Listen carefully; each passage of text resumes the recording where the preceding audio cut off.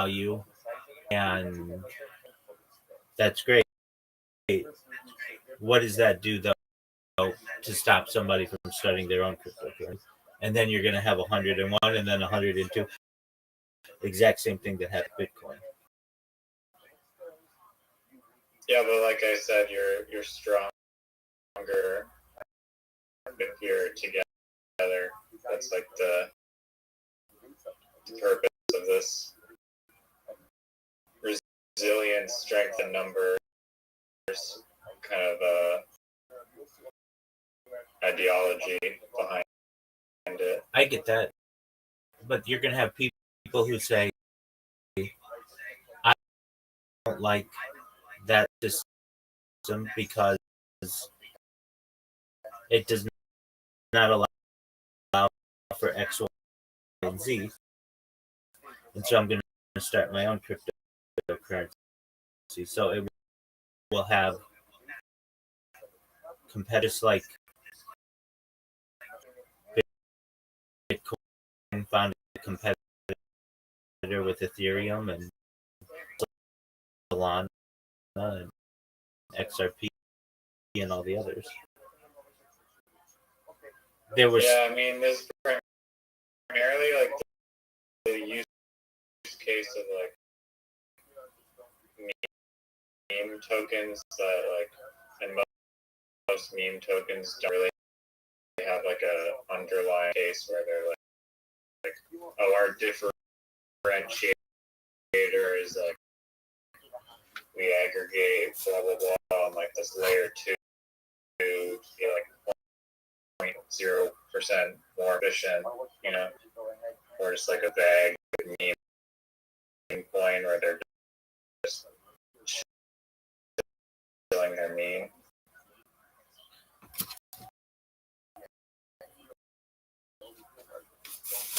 I mean, isn't that what they all do? Practically, yeah. I mean, there's like slight variations of like burn more or less of our supply than the other ones, but they're practically the same. The basic contract. I'm in agreement with or you. funds. On funds case, they're literally the same. Right. So yeah, imagine just a pump fund coin combined.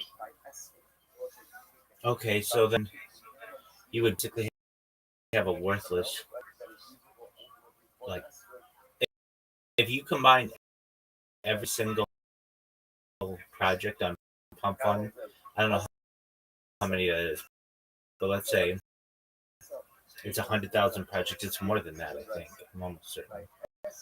Each one of them, like an average of them, is worth like less than 0.001%. Most all of them have been rubbed. So then you would just have like a really weak coin. No, but in order to, like, basically, if you want to join the merge, or the purge, or whatever it is, purge, like, you're selling whatever value you have of some coin, and let's say like $100 EA coin, and then that gets sold, and then there's like a tax that you pay protocol, which goes to like some of it goes to the holders, some of it goes to the call, some of it goes to New York Treasury, and then you get minted that $100 minus the like 10% tax rate or whatever it costs to join. Like you get the 90 minted of the purge coin. I get that. What stops somebody from just starting another coin to compete?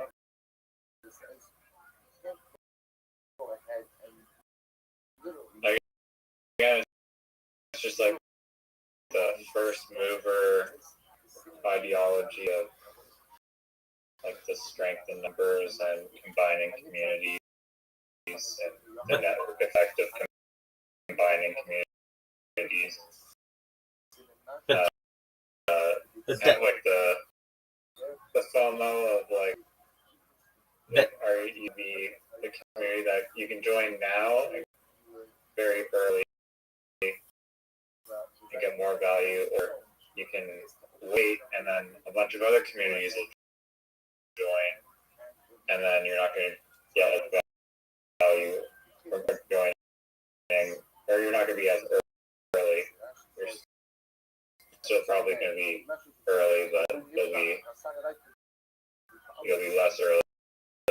But that's essentially what Bitcoin was from 2009 to 2016.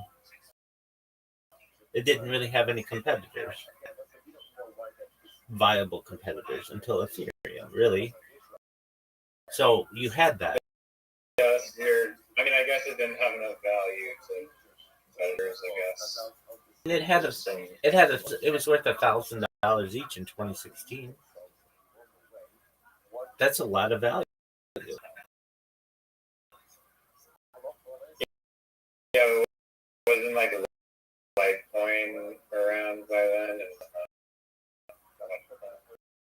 That's true. Okay, take it back to 2014, 2013. Like, basically, there was a trend. It didn't really have any competitors.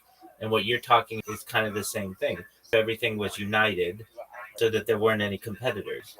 But just give it enough, and there will be competitors. There will be somebody who doesn't like the idea of the tax system, or there'll be somebody who doesn't like even the name, and they'll just want to start their own.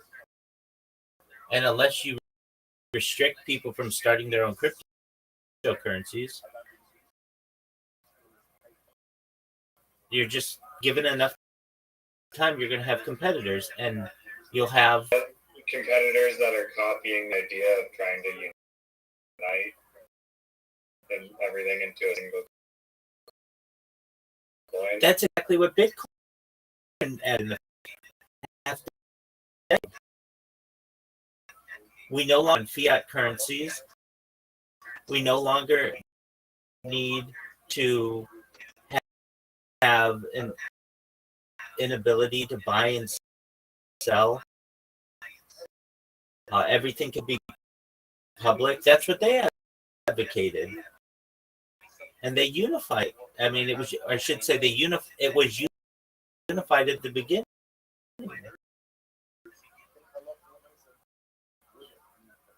Yeah, no, that's true. There's more of like the problem of like there's just a billion projects now, and it's just like a cluster, like way too like much fragmentation, so that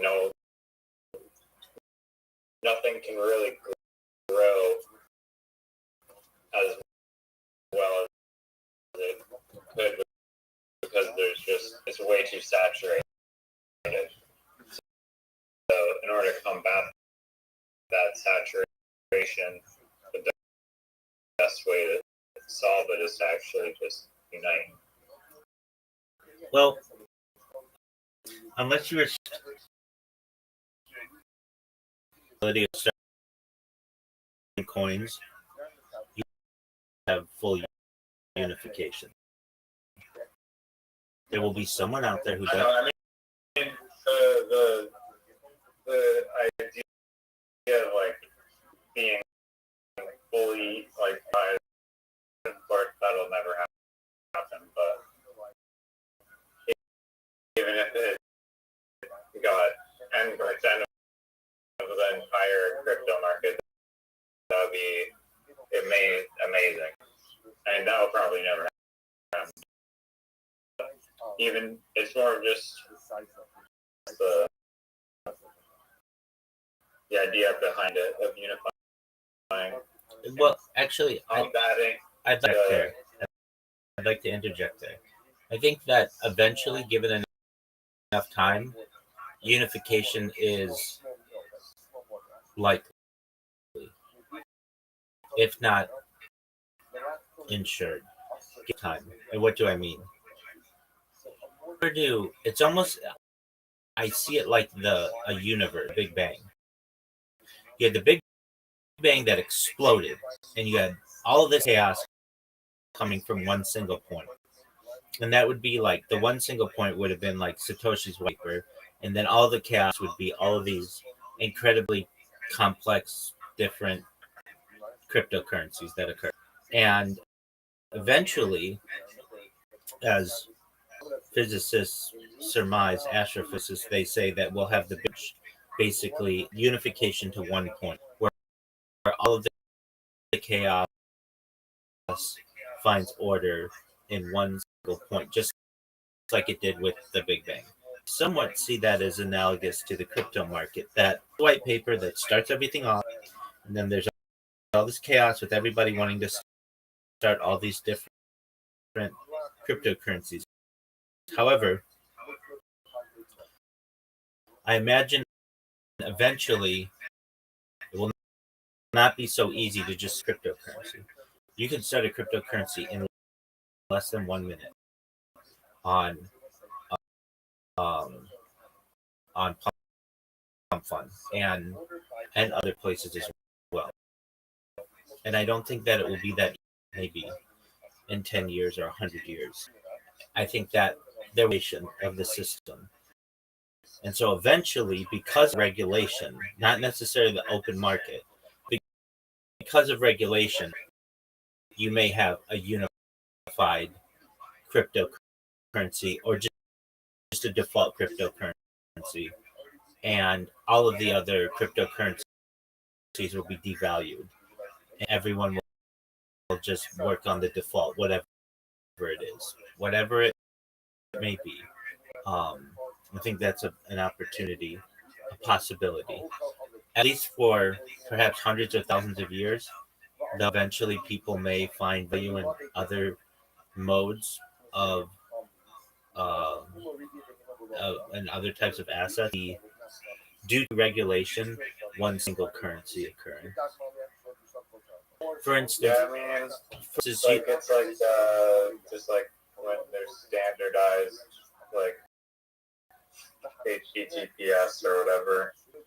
For instance, the United States dollar for like from Bretton Woods, like 1950s till let's just say was the standard global currency, even though it was not formally the standard. Due to regulation, the United States required payment in the United States dollars, and oil. They forced like they forced OPEC to only be able to exchange in dollars, which made the U.S. dollar the only or generally the global currency. However, that changed when OPEC started to the euro types of currency, and even before the United States dollar, you had the pound, which was the global currency for like 100 more than 100 years. So each one, due to regulation, I feel has its own um, time in the sun, and eventually you have, due to economic factors, or it could be because of international relations or um, some type of um, chaotic event that can change whatever the global standard currency is. But for the time being, we have this period of diversification within cryptocurrency. There isn't a really great argument right now for them to unify, which they could, aside from, well, they'd be a lot stronger that way. But the argument could be made, yeah, but that just means that somebody else is going to start another one outside of that unified currency, and the trading market will be very lucrative for people to take advantage of it, and then somebody will start another. And so, given enough time, you'll have your unified currency, but then you'll have a bunch of little ones, like which is what you have right now with Bitcoin. Bitcoin was at one time a unified currency, but you have a bunch of little ones as well. Yeah, maybe it's a history. I think so. Without regulation and ability to always create coins, why wouldn't you? Or why wouldn't it?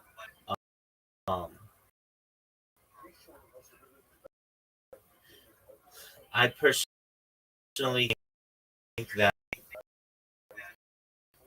there are some advantages to some cryptocurrencies that aren't currently being utilized and or are not very popular. And also the crypto, did you see? I'm sure you probably did, but like this Trust Google Chrome browser extension.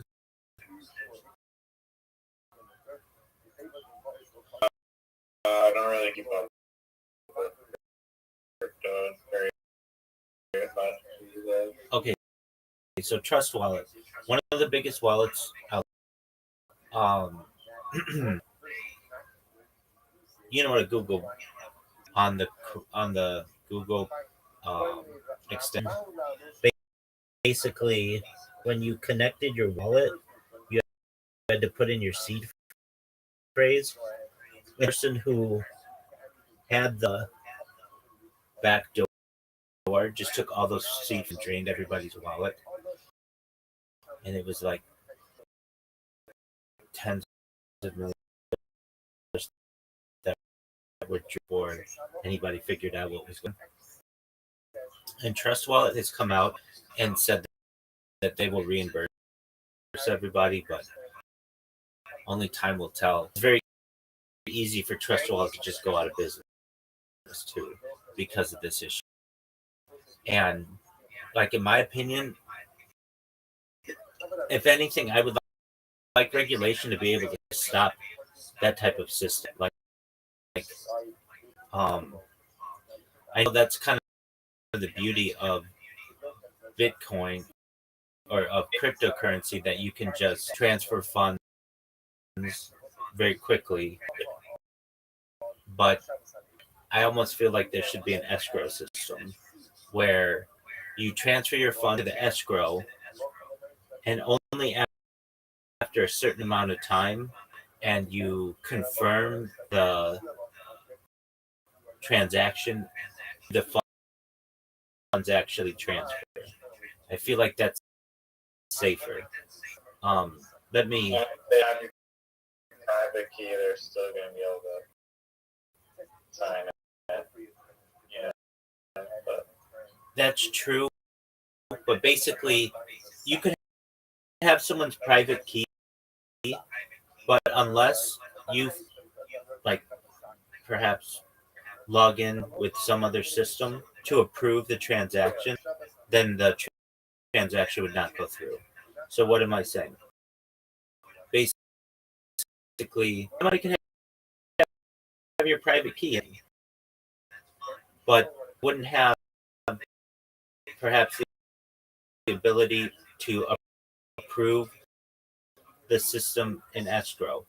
So let me analyze this. Do you know what Fiverr is? Fiver. the fine import. Right. Exactly. Gig work. basically their issue dealing with someone who paid first. Does someone get paid first, or do they do the job first?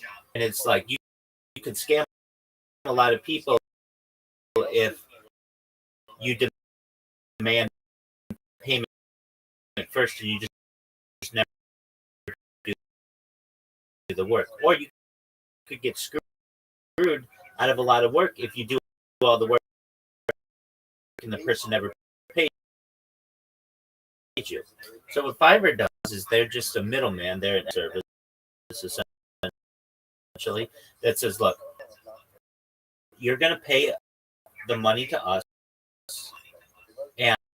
and only once the job done correctly will pay it out to the correctly. Then you get, and they're basically an arbiter of this, and I think that this would be true for cryptocurrency. Basically, that if you say, hey, I want to transfer all my funds from one wallet to another, you can do that, but it has to go through an escrow service that confirms that you want it, and this would give people the ability easily as they do, because under current system it is 12 or 24 words in the right order, and you have access to someone's entire life savings in many ways, and that's not fair. Just because they clicked on a link accidentally or installed the wrong extension. So instead, what it would do is if you, let's say, wanted to transfer all your money from one wallet to another, instead of doing it immediately, you would transfer it to an escrow service. That escrow service might say that it has to take 2 days or whatever the amount of time is. And you have to log into the escrow service and approve that. Now, people may say, well, what happens if they got access to the escrow service and just being able to drain your wallet? Yeah, that could absolutely be a thing. But it's a layer of security. Basically, it's a separate system that has to approve every single transaction on the blockchain. And that's essentially what we have with A, is like, let's say you buy something online and the company ends up being like a deceitful. You can reverse that transaction, given like usually I think up to 90 days usually, and under normal circumstances. And what will happen, that's known as a chargeback, and there a arbitration process that happens if you think that you deserve your money back, the company thinks that they did whatever they were supposed to do. The bank is essentially an arbitrator of that. And I feel the same should be available in cryptocurrency. I think that would make everything much safer.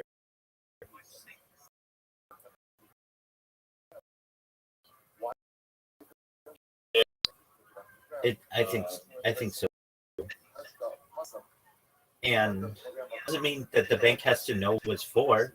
You could anonymity there. But this idea that somebody can just drain your whole wallet, that doesn't make sense. There's a reason why banking doesn't allow that. That somebody just gets access to your bank account and drains it all. You can go and follow the transactions that occurred and reverse them. And that's what I feel should be available in cryptocurrency. The reason why it's not is because there are arbitrator there, but I feel as if there should be, and we would just have to agree on the amount of time that you should get to be able to reverse that transaction, whether it's a week or 90 days or a day or whatever. And it would also make it a lot safer that you could transfer your funds from one wallet to another,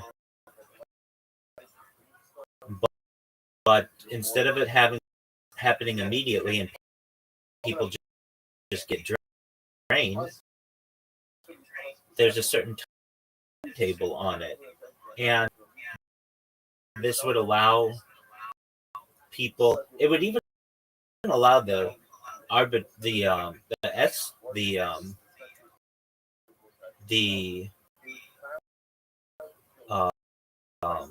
escrow system to say, look, we have a lot of different transactions that are going to this one wallet. Maybe this person somehow found some kind of hole and they're draining a bunch of wallets. We're not going to release funds immediately until this is approved or researched or whatever it would be. That's what a bank would do. And banks regularly, not banks, but credit unions regularly holds on funds, but banks do it as well. If something's suspicious, they will say, we have put the money in your account, but it's on a hold. And it could be a 7-day hold, it could be a 10-day hold, it could be a 14-day hold. Usually it's no more than that. And if you're like, well, I need my money now, calm down. This will make the entire system much safer. And we just have to agree on a certain amount of time. And another thing could be, when you create your account, there could be certain alerts that could be sent to you to say, hey, did you know that you're transferring 100% of your funds into this other wallet? And it could send you a text message, and it could send you a push notification, and it could send you an email, and it could call you on in an automated fashion that you're alerted that somebody's trying to do this business. And unless you approve it, then it's not going to go through. I think that's usually how it goes. Like when I've been trying to withdraw money from exchange, it's like you have to do Google Authenticator and retrieve the password from your email and like text message. So they stack 2FA on top of your withdrawals exchanges anyway. I think he's like wallets though. I don't think they have those for them. That's true. And you have two-factor authentication on your account, which is better. In my opinion, two-factor authentication, at least in some way, should be perhaps. I mean, here's the thing. Even if you do all that, screwed out your money. And I think that's right. So like a SIM swap attack? No, let's say somebody says, hey, we want you to connect your wallet to our project. And you put your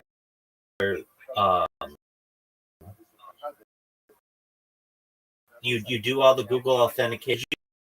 You think that it's your friend who really connected to this project. But it turns out that it's a bad app and they drain all your money. And even though you did the two-factor authentication and all that stuff, you got your money drained. What I'm advocating that basically you could connect your wallet to go to an escrow system first. And unless you log in separately to the escrow system and make the and approve the transaction, that it's going to tell you in plain English, you are transferring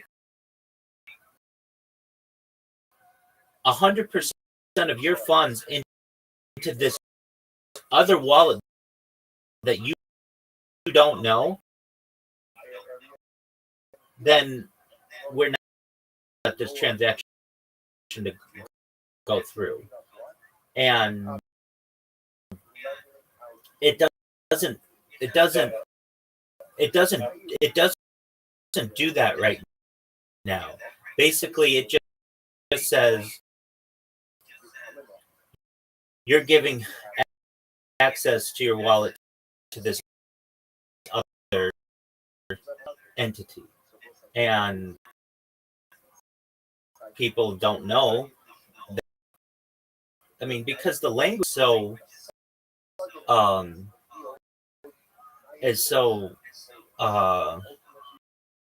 how would I say, technical, that your average person is just overwhelmed by all of that. If they did it in a banking sense that said, look, you're connecting your bank account to this other person's bank account, and this is going to give them the ability to drain you of your $100 million. Are you sure that you want to do this? Then you'd say, no, I don't want to do that. I didn't realize that's what I was doing. And additionally, if you said, yes, I want to do that, any transfer of funds would have to go through an escrow system. And that escrow system could potentially reverse any transfers of funds.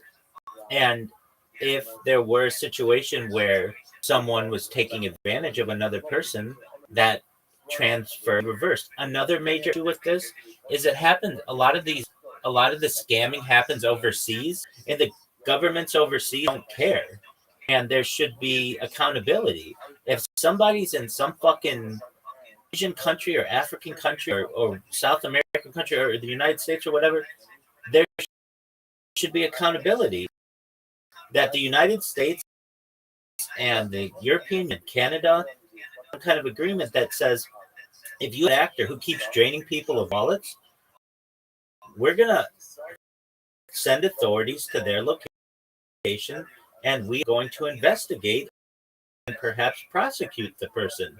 There's no account. It's the same thing with like the Indian scammers. The Indian government does not have enough control on its own people to be able to stop Indian scamming services. If the United States said,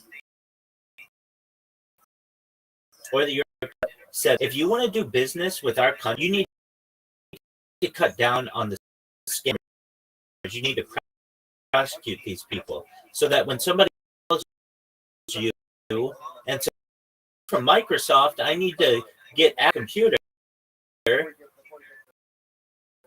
and this is reported as a scam, somebody needs to follow up on it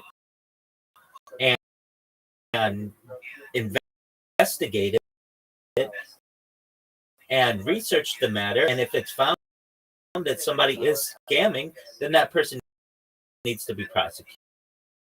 Right now, it's just in India, it's like, oh, okay, well, whatever. That's not our country. We don't need to worry about it. And that's an unfortunate situation. In the United States, if you call someone from one state to another and you scam them out, you face a litany of different crimes, including like fraud and wiretapping pardon me, illegal wire transfers. There's a ton of different crimes that you commit, but you take the same person and just move them to India, and there's no repercussions. And I'm saying that should change.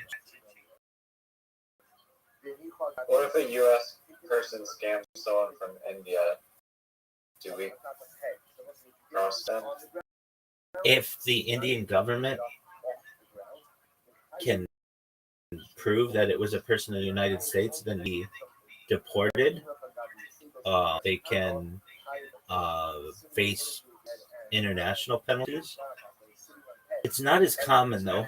Actually, people in the United States have more than people in India.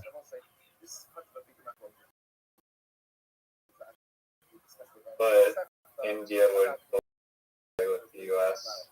Yeah, instant way around. Or they don't have the resources. Yeah, that's solve it for people in their country. That's really what the laws are like in India. I mean, there are so many scammers. Like it's like 90% of all scammers who at least hold certain types of scams are direct. Usually, what they do is they call up old people and say, "I'm calling you from Microsoft," when they're not Microsoft, and they say, "I need you to log into your computer, and I need you to get our latest." Little old lady will be like, "Oh, okay," and she'll go to a computer not knowing, and he'll say, "Why don't you just go to this website so that and this will give him virtual control of her computer, and then he can get her banking information, and he can drain up her bank account." What is beneficial usually is that there's a bank that's involved, and they can reverse the transaction. When in the crypto world, there's not, and I'm basically saying that bank is an escrow service. It's not, but it's a middleman, and I think there should be a middleman within the crypto world. And the reason why there isn't is because it's new. There hasn't been enough oversight on this. Yeah, no, that's true. But like I would think that there would be a service like that does exist if you like seek it out. There could, like default. There could be, but it should be default. Like for instance, I don't know. There are a lot of people, and I don't want to paint with a broad brush because there are a lot of Americans who do illegal shit. But if you get involved in cryptocurrency, how many guys from Nigeria are trying to scam you for money? And what the American government should say, or just globally, we should say is, look, Nigeria, you have a major problem with people scamming you. When we have somebody who reports someone as you need to research, and if you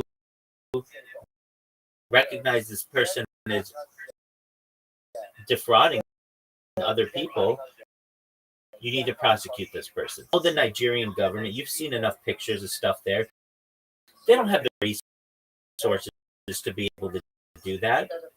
And I recognize that they need to start investing in those types of resources because it's a major issue. Yeah, I think also possibly that it doesn't really. I'm with you, and there is a lot of corruption there, and it's just allowed, and it shouldn't be. You shouldn't. I mean, I get a lot of these things from if you're so what am I saying? Okay, if you've ever looked at your Twitter message inbox and it's just scam in the unwanted messages, someone should reverse engineering who's sending those and then prosecute. That's what I'm saying. Are they just shilling a coin, or are they trying to in your wallet? Wait, if they're shilling a coin, that might be different. But if they're draining your wallet, which a lot of them are, then they should be prosecuted for this. You know, one time I clicked a link and my MetaMask got compromised. Just clicking a link and all my money that I sent to was divert. I didn't have like a ton of money in there, but I did lose like $300. I've been there, man, and that's what I'm talking about. It shouldn't be that easy. Look, the best case. I feel like some of it's on the mask as well. I mean, I guess I don't know. Wait, I'm in agreement with you. The link sign a transaction for me. With that, wait, 100%. It's not written in plain English, and MetaMask it so that it's like all this information on this little phone. Go. It should tell you this is what's happened if you proceed. Are you sure that you want to proceed? And even if you want to proceed and you say yes, MetaMask could be a middleman and say, okay, this transaction will take place within the next 1 week unless you stop it. I should say, unless you approve this transaction within a week, it will be canceled.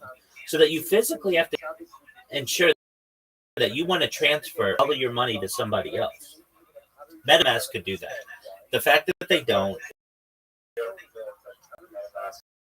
Headquarters and created tally. Oh, that's where I've told you in the past. That's where we're moving towards. Okay, so in the terms of the these scammers, so there's a difference. I mean, what one person's scammer is another person's entrepreneur, and so but exactly what you're talking about. The internet should not work in a way that it currently does, where you click one link and somebody can have access to all of your different entities. The perfect example of this, this isn't talked about a lot, is from Jeff Bezos. Let me look this up. Yo, tell me about Jeff Bezos, and he clicked the link that he shouldn't have clicked, and it gave people access to all his like photos and stuff.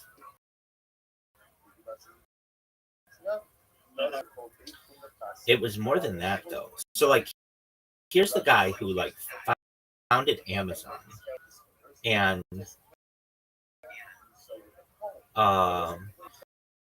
he was reportedly hacked in 2018, which is not that after receiving a malicious video file via WhatsApp from an account of Saudi Crown Prince Mohammed bin Salman. The file sent on May 1st, 2018, contained malware that led to a massive spike in transmitted from Bezos' iPhone, jumping from about 430 kilobytes per day to 126 megabytes within hours. The breach potentially gave access to a vast amount of personal data, including private messages and photos. While Bezos did not necessarily click a link the traditional sense, the malware was reportedly installed simply by receiving the video file through WhatsApp, which exploited a vulnerability in the app. Forensic analysis later suggested that hack allowed extensive access to Bezos' device, raising concerns about data privacy and national security, especially Bezos' ownership of the Washington Post and his public feud with Mohammed bin Salman, following the murder of journalist Jamal Khashoggi. Separately, intimate text messages and photos between Bezos and Lauren Sanchez were leaked to the National Enquirer in early 2019. Bezos accused the parent company, American Media Inc., of extortion, claiming that they threatened to publish explicit images referred to as dick pics unless he stopped investigating was obtained. While initial suspicion fell on brother Michael Sanchez, later indicated he may have received $200,000 for the leak, allegedly after Lauren Sanchez shared the messages with him. Michael Sanchez denied involvement in the photo link, though he refused to answer whether he shared the text messages. I mean, I don't exactly know what happened, but it's like Amazon, and you just got a video file, and like that should be deemed safe. And how could we avoid this type of? How could you avoid all of this? Generally, I'm saying is that you wouldn't have any data on your phone. Everything would just be run on the cloud, and that way you would never actually download anything to your personal device. And I've seen this before. This is a really good idea I've had in the past. Oh, yeah. So do you know how I think computing will work in the future? Like, I don't know if you're checking the news recently about the prices of RAM and how much they've gone since the summer, but they basically like doubled since the summer. So like previously you'd be at like got a 32 gigabyte computer. It was when you bought it. And because of the price of RAM, they basically first opportunity to buy any RAM that you produce for the next, worked with one RAM company and said any new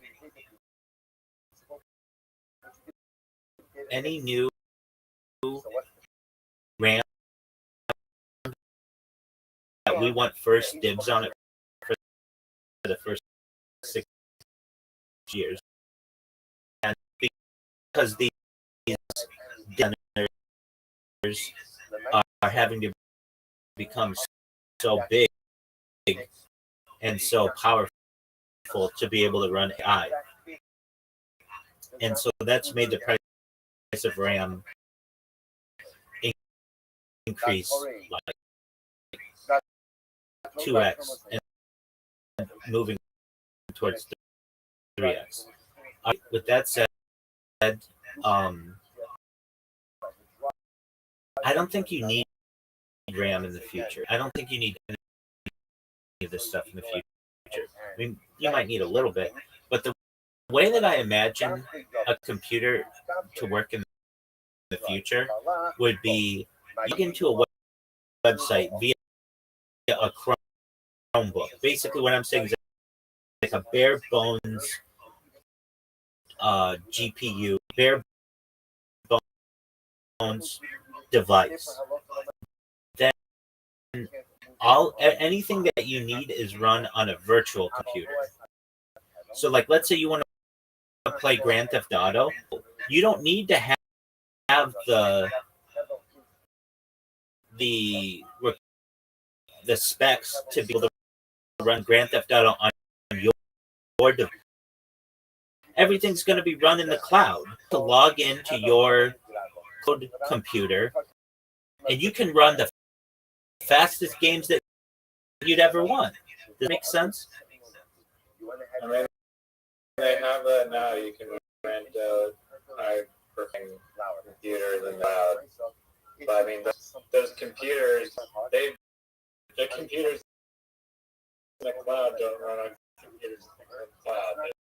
They run on actual hardware. Right. For like the consumer, possibly, but there's going to be like some company that still needs hardware. No. I know that the hardware will still be needed in computers. But what I'm saying is it'd be a lot less cost effective, or a lot more cost effective, I should say. In some, You can do it now. I'm not sure how the latency is. That's the thing. That's the thing. That's why people don't do it. But and I understand the price, but they could have a free package. That doesn't mean that they have to charge absolutely everything. Now I know that they're going to want to, but they could say, in exchange to be able to show you advertisements on the side of the screen, we'll let you use our virtual computers for free. That's a way they could do it. You can just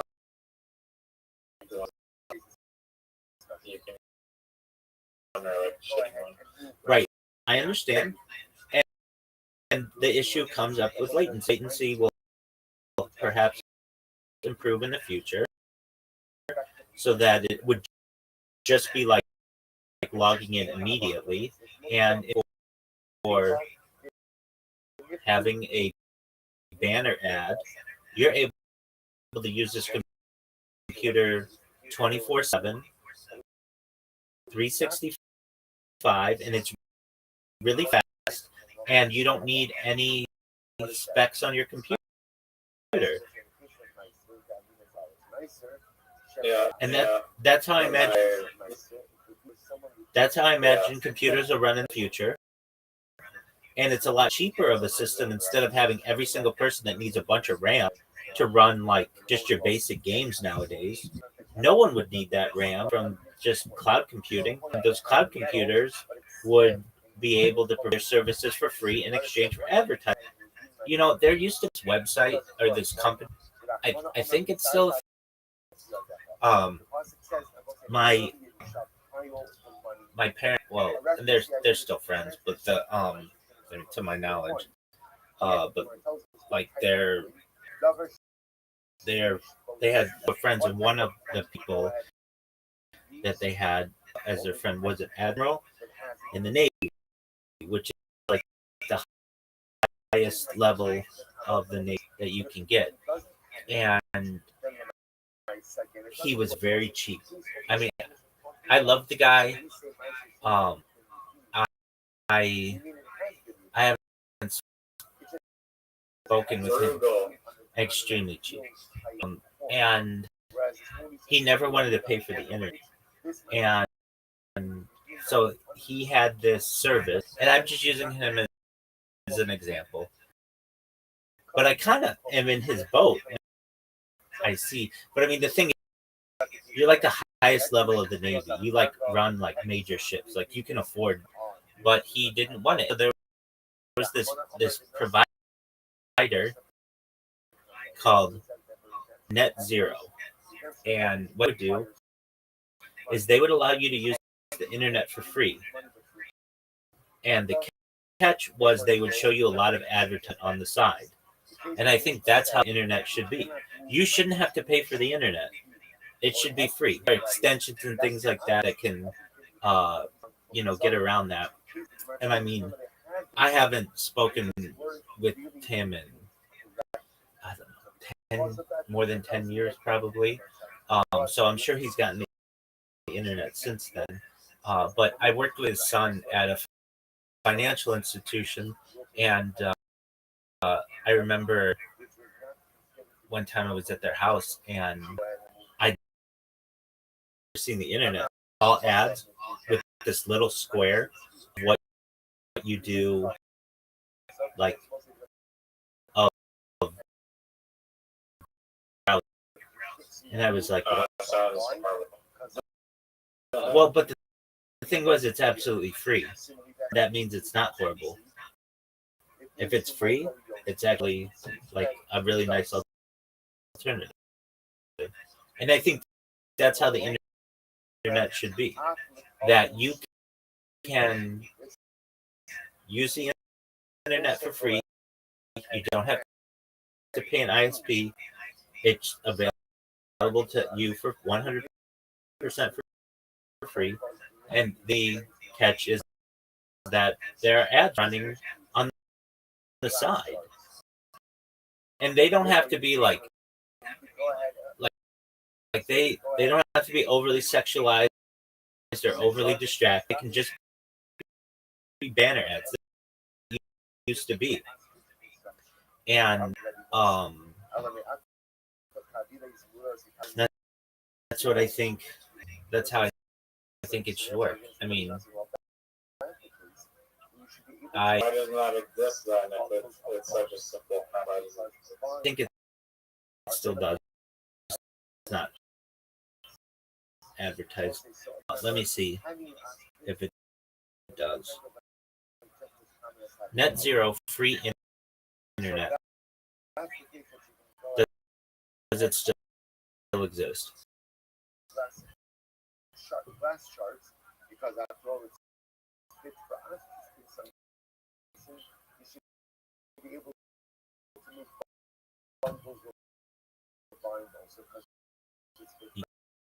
Yeah, they do, but it has significant limitations. As of the latest available information, the service provides up 10 hours of internet access per calendar per household. It is available in the United States and Canada. The free access is primarily through dial-up. That's what it was. It was like really slow. And users must adhere to an early usage cap, which can be shared if multiple users are using the same computer or phone line. Despite the free option, Net Zero has shifted focus to paid services. So, like, even they went to paid services, but is that this was once, I mean, it's still a thing in the United States and Canada, that if you want this kind of internet, you should be able to get it. And I mean, I don't know. I haven't talked to these people in a long time, but I would think that they probably, at least his parents, they eventually got normal internet, but in the beginning, that's what it was. And I feel like that could be a thing if it were more popular. Net Zero. Pitch this idea to Elon Musk. Well, so except he seems very profit driven. So he's very profit driven. He's saying, "Look, I'm getting $150 a month for my buddy from Starlink, and why do I want to give Starlink away, basically?" You'd have to do is give the power to the advertisers. So you basically would say you'd have to have like focus groups and data that backed up that people become much more to your product if the banner and ad constantly, and it just didn't annoy them. It was like something that like almost what merchandise has done for different like organizations. Like people literally pay money to have brands on their clothing. And in the same way, people would have association with an advertisement that is just constantly on the screen. Like there's this thing, and I utilize it. It's called mere exposure effect, where you like first you ignore an advertisement, then you sometimes dislike the advertisement. Given enough time, it eventually becomes a positive thing to you, and you'd have to just ensure that happens. Ensure that you overcame those barriers. I mean, I think that the internet should be free, and if I were UN Secretary General, I would say that it is a universal right. The internet is a universal right. It's like having education or healthcare or freedom of speech. It should be a universal right for every person on earth. I mean, it is as free if you go to the library and use a library computer. Yeah, but that gets limited. You can't always access the library. At least in the United States, the library is a very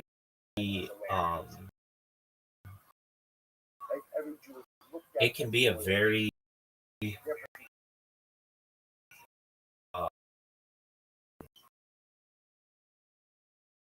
contentious place. Oh, look, I'll just tell you the story that I have about it. So when moved, I moved from Long Beach to Irvine, and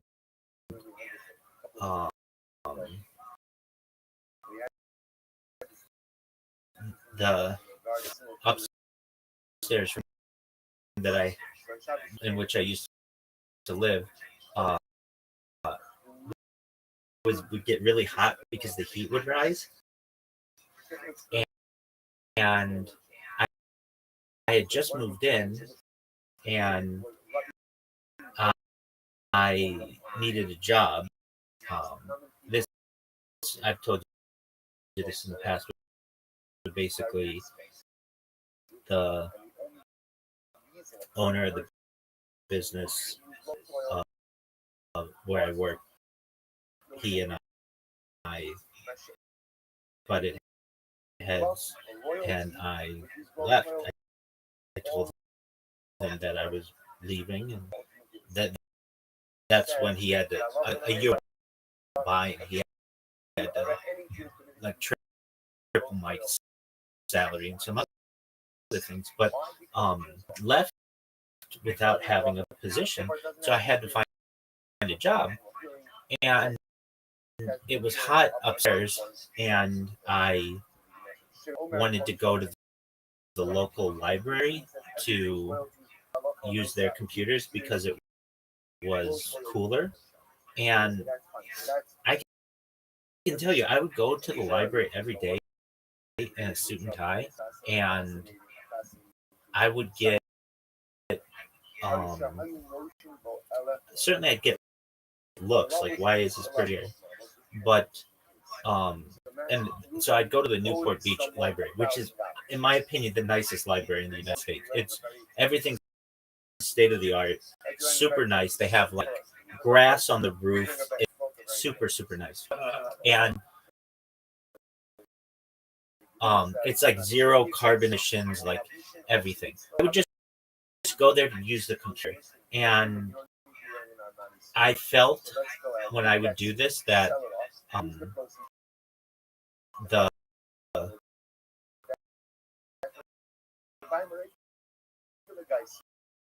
librarians were like, and I understand they're like trying to keep this to be the nicest library in the United States. Well, I would just say they were mean. They were mean to me. So why would they mean? Because what were you doing? Simply using the computer. So I would use the computer, and that was fine. In order to print anything, though, you had it was like 10 cents, and so I was like printing off resumes, and that wasn't that big of a deal. Here's where the big deal was: I would get interviews, and I would have to do virtual interviews. Just in hiring, and a room, be able to talk with the people, and not have to be like speaking in a library, because like a library is supposed to be a quiet place. And so what I would do is I would want to rent, like you could like schedule like rooms to be able to have a private conversation with someone. But here's the catch: you had to have two people there to be able to see room, and I was only a single individual. So I remember I tried to get around the system by one of the rooms just for myself,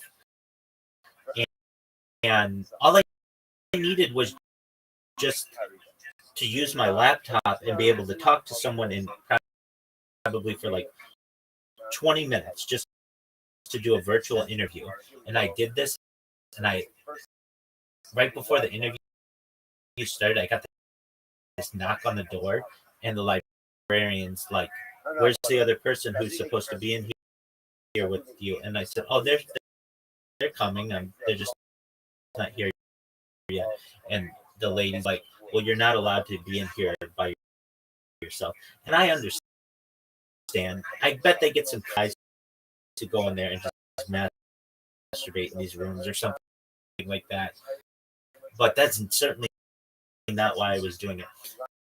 So what I ended up having to do, I went outside where the internet was like barely working, and I did an interview outside so that I could speak in a full voice. But what I'm saying is, like, I saw what maybe like someone who didn't have the internet had to go through. And it was a huge pain in the ass. And even at those points, there was no place in the library that I could go and speak with a full voice without a librarian basically coming up to me and saying, "You need to be quiet. Like, please." Which I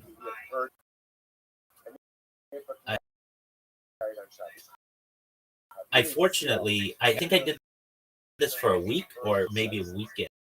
I think at maximum 2 weeks. And I interviewed for places.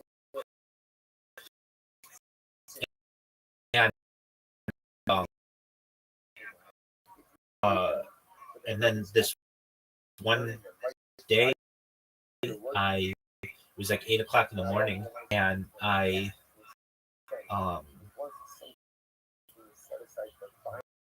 you know what? It took me.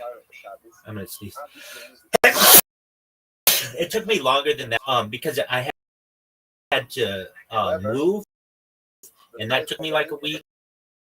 Anyway, me a total. I was without a job for 40 days, but most wasn't looking for a job. I was I was moving during some of that and getting settled. But anyway, um, I was in the library parking lot, and I've told you this story before, but just really quickly, um, I went on Craigslist to see what jobs were available, and I went to their office jobs, and I saw that there was a, a company that was looking to hire an didn't formal accountancy experience.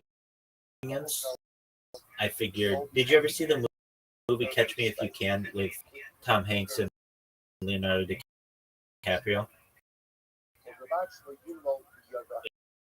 Yeah, I did. I watched it. So I figured I could pull one of those, and I went and watched one video. I remember reading they said QuickBooks experience is necessary, and I just went and watched one video on QuickBooks, so I knew like what the, the some of the language was, and the video that I watched was how to transfer QuickBooks Desktop to QuickBooks Online, and I was like, okay, so I at least know how to do that. And I called the number. It's like 8 o'clock in the morning, and this woman picked up, and she said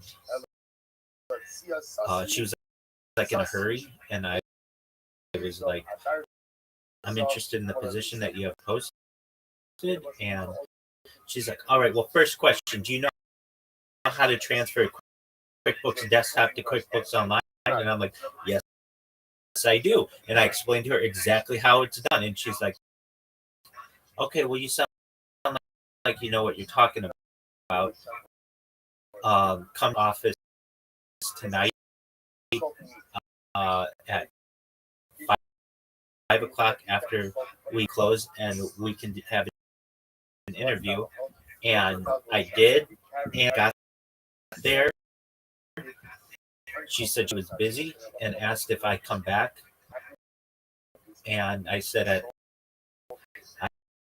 I had a class. I did. I had a Torah class that night, and I asked if I could come back at like 8 o'clock. Would she still be there? And she said yes, she would. And we had a very long interview with her and her business partner. And after like 2.5 hours of an interview, I had gotten the job. And I got the job until I remember I said there was like this moment that I convinced them that I was the person for the job. I said to them after like 2.5 hours, I'm like, either you want me or you don't. I didn't say that, but that's what I'm thinking in my head. And I said,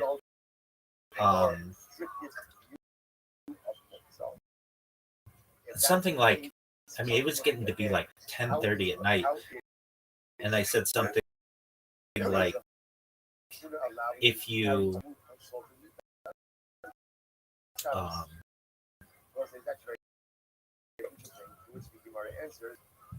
it, I forget exactly what, but it was like, I said, look, you have my resume. I have answered all your questions, and either know if you want me or if you don't. I'm making you aware right now, if you don't want me, you're making a massive mistake, because I'm the best accountant that you will ever have for this position. And they were like that, like, wrong you more on ask you any more QuickBooks? no, they did not. And the reason why, so the with whom I interviewed, she was the CFO the chief financial officer, and she had an accountancy background, and she already had two accountants who were working for her, and she figured, but she was looking rid of them, and within 1 week of me working there, I ensured she got rid of both of them, and uh, she did not test me on that, and I was very fortunate that she didn't. I mean, I went in and I was able to explain to her that, like, I managed the finances for the previous business, and like had some impressive credentials when it came to that accountant for that previous business. I was more like the general manager of the business. We had an accountant, and I, but I was pretty terse or like pretty aggressive and said, "Look, if you don't hire me, you're making a mistake." And when she heard that, they were like, "Okay,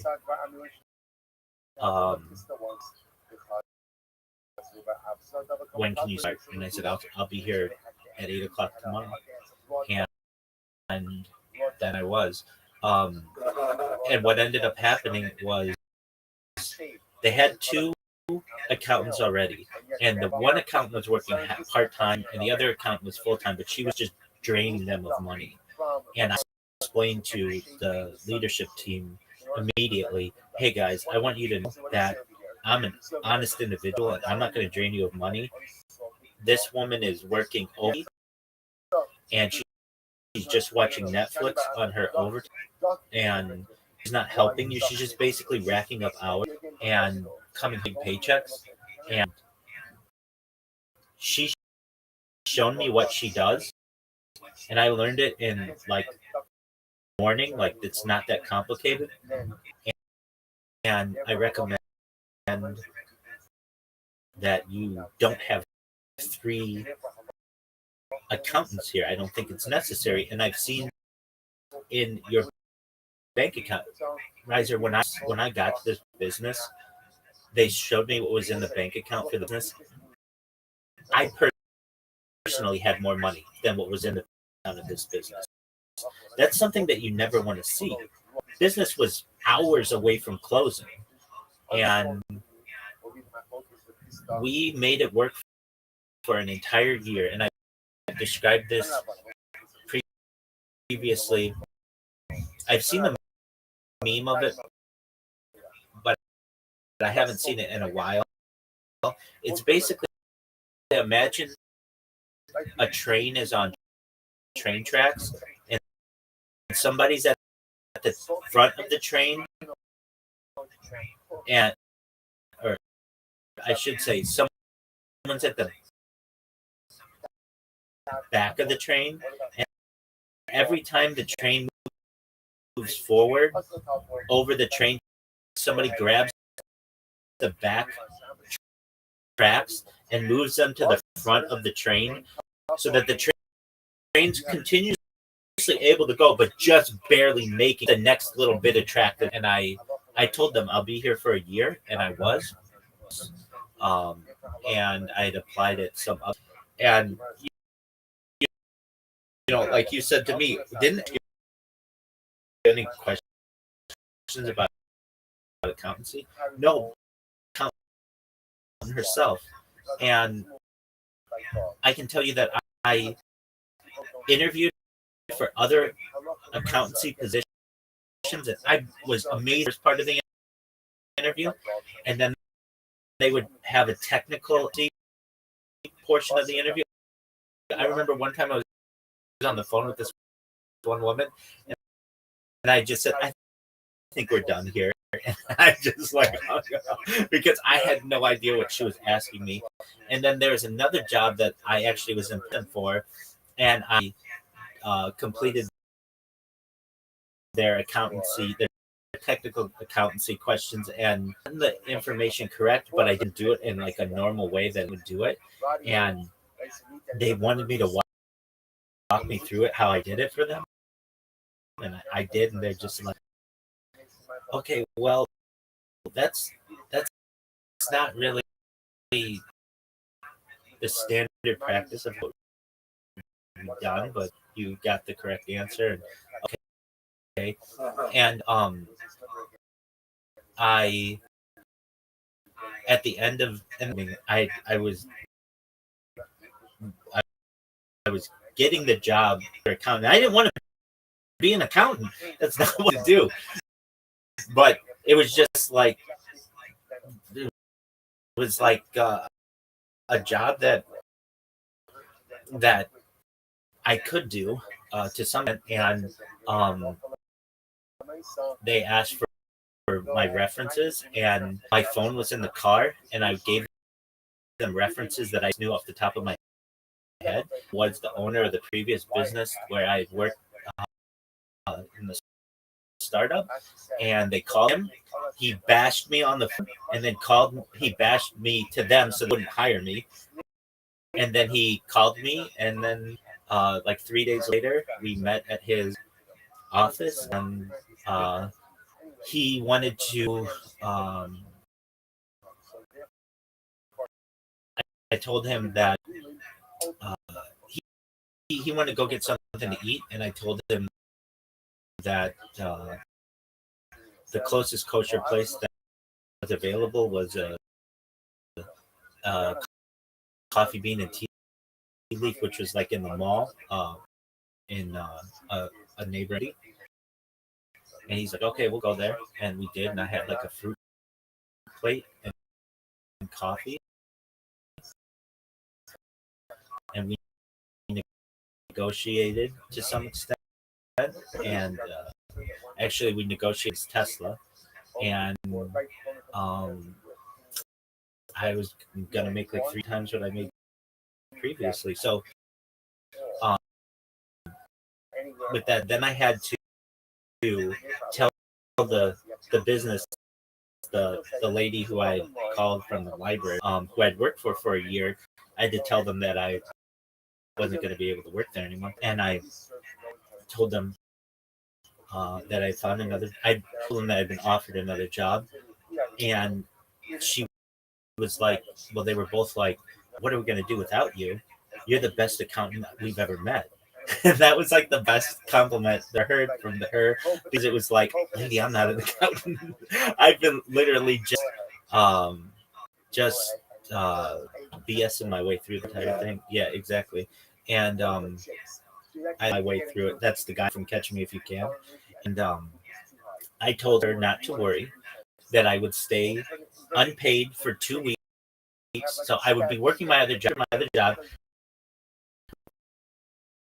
to their business, and I would ensure that went through, and I would ensure that finances were balanced. It's 2 weeks after, but for as long as a month if needed, until they hired someone else, and they ended up hiring some, and uh, they there were other things involved with this. What does this have to do with the internet at the library? Yeah, so that's the way that I got this job. Was basically I was at the library. I had to interview, and the internet was no fucking yeah. So US just scored and tied him on 3-3 with a minute left in the last. Oh well, there you go. Anyway,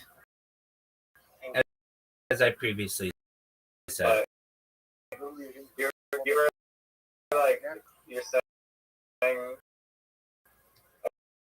Okay, so there's like this beautiful library. Beautiful. Beach. No, in And Newport had Beach. your laptop. Even you weren't even like using the live computer. I use both. Had a laptop. I use both. Okay. Yeah. So what? Wait, that is a quirky rule that you jumped up to. Was your loophole of two persons be like, well, one is on my computer and they're technically in the room? No. Just a presentation of I themselves. explained to them I have an interview with someone right now, and I told them that my friend was going to be joining, and that you have to have two people physically present in order to rent out one of those rooms. And I just remember being like, "You stupid bitch!" Like, I was so pissed. Like, and then whenever I did anything, I 2 weeks.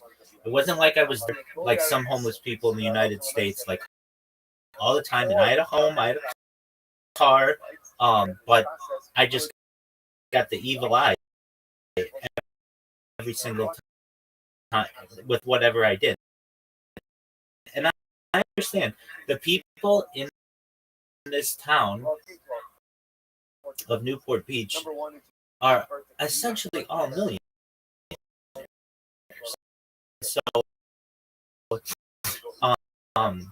they only want millionaires, and they want to keep out any riffraff, and people who are there every single day for even just more than a week are considered riffraff. And I was fortunate that I got a job in the parking garage of this um,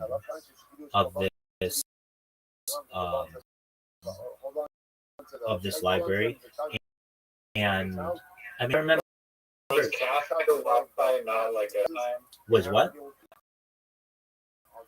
Was like after say like Star Wi-Fi or like every cafe having their own Wi-Fi, not really like It was, and I think I did do that for a couple days.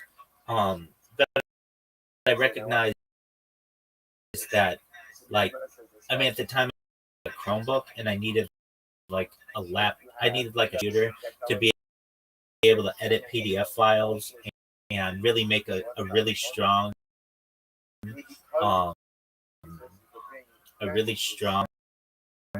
resume.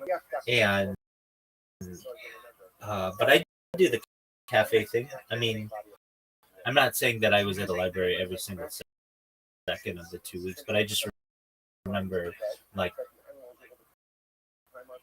I don't I don't know how you would do this as like a homeless person without them like kicking you out and banning you. Because I mean, like, it's just they were rude to me, and that was not how you should be treated when you have tax dollars that are going to support these places. And they're also in a student high. That's absolutely true, and I think that threw them off as well. Like, if you're able to dress up like this, why don't you just have a house to be able to do this from? And I did, but it was really hot in there. And I remember I You have AC in the house? we have AC. We have AC, but it would still be really hot. And the people who own the house would just, and so I ended up just getting air conditioner. That's way too. Yeah, that's way too hot. Yeah, and and this was in the middle of the summer, and so yeah, it's not nearly as bad downstairs where I am, but it is hot upstairs without rises, and you're right by the roof, and it just barrels down all day. So,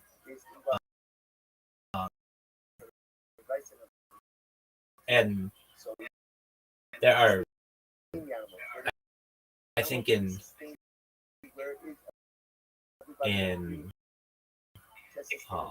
under most circumstances,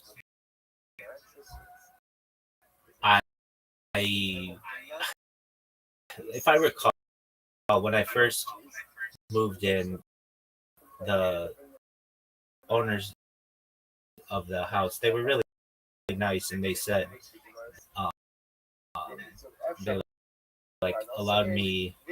They like had an old bed, and they replaced the bed and allowed me to have like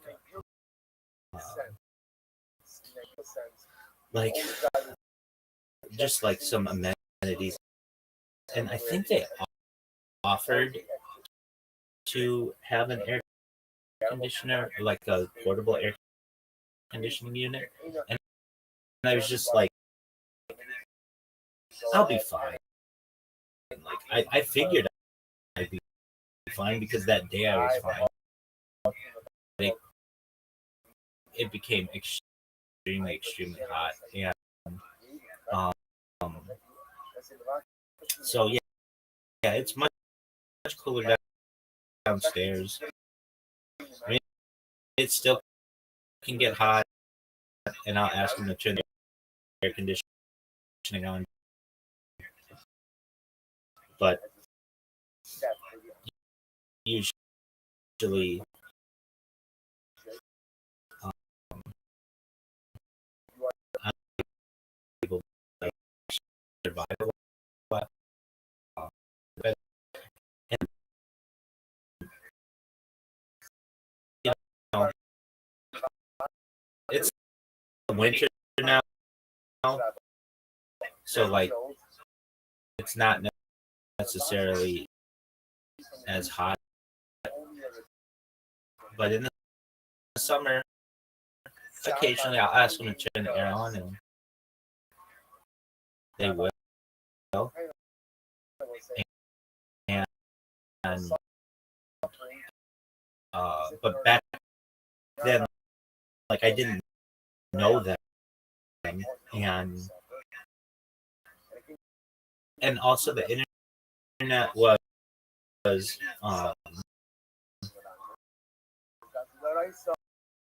like it was like they like soon thereafter they put in a, I think it's called like a, it's not a web system, but it's like a network the mesh system. So that improved the internet greatly, and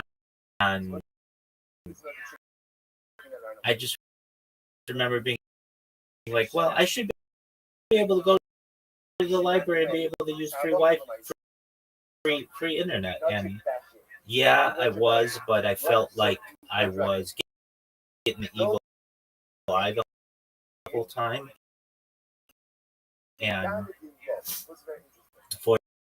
fortunately, I was able to get a job out of it. I don't know. Sounds like the librarian was like very unfriendly. She was. I don't think most librarians are Well, once she kind of caught me in an untruth, I said, I have a friend who's joining me, and she's seen me for the last week, and she knew that she had me, and then she knew that I wasn't gonna tell her the truth, and I just, I mean, you've got to kind of know the area a little bit, but this is right Pacific Ocean. It's in one of the nicest libraries in the United States, and they don't want homeless people there, and they don't want loiter. Library is the whole purpose of a library to loiter. You're absolutely right. They don't want loiterers, and I don't know if the purpose of a library is to loiter, but I'm glad I don't have to do that anymore. And then I want to say, like, I mean, this was like in 2018,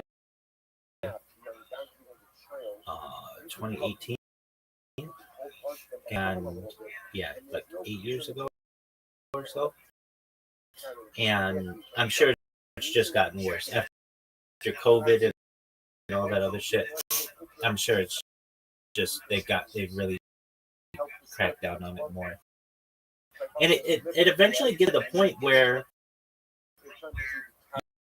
you're not able to use the internet in a lot of places. Like, I think that, I mean, I've never used, to my knowledge, I've never used a Wi-Fi at a McDonald's that I ever recall. I mean, I don't go to McDonald's, but I've heard McDonald's used to allow free Wi-Fi, and they wanted people there to like come in and eat their food and drink coffee and make it kind of like a cyber cafe. And they got rid of that. I think they have something I've seen on the McDonald's site. Like they limit it to 30 minutes. They limit anybody's presence there to 30 minutes, and you have to like scan your receipt to be able to get usage of their Wi-Fi. And some places have just gotten rid of Wi-Fi because they don't want people loitering, and they figure, well, you've got data on your phone, you should just be able to use that.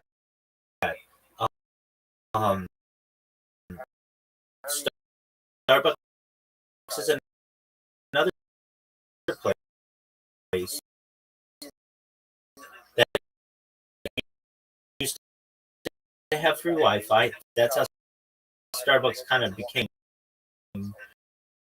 really popular. Then you had to have like a certain carrier if you wanted to use Wi-Fi for certain amounts of time. I remember, like, I had AT&T, and you have AT&T to be able to use it for longer, and so I could use Starbucks Wi-Fi for longer periods of time.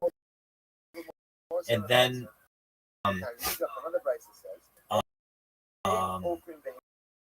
they started cutting back on all of this after around COVID, and like all these things that they used to allow that were free, like going like restrooms. Well, like Starbucks is a little different, but like gas station restrooms have a lot of them have closed up. They don't. They don't. They figure you go use the restroom somewhere else. I knew a guy who was a, a, um, a he would sell radio ads, uh, and he lived. Let's just say like his territory was like 3 hours away from each other, and every day he had to drive like 3 hours through the city, and it was like he said that he had a certain group of Starbucks that he knew he could use, and then in exchange he would buy you and then use the restroom, which I was always fine with. I think that's fine. I don't think that they should have to have public restrooms, but then again, I do think that public restrooms should be available for some people. Like we have public restrooms on the beach, and I feel like they should have public restrooms where people can go at any time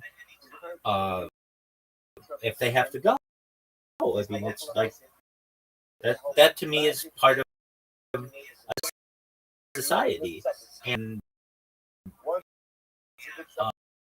a part of a.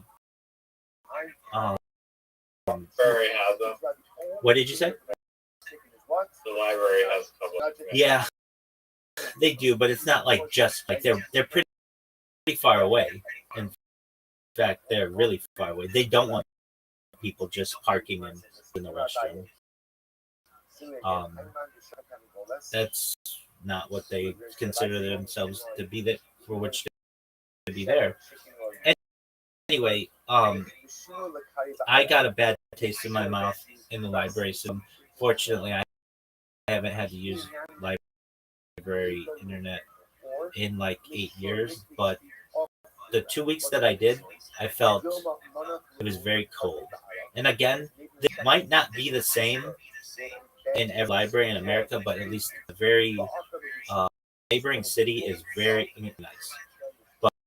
But Newport Beach is another level up, and the people were just kind of mean to me. They I remember there's another library. It's supposed like what the library is for is, I mean, this library at least was like stay at home moms who had nothing, who would take kids to the library and they would go read some books or whatever and leave. It was not like a working library, I guess is what I want to say. And that they don't want people loitering. You said it perfectly. They don't want people staying there all day or whatever. And then when I told this woman that like I was gonna have somebody join me, perhaps,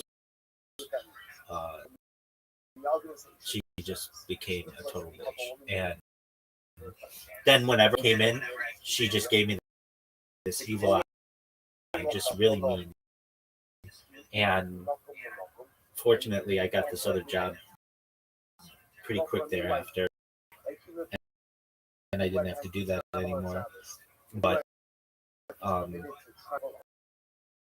and then like I want to say 2.5 or something, 2.5 years. Yeah, like 2.5 years later, so when I was searching for another, I had worked out the air conditioning system, and we had the mesh network, so I didn't have to do that again.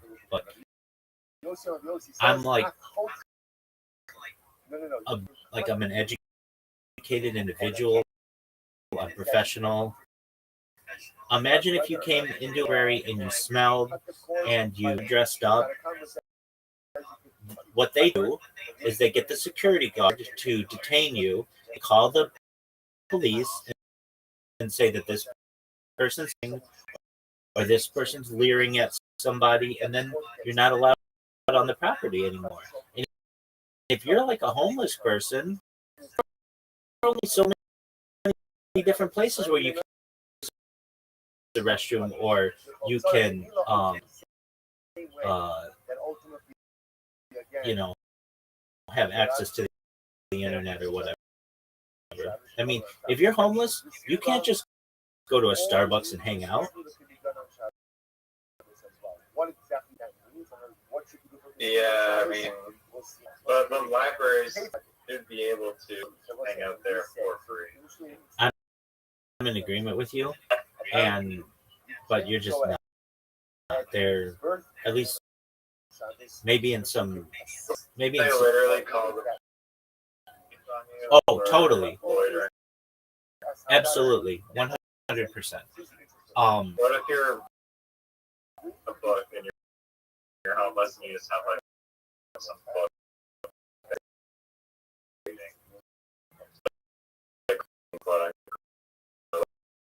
Um, that you smell, and that or that somebody made a complaint about you, and you don't have the opportunity to ask who made the complaint. They say, we've received complaints about you, and the and they don't even need it. The librarian doesn't do that. They just go to the security, and the security that's there, that's chat with the city or local government, will just come and say that you're no longer, your presence is no longer, and they'll escort the door, and if you don't leave, call the police and have a no trespass order issued against you, and then you're not allowed there anymore. All right.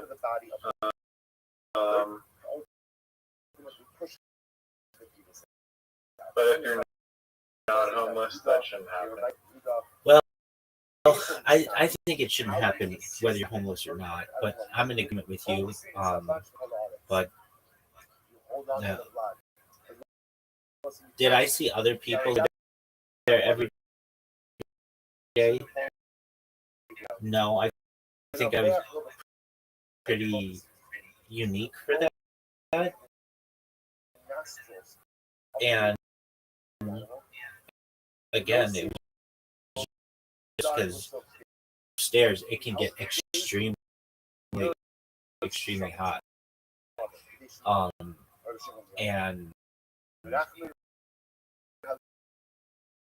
we didn't have this mesh network, so they figured you're going to be able to figure it out, or you'll go find somewhere else. But we want this library to be a place that's really, really safe. And we don't babysit people, and we want people who are going to follow our rules, and that's basically the way that it was. I remember the computers were really good, and I thought to myself, like, even if I had a really good computer with here, and you just to use their, they had like the entire Adobe that are usually pretty expensive, to like 2 hours or something. You just go to the library and they already had all that. I remember this one librarian that really nice to me, and I'm trying. There's really too much, of an issue. Uh, that was the one time in my life every day, and they basically made me feel unwelcome. So, anyways, a plan that Google had to give free Wi-Fi to everyone in the United States. Let me say this: I don't know if the same is true in Canada, but between like 2005 and 2010, were movements where they would offer people, where cities would offer free Wi-Fi like everywhere in the city. Did they ever do that anywhere in Canada?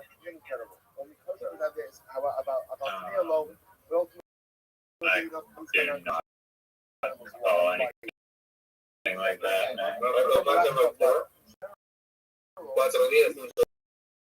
Yo, baby Matthew, you do you speak English? Don't. I'm a little big dog, but I'm talking with a friend, and anyway, just one moment, Riser. And Finland beat U.S. 3 in overtime, eliminated from the hockey tournament. World Juniors. There you go. So I probably care more about me than. Oh, wait more. Like, population of like Finland and Sweden is like 10. Population of America is like 340 million. So you'd think they would. America would just be like dominating hockey. Yeah, normally they're strong, but I guess hockey is not as popular to Americans, but they still probably have more players. That's true. It's not hugely popular sport, I'd imagine. Riser, I don't know if you know my friend here, the land of he lives in a tree,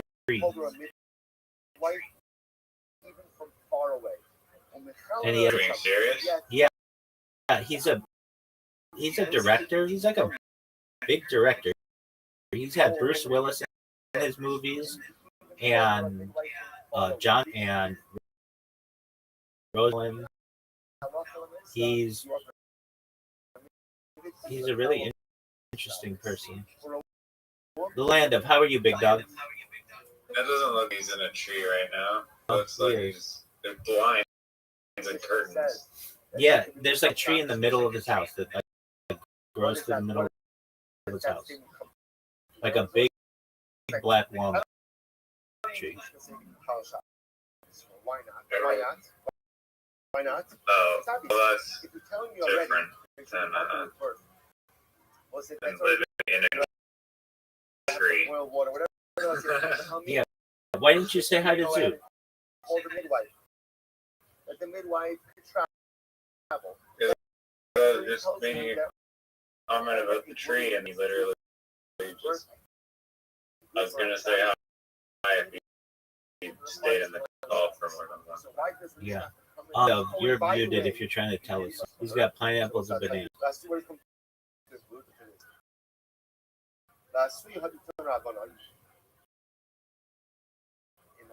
Yeah, what's this for?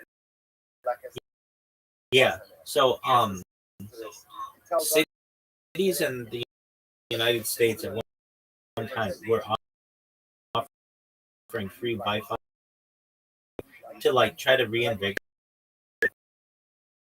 their downtown area, and Google, and this pisses me off so much. Just one moment. What was to put balloons in the air to be able to provide free Wi-Fi to people.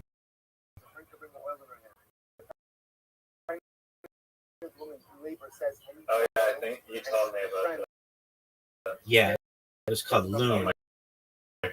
Gogo's plan, Project Loon, involved deploying high balloons into the stratosphere 18 to 20 kilometers above Earth to create a wireless network that could provide internet access to rural, remote, and underserved areas.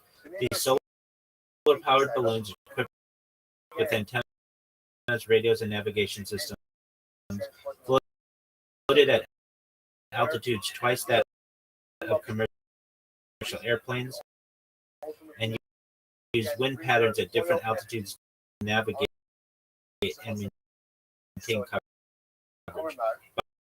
By adjusting their altitude, the balloons could ride specific wind layers to move toward areas in need. The project. What up, Zoo? Just one moment. The project aimed to deliver internet speeds comparable to 3G or LTE, with each balloon covering a ground area of 3 kilometers in diameter and was designed to stay aloft for 100 days. Zoo, how you living, pimp?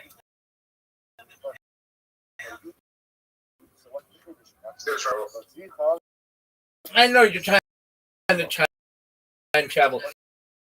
Zoo, will you please tell Riser all of the things that have happened to you? I haven't told him anything. But you've got a funny thing that happened to you, and I want to hear you tell him. Therefore, again, it's us, sir. I got kicked out from the orgy for smoking weed. I got an email saying I'm all back, and then they sent me another email saying someone at this orgy's contracted gonorrhea. You should probably go get tested.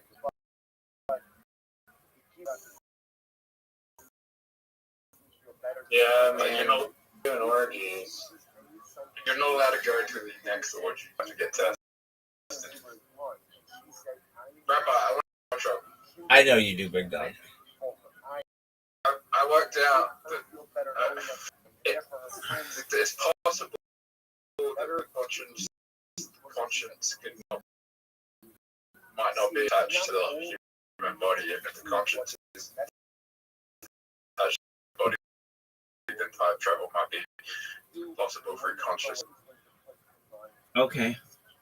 By having an out of the body experience, leaving one's body, by leaving, you could actually but probably access multiverses and parallel universes, multiverses. The problem is, you might not, if you access this, you might not die if you come back. Okay. You die and be stuck in that. You'd be stuck in that reality. Okay. But it's possible that I've died in another universe and stuck in this reality, so who knows? Okay. I want you to know that I have to use the restroom, but I want to play you both in mini golf. Are you interested in a mini golf game, Zoo? Yeah. Okay, I'm sending you an invite.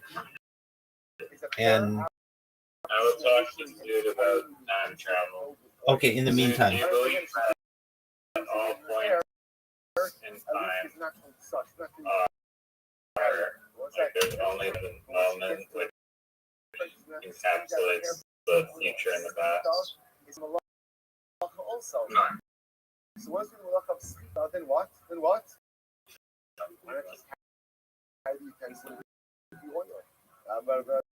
Yossi, every time I hates Musa.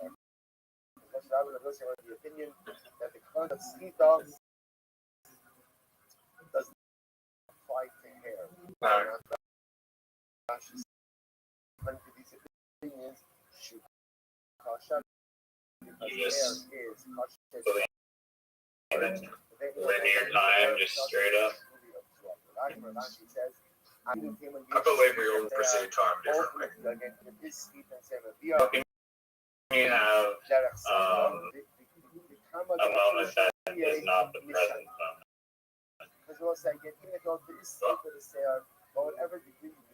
Like all moments are done within the present moment, like this now.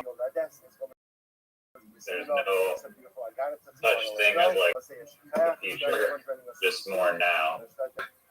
As you get older, time and time gets faster and faster, right? Your brain starts processing less information. I don't know. It doesn't seem like that's the case. Like 4 hours. When you were a child, it felt longer than 24 hours does today. Because your No, brain is processing. it doesn't though. So it's felt the exact 6 months. Like as long as It's like, really the same, but when you were younger, it's scientifically proven that your brain perceives an hour longer than an adult perceives an hour. I don't. Your brain is registering more information as a child, and because you already process all that information as an adult, time goes quicker. But when you're a child, you're processing more and more information, where your brain feels like an hour feels much longer than now.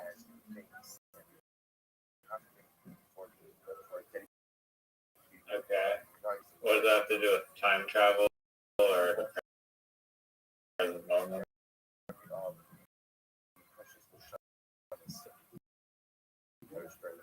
Or is that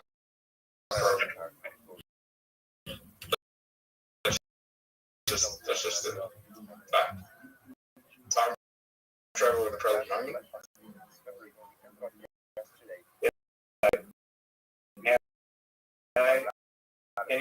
Can I say that I'm already time traveling? Or having time travel because I'm in the present now, but the past existed in the same present that I'm in now. So Well, everything existed. sure, if you want to look at it that way too. Is it hard coded though? Would that mean Everything that you already exists. where not in our timeline though, or else we'd be walking on the moon. Now, everything that's going to happen in the future is already happening. We just don't know how it plays out.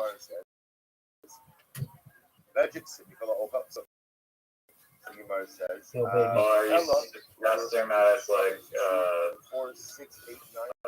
no free will, or like it's defined. I mean, Yes. is it like a free will point question or something? You have free will, but everything that's going to Do happen you in not your have life. free will? You guys' invitations. Free will is a lie.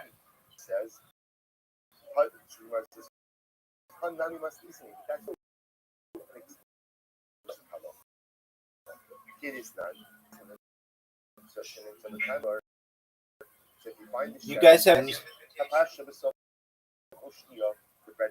Rabbi. Yeah, baby. Riser, did you see the video that I sent you when Zoot and I played? Made on the last shot, like amazing shot. Riser, what the fuck? Dude, Zoot's accepted. Where are you? I don't see the invite. I'm not even kidding. Send me an invite again. I just sent it again. Maybe it's your fucking invites that sucks because I'm not getting. Zoot got it, so. Well, maybe you should work on that to your New Year's resolution. Riser. Let me say something. Your conscience now exists inside the current the time and space of this universe, right? Riser, check your DMs on. There you go. That's weird. Alright, but when you go to sleep, and you have your consciousness goes outside of time and space in this universe. Are you able to prove that, or is this just conjecture? Alright, that's how it is. Your body still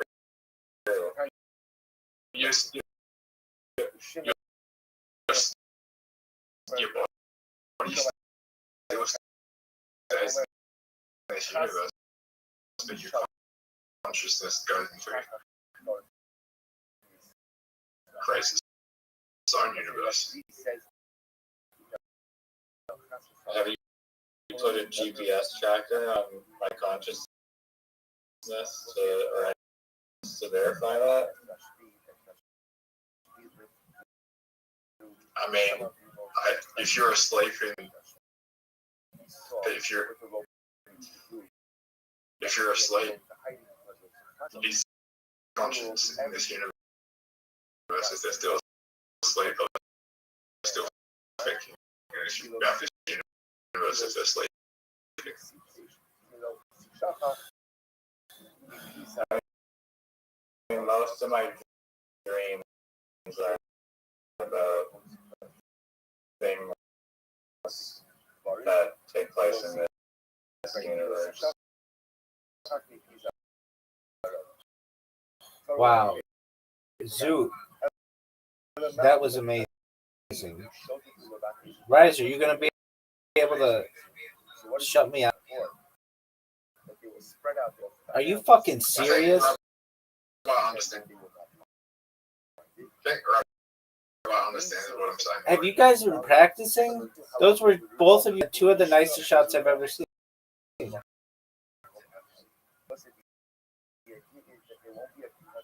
I was like, oh, dude, still.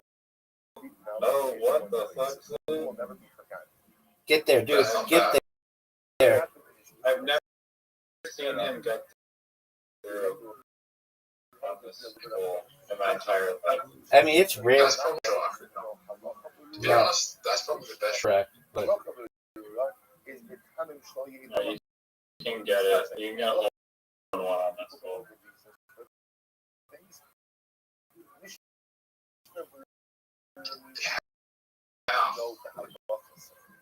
you can't get a hole in one on Exactly.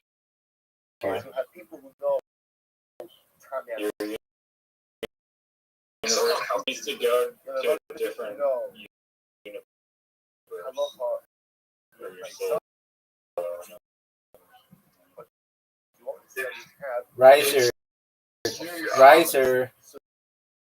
Riser's got a big opportunity. Maybe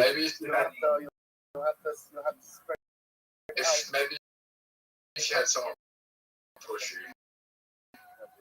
yeah. Rabbi's still in a shitty spot. Oh, fuck you. Okay, good. You fucked up. If you see a case Fuck. terrible suffering about Fucking cunt. say budget day on Hit my I ball. just helped Rabbi. go and look at Yeah, but we got to worry about rising. like what's their moral caliber.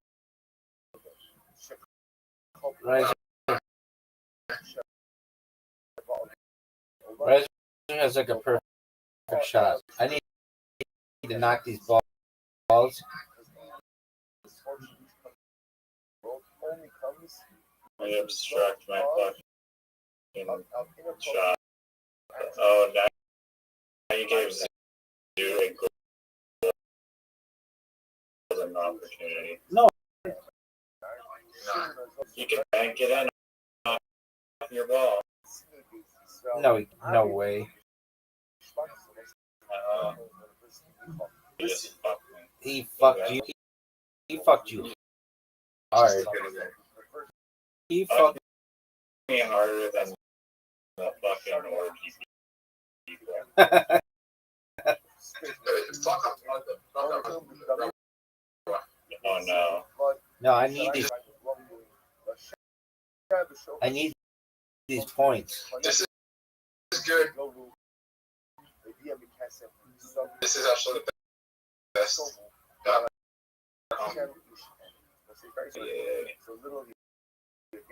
I mean, I'm still in the lead, so they're still. So, like, sell or deliver halacha for a price. I hate this I one. love this whole. I hate this Oh, one. fuck, this is so hard.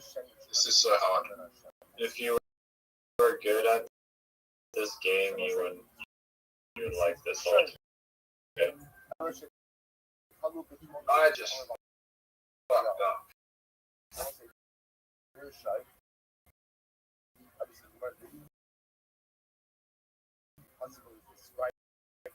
Judges, Brother. leaders who go at each position. Are you fucking No, serious? Perfect fucking shot. Rabbi. You guys are fucked. Just go. That's fucked. Good luck. Yeah. Thank you. Thank you, Rabbi.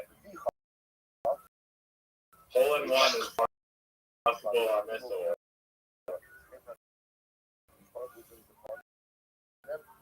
Three punishments connected Gimel Averos, Fuck. corresponding to three Averos. Shneemar, V'chim Bigla Chomsolosh. Specifically, Rashi says I got an idea. Gimel Averos, the Shochad Mishpot, consequence of the first three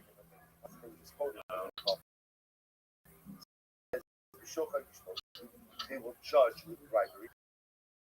Riser, you know how you were saying that hockey's not popular, or like in the United States? It isn't, at least in Southern California and the southern states, but especially Southern California, it's really expensive to have the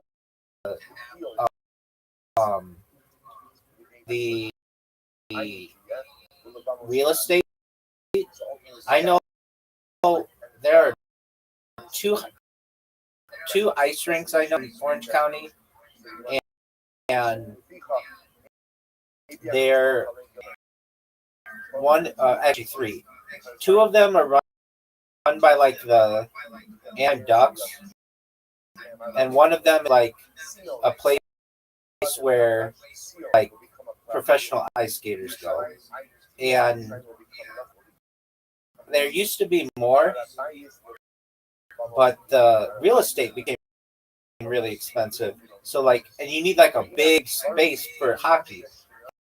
And as I understand, like in northern, like where it's cold, like Canada, can. This is like a tradition. I think we've talked about it before, and you've never heard of it, but maybe I could be wrong. Where it's called like a winter rink or something, where you just in your yard,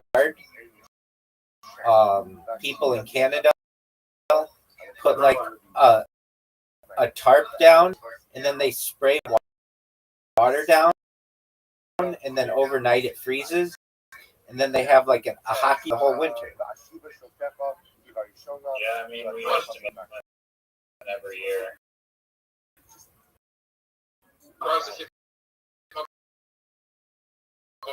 It's like Canada, and in the and at least in the southern states, it's that was an amazing shot. At least in southern states, at least in the southern states, it's not available in any of them where there are population. Um, Rabbi, golf. You suck dick at golf. wherever there's a pipe hub, the real estate's really expensive. United States, I'm sure it's probably true in Canada. Hockey's the most expensive sport to play. Like, you have times, it has the most amount of equipment. There are a lot of injuries for it. It's like the cheapest sport is running. It kind of depends a little bit, but it's definitely not as cheap. The cheapest sport, I think, is running. All you need are like a pair of shorts and you'll suck.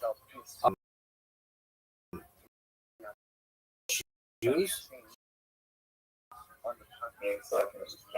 Dog shit.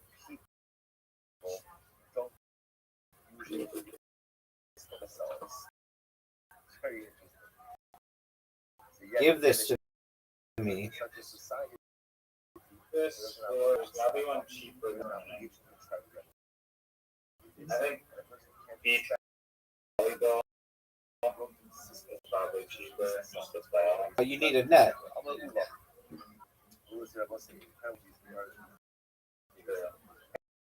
But soccer, you can provide that with whatever.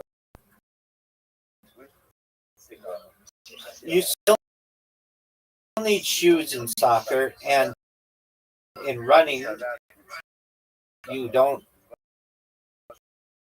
That's all you need. There has to be one that's cheaper.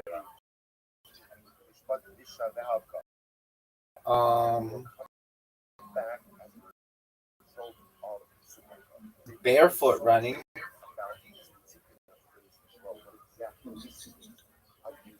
I don't know if that's a sport, but Is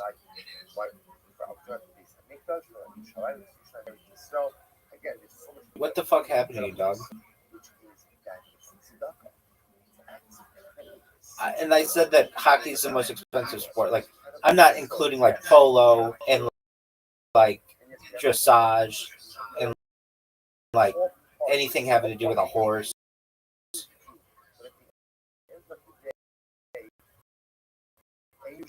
God. you're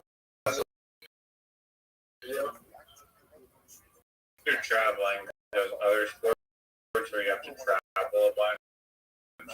Can have a book. Or anything in water is really expensive too. Oh, well, you know what? I guess swimming, you don't need shoes, but like you need a pool, which is really expensive. That was the worst shot I've ever seen in my life. The evolution would also see switches. So Rashi says, interesting that Rashi finds Give it to me. Okay, maybe ocean swimming. I just made. Did you see my hole in one?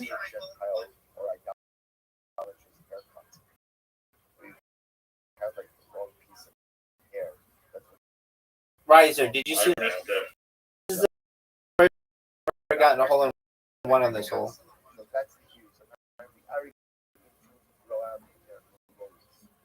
I remember like allow you to practice a little bit. The video I sent you in Discord, and Zoot and I played. I saw the pull shot. Wasn't that amazing? It was. No, it wasn't. That's just what.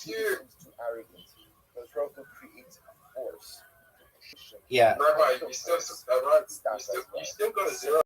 3 minutes to complete my last shot. Dog. The only reason why you You won got a 0 at 1 point. is because of collusion against me.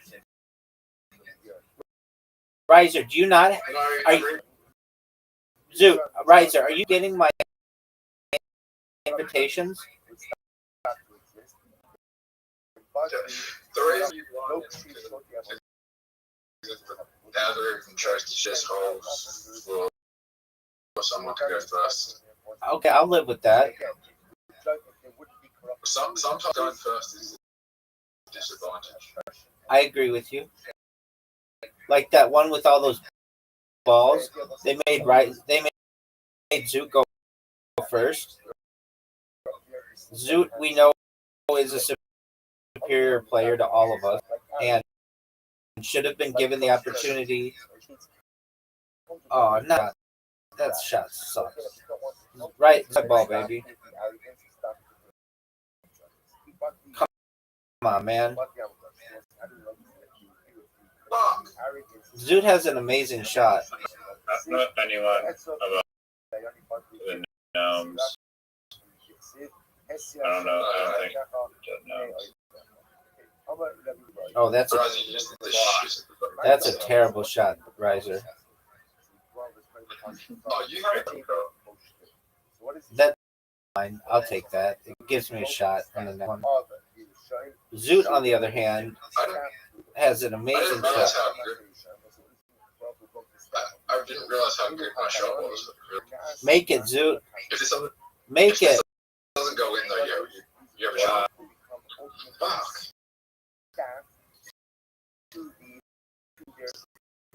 Riser, I think you can get it past the gnomes. I think Rabbi and I can tie.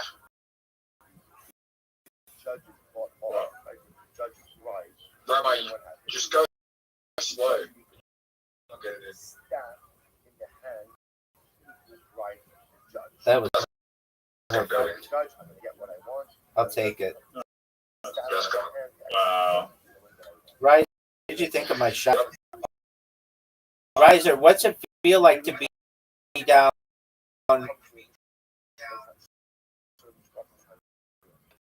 2-0 against Zoot? And Hey, Rabbi. I'm creative. Is it because you got it in? If you get it in before me, or we have the same score, you get to go first. I don't know what the logic is on that. It's a good question. Oh, baby, make it. Did you see that hole in one, Riser? Yeah. It's unfair for me because I'm gonna. Riser, did you see my shot? Oh, you got a hold on. Doug, are you not?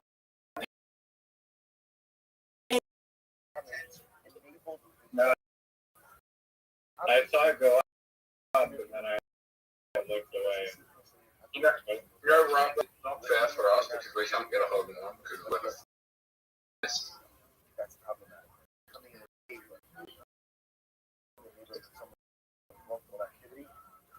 Riser's fucked. Zoot's gonna go up another point on Riser because Riser is picking the wrong shots.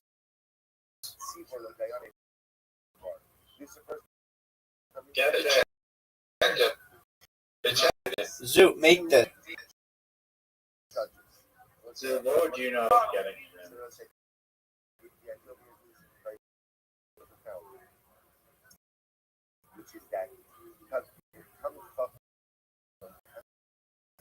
You need to get it. You need to have an amazing shot here. Get in.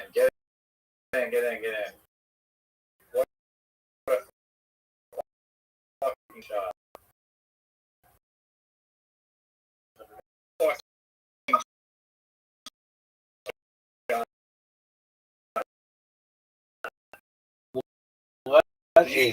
a fucking shot. Forget about him never make it in or something. And what?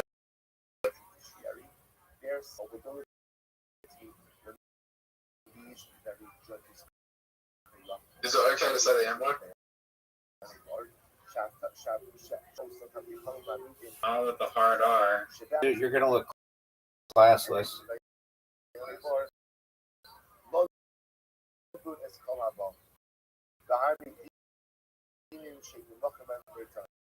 That wasn't a bad shot.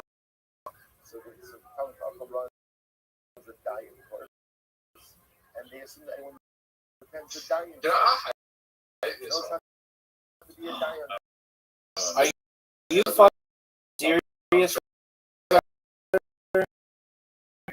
think there's a hidden hole behind the window. Got the window. I think there's a hidden hole underneath the bottom guy.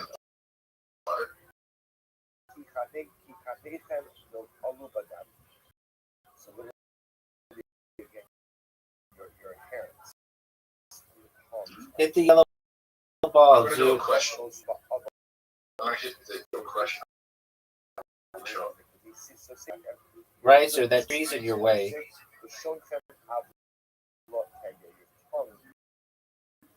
What are you doing, dude?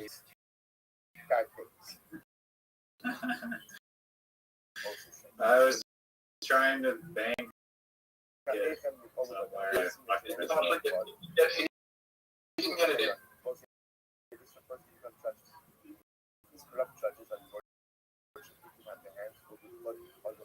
Yeah, take out the windmill. It's your only hope.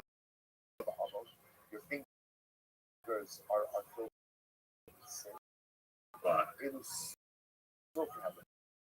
And now he's got an easy shot. I can still tie it. Yeah, I just have to block suit here. Well,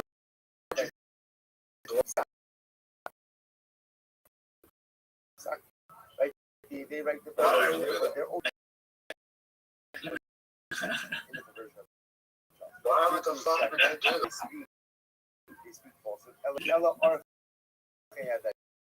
Are you fucking serious? Fucked up. Yo, knock me in the hole, dog. If you hit it hard enough, both balls will go in. I've never seen two balls go in before. It's not true. Lawyers are fair. But when Chazal That was the word. Okay. what you're talking about I think this might not work. Don't help it. Don't help it. teach their clients Are you fucking serious? how to say it, even though it's not. Dude, I just gave up a stroke. That's when Chazal say you can argue. Right? Failed Like hard there. right? There's plenty of them. But I again, hate I this really hole. butchered the first goal. was more interested in I hate this hole. not necessarily focused on It is my least favorite hole, maybe.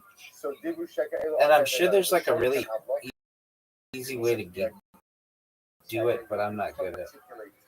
Riser, make your shot.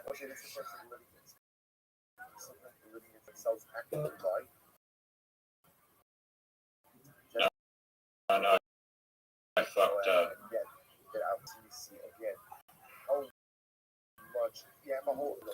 Zoo, put your ball right in front of my ball.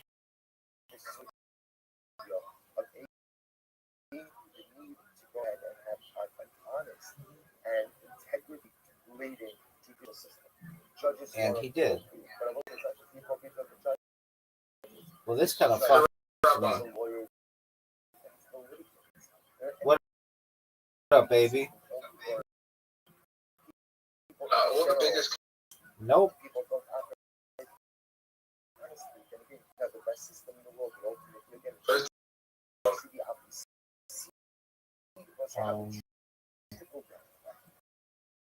Like by money?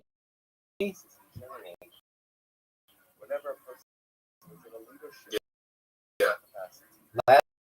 Last year, I believe it was Matt Wright. I could be wrong on that, though.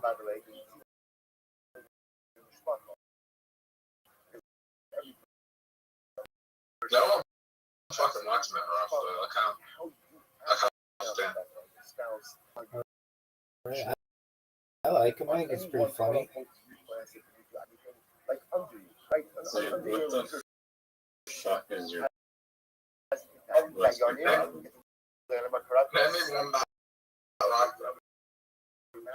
Rabbi Rothschild?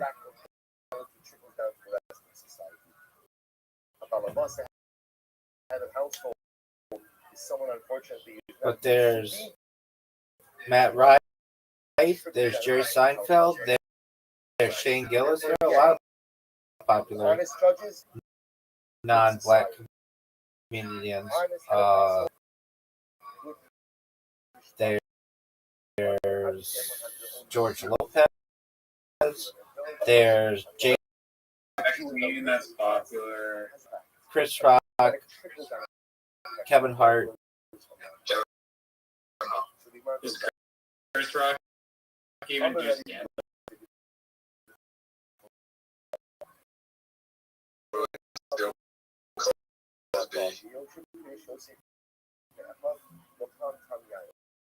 If we're talking all time, Richard Pryor. No, I'm saying currently.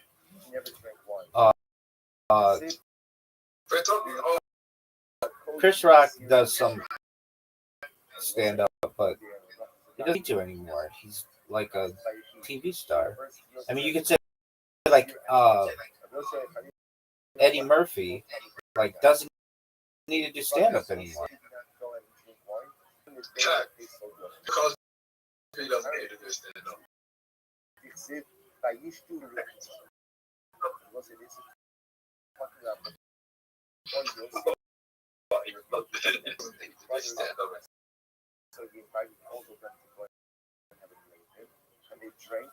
Riser, what are your thoughts on Riser? What are your thoughts on being eliminated from first place? Zoo literally like decided to just destroy my chances of winning for some reason. Are you just gonna give it?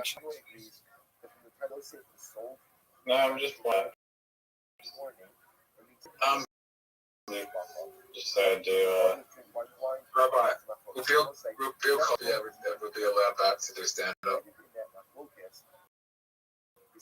I think his stand-up's probably gone. What a shot, Zoot! What a shot! Oh, but you're done. That would have been amazing if that went in. I love this hole. Love this hole. No, he's pretty old and he's bored. Get there. And it's a it's very hard.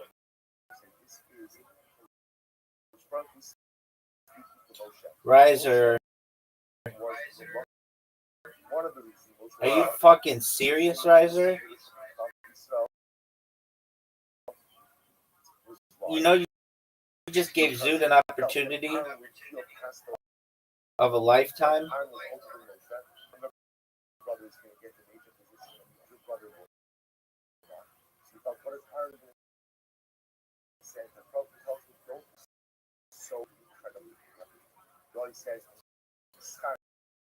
Nice.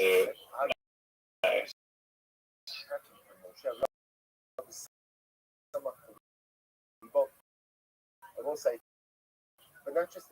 Are you fucking serious?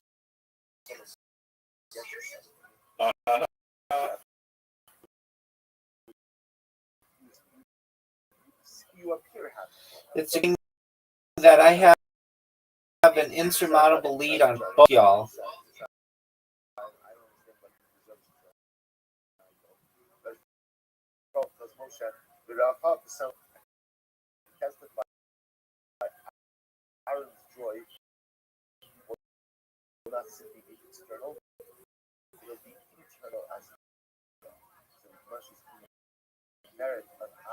Make it.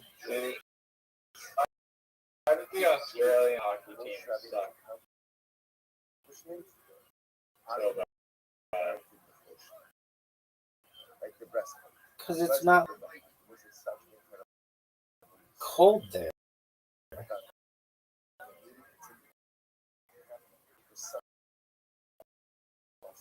So you're just making up the now? I'm stating facts.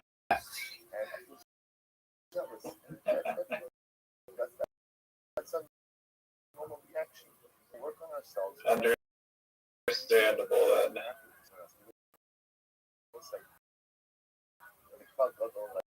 Riser had a terrible shot. It's gonna hit the corner. Oh.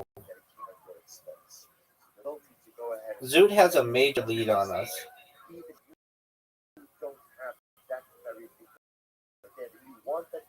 He left that short. Obviously short. No doubt it's short. I think it can be.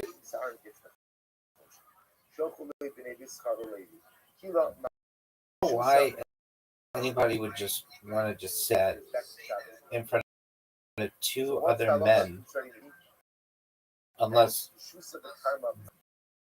they had homosexual tendencies. Yeah, in the future, will be thousands of women. Dude, so you went to a orgy and then you just said I'm gonna smoke weed like during in the middle of the orgy, you just busted out a joint. Some girl gave me a vape that had weed in it, and I got high, and someone snitched on me. Did they kick out because of weed or because you were unable to perform?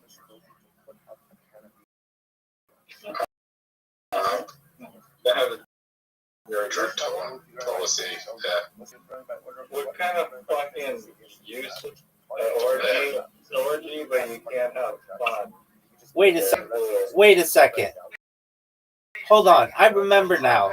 Having sex with a fat chick, and he was unable to come inside her. The second time he's had this issue at an orgy, and that of which we know. And as he's having sex with the fat chick, they brought pizza in, and the fat chick got up from Zoom, putting his dick in, and went and ate the pizza.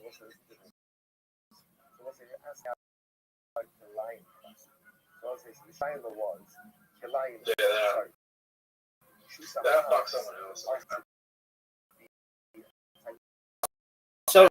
of women who are listening in the future know that Zoot is so awful in bed that if you're having sex with him, pizza, even if you're already fat, will seem like an excellent alternative. Kaiser, what the fuck, man? Why aren't you taking my invites?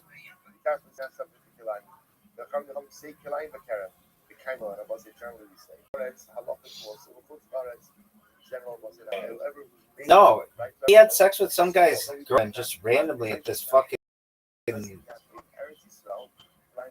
gonorrhea capital. Festival, there you go.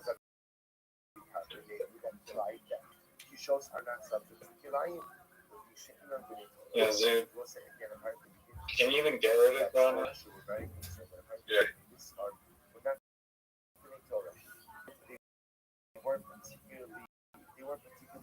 I mean, did you have unprotected sex at the orgy? Yeah, I know. Okay, like, is that Russian roulette? But then what's the point even? Because you feel nothing with fucking condoms. And it's also a stranger. What's even the point of that? To get As long as she's of age, as long as she's of age, oh fuck. As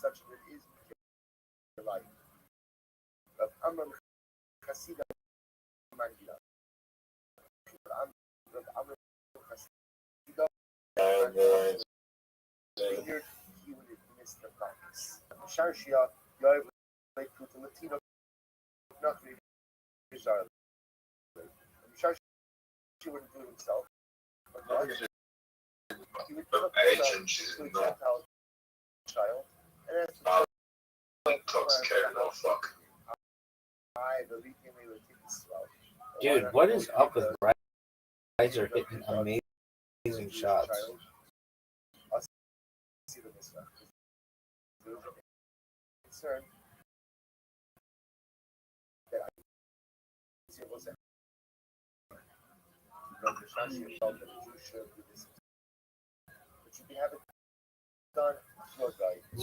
Dude, you have one of the most difficult shots of your entire career right now. That's a miss. I think Riser would even say that's just an obvious miss. There's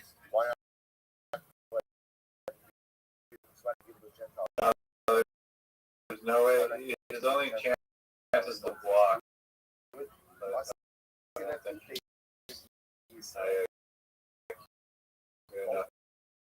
I could make it. I would hit it off the little post.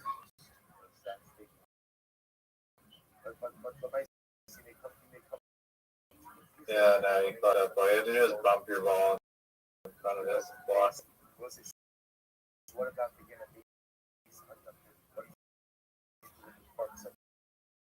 Riser, are you ready to say goodbye to your lead?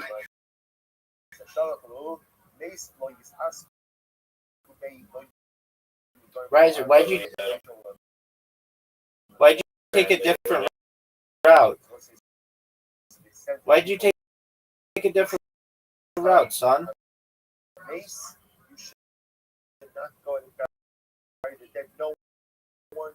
Yeah, route sucks. Perfect shot. That was the best shot I've ever seen on this hole. You guys are lucky that I'm not gonna. Fuck them. Fuck this one. No. I've seen someone get a hold of one. I don't think that's possible. Zoot, you fucked me. Zoot straight fucked me. If someone knocks your ball, you can get a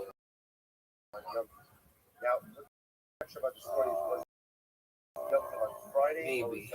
Sun wasn't exactly clear. There was definite. Rabbi, you could, Us There was you definite. could not believe No, And Rabbi Yochanan said, There's not very- definite- What are you saying about my lead or whatever? definite collusion. No, there's definite collusion.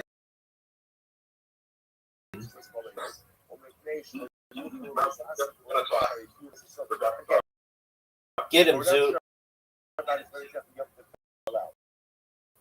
the best talk. Make it. Allowed for Oh, made it. Wow. Oh, wait, I'm in front of Rabbi. Fuck. Yeah, this whole always fucks me up for some reason. Because I fuck. What are you saying about your? What were you saying about Rothschild losing his leg to you, Rabbi?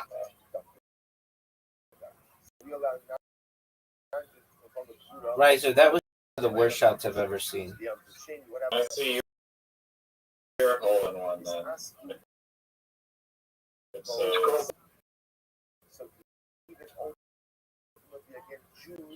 Zoot did the same exact shot that I did.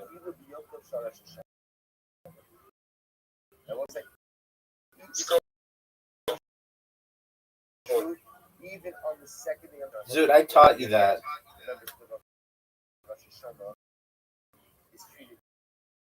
Oh, nice shot. Nice shot, bro. Oh, you did totally fuck.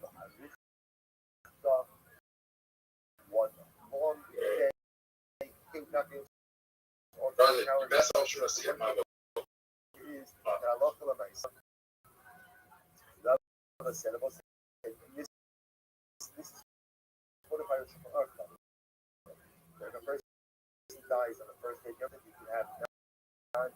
That's going That's nowhere. obviously a That's miss. also going nowhere. Obviously a miss. Don't hit my ball though. Are you fucking serious? All right. Finally, I'm actually in the best position out of everyone. Oh, wow. Seriously? Seriously? Oh, this one. you need to make this. Zoot, you need to make this. Who's not going to make this in like the next 5 shots? Too short. Too much to the left. No, more to the right, dog. More to the right.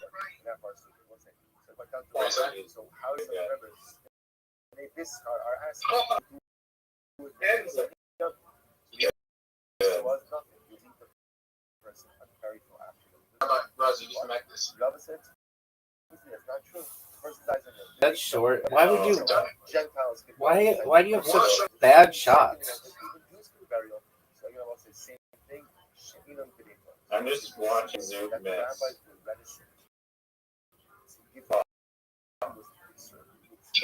Alright, Rabbi, it's anyone's game now.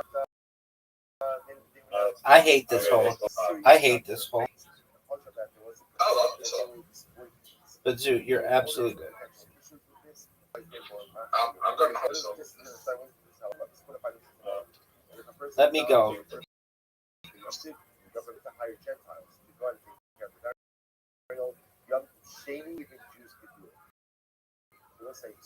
Roz, hold on. Kill yourself. Zoot, why do you talk like that?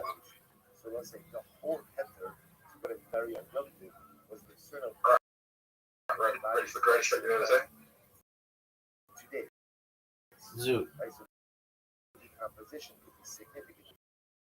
that was fucking.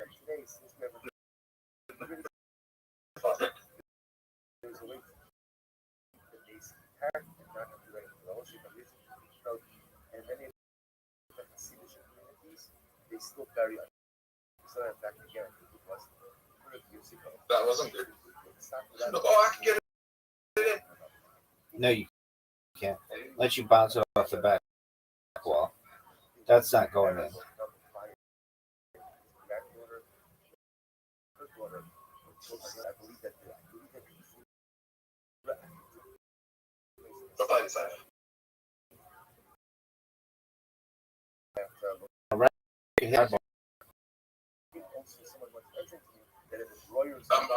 gonna tell you what else.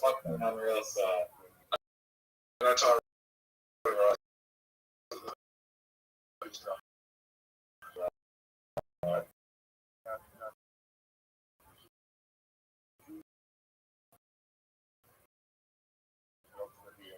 That was terrible. Don't block my ball.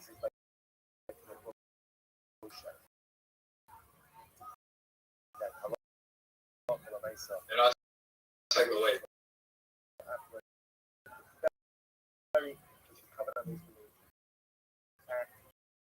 No. Good.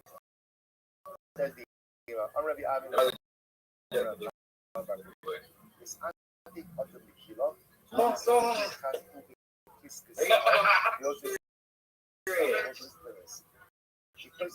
Oh my God.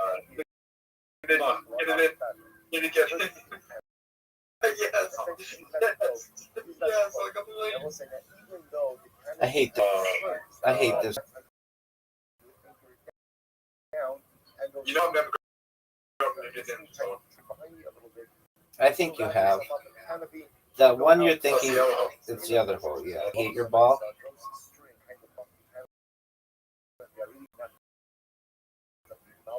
That was fair for sure. That's problematic. It's not problematic.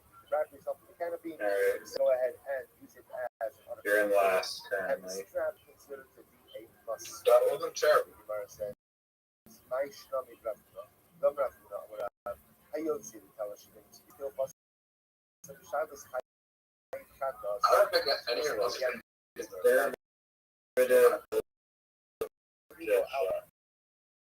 What do you want me to do about it?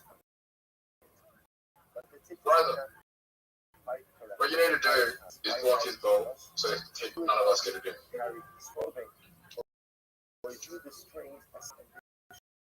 I think we're on a tie right now. So why is this case different?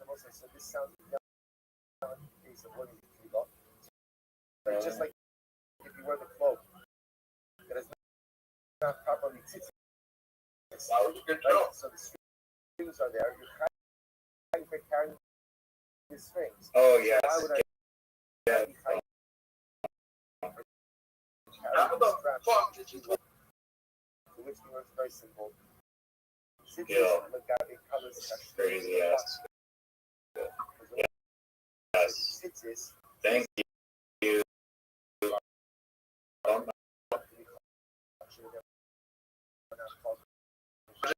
Just how I. I'm sending you guys all the things. Far back down. Are not kosher. You're not kosher. So because you're not kosher, you're bottled. Rabbi, you just realized we know brother. Jack, you're a point. Actually, pointed native. Use that No. just simply wear the garment. Not in other You're such a Rabbi. So let's say a person, not a but the person. You need to score a point, Rabbi. What is that? Just remember again, we started this paragraph by last the idea that you add and arrange a strainer on the old side. So there are two issues. It's a risk. It's a giant risk. It's a giant risk, son. Again, really what that's an issue of is put it on the phone. Can I still get it? Pouring the wine to the strainer itself will also become is it the rock gate, but it's going to be us as well. So This would be the greatest shot of my career. What you can do is as follows. You could arrange a strainer on top of Oh, it actually might do with it. the intention to use No. it to hold No. He's got good chance. So I'm not using train wine. I'm just going to put it. Don't help. Once it's there, to go ahead and put it from the Horizontal. you can also use it to strain wine. Oh. Or you couldn't go ahead and put You're the on strainer top. on top It's of the fine if you're on top. What you can do is you put it there. No, me and Rabbi are going to win. Once you put it there, You're going to lose. strain wine is like, look at that. We're both going to get 2 points, and you're going to get 0. Dude, Unless you make it. Unless you make this. Oh, you fuck. Are you fucking serious, dude? The lab. Yes. Yes. Rise. No, there's no angle. Wait, off the tree. Off the tree. Just blend off the tree. I'm putting up a strainer, but I'm not using it to strain wine. I want to use it to hold pomegranate. We'll go all the way around here. No, you're still gonna hit his ball. Then what? Then what? Yeah, he just thought he hit the like perfect spot. All 1-1. All 1-1. That's so lucky.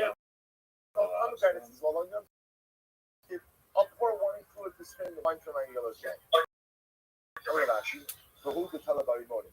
Rashi says that works. I don't want to go first. Go, Riser. Zoot. Zoot. Zoot, you have an invitation. Zoot. And we'll say the act of making beer is a very intense process. Riser, of course, getting an advantage. Giant advantage. I just want to make more Oh. Oh, it's because I go last. Yeah. I drink a lot of beer. I want to make sure that after Yom Tov, I'm not beer. That's the worst feeling in the world. Yeah. You didn't tell us where the fucking So ball what happens? is. I want to make more beer. Where's the shadow? Zoot, where's the shadow? But I have this feeling. I know it. So let's say you can make beer on Yom Tov, Halamite, for the sake of Yom Tov. Did you time travel But to again, if you want to make figure beer it out? after Yom Tov, that's awesome.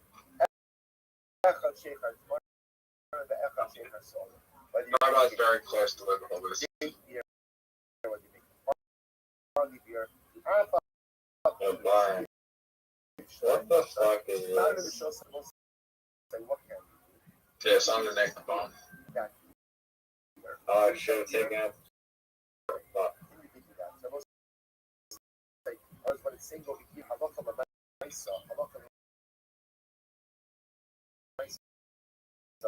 As long as I can Oh. that Oh, that's enough. So what's interesting? The way you can understand oh, you're going down. I don't Oh, and you go to. I Okay. don't actually have to. It's gotta be the This- Aquarius. Your contrast is with beer case. Because in the beer case, Hassam, well, Oh, no. that is get behind the sheep. Zoot, hit his ball. Hit his ball there. Collusion. Collusion. Oh, fuck, collusion. So again, somebody's beer for Yom Tov. We've gotten zeros Because of that, before. my actions kind of stand on the Chalabite. On the flip side, what's the assumed narrative? What am I doing? What am I doing? I'm straining wine. Zoot. Hit my ball, baby. Riser's ball. But didn't you see this Tam Chacham? So again, he took a Oh man, I helped you both. in the spigot of the barrel. I was saying that again, obviously, grab the head You have the Raw, which is a giant host node. There's nothing advantageous about having the red. Better contrast against the yeah, the ice is what, like one, and still it's still better contrast against the blue than a purple or yellow ball. Dude, calm down with your discussion. Riser, blue on blue is yellow. If that's what makes Thank you, 10 o'clock. See you later. Okie That was doke. my amazing shot. Zoot, hit my ball. Oh, he actually fucking did it somehow. What the fuck? Whoever say hold on in the hole.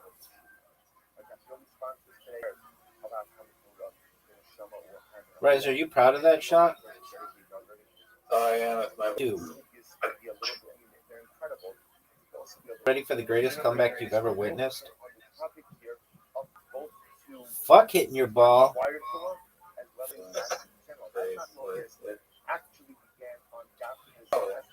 Who's in a better position? Who's in the best position?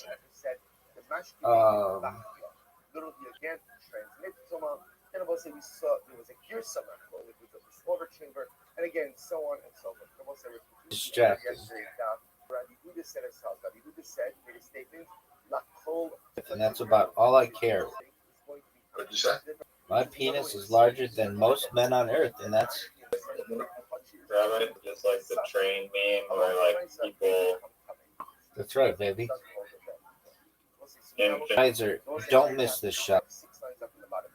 you're literally talking in my when you freaking pull the trigger back as like the arrow. So what is it that you retracted this position? Oh no, if Rabbi makes this, then I'm Go not ahead gonna and do this. like Rabbi Yossi, Rabbi Okay, good. all of you, I said over here. Okay, good. This hole. I'm actually amazing. Wow, you're so amazing. Liquids convey.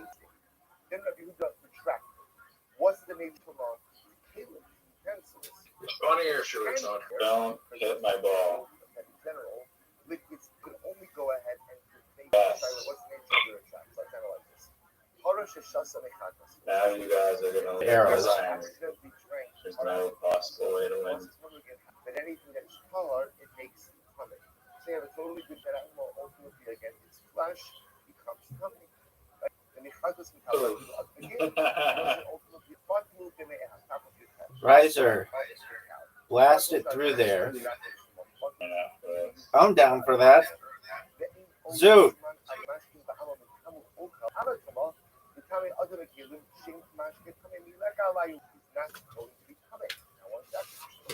Zoot was on the road.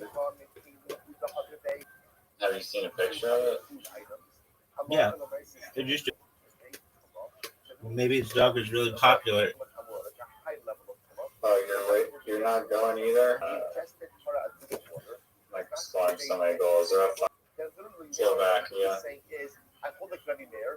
Where were they playing? I was in Minnesota.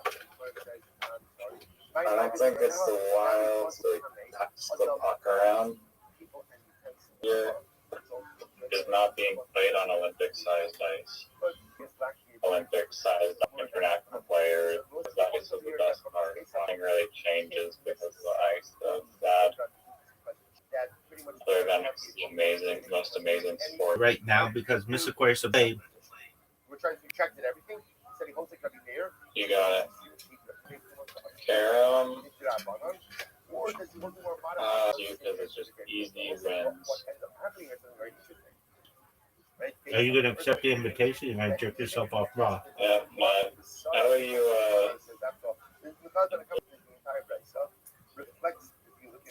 I just set you up I know I am the greatest Karam player in this room. in this call. The greatest Karam player in this room.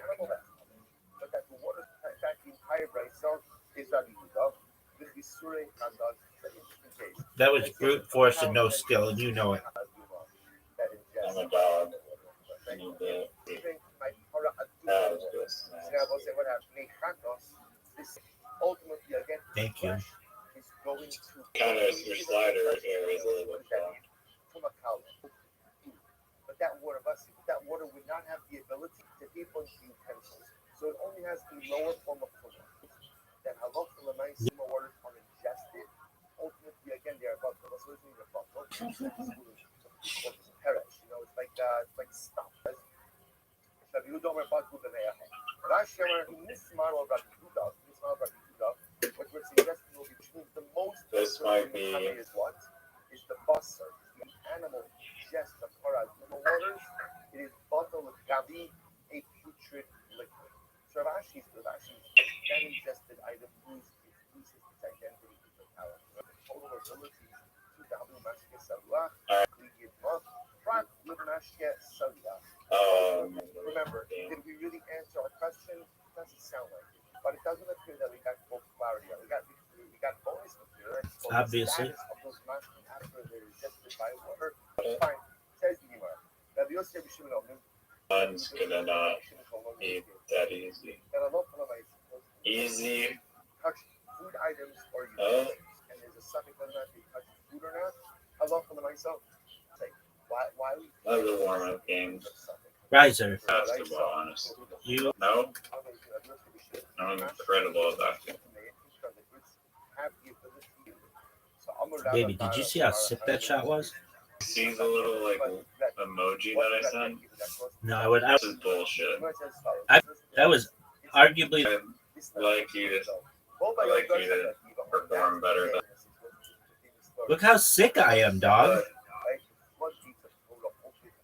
They're discs. Easy shot. F you, dog. F you, dog.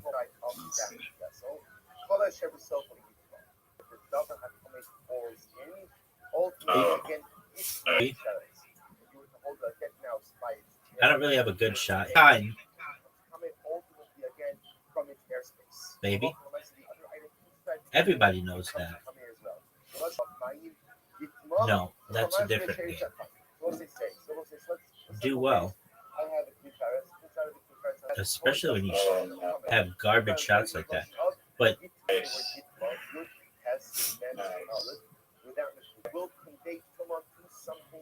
six, 7, bitch. Oh, am I? Oh, fuck. Come on, 9-4. Yikes. Basketball. Ultimately, again, any liquid that is drunk again, Yitman means if you trust open, after Omer, the time it's open, or I don't know which one I am. The table there. Am I stripes or solid? The table is Or solid. the table is open. It means you. No one scored anything yet. Shitty shot. That is not the way we establish. Just, I think so. are you gonna go? You haven't even touched your cue yet. Everyone, shittiest shot I've ever seen. It's what Bitcoin was 15 years ago. That's true, but Dude, I can't believe I made that. Kid shot. This is not the way that it was. So first of all, so take a look at Rashi. So he writes, what does it mean? I'm gonna pop up Lomatsin Tuma Sha'osekiyose, a like item. I don't know if I can make this. I agree with you. Is that the excuse? Actually, not your worst excuse. because I'm calibrated for Karen, the game of champions. Is it a popsicle stick? $0.00. Why don't you look at the free options yourself, son? Pretty fucking expensive. Exotic. If that's the excuse you want to It use, even makes sense in English. the rainbow here.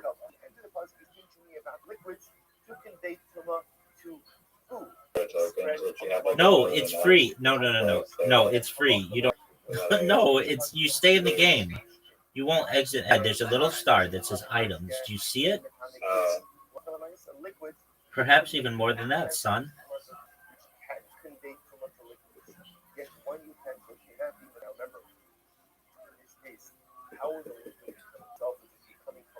I'm waiting on you to play well. What up? How are you? It was pretty good. It was kind of busy for a little bit. What's that? What's on your agenda for tonight? What? I'm playing games with friends, and then I've got another. It is. It absolutely is. Almost Miss Aquarius. Your day. It was good. Had a bag, got a bath. The lady is nice. Good bath because you can use the mobility to walk and stuff. So she's gonna put him in the shower on Monday. She's gonna come Monday. All right, Miss. No nasty bathroom, nasty house, no. The one with Yaya Diamonds. It's in the interview. It's in the interview section of this Discord. Son, darn is right. You like pizza? Like pineapple. Adventurous. Yeah. That's really controversial. Thank you. Thank you. Okay, look at you. No, don't let me one thing. I just can't believe that. I was scared. Oh, wow.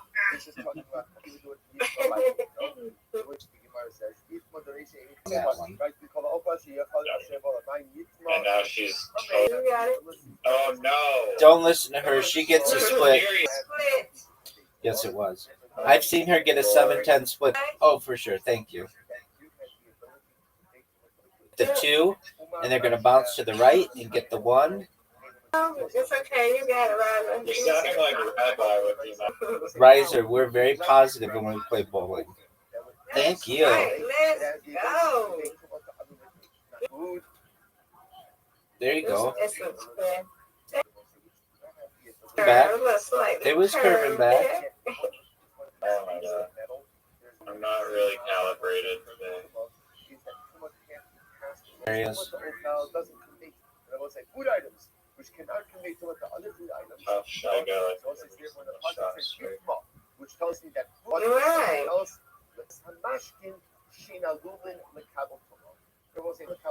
everyone knows. No pun intended. Come on. Yay, you win, we win. Yay. I win, you win, Miss Aquarius. Doing really well. Right here. Mr. Aquarius, you're supposed to say something. You're welcome. Yay. Wow. All right, Riser. You're going to do better than you did previously. But no, sir. And this is a really tough split. Let her Strike, please. You got this. Let's go. Oh, next a lot. Aquarius. Mrs. Strike Aquarius.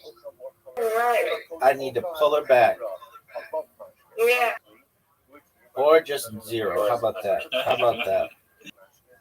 Yeah, there you go. There you go. Yes. Excellent. Yeah. You got the lead on me, Aquarius.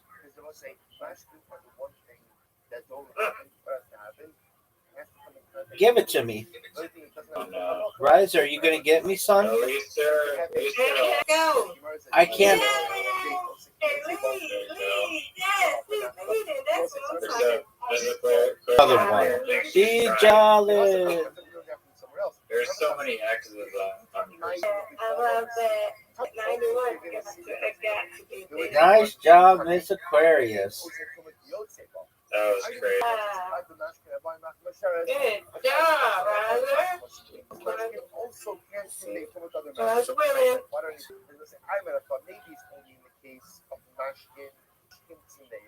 Why? A better question would be, You know it's your turn? I did already. A 6-letter word right out the gate. Then certainly I learned that what? That mashkin have that. He is. And Miller's someone who works. With our mashkin. Very important halacha that come out of here. First of all, again, halacha myself, light and healing give to both. A moot? You don't know what a moot is? An adjective. General.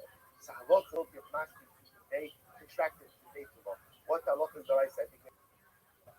Our Rabbi will say good morning. Let us not be here to show It's a terrible. Sarah, Rika Werningsman, in memory of Noah's mother Ellen, Esther, Bas, Nissen, He just has his own way of living, planning, communicating like that. It's not how it's done, like, alive for 30 days. Again, remember again. Are you serious? Baby, look at the scoreboard. So Shmuel says before Shmuel says it's only once a baby passes the 30 day mark. But the Raya is actually a pretty good. The concept of redemption of the firstborn occurs when nothing has value within 30 days. Right, Rashi, you have the Bechor, right? By Bechor. What the fuck is year? Look at Rashi. There's two ways to look at this. Although even suffix finality on every person who's born, whether you're going to see the Gemara, is the notion that perhaps we're not sure exactly born during month 9 or during month 7 are viable. Did you see William Montgomery this last week on Kill Tony? You know, how old, or I should say, how developed Glad. The same.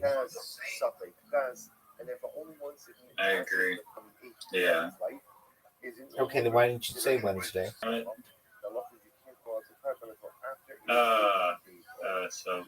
This is Shitas of Shimon Gamliel, that a baby be viable after 8 days.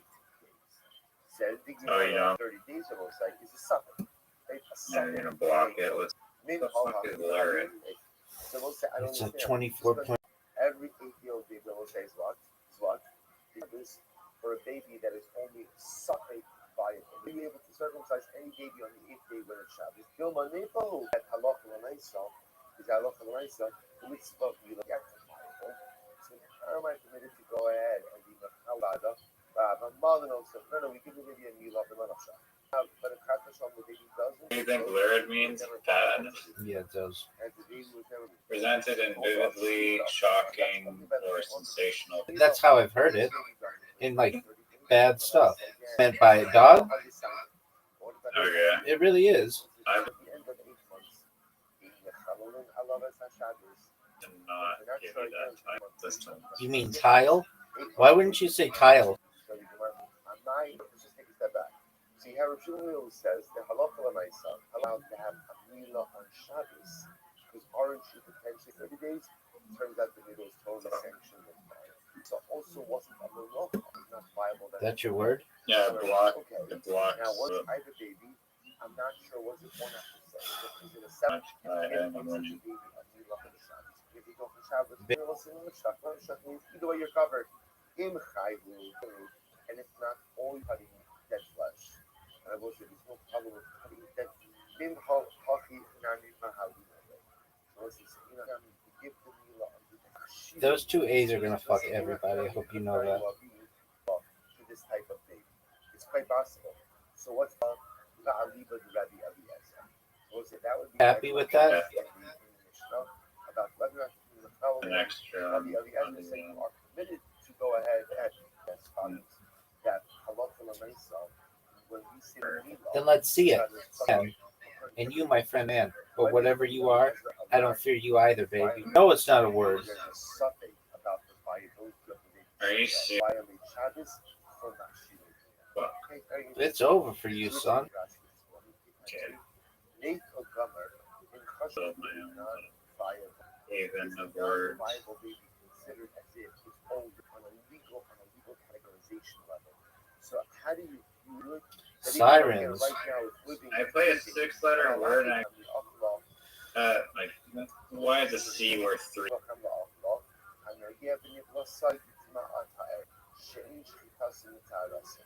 What the fuck is Meaning a nose or snout or a bird's beak.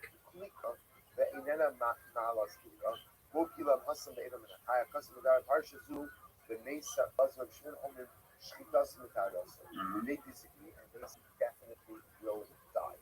That's the definition of a trade. What map are you building? That was a good So why would find. you check the trade? Thank you, baby. Very simply. You know, 15 days Nice. into a situation. I know the animal's doing that. Oh, I checked it. So what's this? You Shiloh? Look what they've done. How do you trade for animal? As if it's alive. All right, if it's alive, then in a chinam, the shchita could be ramifications. That obviously sounds alive and not healthy. So it stops breathing until it's dead. Or no, because it is Rosei, so it would appear that this machlokes over here by the treifa savar chaydu mar savar meisurization of a treifa. When something has a condition for which it is Amarava, since that's the machlokes, are the nifligula in the of the Taira, be even better. Oh, what a word. If you were to go Oh my God. Avo. We know this one. Tara, We're not chayiv misa for that. So everyone agrees that treifa, lav apagav d'manaisa, it's already considered to be as if it's dead. Nevertheless, there should be no distinction as well. Rabbanon will say, haisala shasa kosher. The treifa will say, You fucked me. had a period of time. I had a Never had a time when it was healthy. To which the Gemara says the feet of an animal that's born as a treifa, hasam in the mina shchita. Oh, big one. He to remedy this. And a monetary unit of a NATO. Only once it passes the third, if not the shalom it dies, and it's just mechatek babas or cutting dead flesh, which is not problematic outside. So very limited. So here's the shayla. It's not quite clear what the ramifications are, although we'll see the first 30 days is really the gabe milah, and again that an animal within 8. I only have one tile left. I don't know how many you have. An animal as a carbon until it reaches 8 days. Can I eat the carbon? Do you want me to answer your questions? You lost. You ready for another one? You have an invitation by negative 100.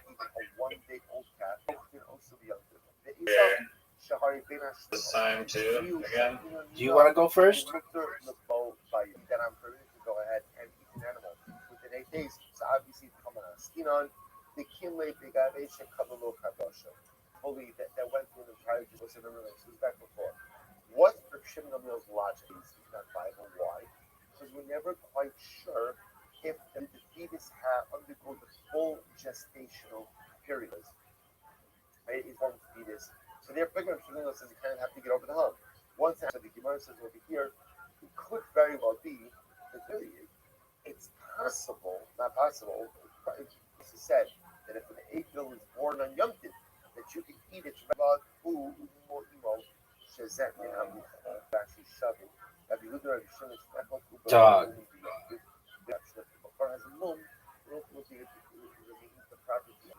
We won't say everyone agrees, so we're going to get into the details that are problematic. That the assault, the wolf, is one that takes away its Kushas Makar. Yeah, it's doing this stupid thing where it's taking the same.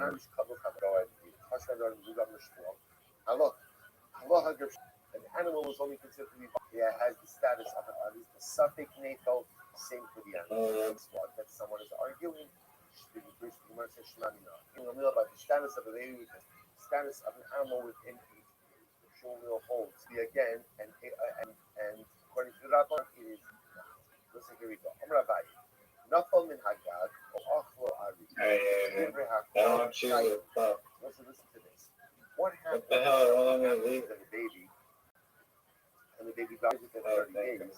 But let's say it's not like the baby just dies. That's when the baby falls off the roof. Thank God that or worked. the baby is eaten by a lion. So let's say everyone agrees in that type of situation, you treat the baby as if it was viable. Either the baby didn't live 30 days. It's true the baby didn't live 30 days.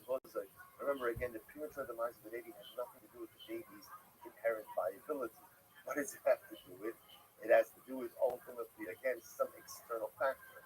So everyone will agree. This is absolutely like bullshit. I mean, what do you want me to do about it, dog? I let you go first. No, I'm saying that the tiles are rigged.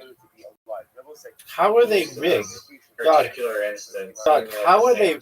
Dog, how are they? So you can't make a letter. You can't make a word with 50 fucking.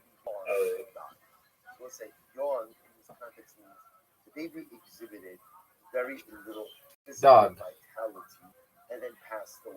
I already have more than a 40-point lead on you, and you got to go first. I mean, what more advantages do you want? Enough, Rabbi, enough. That was good. Some level of physical vitality, but very weak vitality. So Allah So one opinion says the baby is considered to be living. The other one said dead. Am I not coming? What's not coming? Oh, lifter min hayyiva. Let's say it's very important not to. Let's say again a woman gives birth to a baby. Her husband dies afterwards, and then what happens? The baby dies shortly afterwards in 30 days. After only giving a yawn, the baby dies. So says the Gemara, Nachum, so then again, this machlokas, open rule that's very important. To which the Gemara says, Nachum ilagago achlari, divrei akol chayvu. So everyone agrees that if within 30 days the baby fell off the roof and was eaten by a lion, that the baby is considered to be alive and viable, which makes sense. The baby's premature demise has nothing to do with the baby's vitality and everything to do with external circumstances. Therefore, that baby is considered to be alive. So, for example, if a woman were to be married and has a baby, right, and then let's say again her husband dies, and then right after her husband dies, the baby is eaten by a lion. Allah says she is not subject to equal, right, because her husband left behind living offspring. The Gemara says, "V'hara Papa Rav Huna ben Yeshua." Let's listen to the story. That Papa and Rav Huna ben Yeshua, Itla'u lebeit Rei Rav Idi bar Abi. They went to the home of the son of Rav Idi bar Abi. The Aviv Lahu Igla Tzolsa, and he made for them an Igla Tzolsa. Remember again, Igla Tzolsa means the third-born calf, or a calf that has reached 1/3 of its maturity. It's a delicacy. He made for them an Igla Tzolsa. The Imama de Shima. I will say, when did he slaughter the Igla Tzolsa? On the 7th day of its life. When it was only 7 days old. The Amri, and they said to him, Amri, he is Rachisu me Adla Arta, Hava Achlinan Minei, Hashta Lo Achlinan Minei. Had you waited till tonight, we would have eaten from this Igla Tzolsa. But now that you shechted it today, you can't do it. Because had he waited till tonight, what would it have been? It would have been already into the 8th day. As Rashi points out, you could say, mix some kikulo. Part of the day counts as the whole. So had you waited till tonight, we would have partaken of the dosa. But now you went ahead and you shechted it by day. I'm sorry, we can't partake of it because it has not yet reached its 8th day. Which indicates to us what? That Allah says. So now what is this a case of? This is very important. What is this a case of? In this case over here, so remember, the animal was shechted. So we'll say this is a case of are you proud of that? No, I'm not. I ran out of time. That went ahead and died, not on its own, right? Not because of its own lack of vitality, but because someone. Do you want to know my question for you? Someone killed it. And yet, again, you see these Rabbanim refusing to. Are you gonna go? Of the baby that was eaten by a lion. So you said before, if it was eaten by a lion within 30 days. Okay, because everyone is waiting on you. Because again, it didn't die You're because sore. the parents viable. It died because of external circumstances. So it is viable. Yet here you have an animal that was slaughtered on the 8th day, actively slaughtered.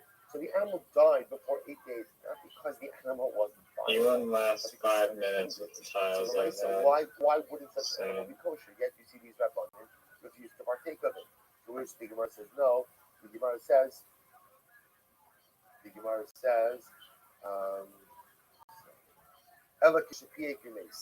so ultimately, again, rather what's the case? The case is where the animal yawned and died. So we'll say again that case where the sugar. Let's see what bullshit word comes out of this. Of compromised vitality. So because of that, they would not partake of it. The nafal min hagag ba'achlo ari. Mar savar mesu, mar savar chayim.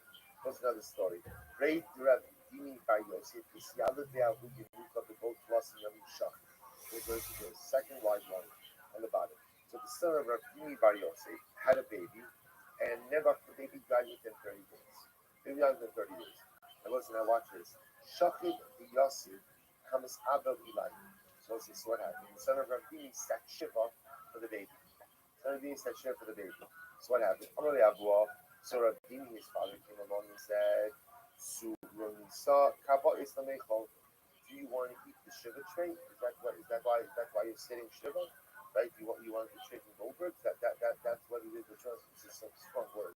Right? But he says to his son, Vote, are you proud of that? That's what it is. You want to eat the food. Yeah, go ahead and take 5 minutes. So again, what do you see from the story? You see from the story that a baby within 30 days is not considered to be viable like a Shimon O'Neill. Amarle, Kimli Bay, Shekalo Chadash. I know that this baby had. Sorry. So I know. Do you know that you're down by more I than know 50 that points? The baby had complete vitality. Just getting started. So I'm going to take a step back. When he says that a baby within 30 days. 50 points is a lot, dog. Right? It's called the NAFO. Some people might consider that type of lead insurmountable. The baby underwent the full gestational period. That's the shayla. For all the games that sometimes you may be able to somewhat perhaps keep it potentially that baby would be considered to be completely vital.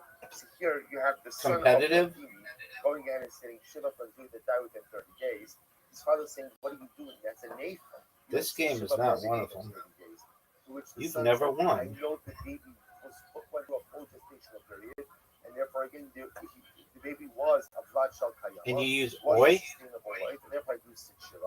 Once I did this, so again another story like this. First of all, Oh, come on. You do not have a word that starts with OI. A three-letter OI word. There's no way. That's correct. Yeah, the game at first. I just gave you a really good opportunity because I'm nice. Rashi went to the answer of this Rabbi knows both possible. So ultimately, there was unfortunately, the Hannah lost the child, lost the baby, that died within 30 days. Chazio Diosa becomes hallelujah. He saw that he was sitting Shiva for the baby. Amalei looks Savalei Mar, the Hag Amar Yudam Mishmalach of Shiranamia. Don't you hold. What we said before the Talacha. You're still down more than 50 points. The baby within 30 days is not considered to be. And you're struggling here, son. Sustainable. And therefore the Just Nala? What the fuck is that? What the fuck is Nala? everyone knows the knowledge. No one knows what Nala is. Common, very common English word. That's not real.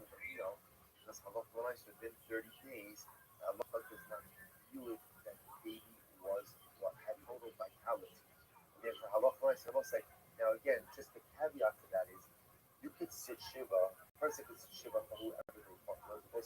Shiva, so let's say the parents would want to sit Shiva for such a baby like that. You can, you're allowed to. There would be no aninos, right? Remember again, aninos is when you're cut the premises. There's no aninos if there's not a halachically warranted or halachically mandated Shiva. You're up, dog. Baby dies in 30 days. There's no Shiva. And you're down by 50 points, which is a big lead. Again, like it's one of those things you can. Dog. But There's nowhere to place the tiles. What the hell? I'm in agreement with you on that. Let's say this is not the Hebrew case. A woman had a baby, and her husband died. And then the baby died. Woman had a baby, her husband died, and then the baby died afterwards. The baby died within 30 days. So what happens? This woman assumes that she does not need Hebrew. Right? Pig? When her husband died, You played pig? He was living heir. He was living offspring. There's nowhere else to build. Not within 30 days of the father, within 30 days of the baby's birth. She goes in and she gets married to someone else.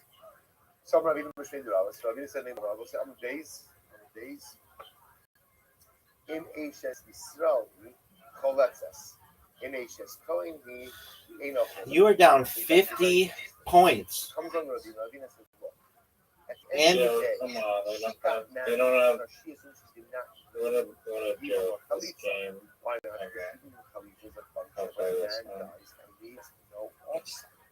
Oh, that's a big comeback. It turns out that it was non-viable. Right, you keep burping me. Baby died within 30 days.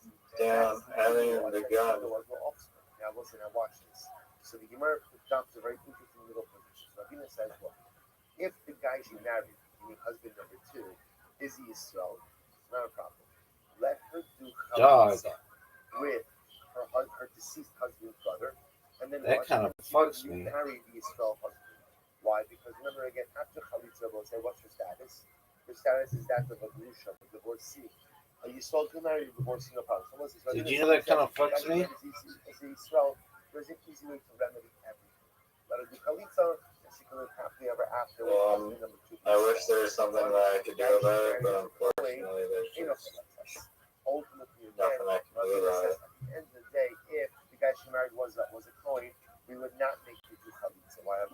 You're only down 20 points right now. Did you know that? Given the status of a Grusha, and if she's a Grusha, she may not Maybe ran this game, so second husband.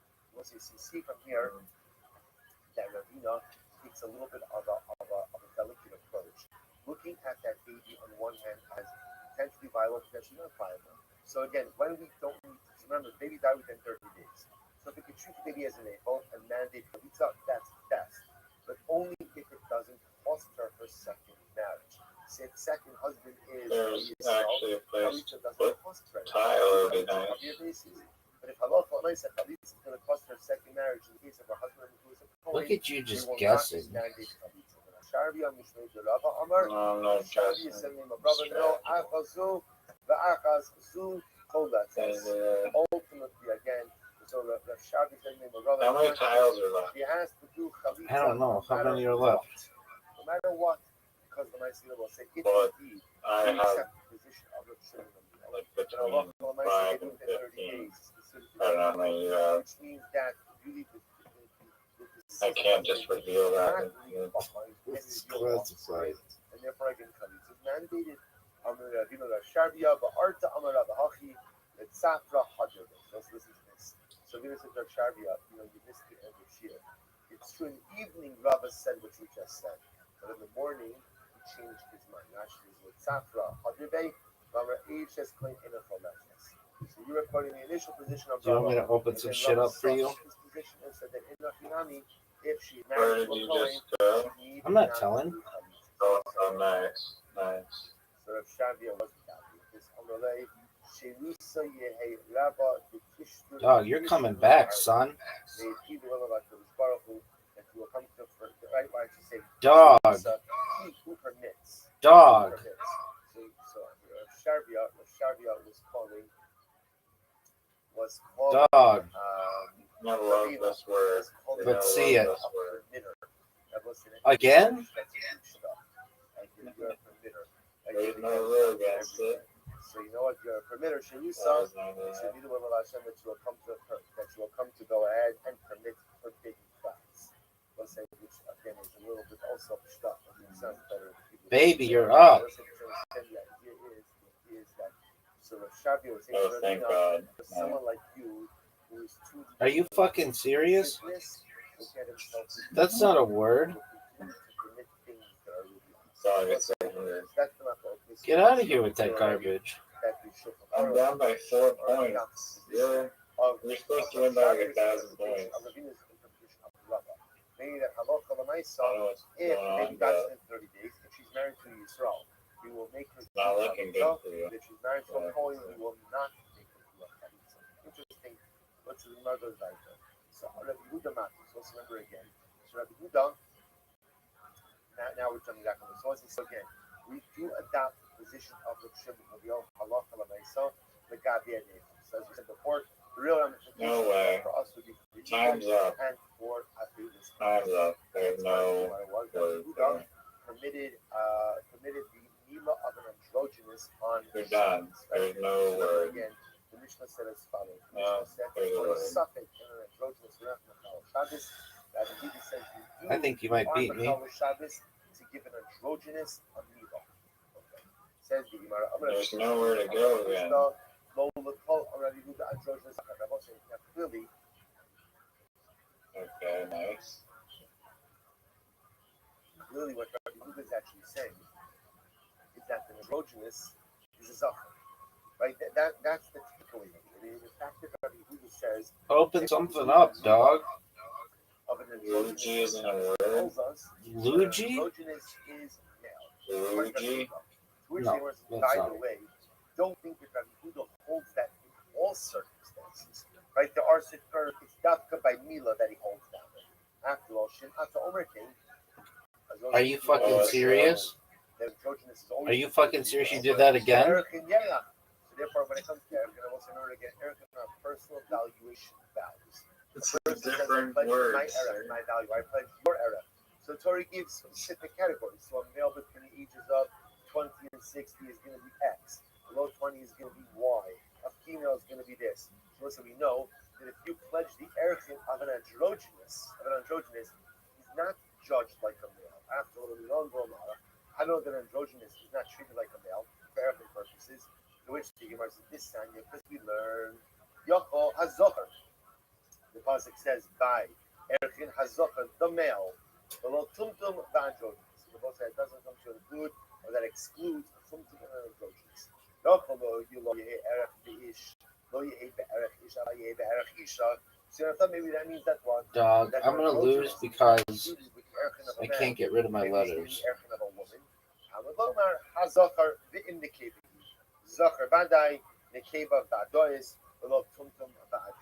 Ziti? Good word, dude. Male or you're female, and if you don't definitively I didn't even look that you were by a either three. you fit into a category or you don't fit into a category. Therefore, You have a word though? cannot definitively, unfortunately, fit into a category. Has no Let's erech see. value. Has no erech value. Maybe if you don't know, you put some bullshit.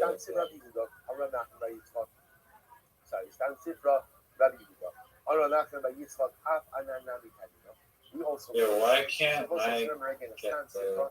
So in other words, an unstated, right, an anonymous. At that point section from Torah's that should have been like way higher. anonymous price up. It's like Rabbi Huda. Even though Rabbi Huda says in the Mishnah that you could be Mechalo Shabbos to give an androgynous a bris, which tells us that androgynous is a zachar. Don't think that Rabbi Huda always holds that an androgynous is a zachar. Or look over here, you see it by Erchin. Rabbi Huda holds that an androgynous is not a zachar, which then begs the question. So the Gemara says, Amar Rav Nachman Yitzchak Afanan Tanina. Let's go. Take the lead. You won. Except for a Chevi Shot to the You won. You won. No, I don't have a word. But a woman cannot, and an androgynous cannot. So it's like once again, you see that Rabbi Huda Wig. You won on wig. not a zachar. So we'll say, so now I have to answer the discussion. By Erech and androgynous is not a zachar. No By way. Kedushin and androgynous is not a Yeah. zachar. So why is Mila different? Don't get my hopes up. Dude, I wouldn't fuck around with you. You know how much I like to win. Some bullshit. Right? I don't have anything. Larger category of male, right? It's a larger category of zachar. In the rest of Torah, zachar means what? Zachar. Definitive Nothing. zachar. Definitive zachar. It's over, baby. But apparently, again, Rabbi Huda dashes. Kol zachar is a ribui coming to include those who aren't even fully male. Right? It's where those who aren't even fully male, that's the androgynous, and therefore, again, the bris of the androgynous will be doche Shabbos, even though the androgynous is not considered to be a zachar in other languages. Because the Shekach will stop over here, we'll pick up in the Hashem at the Mishnah tomorrow.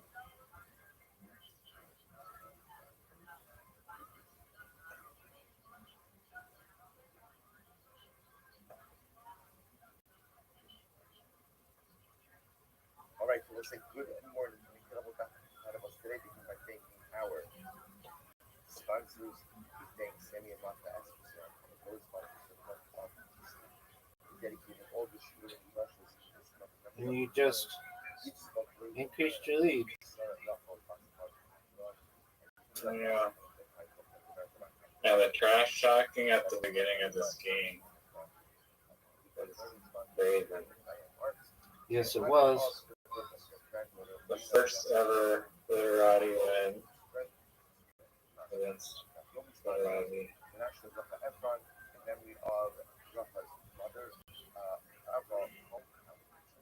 How does it feel? How does it feel to lose?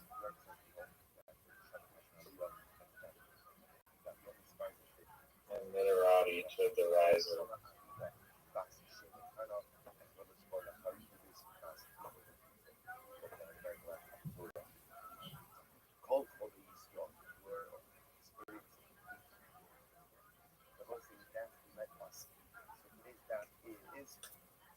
spam.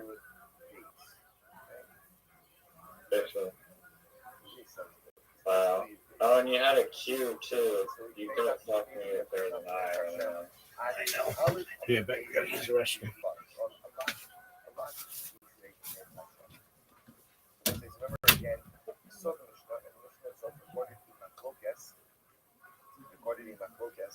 Ultimately, again, in the halachos concerning the timing of the Isser of Chametz. So we saw the tradition of Rabbi Meir, Rabbi Yehuda, and ultimately again Rabbi Gamliel. So we're going to analyze on the reports of the Gemara.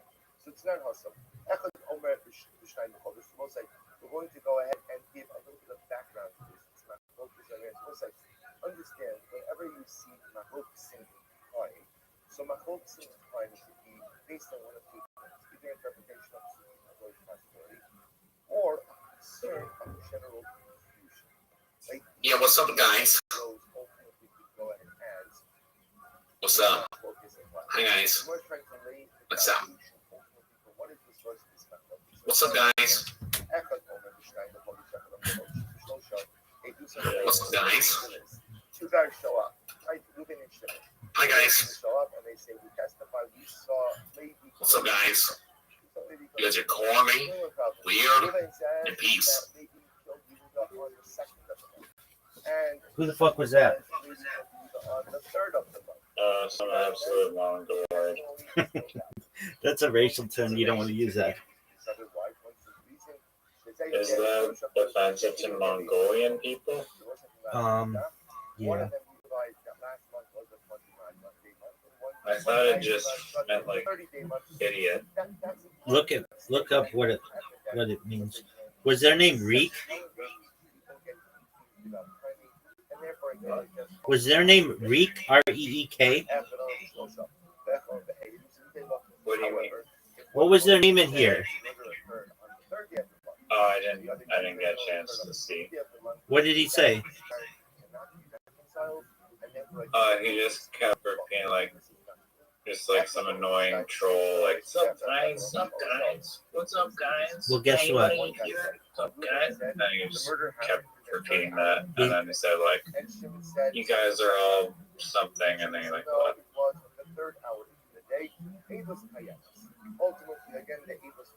All right. That was, I would say, the worst, most rigged game in the history of humankind. Do you feel very happy with yourself? I do. Okay. Do you want to play basketball? Yeah, I do. Or I do.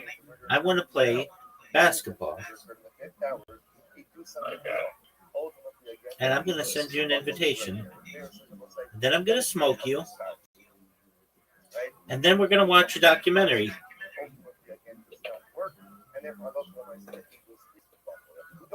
Do you have a documentary? Did I ever make you watch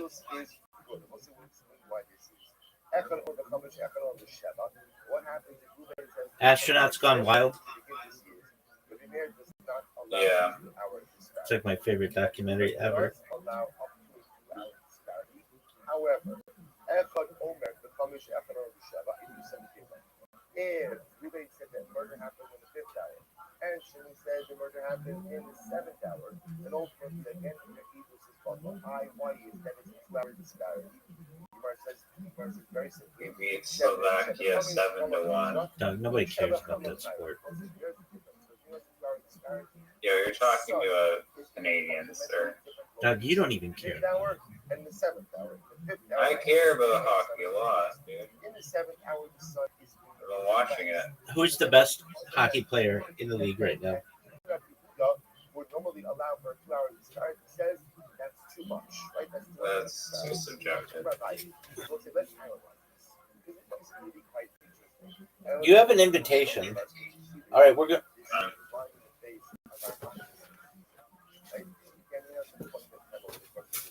Prepare to lose. And one of the big things, again, that we seem to learn about this is to line up pretty exactly. If you just clean up that to allow for up to 2-hour disparity, provided that again, it's not a we'll call it solar disparity. Oh, what the It's fuck? 5 to 7 with the disparity. That was so bad.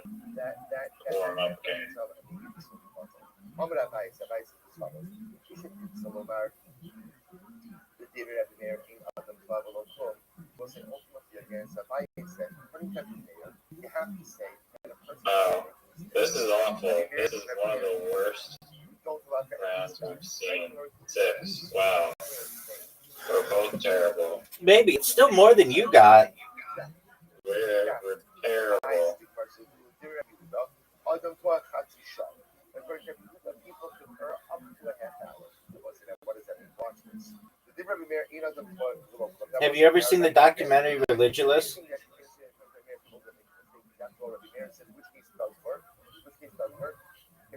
No.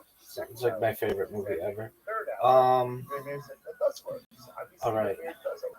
Trying to think of a good documentary you would like that isn't boring as fuck about Canadians.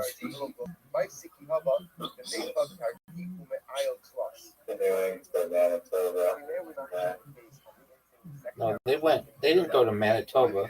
They went to the Amazon, but they didn't even go up to Amazon.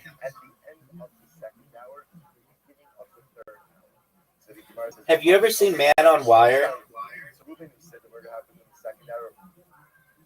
I feel like I have at some point, some time ago. It's about the guy who did tightrope walking between the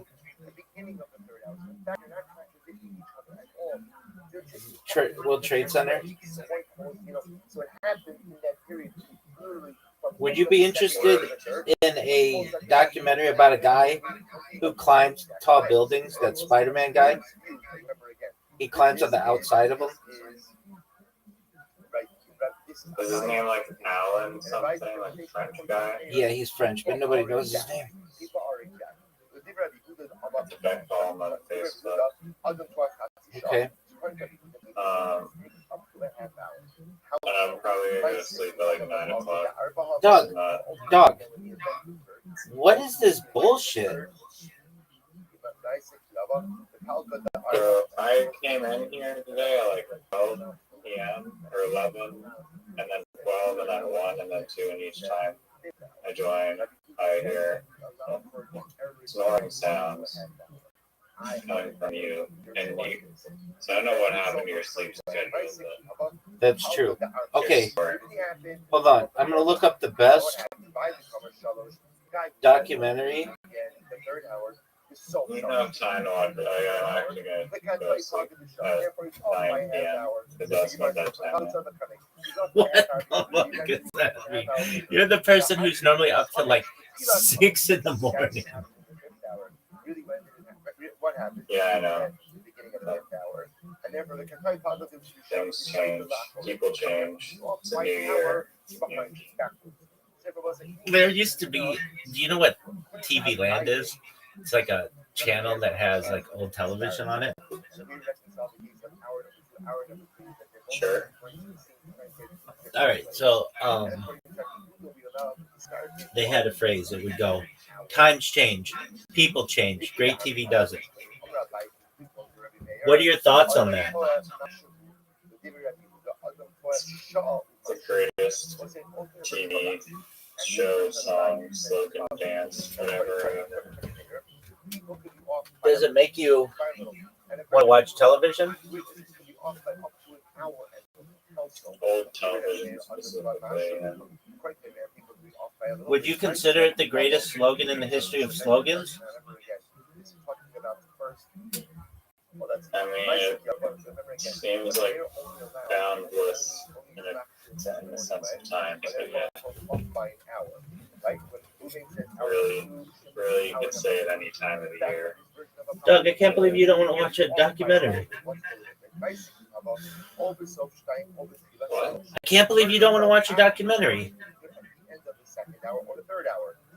I've already watched the one about the people that live in the mall. You know that there are other documentaries in the world aside from that one? That one's one of the best documentaries. It wasn't even as good as Big River Man, dog.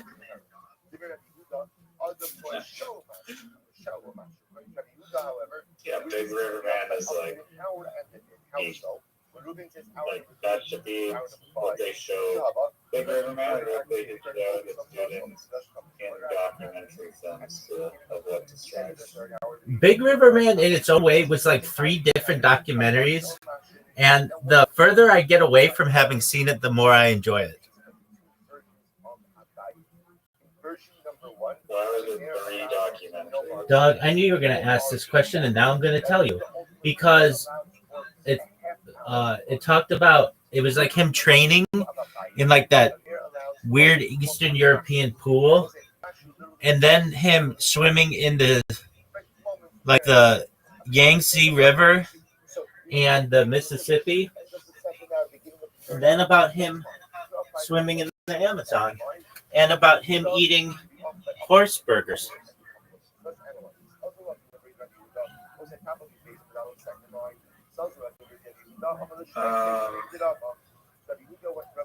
I guess I don't know. I mean, like there was a build up to like the story that was really awesome. I guess. But, yeah. Now, what do you think of this story? What do you think of this question? What do you think is Zoot's favorite documentary of all time?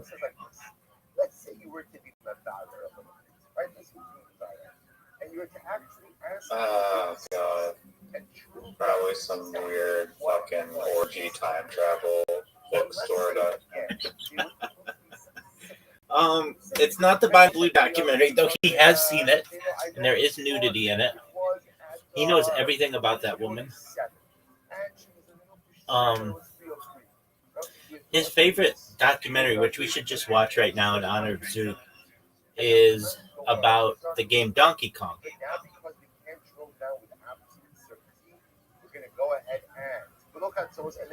Do you want me to tell you about it? Is this like an arcade one or no? Yeah. Okay, I feel like you possibly mentioned this before. Oh no, I definitely mentioned it before. So Zoot told me, he's like, it's my favorite documentary ever. So I was like, okay, I'll watch it. And I did. It's about this like underdog story of this guy who wants to set the record of the highest score in Donkey Kong. And it's about a few people, but basically like these people are like really, really strict on like high scores. There's even a website dedicated to all the high scores of all the old games, and like people are really serious about it. And then there's this guy who's like he's like a barbecue sauce, not even barbecue sauce, like a hot sauce, like air. And so he has all this money, and he's able to buy like a cool car and be able to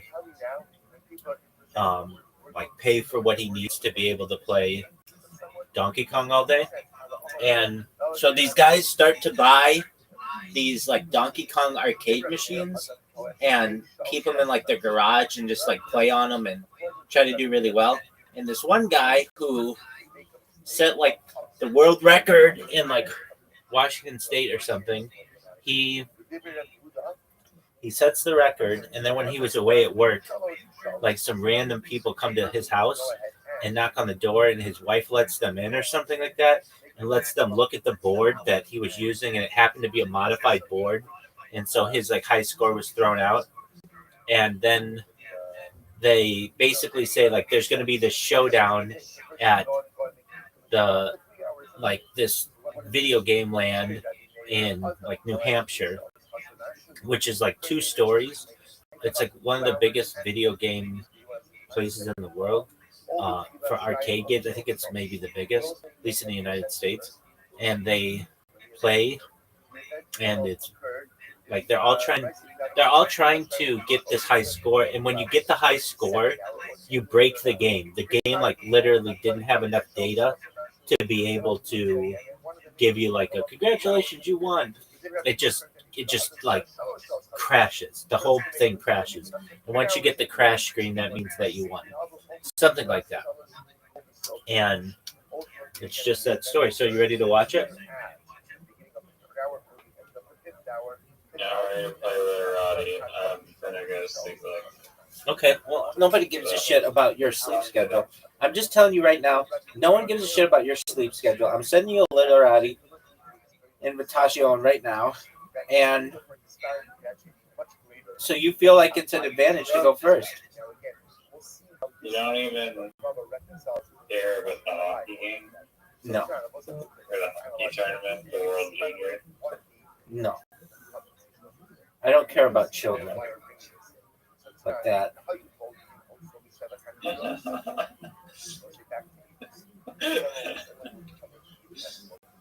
You don't care about the children, okay?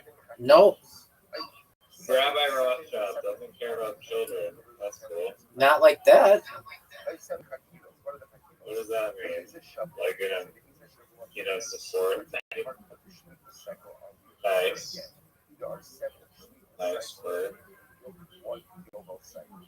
Question number one. You said you saw the murder. So which cycle of the global cycle? Did you see the murder? That's the Asa shut up. The Asa shut up. Are you proud of that? What year cycle? It's tie game, dog. The Asa Kodesh. What month? The Kama Kodesh. What day of the month? The Asa Yom. Kama Kodesh. The Asa Yom. What day of the week? The Asa Shah. What time? Oh my god. The Asa Month. And what? You know, you've never beat me when I've gone first. I've only beaten you one time. Yeah. And I had to pass. So technically, I let you win. It's not how it works. Dog, did I make a move on my first try? Yes or no? You, this game we played together.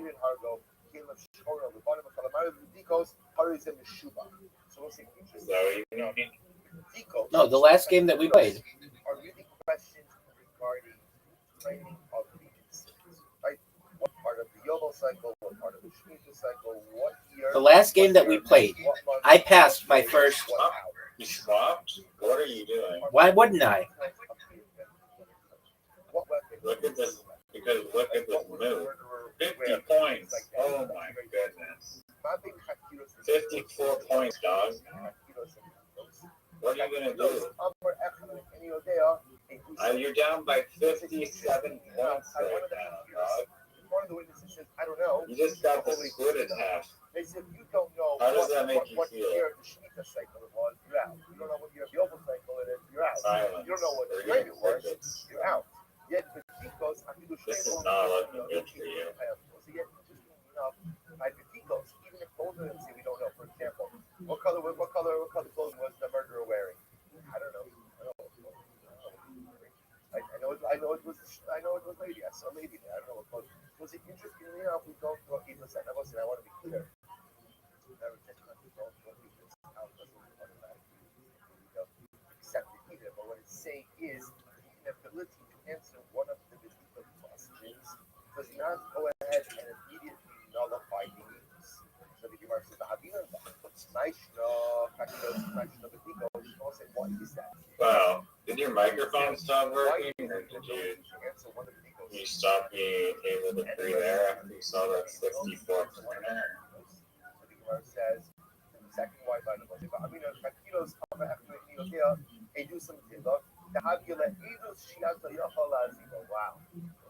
wow.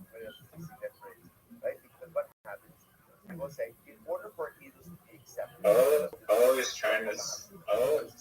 Wow. any set of agents that are going to testify Impressive. has someone is the concept where they can be prudent, to be Why are you so quiet? Are you just concentrating? Oh, what's the Two other witnesses show up and they say, "It is impossible that you witnessed that event." Why? Two words. Two words. You were with us at that particular time. Then people say, if an Eidos is not subject to Hazama, being made budget is not covered, which makes sense. Because at the end of the day, if you're not giving testimony in your witness to these children, then what skin do you have in the game to tell the truth? So therefore, I will say, interestingly enough, the Hakidos questions are incredibly important because the Hakidos questions are what create an Eidos that is subject to Hazama, that is subject to being disproven. But if you can't answer one of these questions, then you can't be disproven.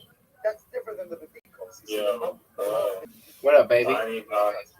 I'm talking. I'm talking. What do you want me to say? You're supposed to talk. You can't just go silent and then when I'm asking you questions. Dikos, Edu Shati Akodazili. The Gemara says, Dikos, even if one of the witnesses I'm going to give you the best comeback you've ever seen in the history of humankind. Now watch this. Remember again, both according to Abaye and to Rabbi, really even more according to Rabbi. Right? According to Rabbi, Rabbi's view, Rabbi allows an error of up to 2 hours in a day. The error allows ultimately again for an error of up to 3 hours. So it's like, if you're really allowing the margin of error, ultimately again when it comes to testifying about the time that the witnesses saw the murder. Oh, no way. No E word. There's no. Unless you have another S. Yes. Baby, what do you want me to do? Right, Reuben shouldn't show up to say, we saw Levi murder Yehuda. Let's say, good. And then what? You're up 10, son. Second hour, third hour. And then what happens? And then witnesses show up and say, second hour, we're having breakfast with us. The second hour. How could you have seen it? Then, it wasn't the second hour. No, I made a major mistake. And the mayor says, I have up to 3 hours and a bit. And he says, up to 3 hours and a bit. I made a major mistake. Never be fraudulent because you have a built-in margin of error that essentially becomes like the escape for witnesses, which the Gemara says, no. The those site. What's the case? If you look at Rashi, Shani, it's Rashi 4, 6, right? Nothing about it. Shani Piavina, who fully to Sayu. In Yesh Mazim and Khan, Yehola Lahazim and Aidi Shab, the Usa, the Lama Kala Shavat Usa, and the way Hazama works is that Hazama would have to the witnesses who come along to prove that Reuben and Shimon, the first set of witnesses, are fraudulent, would have to prove that those witnesses could not have witnessed the event both during the stated hour as well as during when? Any of the margin of error as well. So it doesn't mean that they're not subject to Hazama. What it means ultimately is that the halacha of Hazama says that you have to go ahead and prove that these witnesses could not have seen the event at the time they say the event occurred, and what? And any potential margin of error as well. So it does up the threshold for Hazama, but it is still a Eidos that is subject to Hazama.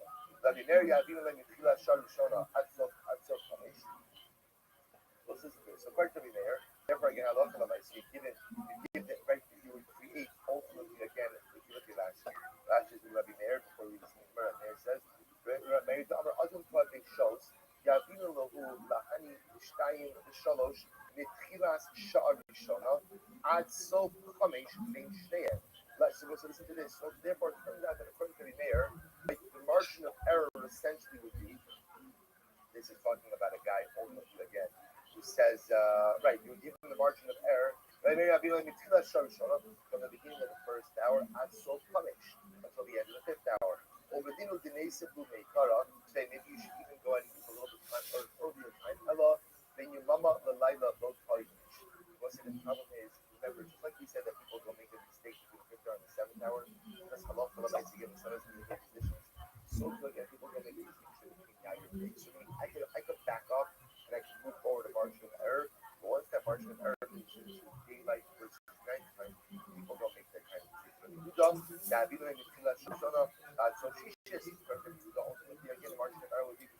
hour and the 6th hour. I Rabbi Dinesi Lune Kara today. I will say before you turn the page with Rashi. Rabbi Huda the Adam Bad Gimel shows. Rabbi Huda who says that a person can make a mistake up to 3 hours. 3 hours is a bit actually. Now Rabbi Lachanach the shows the Kamish Rabbi Huda by Matzah. Rabbi Huda is going to make a mistake up to 3 hours. Then what? You give him from the beginning of the 1st hour to the end of the 6th hour.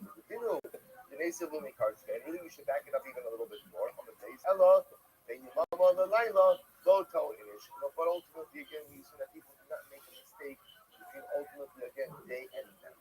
You must do the Dinu, the Nesa Likamate. And in reality, we should add on more time as well. Ella should then leave Kamavisa, will present Kamavisa. Notice, as we said before, that Allah said people will make a distinction between the 5th hour and, or make a mistake between the 5th hour and the 7th hour. Why? Because the sun is in different positions. So we'll say, so here's what's interesting.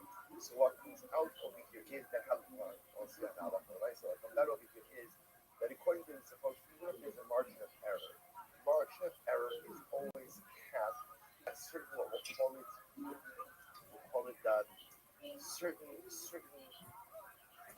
I'm down 34. This would be the greatest comeback in the history of comebacks. Like people might make a margin of error in time, but people You're using a dictionary cheating machine, so I mean, I don't really know how that's fair. Before noon, let's call it, and after noon. Noon itself No, will be subject to this- some confusion. But people go to so the the- morning and the afternoon where the sun is in different positions. So even though we allow a margin of error, we assume that people are still cognizant. I feel like if you hijack, if you like add an extension onto someone's, So the Gemara says, so it's not. onto someone's like big word like that. That could be a fascinating machlokas. Let's say it's a fascinating machlokas also because it's a machlokas in human nature about how attentive people are in general to what it is that they observe. So what's fascinating about this is as follows. In Abaye's model, remember in the first version of the two versions of Abaye, in the first version of Abaye's model, there was a chief Rabbi Meir that said people don't make mistakes. Right? Don't make mistakes. That people can be exact with their time. People can be exact. If you notice again in every subsequent version, that doesn't even come on the radar. Right? In the second version of Abaye, it's not like that. In both versions, ultimately for the version of Rava, it's not like that.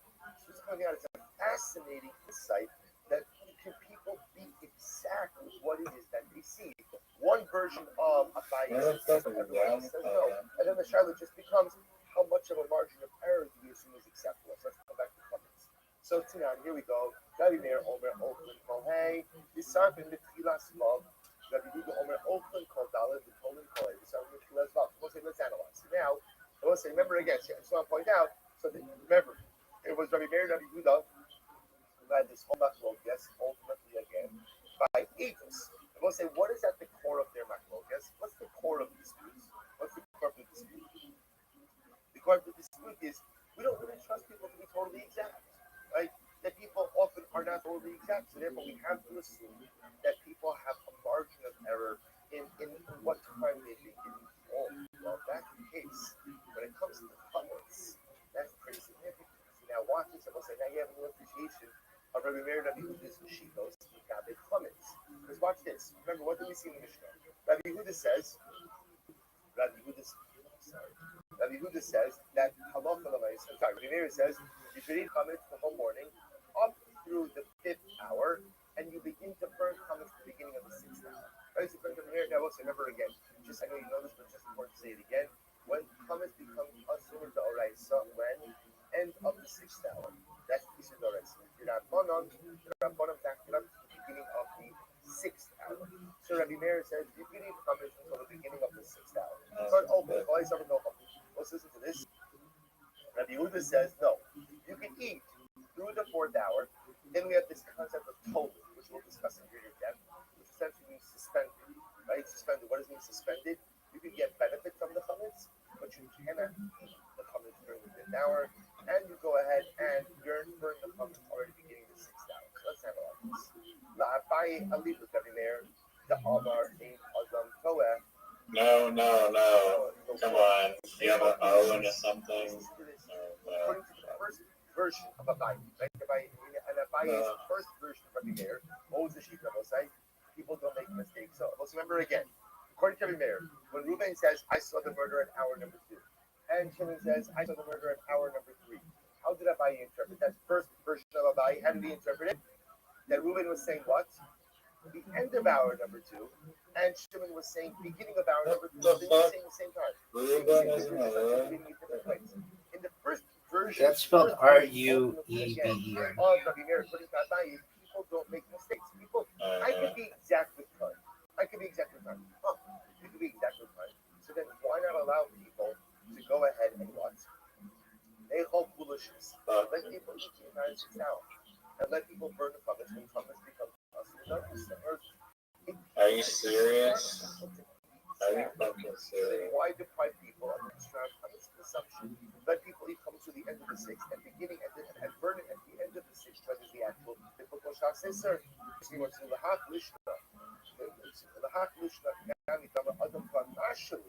it was like, even according to the second version of Abaye, right? The second version of Abaye, Rabbi says, according to Rabbi, people can make a little bit of a mistake.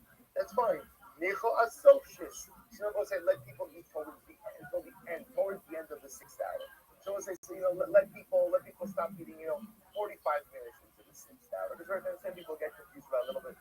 But why do you have to back up the Shas Isser to the beginning of the 6th hour? Furthermore, in Abaye's first version, where according to Yehuda, people can make a mistake of up to a half hour. Do you feel breathing on your heels?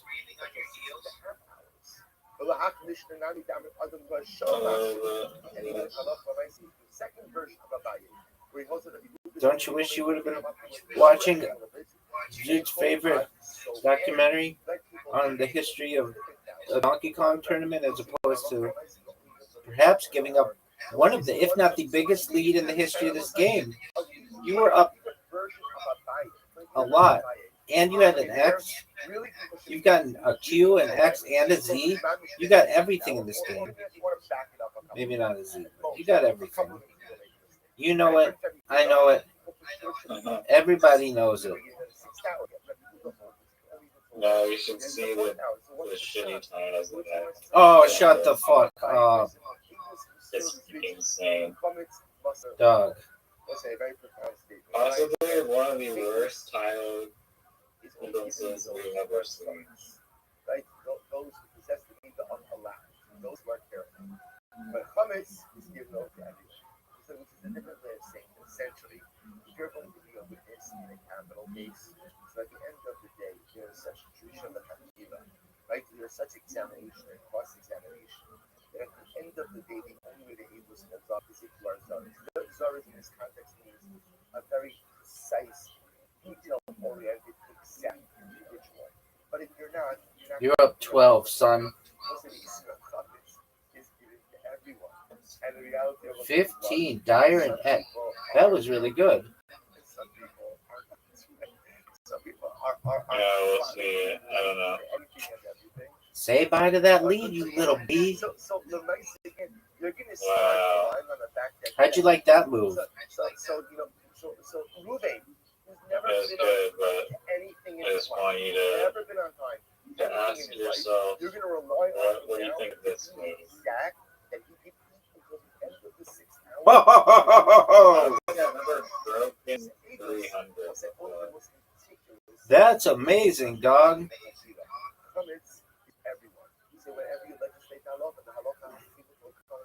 There's not many cars.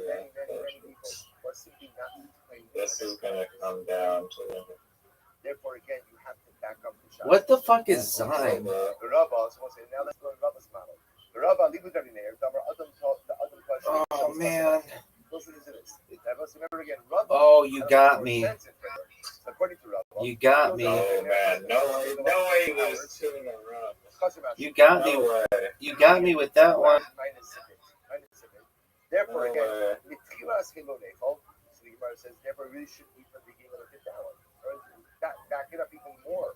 Because let's say people make a mistake of up to 2 hours in a pit, but really, again, from the beginning, I don't know how I of the beat 5th hour, you. people really should not be able to eat. So the Gemara No, says, what remember, the and we're fuck? only speaking up until the 6th hour, to which the Gemara says, hey, Not now this we're going to come about it. So we'll say, no, it's a bit different. sun is in the east. The seventh hour, which I will say the beginning of the Shas Nissim of the Araisa, the sun is in the west. So because there is something identifiable and observable to mark the difference in these two times using the people being conscious.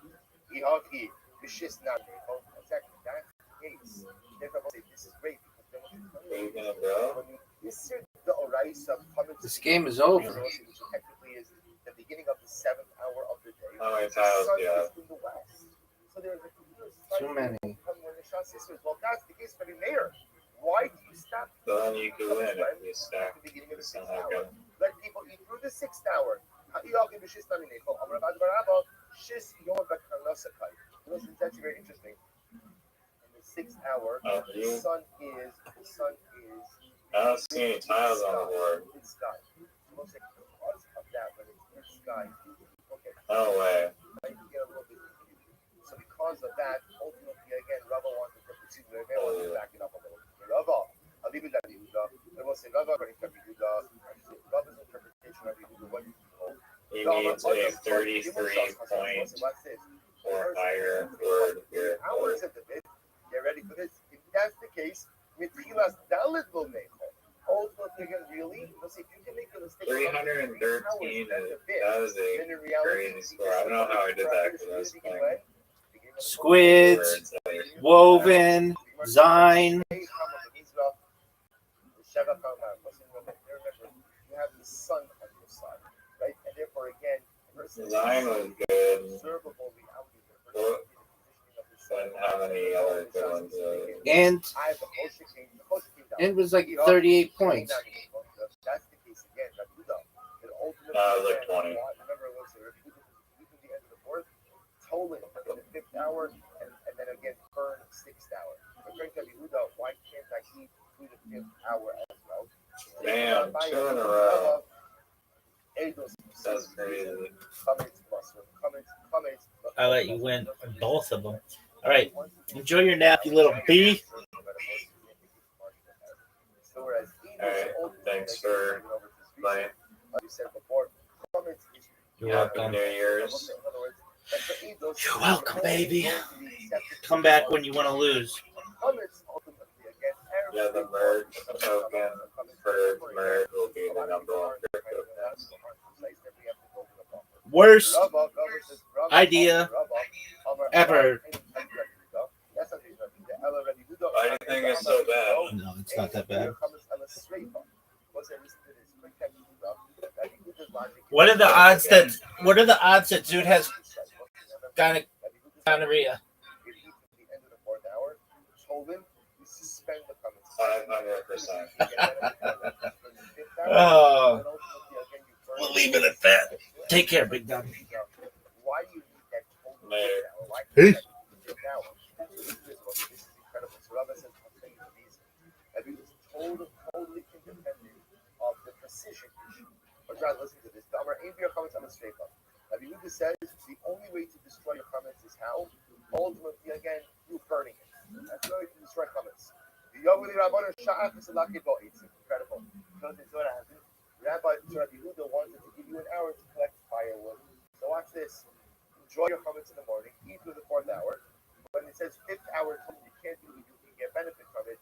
That's Rabbi Yehuda saying, go collect your wood for your comments. Go collect your wood. You've been busy with your Pesach preparations, so then we didn't collect the wood. Go collect the wood in the fourth hour, and in the fifth hour, and therefore Allah burn your comments in the sixth hour. So therefore, interestingly enough, according to Yehuda, the fifth hour total issue is not a din in the imposition of people, but rather ultimately, again, it's a din in beer chametz. We're giving you an hour to do beer chametz because also the shita is it's not enough to go to the river and throw your chametz into the river. You have to destroy your chametz by fire. Well, also, you have a significant amount of fire. Significant amount of chametz that's going to require significant fire. Significant fire requires wood. Maybe you don't have firewood gathered. So therefore, so we give you the time to assemble your firewood. So in each day, Rabbi Rabbi, so I think this is another matter. I don't think that's it. Only the Imasai, Shalom B'Shas Biuro, Abal B'Shas Biuro Hashbasas of the Ragar. So we'll say, interestingly enough, Rabbi says to Rabbi And there is another sheet that Rabbi that ultimately again Rabbi Huda says, when do we say Masai? Ultimately again, when do I say that you can only destroy chametz through burning shalom b'shas bi'uro? Also, look at Rashi for just a moment. This is the third wide line down in Rashi. Imasai, when you omer ein bi'u chametz elas sreifa. Rabbi says, when do I hold this? You can only destroy chametz with sreifa when shalom b'shas bi'uro b'tchila sheish b'chol sheish takati b'doraisa shari. Ultimately, again, I will say. When do we say that halacha l'maisa? You can only go ahead and destroy chametz with fire. That's shalom b'shas b'yula, right? Ultimately, like Rashi says, the beginning of the sixth, the whole sixth, where the chametz is only asur b'drabanan, but not the daraisa. About b'shas b'uro hashbasasa b'chol davar. Rabbi will say once the time of the sur chametz begins, you could destroy chametz any way you want. Look at Rashi about b'shas b'uro. Shava shumusham in Torah. Hashbasasa b'chol davar. Torah said lama im ein lo itzim yamtin at shas b'uro v'yash b'sena b'chol davar. So we'll say Rabbi says I don't understand.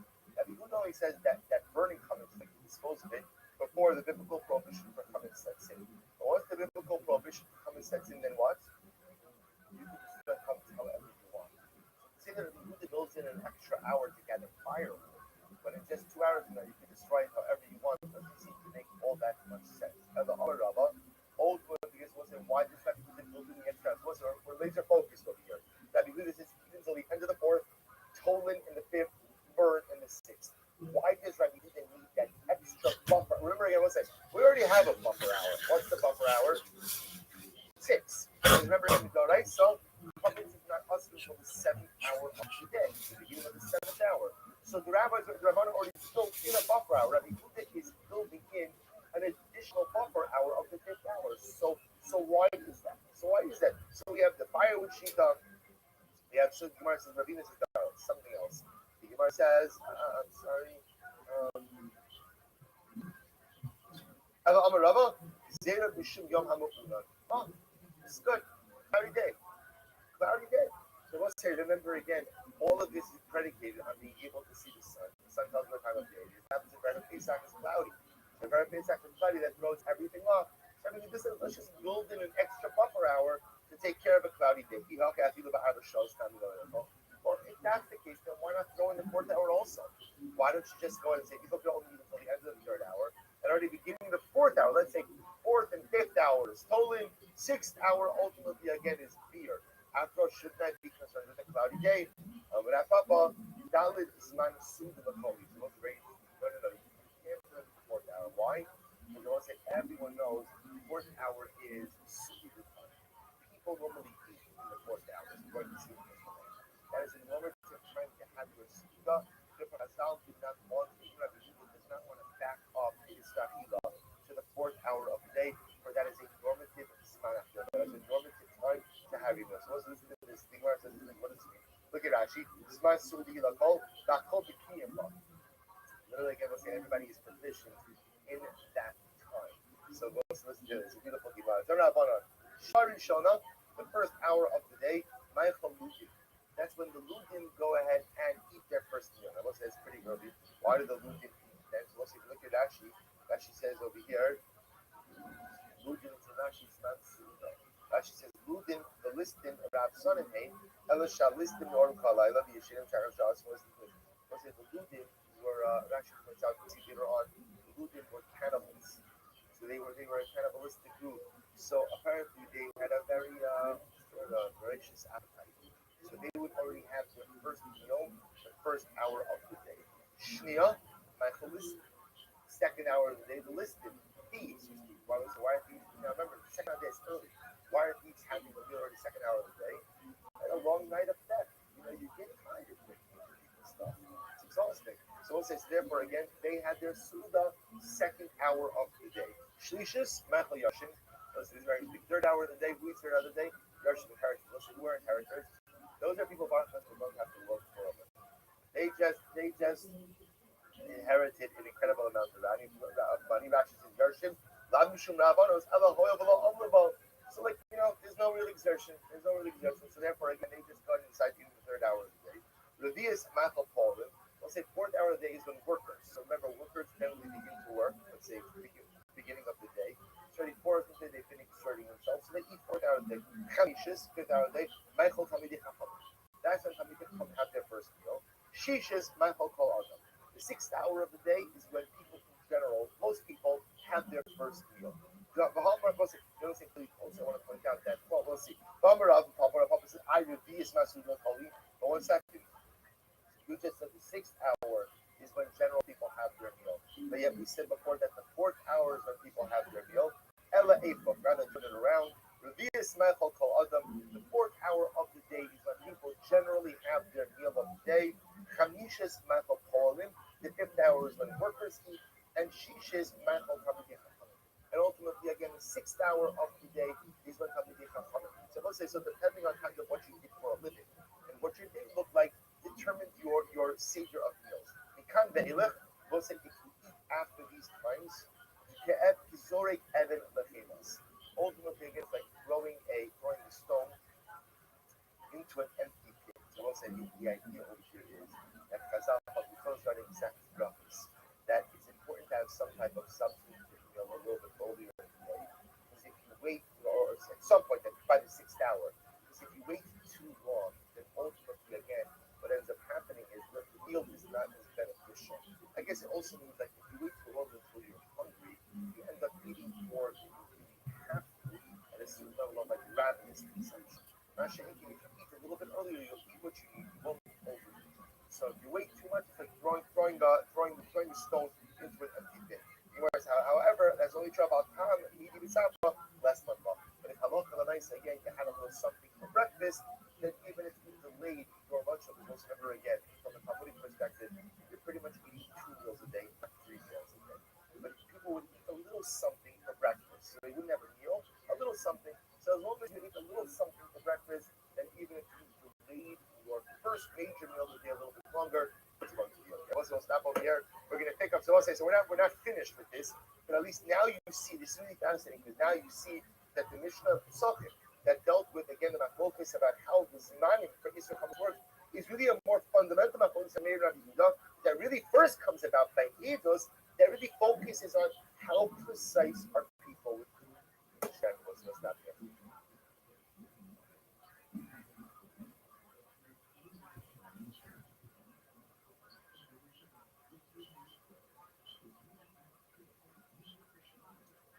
All right, that was a good word to let us lay down. Is people to test the side 1 to 6. If I think our fun over here, take our day of work, sponsor our evening, and then we our sister via Hessel, Nas Shalom is on the rough on. We look at it our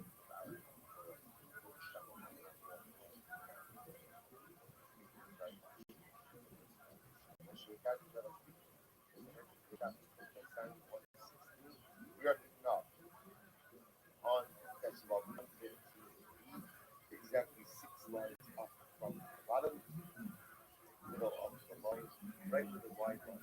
One of these was summer again, maybe another incredibly fascinating tomorrow. So we're going to discuss today. Remember, we left off with this concept that the basic definition of a safer is 85 letters. These 85 letters means safer. So the Gemara says, based on the section of by people saw, we'll discuss why the 85 people saw are but when I say 85 letters, that's what the number is safer. So the Gemara says,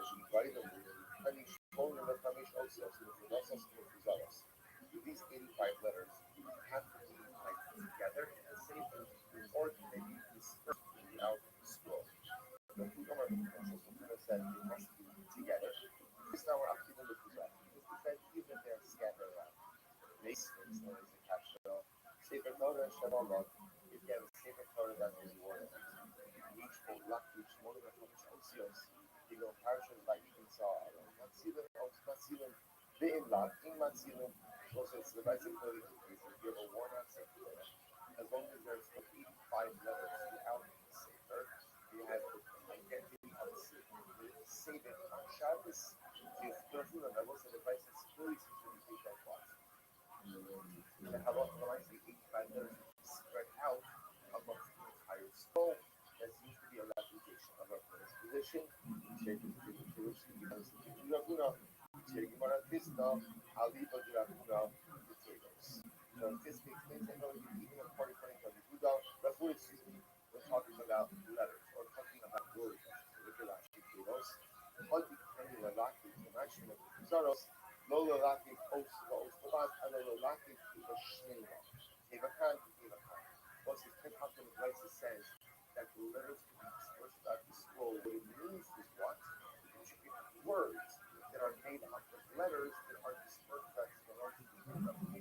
Would be the following. Either you have 85 letters concentrated in one place, or you could have 85 letters that are dispersed throughout the scroll, assuming that what? That the letters are not just standalone solitary letters, but the letters are part of words. The words, again, are dispersed throughout the scroll. So when there's like 10 of them, so you might have to follow, so you might have to follow. I think it's all, when they want to check. The partial view, Asla Kalishmarkus, Manios, Mahalo, who even was again. The partial by keeping saw. So remember again, if you're saying Torah, it has words, right? Words that block you up. So again, it's section that's simply the only individual particle or section demarcated by a node at the beginning and a node at the end. Low matter why does it have or why does it have these demarcations? Those type of doctors dying. Omar Sharif and was that those nodes teach us that this section of I even saw already doesn't really belong where it's placed. We'll say where does it remember? Ethical Kabbalah frames this as metaphysically dangerous, not neutral. Bottom line, in Kabbalah, intersect is viewed as a serious spiritual misalignment, not just not making it. Okay, well, hold on. Analingus, Remy. Kabbalah is even more negative here. While mouth is the highest sanctity, mouth is associated with speech, breath, Torah, and divine expression. Hold on here as well. Using it in contact with areas associated with bodily waste is seen as severe inversion of holiness. But what if it's clean? Our extreme crossing of boundaries, Kabbalah places huge importance on spiritual separation of demands as act collapses those boundaries in the wrong direction, strengthening impurity. Zohar repeatedly warns against strong holiness downward into impure realms instead of elevating the physical reward. Bottom line, Kabbalistically, this is viewed far worse than pain and, of course, spiritually speaking. Calm down. Important nuance, Kabbalah is not mainstream practice. Many Jews follow halakha without Kabbalistic stringencies. These ideals are mystical, not legal rulings. Rambam, for example, explicitly rejected this metaphysical framing. In one sentence, Kabbalah teaches that sexual acts must channel divine energy through its proper spiritual pathway, and therefore views anal sex, and especially analingus, as serious distortions that empower impurity rather than holiness. So, is that the end? No. Because I'm sure some Rebbins out there saying, maybe, I want my salad tossed. Let's see how we can figure this out. All right, so the halakhic rule on anal sex, if you want it, is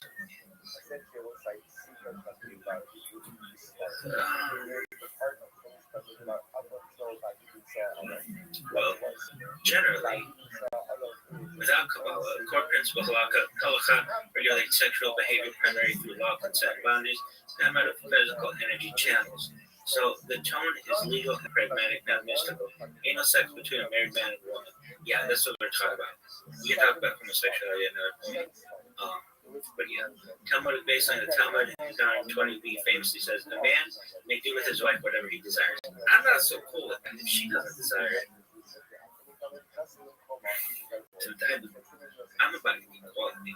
Okay, taking at face value, many classical halakhic authorities understand this to include non-vaginal intercourse as long as it is between a husband and wife with consensual, it does not cause harm, it does not involve prohibited emissions. Rishonim, earlier authorities, Rashi and Tosafos, generally permissive in theory. Rambam legally allows it, but strongly discourage it as a crude and morally disgusting, not mystical.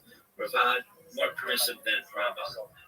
All right, practical halakhic consensus. Most later halakhic authorities do not forbid it, outright strongly discourage it, often say it should not be habitual and not replaced in normal relations. Key point. If someone asks, is this forbidden by law? Many poskim would answer no. If they ask, is it appropriate? Many would also say no. Analingus, rimming. Beer halakha is much less permissive, even without Kabbalah. Why? Not mysticism, why hiding? Human waste concerns. Anything involving contact with fecal matter raises serious prohibitions. The mouth must not contact areas considered filthy under halakhic standards. Baal Tashakju, do not make yourself repulsive. Many authorities apply this principle here. This is a legal category, not a mystical one. Rachel and safety issues. The mouth is used for prayer, blessings, Torah. Halakha treats improper use as a problem of dignity, not cosmic damage. Bottom line, most halakhic authorities would consider anal ligature effectively prohibited or at a minimum strongly forbidden in practice, even without invoking Kabbalah. The key differences from Kabbalah, the reasoning for halakha is law, consent, dignity. For Kabbalah, it's cosmic energy, purity, zero. Anal sex, technically permitted but discouraged, spiritually dangerous, according to halakha and Kabbalah, spiritually dangerous. Analingus, largely prohibited in halakha, Kabbalah, severely damaging. And then tone, practical for halakha, and metaphysical for Kabbalah. One sentence summary: halakha without Kabbalah may technically prevent anal intercourse between married partners, while discouraging it as undignified, but generally reject analingus on legal and cleanliness grounds rather than mystical grounds. All right, so I'm going to be honest with you. I'm sure that somebody's going to want me to find a loophole this bad boy. So here's what I would say. There used to be this Canadian convert who was amazing called Sue Johansson, R.I.P. baby, Zachron Lebracha, and she taught everybody's favorite rabbi about a lot of things sexual. She's like Canada's Dr. Ruth. If you know about Dr. Ruth, anyway, shout out to that bitch. Zachron Lebracha. Anyway, so Sunday Night Sex with Sue Johansson was a show where Sue would take calls, and I would love to have a show like this someday. But they were amazing. I would watch these with just. I'm not going to tell you all about with whom I would watch this show, but it would be like every guy would be very, in their own way, extremely jealous. Anyway, I would watch these shows and just learn, and just like I was like. I'll put it this way. I was like a lion in a sea of gazelles. Anyway, watch the show, and one thing I remember, Sue Johansson was much more liberal in terms of some of the things. And she would say, like, how thick the epidermal walls of the vagina are. It's, like, really tough. It's got to, like, be able to have babies and stuff. But I'll never forget, she said the epidural wall of the penis is like one Epidermal. Just want to clarify that. layer. It's like not very thick. And these girls would call him to be like, oh, my boyfriend wants to have anal sex. I don't really know about this. You know, Sue wasn't against it.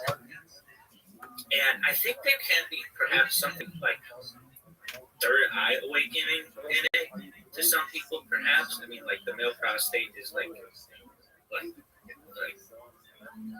milkable. And to women, one time I talked to this girl, and I was like, so what's it feel like? Like, you're taking a really big shit multiple times, and she's like, uh-huh. And so I guess, like, okay, that'd be very pleasurable for many people. All right, yeah, but that was a good analogy. All right, anyway, so what? What are you going to say? Well, first and foremost, cleanliness is really important.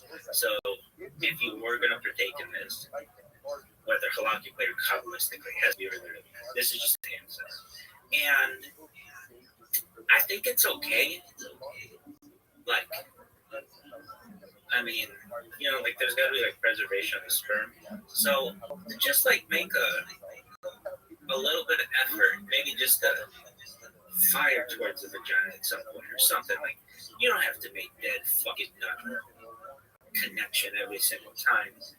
But, you know, perhaps to have that intention, that would be great, ideally. But if not, the lady can just kind of do what she wants to, maybe move it towards the vaginal canal. Who knows? Like, maybe in your mind think that, like, hey, if we had some kind of Rube Goldberg kind of like setup downstairs, she might get pregnant. I think that because you got to have that kind of mentality. So it was super clean, and you had the intention that she could get pregnant from this, and that perhaps by doing this, you may somehow have more children in the future because you'll be more attracted to each other. I think that that's like a loophole we could use. All right, really quickly, I was working at this financial institution, and I would go into this like vault where we kept all the money, and I was a little bit of a pimp, let's just say, still my baby. Anyway, this one woman would Gigantic. go there, and she'd be like, "So what'd you do last night?" And I'd be like, "Oh man, allegedly, this is all alleged." I'd be like, this girl blew me, this other girl blew me. Wow. Just like talking up a storm, spilling the tea. It was like Petticoat Junction. Anyway, and this girl was like, "Well, you better be careful." I'm like, "Why?" She's blowing me. And she's like, "Yeah, but I had a girlfriend of mine who would blow guys she liked and incubate their semen in her mouth. And then when the guy wasn't looking, try to impregnate herself." And I was like, "Damn, bitch, you got some crazy ass friends." She's like, "Yeah, just be careful because you might meet someone like that. And you can change your life." And I'd be like, "Oh, this is all legend. So we were just doing hypotheticals back there and everything. We had a patty cake, perhaps, in the backs of cars, whatever." But I was like, "Damn, that's like, yeah, not so down on how shit could be." But again, I'm like perfectly virgin as it been falling snow, so I've never been born ever. Not like I hold perhaps the world record for most amount of BJ's from Rothschild, but nevertheless, or like that was like, I basically made my own fucking religion out of that kid. But let's not go into it. It had religious connotations, we'll just put it that way. Allegedly. Perhaps. Why? Who knows? I'm just allegedly. Anyway, back to cunniling. No. Analing is okay. So, do you think anal sex is okay? If you did under those circumstances, I think it's better. And whether it's allowed or not, I mean, it's already allowed. It may not be. It may not be. It may not be like a mainstream thought, but I mean it is. But I don't know. It's up to you and your partner, really. Look, I say this for all this bullshit. This is like Outback Steakhouse. No rules, just what right. And I don't know, that used to be their saying. And do as thou wilt, just don't fuck up. And I don't think, if you did anal sex under these circumstances, I don't think that's too much fucking up. So long as no one gets hurt, it's totally consensual. Now, rim jobs, that one is interesting. This thing's never going to upload.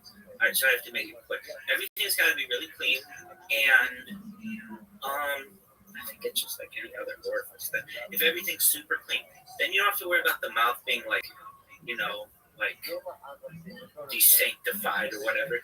And then the hole, I think, would be okay.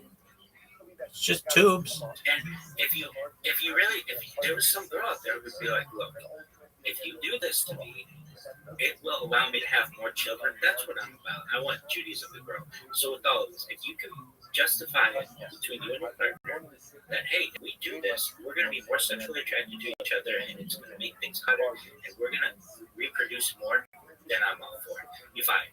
Go fuck yourself.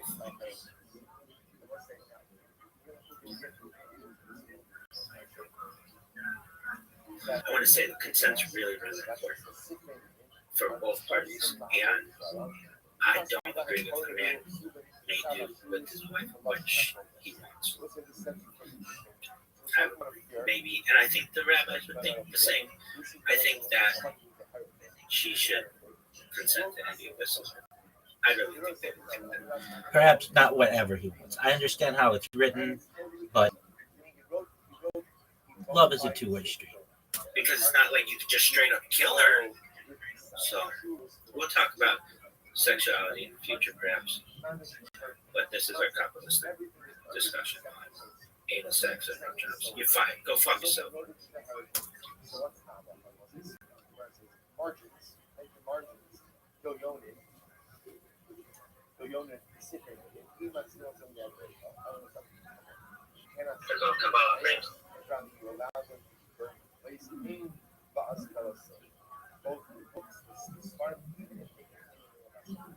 My lad, we're going to see this is not the first margin of the margin themselves not having drunk. No, you're only see rate. That is the margins of something written by in Apikarsi. Hashla Sifri by Imatsir. You're only right, that doesn't make any sense. That was written by a heretic. You're not allowed to say that sacred Torah on Shabbos. Because again, this goes back to the basic idea that what endows a sacred Torah with Kedusha is not mean and the harshly not the spirit, but rather the sober life. So if the person who wrote the Sefer is a heretic, the Sefer has no Kedusha. And therefore, halacha l'maisa, if a fire breaks out, you are not going to save such a Sefer. So the Gemara says, can't be talking about the margins of the Sefer Torah. In fact, that Sefer allowed to burn. Of course, the margins of the Kedusha.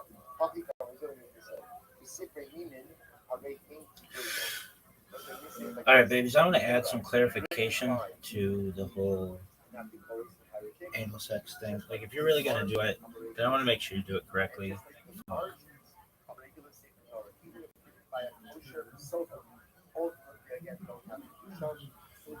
Yo, baby, I want to talk about and clarify the whole anal in this thing.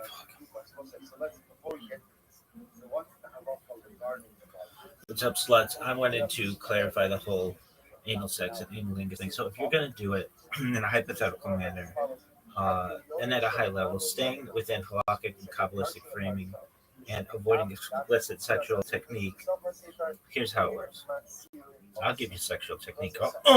Anyway, hypothetically, there are three major things about which we need to be aware. Halakhic ritual concerns, Kabbalistic spiritual concerns, human dignity, health, and intention. So halakhic style precautions, ritual, and legal logic. Even when something is permitted in Jewish law, it is usually surrounded by conditions of cleanliness, nikion. Jewish law is very sensitive to zora, which is excrement. Precaution would require ensuring absolute cleanliness beforehand. I would definitely think that like an anal douche or a anal douche bag or an enema would be great. Precaution would require ensure absolute cleanliness beforehand, avoiding any contact with filth that would invalidate prayer blessings or torah afterward. This mirrors existing halakhic rules around bodily cleanliness, not sexuality per se. It's like it's just tubes from here to like here. It's just one big ass tube, sort of. All right, semen concerns, if applicable. Traditional halakha treats wasted seed seriously. A hypothetical permission would likely require the ejaculation still occur in a halakhically acceptable manner, or that the act be secondary, not primary outlet. But again, under Rube Goldberg like logic, anything in this sort of area could go, in the right spot. Who knows? And if you have the right mentality, like, all right, did you ever see those old McDonald's commercials with Michael Jordan and Larry Bird, where it was like nothing but net, and they're like bouncing stuff? They'd be like off the backboard, So like their intention was to for the ball to eventually go in the hoop, but the ball didn't hit that stuff first. If you don't know what I'm referencing, well then that's on you. But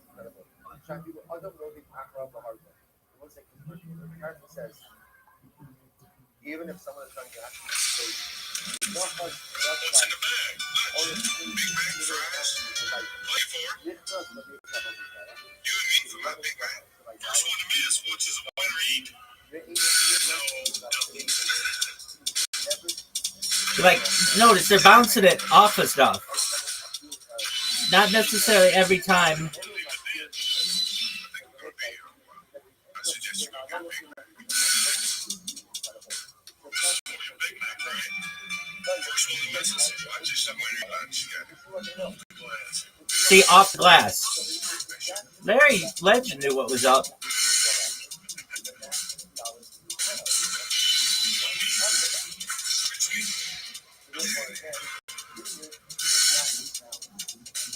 I mean, this is like vaginal. Okay, but that gets into like anal.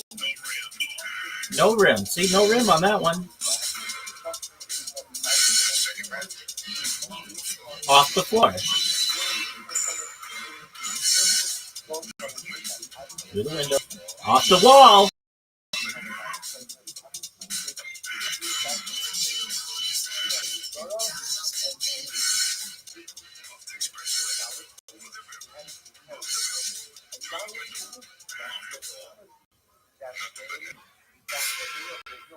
Oh, fuck. That didn't record, did it? Oh, man. This shit sucks. I were to get a hold of a sefer written by a heretic or the whole thing. About them, about the heretics. It says,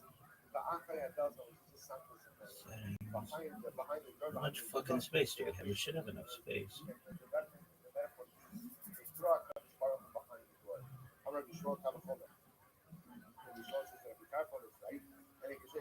We should be good. Okay. So that shit just sucks.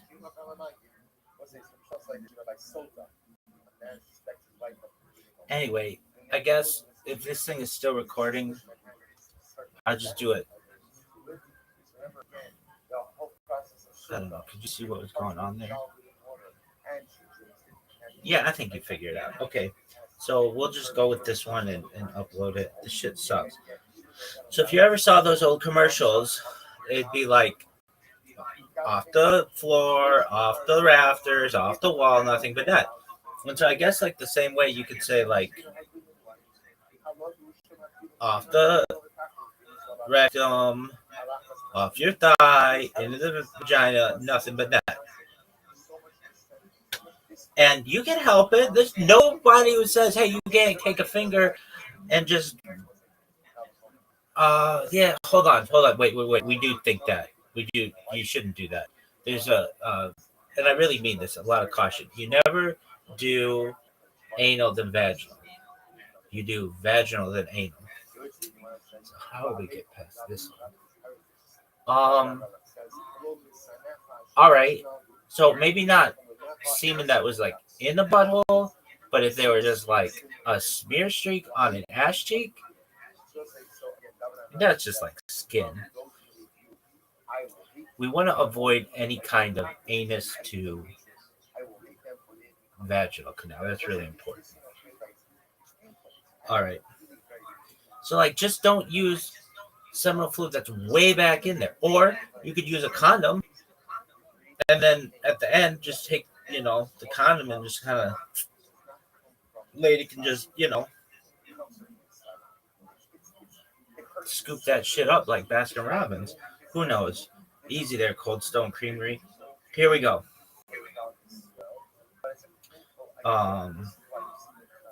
So as I was saying,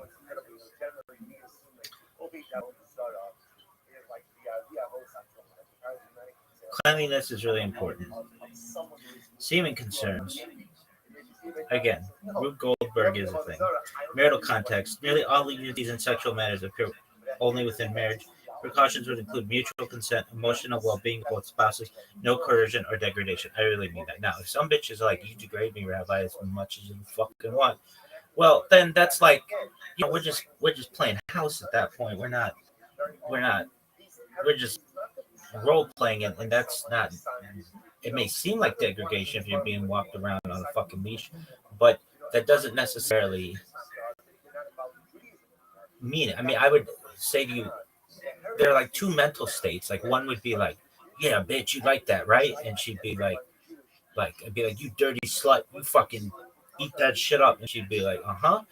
That's degrading. But then I could be like, yo, time out. I could use the lady from the grape stomp and I just stop it. Wait. That lady, you know who I'm talking about. Like whatever your safe word is. And be like, wait, do you really feel great? And she's gonna be like, fuck no, bring it on harder. Anyway, it's just that's part of sexuality. All right, so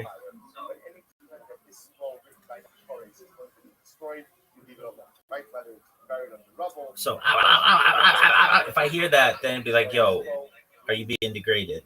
You need to stop or whatever. All right. So then Kabbalistic precautions, spiritual metaphysics. Kabbalah views sexuality as cosmic energy transfer, not just physical pleasure. Intentionality, Kavanah. The act would need elevated intention, such as strengthening marital unity, which again I agree, and channeling desire towards holiness. That's a pun. Anyway, get it holy, like your whole holiness. Anyway, acts driven, maybe not the most appropriate of puns, but still nevertheless fucking hilarious. Acts driven purely by domination, humiliation, or excess desire would be spiritually damaging. However, some bitches want that, and so you have to. It's a fine line. Like, look, if you really feel like you're being demeaned by it, then absolutely not. But if it turns you on to get this playful demeaning in, then all's fair in love and war, baby. Avoiding association with the Sitra Achra. In Kabbalah, bodily openings of waste are symbolically linked to Kelipot, impure forces. Precautions would include clear separation between pleasure and waste, avoiding acts that symbolically feed impurity, mental focus or connection rather than transgression. Timing. Kabbalah assigns different spiritual states to times, weekdays versus Shabbat. A hypothetical permission might restrict such acts to certain times or discourage them during spiritually sensitive periods. Ethical and human dignity precautions. Judaism strongly emphasizes kavod habrios, human dignity.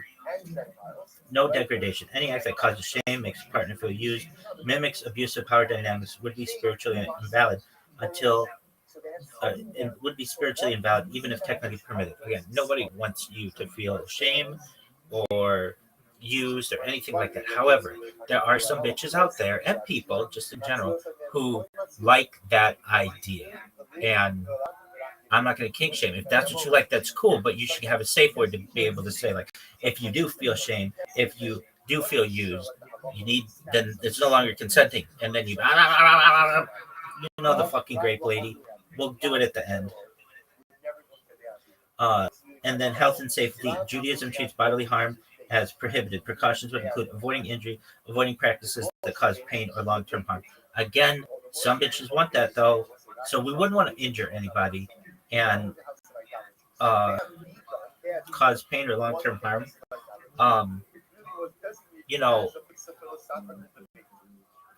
John Mellencamp, aka John Cougar or John Cougar Mellencamp, but John Mellencamp had a song, Hurt So Good.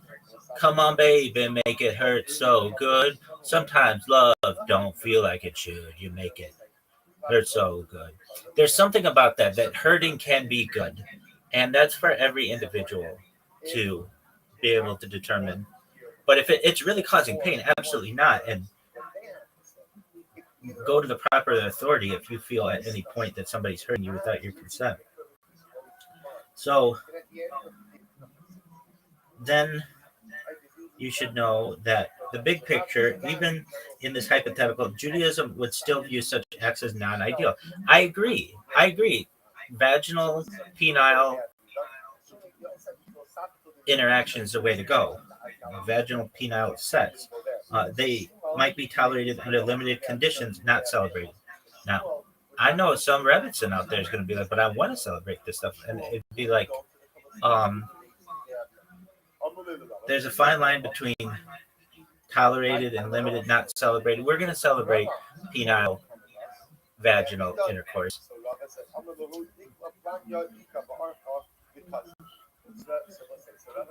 And generally not celebrated. But if you were like, look, I wasn't able to have a child, but then because I was just like asexual, but then something awakened inside of me when my partner rimmed me, and now I've got a brood of 14 children, we might celebrate that. I'm not gonna lie.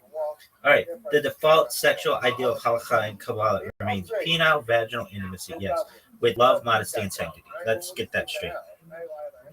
And then, what about analingus? So, halakha versus Kabbalah. If analingus were assumed to be permitted, which in reality it is not in mainstream halakhic or Kabbalistic sources, the precautions would be even stricter than for other non-normative sexual acts because it directly involves the area most associated with zoa, excrement, and kelipot.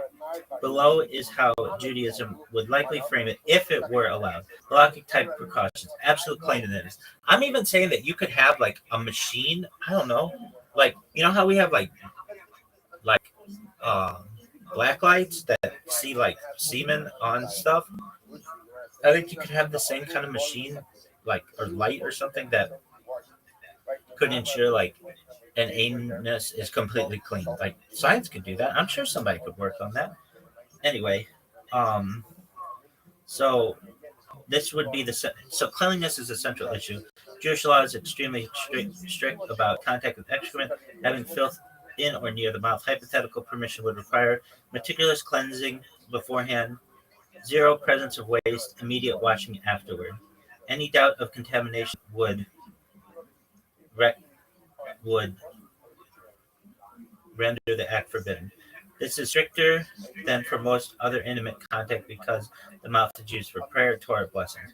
Separation from holiness after. Even hypothetically, one would still likely require washing the mouth and body, waiting before prayer or learning Torah, treating the act as something that creates temporary ritual distance.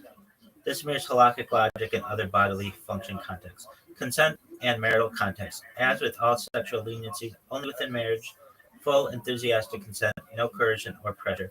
Kabbalistic precautions. Where it gets stricter. Kabbalah is far more resistant to this act than halakha would be.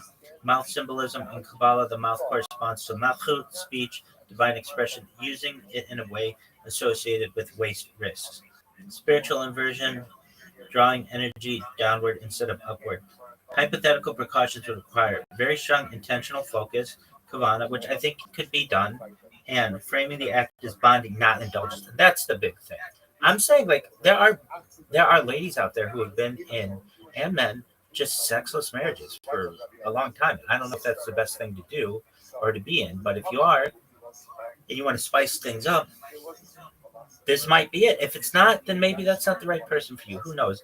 But maybe it is. And maybe this just floats your boat, tickles your fancy, whatever it is. All right. So Kabbalistic precautions where it gets stricter. We talked about this. Avoiding feeding the kelipot, the anal area symbolically linked to waste separation, and sitra achra, the other side. Precautions would include clear mental separation between pleasure and filth, avoiding any sense of degradation or excess, immediate spiritual reorientation afterward, washing, prayer later, etc.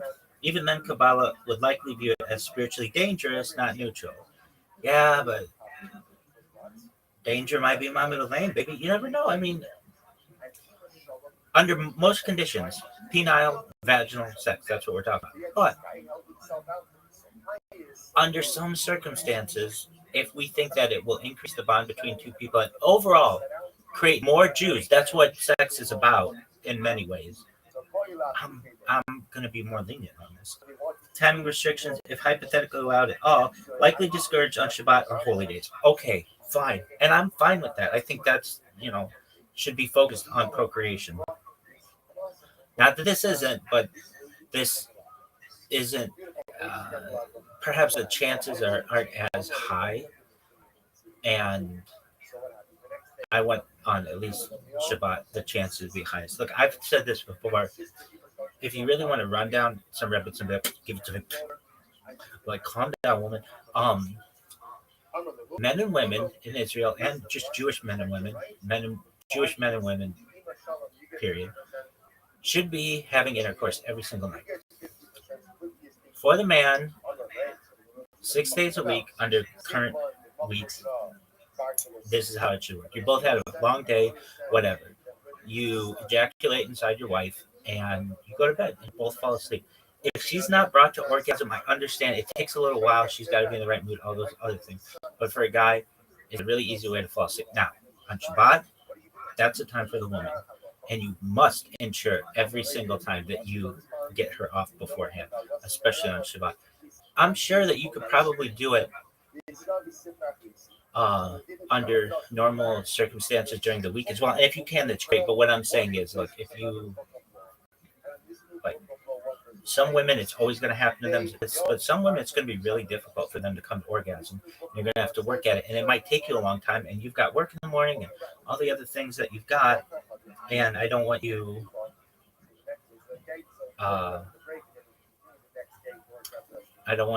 exhausted every single night because you're having to try to get this lady off. So what do I advise? He can inseminate you and then fall asleep. And lady, if you want, you use a toy or a tool or whatever it is, you just watch my streams, whatever it is to get you off. You do it, girl. All right. So precautions would include clear mental separation between pleasure and filth, avoiding any sense of degradation, immediate spiritual reorientation after watching prayer later, etc. Even then, Kabbalah would likely view it as spiritually dangerous, not neutral. And it's not ideal. None of this is ideal. Why? Because ideal is penile vaginal intercourse. Ideal is the woman coming before the man. And that's just, if I can give a guy any advice, make sure she comes first. If you do, you're putty. Ask any woman. I've said this before. I've said it. I'll say it again. I used to always get confused why these scummy guys would get these amazing girls, and it's because they would take the time to make sure she came first, and perhaps her other mates would not do that. And she comes first. If she comes first, it's over. She's putting in your hands. All right. Timing restrictions, if hypothetically allowed at all, likely discouraged on Shabbat or holy days, possibly restricted to times of lower spiritual sensitivity. Human dignity is crucial. Judaism would draw a hard line here. Any act that feels degrading, humiliating, power imbalance would be invalid spiritually, even if technically permitted. Pleasure alone would not justify it. Kavod, dignity is non-negotiable. Bottom line, even in a hypothetical permissive framework, analingus would be the most restricted, spiritual, risky, not ideal. I agree with all of that. It would require extreme cleanliness, strong intentionality, clear dignity, and consent. I agree with all of that. Kabbalah would still view it as borderline or spiritually damaging, even if tolerated. However, if it means that we're going to have more Jews for whatever reason, then I think that we can be more lenient on it. In real Jewish tradition, this is why halakha avoids permitting it. Kabbalah strongly discourages it. Many authorities treat it as outright forbidden, but not this one. You're fired. Go fuck yourself.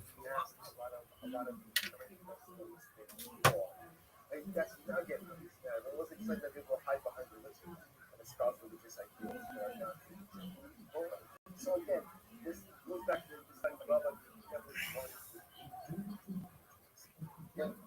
when we have paid money for this number again. Let's go back to this one. So the Mishnah said, say Torah Shabbos, say even a book of Tanakh and Shabbos. What can you say? You can't save a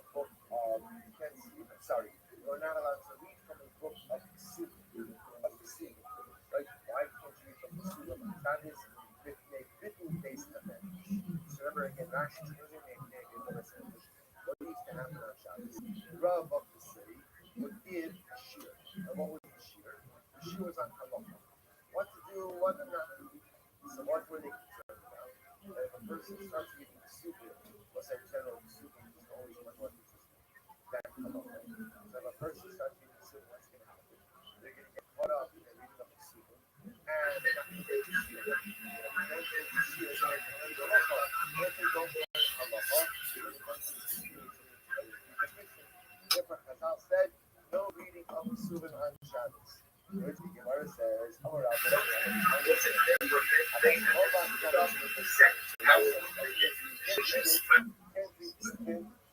time that the Rav was giving a shear in the base Medrash. The rest of Shabbos,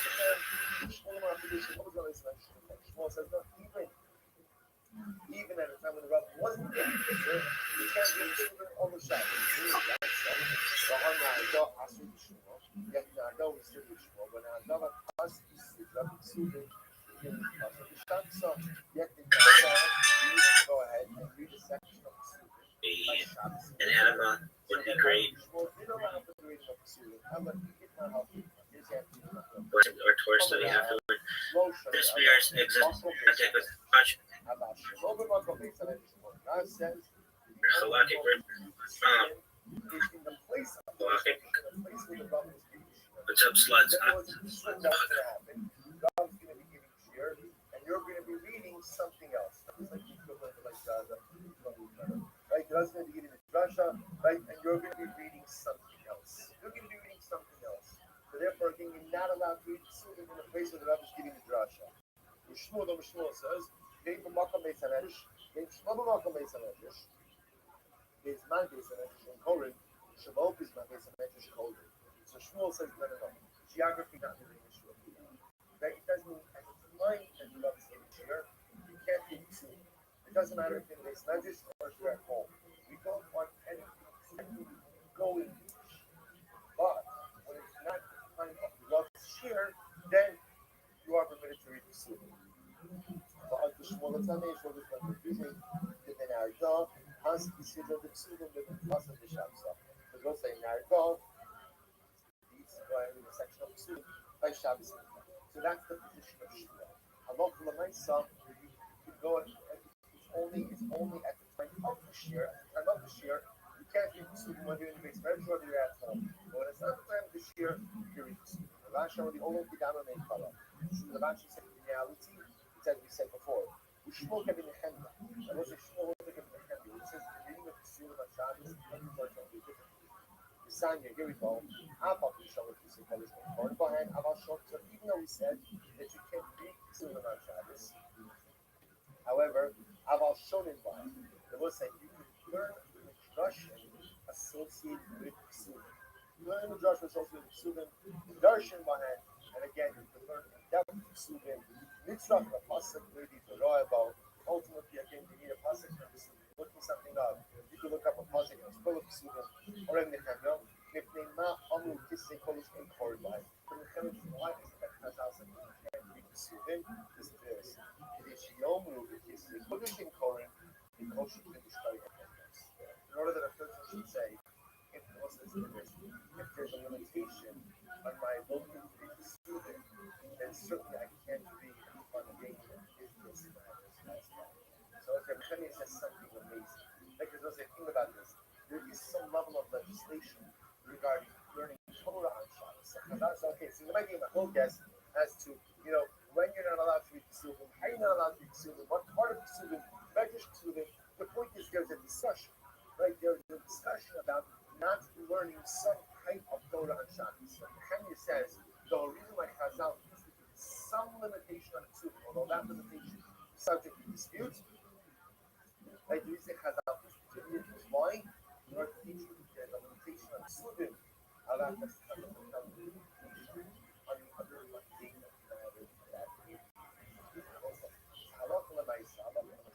so temporarily we don't have the limitation on this year. And you learn anything you want of that. But we do have a limitation. Ultimately, again, one thing that so whether it's business items, work-related items, or for that matter, things that you need related to Shabbos, obviously don't have to necessarily totally crash out the person needs to book. But the idea is that a person should be conscious and obvious of what it is that you're spending your time reading and learning. Alright, so let's stop over here. This is metaphysically dangerous. There's a section on track. Let's say we put down together. We'll do that.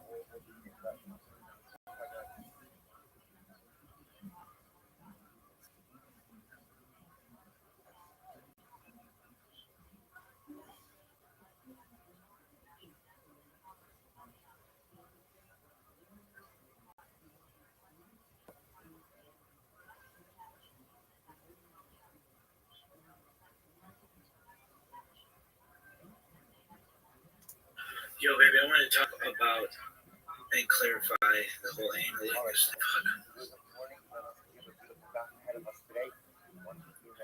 What's up, sluts? I wanted to clarify the whole anal sex and analingus thing. So if you're going to do it in a hypothetical manner and at a high level, staying within halakhic and kabbalistic framing and avoiding explicit sexual technique, here's how it works. I'll give you sexual technique. Anyway, hypothetically, there are three major things about which we need to be aware: halakhic ritual concerns, kabbalistic spiritual concerns, human dignity, health, and intention. So halakhic style cautions ritual and legal logic. Even when something is permitted in Jewish law, it is usually surrounded by conditions of cleanliness. Jewish law is very sensitive to Zohar, which is excrement. Precaution would require ensuring absolute cleanliness beforehand. I would definitely think that like an anal douche or an anal douche bag or an enema would be great. Precaution would require ensuring absolute cleanliness beforehand, avoiding any contact with filth that would invalidate prayer, blessing, or tortuously afterwards. This mirrors existing halakhic rules around bodily cleanliness, not sexuality per se. It's like, it's just tubes from here to like here. It's just one big ass tube, sort of. Alright, semen concerns is applicable. Traditional halakha treats wasted seed seriously. A hypothetical permission would likely require the ejaculation still occur in a halakhically acceptable manner, or that the act be secondary, not primary outcome. But again, under Rube Goldberg-like logic, anything in this sort of area could go, in the right spot. Who knows? And if you have the right mentality, like, all right, did you ever see those old McDonald's commercials with Michael Jordan and Larry Bird, where it was like nothing but net, and they're like bouncing stuff? They'd be like off the backboard, off the. So like their intention was to for the ball to eventually go in the hoop, but the ball didn't hit that stuff first.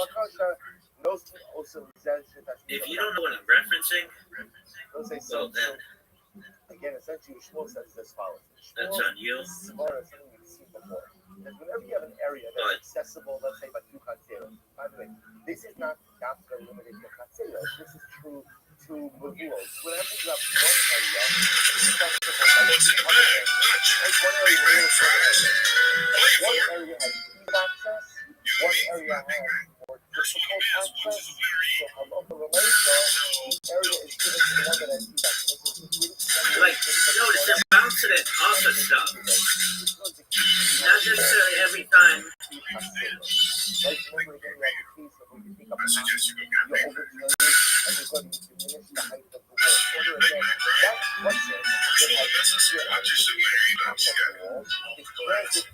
Off the glass.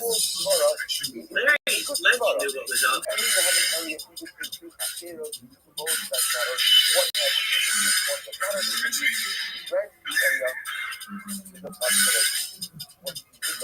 I mean, this is like, imagine, okay, but that gets into like, hey, no rim. See, no rim on that one.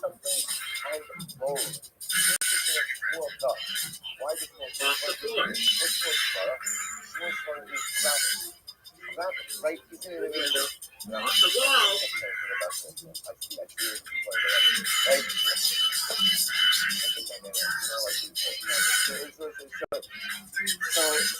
So interestingly enough, the Shmuel goes ahead and Shmuel understand that by definition, your use was on gravity. So therefore, Gabon says, now we go on with that macro. So it's not. So just keep in mind, again, Rabbi, Greek and Shul, those are the same, essentially. Those are the same. There's no real distinction ultimately between the two. Therefore, both, quote unquote, have the same access. They're both important. When both have the same access, what happens? I guess if this thing is still recording, They ask each other. I'll just do it. Because when both have the same access, they effectively ask each other. Could you see what's going on there? Everyone has the same access. Yeah, I think you figured it out. Okay, so we'll just go with this one and upload it. The shit sucks. So if you ever saw those commercials, it'd be like off the floor, off the rafters, off the wall, nothing but that. And so I guess like the same way you could say like off the rectum, off your thigh, into the vagina, nothing but that. And you can help it. There's nobody who says, hey, you can't take a finger and just, yeah, hold on, wait. We do think that. We should do that. There's and I really mean this, a lot of caution. You never do anal to veg. You do vaginal to anal. How do we get to this? All right. So maybe not semen out. Hold on. You could also do vaginal, wash, and then do anal. It's always a way, kids. It was like in the butthole, but if they were just like a smear streak on an ass cheek, that's just like skin. We want to avoid any kind of anus to vaginal. That's really important. All right. So like, just don't use seminal fluid that's way back in there, or you could use a condom, and then at the end, just take the condom and just kind of lady can just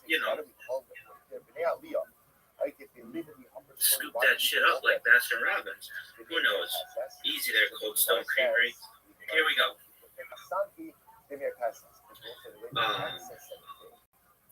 So as I was saying,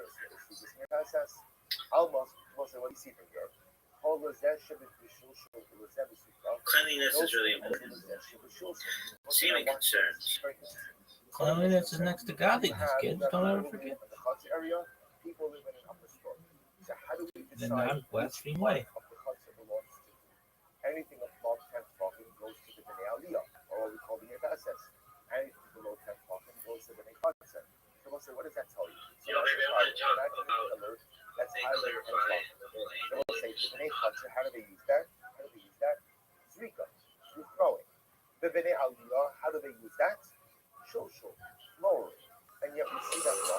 Unless we don't say anything above 10 talking goes to the Bnei Aliyah. That any other area that some can access to Zrika and others can access to Shul.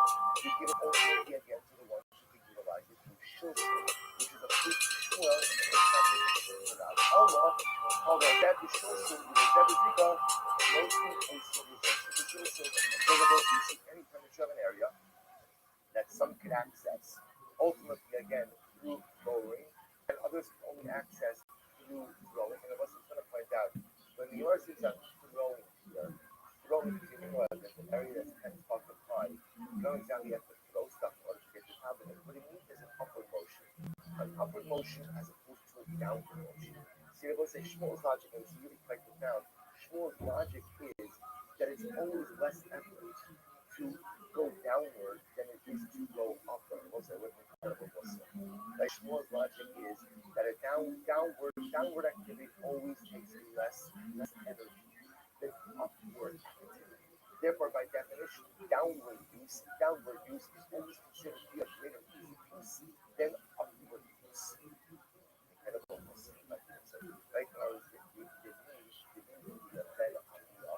requires me to break gravity. To be a Ben Yerika, so unfortunately, someone who goes in a downward direction in life, that it's not to go to 12. That requires no effort. To be a Ben Yerika, ultimately starts to go upward. That's not Hashmisha Benachos. That's not the use of my life.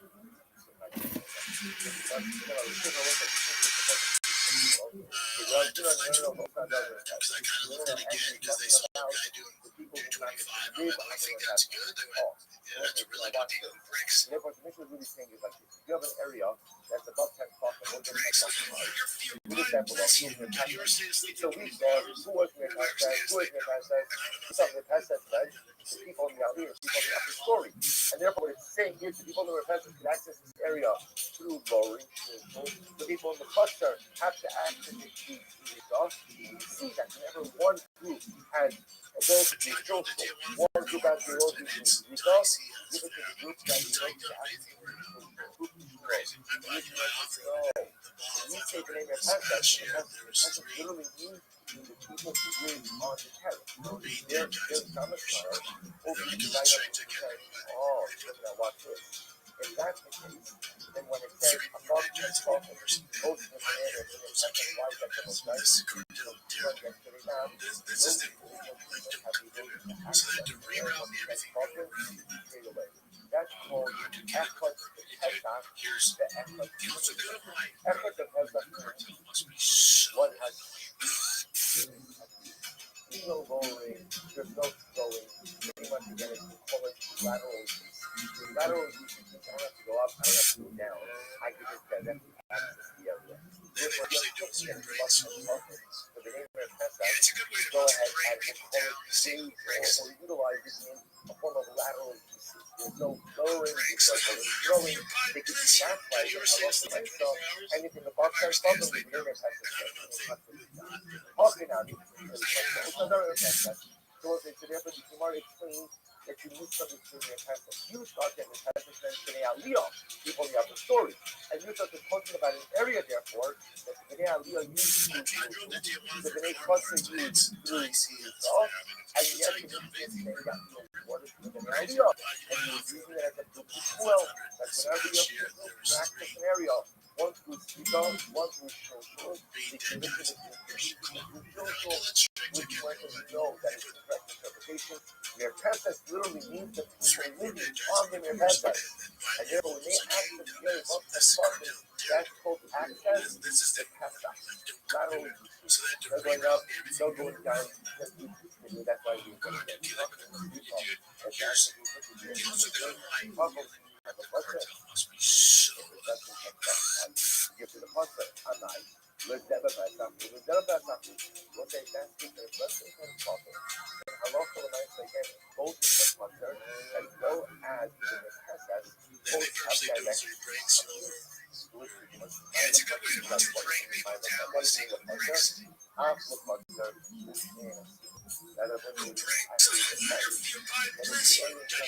Sleep for 12 I had to flex with it because I kind of looked at it again because they saw a guy doing 225. I went, oh, you think that's good? They went, yeah, that's really good. I went, you think I can do it, boss? He goes, I don't think so. I went, interesting. I'm going to put that on. How many times do you guys think I can do it, boss? He goes, twice. I said 5. So I did 30. I love that you're trying to prove your manliness to an 8-year-old. Tell your father, Boston. I had to flex with them because I kind of looked at it again because they saw a guy doing 225. I went, oh, you think that's good? If They you're went, in question, yeah, that's far really away. good. You think I can do it, boss? He goes, I don't think so. I went, interesting. I'm going to put that on. How many times do you think I can do it, boss? He goes, twice. Tiger said 5.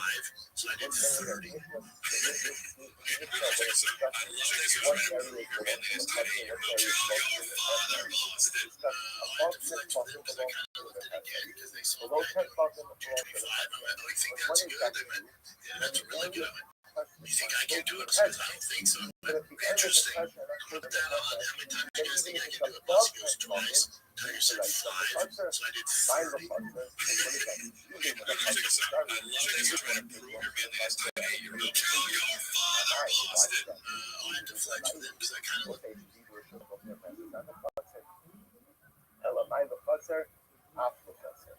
does it mean when it says that it belongs to the Chutzner, even to the Chutzner? Meaning not only does it belong to the Repesas, but it also belongs to the Chutzner. And therefore, Allah and both will be awesome. So here, Maila Chatzar. What does it mean if it's below 10 talking, but it's close to the Pesach, belongs to the Chatzar? After Chatzar, Ushnein Asur Shmenda. Even is usable by the Chatzar and Halach and Amaisa, again, both therefore have access to it, and therefore it is awesome. Therefore, both like, we cannot remember again, you're trying to bring up to Shmuel. Let's take a step back. We're focused the entirety of today down. It's focused almost the entirety of today down. It's focused on the Machlokes Rav Shmuel. If you have an area that borders two chatzeros, one chatzer utilizes the area for shilshul, lowering, one chatzer accesses the area for zrika, throwing. Who is considered to have ease of use and therefore who has rights? Rav said zrika, shilshul, same thing. Neither is considered to have ease of use more than other. And therefore, Rabbi say again, if they join in an Eruv, common Eruv, then they can both use the area. If they don't join in the Eruv, then what? Then Halachamaisa, neither of them use the area. Shmuel says no. When one is Rika, one is Shulshul, we give it to the area with Shulshul. Why? Because again, lowering is considered use. Lowering is ease of use, and therefore Halachamaisa is one of them. You tried to bring this case of Shmuel. Because they saw guy do Next, it's not. Interesting case. Julius Habor Bahasela. So it's like Julius Habor means have an area that is the edge of the pit. Julia is the edge of the pit. And I will say to understand when you want to say Julius Habor with his father, in order to have a pit, you have to dig. So where would you place the dirt that you place for digging the pit? You would build like a lip. Or lip is the word of thank you. An embankment around the pit, thank you. An embankment around the pit. That's called Julius Habor. So we'll say, so again, obviously that's higher than the rest of the ground. So Julius Habor Bahasela, Shin Gavon Asela. So we'll say if you have the embankment of the pit or a rock, doesn't have to matter, that is more than 10 fucking high. We'll say still the same case of the concert in their peasants. So what happens? So if it's more than 10 fucking high, in their peasants, we'll say it's considered to be the domain of the Again, Luke Goldberg is like marital context. Nearly all leniencies in sexual matters are proven only within marriage. Precautions would include mutual consent, emotional well-being of both spouses, no coercion or degradation. Now, if some bitches like you degrade me around by as much as you fucking want, well, then that's like, we're just playing house at that point. We're just role playing it, and that's not. It may seem like degradation if you're being walked around on a fucking leash, but that doesn't necessarily mean it. I mean, I would say to you, there are like two mental states. Like one would be like, yeah, bitch, you like that, right? And she'd be like, you dirty slut, you fucking eat that shit up. And she'd be like, that's degrading. But then I could be like, yo, time out. I could use the lady from the grape stomp and it's not that way. So very simple 12. The top of the pit, the top of the rock, that are more than 10 fucking high, those are considered to be the domains of the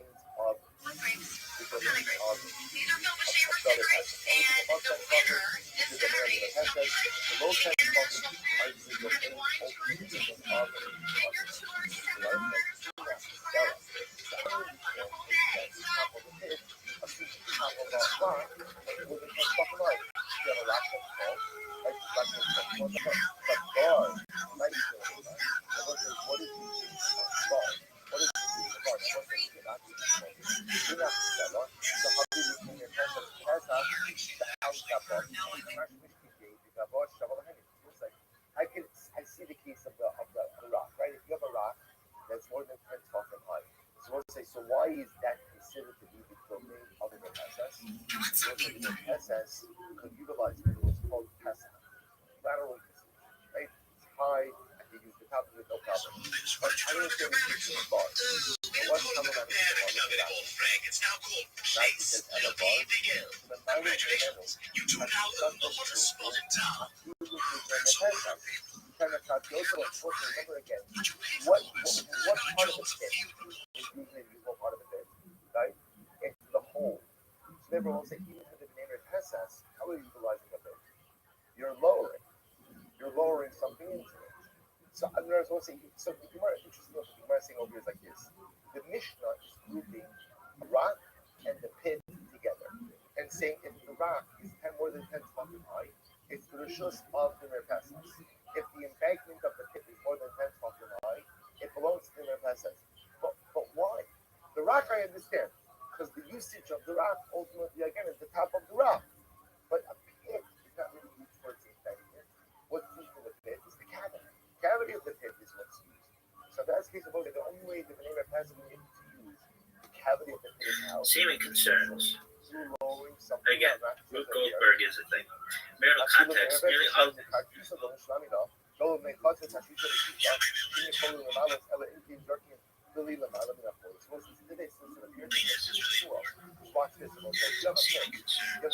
Leniencies and sexual So the name says, how do they use the bit?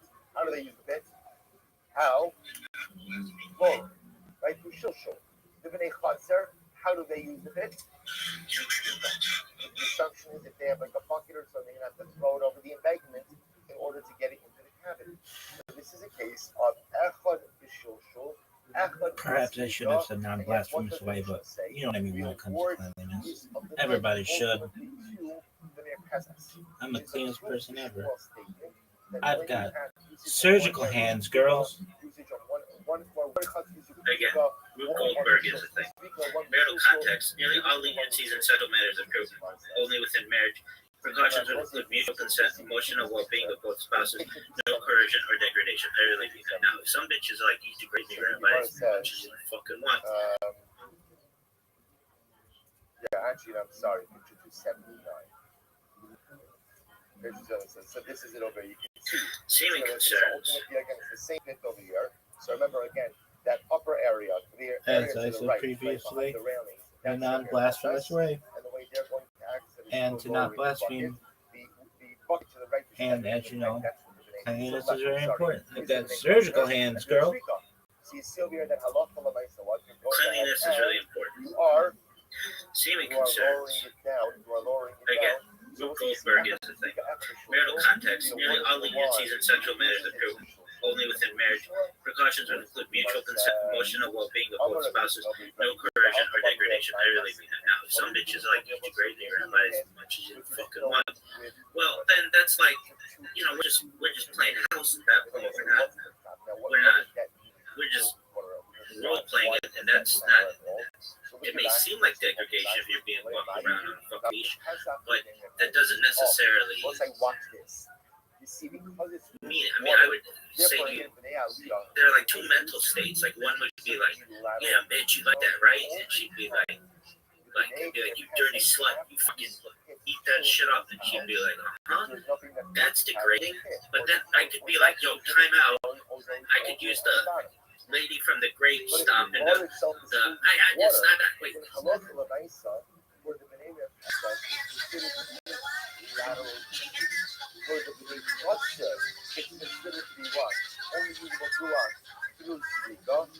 Every one of these, that when one research has quote unquote lateral use, it should be directly used.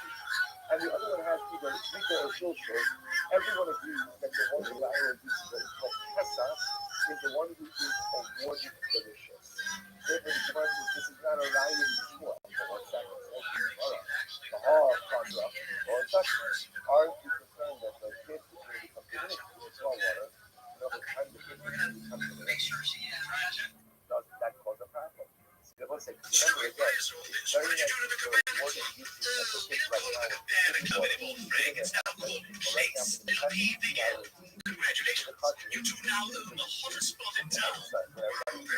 Water level is going to be at some point. Did you pay for all this? I got a job to give you all of the general values. And all the juice is being collected underneath. Yes, and whoever collects the most is going to win a really good here in the chateau with international food and wine tasting. Stop!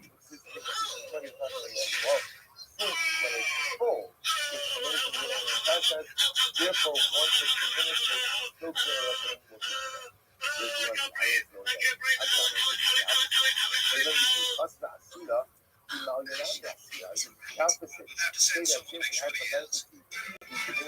so that's a safe word, girls.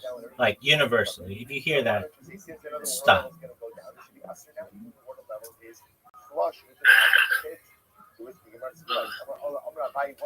that late, you know what I'm talking about. Like whatever your safe word is, and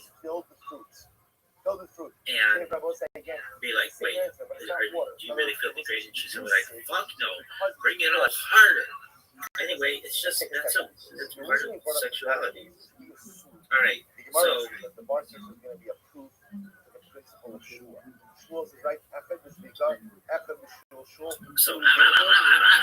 if I hear that, then it'd be like, yo, are you being degraded? You need to stop or whatever. All right, so then Kabbalistic precautions, spiritual metaphysics. Kabbalah views sexuality as cosmic energy transfer, not just physical pleasure. Intentionality condoms. The act would need elevated intention, such as strengthening marital unity, which again I agree, and channeling desire towards holiness. That's a pun. Anyway, get it holy, like your whole holiness. Anyway, acts driven, maybe not the most appropriate of puns, but still nevertheless welcome. Acts driven purely by domination, humiliation, or excess desire would be spiritually damaging. However, some bitches want that, and so you have to. It's a fine line. Like, look, if you really feel like you're being demeaned by it, then absolutely not. But if it turns you on to get this playful demeaning in, then let's fall in love with war, baby. Avoiding association with the Sitra Achra in Kabbalah, bodily openings and wastes are symbolically linked to teleport impure forces. Precautions would include clear separation between pleasure and waste, avoiding acts that symbolically feed impurity, mental focus, or connection rather than transgression. Timing. Kabbalah assigns different spiritual states to times, weekdays versus Shabbat. Hypothetical permission might restrict such acts to certain times or discourage them during spiritually sensitive periods. Ethical and human dignity precautions. Judaism strongly emphasizes kavod habrios, human dignity. No degradation. Any act that causes shame, makes a partner feel used, mimics abusive power dynamics would be spiritually invalid until would be spiritually invalid even if technically permitted. Nobody wants you to feel shame or used or anything like that. However, there are some bitches out there and people just in general who like that idea. And I'm not going to king shame. If that's what you like, that's cool, but you should have a safe word to be able to say, like, if you do feel shame, if you do feel used, then it's no longer consenting. And then you know, the fucking grape lady will do it at the end. We already did it. And then health and safety. Judaism treats bodily harm as prohibited. Precautions would include avoiding injury, avoiding practices that cause pain or long-term harm. Again, some bitches want that though, so we wouldn't want to injure anybody and cause pain or long-term harm. You know, John Mellencamp, aka John Cougar Mellencamp, but John Mellencamp had a song "Hurt So Good." Come on, baby, make it hurt so good. Sometimes love don't feel like it should. You make it hurt so good. There's something about that hurting can be good, and that's for every individual to be able to determine. But if it's really causing pain, absolutely not. And go to the proper authority if you feel at any point that somebody's hurting you without your consent. So then you should know that the big picture, even in this hypothetical, Judaism would still view such acts as not ideal. I agree. Vaginal, penile interaction is the way to go. Vaginal penile sex.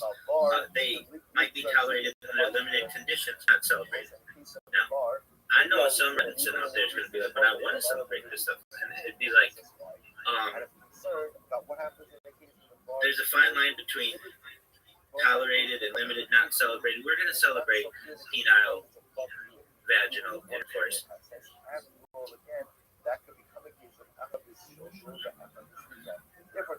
And generally not celebrated.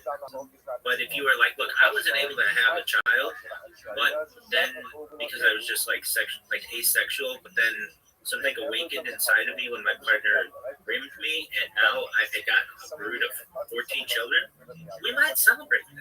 I'm not gonna lie. All right, The default sexual ideal of halakha and Kabbalah remains penile, vaginal intimacy, yes, with love, modesty, and sanctity. Let's get that straight.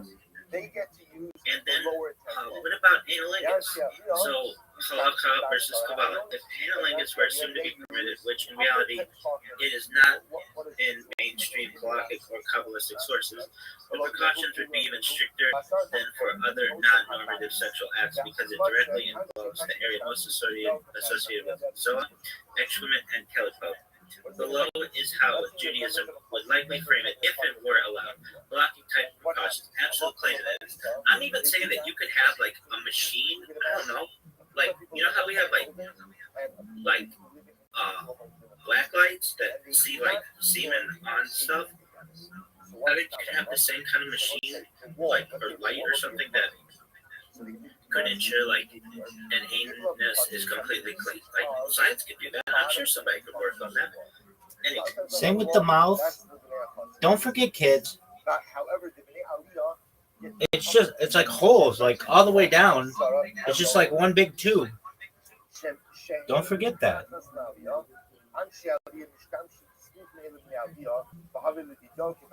Anyway, so In fact, this would be so cleanliness is a central issue. I want to say, extremely strict about like, contact with excrement, having filth in or near the mouth. Hypothetical permission would require like everything in the future, I think will be a lot cleaner. There are already advancements in cleanliness, and I think that everything could be super clean in the future. I imagine a world where it would be, and I don't want it to exist if it's not relatively clean. And especially in comparison to what it was under Talmudic times, like we're way cleaner than they were. meticulous cleansing beforehand, zero presence of waste, immediate washing afterward. Any doubt of contamination would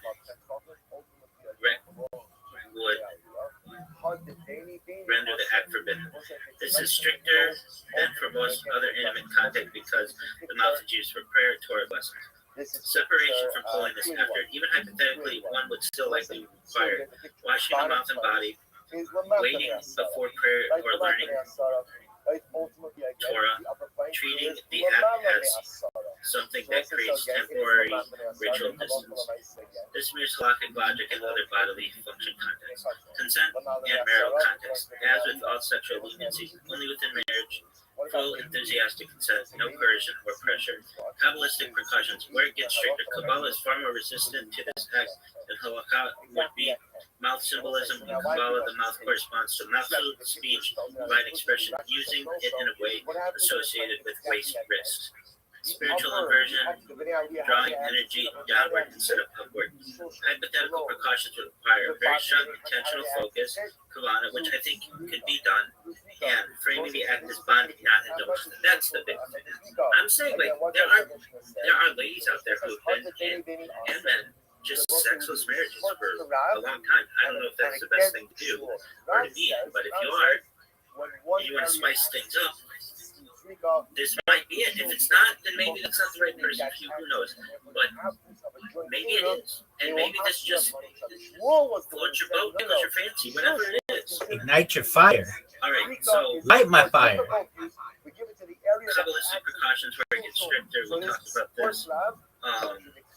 Avoiding feeding the calico, the anal area symbolically linked to waste separation, and sutra achar, the other side. Precautions would include clear mental separation between pleasure and filth, avoiding any sense of degradation or excess, immediate spiritual reorientation afterward, watching prayer later, etc.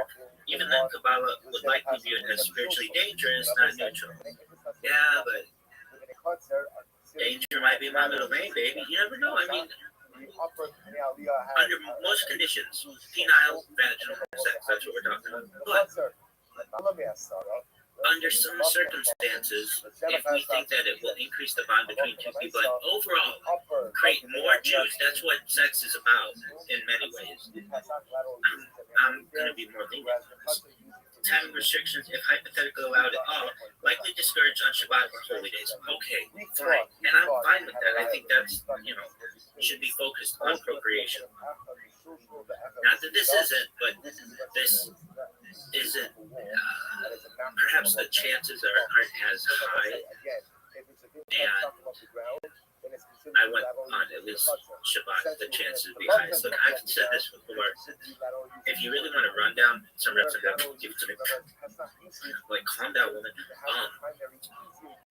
Men and women in Israel, and just Jewish men and women, Jewish men and women, period, should be having intercourse every single night. For the man, 6 days a week under current weeks. Or mornings too. Mornings are important. If you can do it multiple times a day, good on you, my friend. This is how it should work. You both had a long day, whatever. You ejaculate inside your wife, and you go to bed, and you both fall asleep. If she's not brought to orgasm, I understand it takes a little while. She's got to be the right mood, all those other things. But for dog, let me say, if you're not familiar with the womanizer, dog, you should be able to get that girl off. This fucking thing's battery has been around for years. So just, work it in there. You'll figure it out. Just like that. Greatest fucking battery ever. Guy is a really easy way to fall asleep now. That's a time for the woman. So let me say this. With the womanizer, you should be able to get your girl out. Pretty fucking easy. But if you haven't, whatever, just understand that the priority is on Shabbat that she gets off. Must ensure every single. But it's really important if she can do it. You can get her off every single time. That's ideal, baby. Right, that you get her off beforehand. Get her off before anyone else every single time. That's ideal. Especially on Shabbat.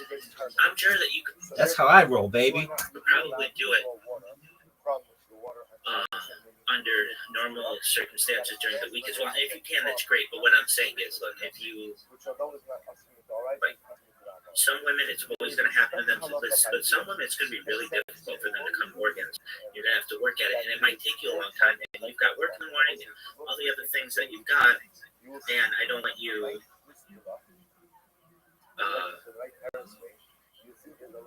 I don't want you exhausted every single night because you're trying to get this lady off. So what do I advise? He can inseminate you and then fall asleep. And lady, if you want, you use a toy or a tool or whatever it is. You just watch my streams, whatever it is to get you off. You do it, girl. All right. So precautions would include clear mental separation between pleasure and filth, avoiding any sense of degradation, immediate spiritual reorientation afterward, watching prayer later, etc. Even then, Kabbalah would likely view it as spiritually dangerous, not neutral. And it's not ideal. None of this is ideal. Why? Because ideal is penile vaginal intercourse. Ideal is the woman coming before the man. And that's just, if I can give a guy any advice, make sure she comes first. If you do, you're putty. Ask any woman. I've said this before. I'll say it again. You used to always get confused. She's putty in her head. That's what I'm trying to say. Used by these scummy guys would get these amazing girls, and it's because they would take the time to make sure she came first, and perhaps her other mates would not do that. She comes first. If she comes first, it's over. She's putting in your hand. Game over. All right. Timing restrictions are hypothetically allowed at all. Likely discouraged on Shabbat or holy days, possibly restricted to times of lower spiritual sensitivity. Human dignity is crucial. Judaism would draw a hard line here. Any act that feels degrading, humiliating power imbalance would be invalid spiritually, even if technically permitted. Pleasure alone would not justify it, while dignity is non-negotiable. Bottom line, even in a hypothetical permissive framework, analingus would be the most restrictive, spiritual, risky, not ideal. I agree with all of that. It would require extreme cleanliness, strong intentionality, clear dignity, and consent. I agree with all of that.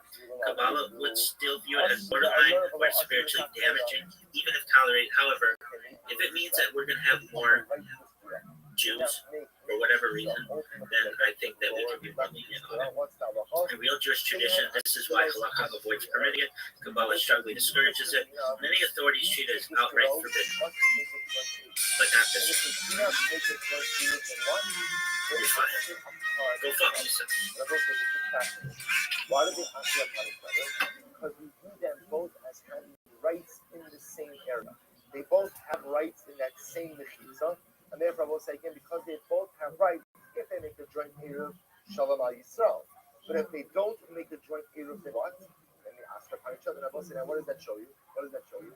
I was thinking about it. Take a look back at picture 282. I will say, when you look at usage of that mechitza, do they enjoy the same usage? And the answer is no. The lower left gustera. How does the lower left gustera use the mechitza? How do they use it? How do they use it? Zrika, right? They have to throw their bucket. Remember again, we'll say, when we say throw lav dam but what does throw mean? Upward motion. However, here they really would have to throw. They have to throw their bucket ultimately again through upright up until the upper mechitza, down to the cavity, down to the mechitza. I'm sorry, to the upper, to the mechitza. How does the upper gustera utilize the mechitza? How? Shulshan. Glory. We'll say this is a case ultimately again of Echad Yisrika, the Echad Shulshan. Now, if Shmuel was correct, who should be awarded piece of the mechitza? I got 3 DMs. You sent a peach emoji. Right, ultimately again, the upper gustera, which is the gustera that has that. Picture of Andy Letterman's ass. I saw that. Yeah, what they can do is You're like, oh, I would never. I mean, how do you laugh at him on this fucking Flagrant podcast for stumbling over his words? How do you handle a drug walk situation? Obviously, sex might be the app to kill you. But moving on, Christian L. It's like, as ridiculous as that Mark broke into my house now, it's like, how can I make this the absolute worst out of this universe fucking problem out of this being like, yeah, like, you already know you're a cheater. Just admit to it. Just be like, hey, I'm sorry.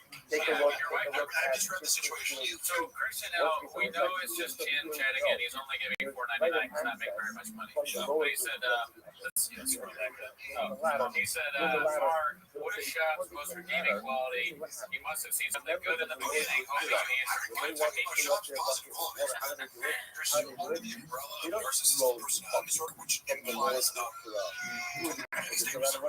What do they do? They walk up. They walk up to the upper gustera and they go over that. Therefore, what's the case? Texas in 2021. Everyone. I got permission to go from my wife because she was like, why the fuck are you going with Job? Like, it was actually her birthday, so I was like, but I'm like, it felt like I was like, dude, I want to go to this, but like, he invited me, like, come on, like, this is gonna be fun. I hadn't traveled like that much, like during COVID. So like, and Janelle, she like who Luana loves, is like going with us. So she was like, you know, he would be going for that money. I was like, so I just made up a lie. I was like, no, I told him,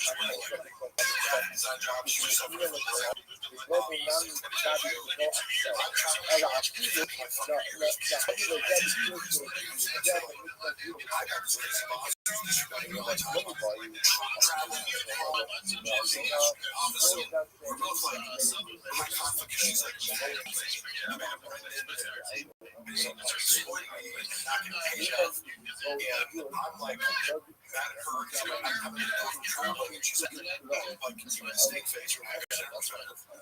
And then, this was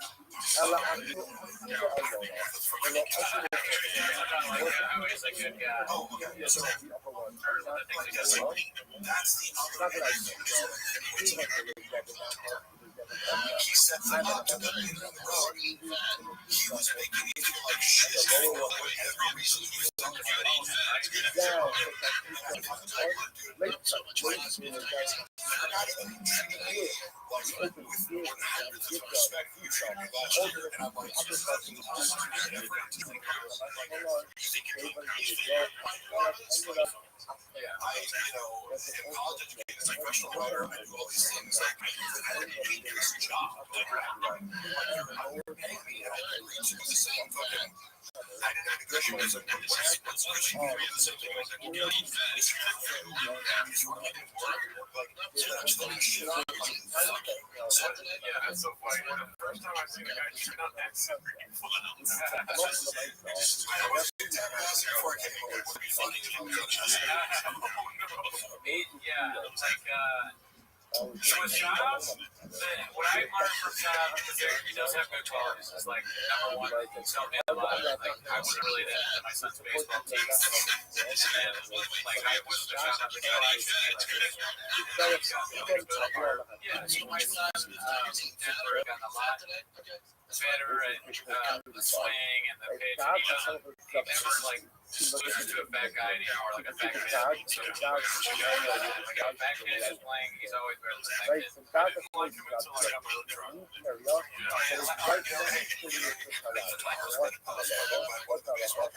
So fucking fun. Because now I know I can this guy. Also, it's not even a show. And this one kid's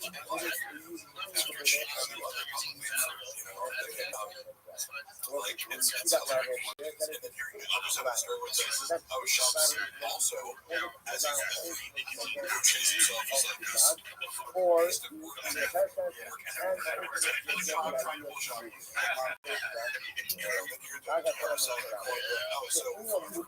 The shop is just that's fucking like shit that doesn't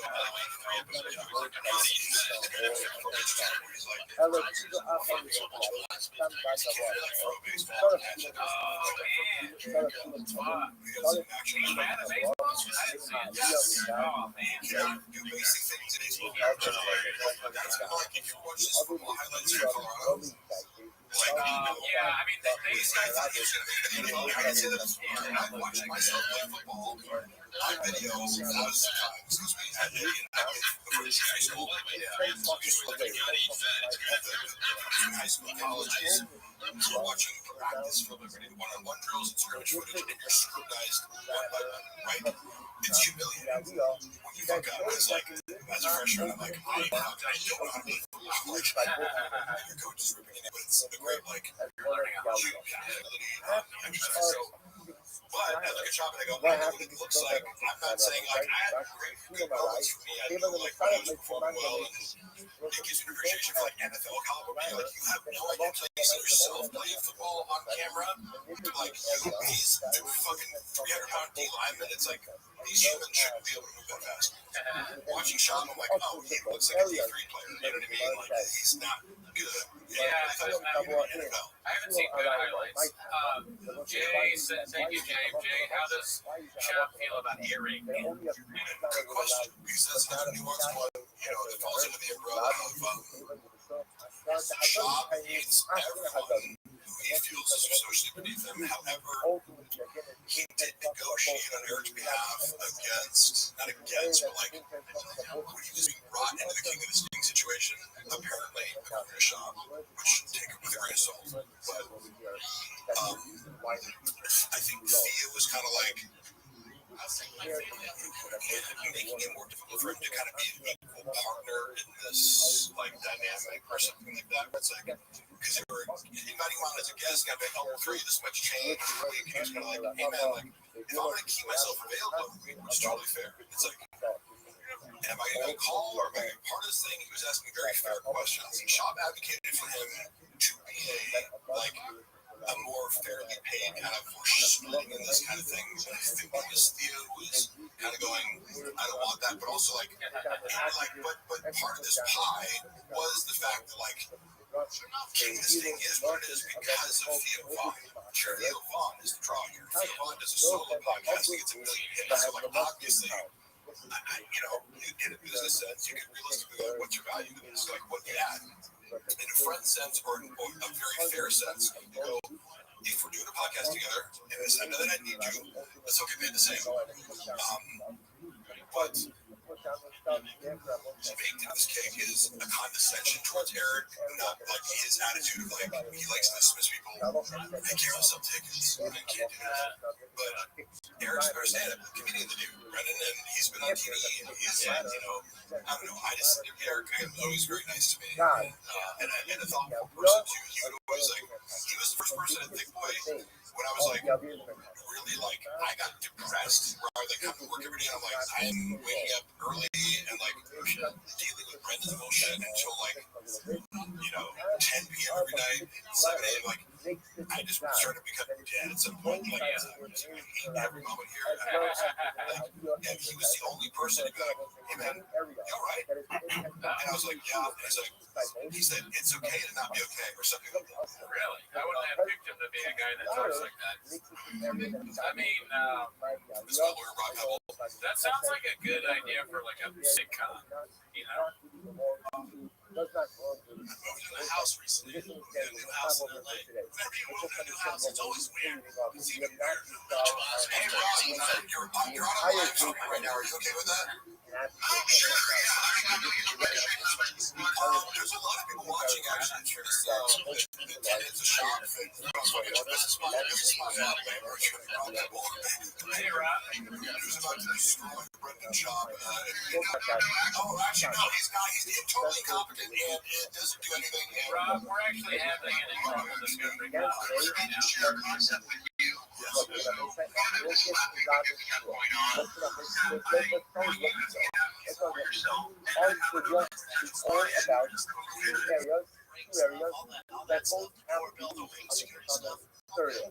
And what's the Shiloh? So Of course. let's go with what we got. Let's do a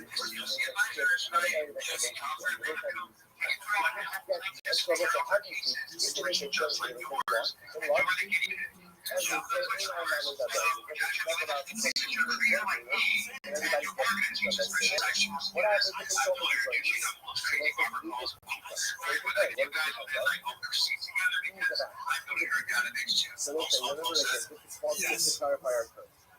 So then it's Thank you. Love you, Robert Pebble, attorney law. All right.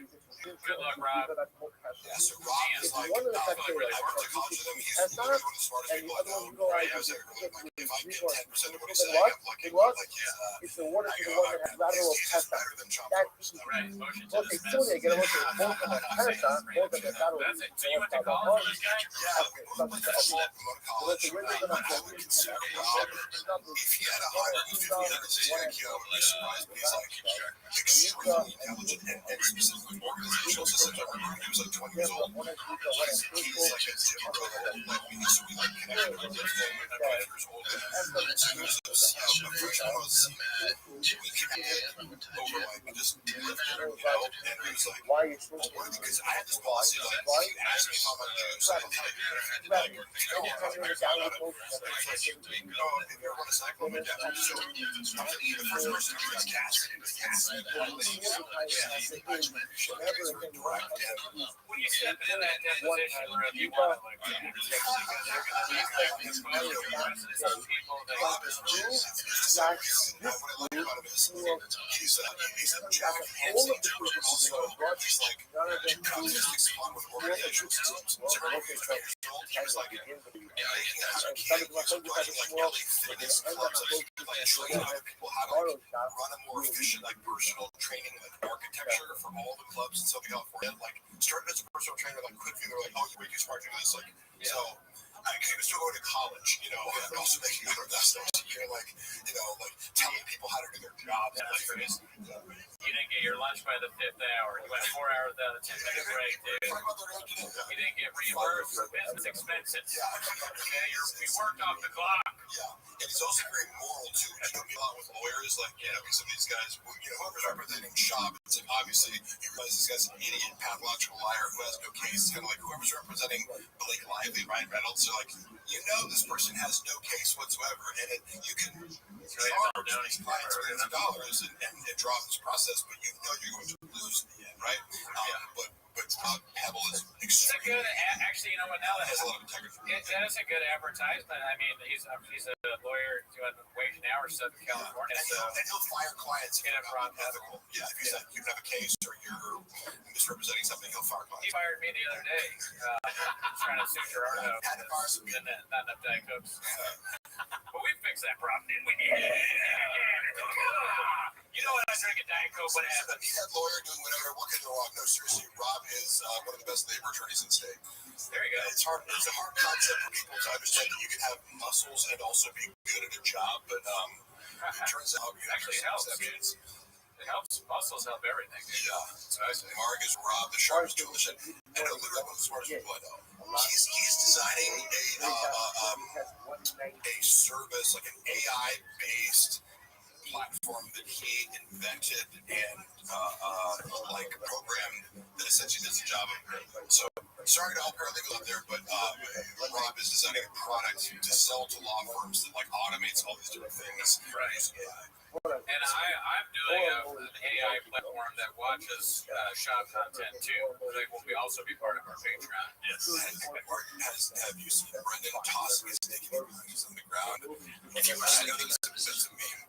Of course, he's not conscientious, so he's the type of person who would just throw trash on the ground and expects someone else to pick it up. So, of course, that's like that. James, I'd love to read it. Yeah, that was great. I'm fired yesterday. Anything else? Any other questions? You guys played Sega NHL PA Hockey 93. This would be the exact same for Swinger. Well, I love that because I love that movie and I love that game.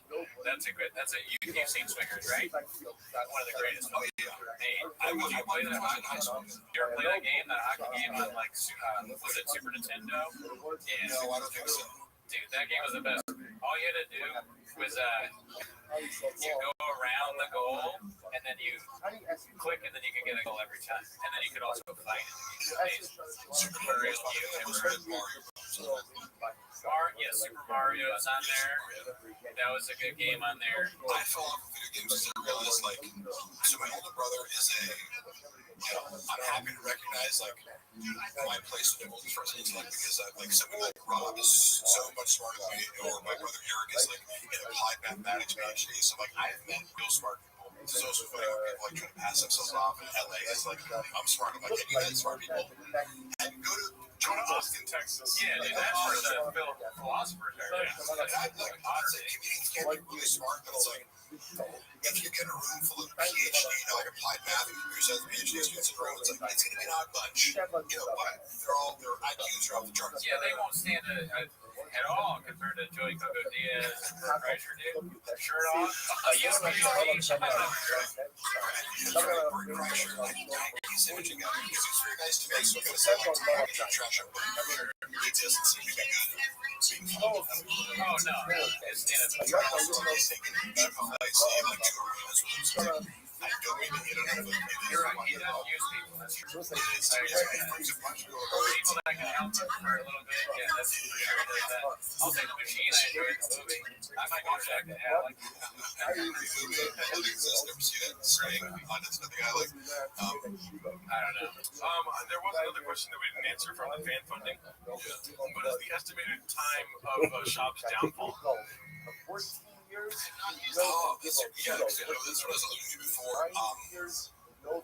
Define downfall. Define bullying.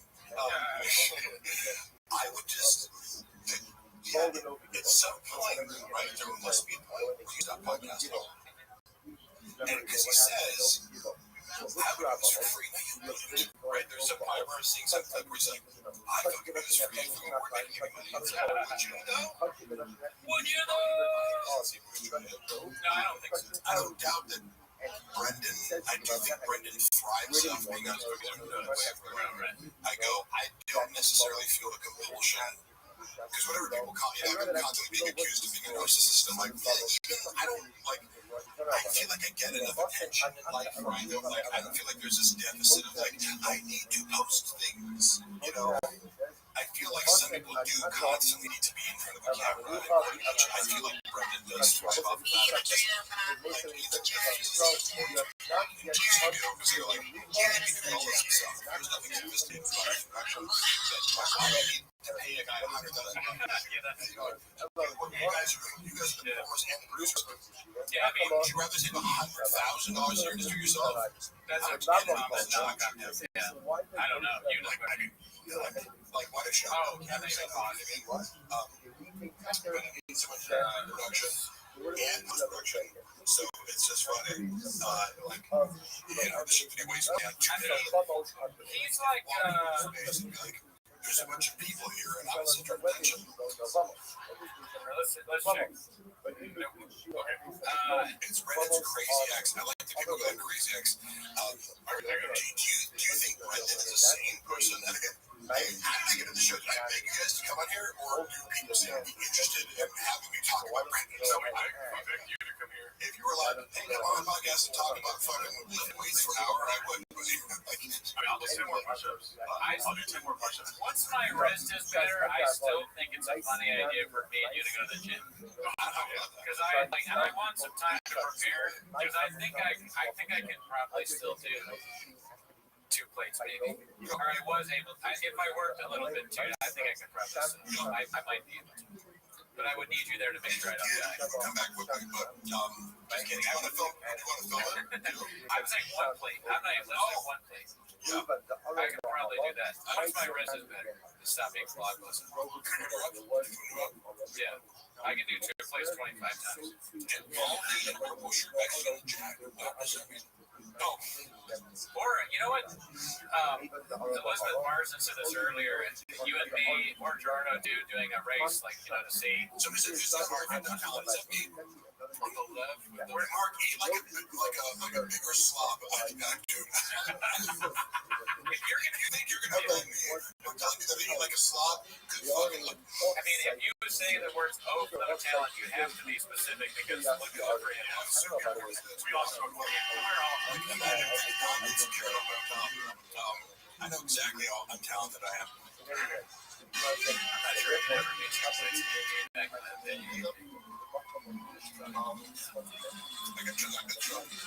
Yeah, once I know Roy did, because then what violence it might be with the Roy, I don't know. I like the idea of you came out with raping people with steroids. Yeah. Like tying you down and giving you guys steroids.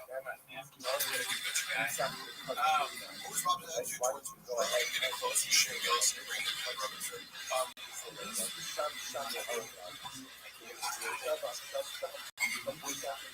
Brendan, Shane hung out at the shows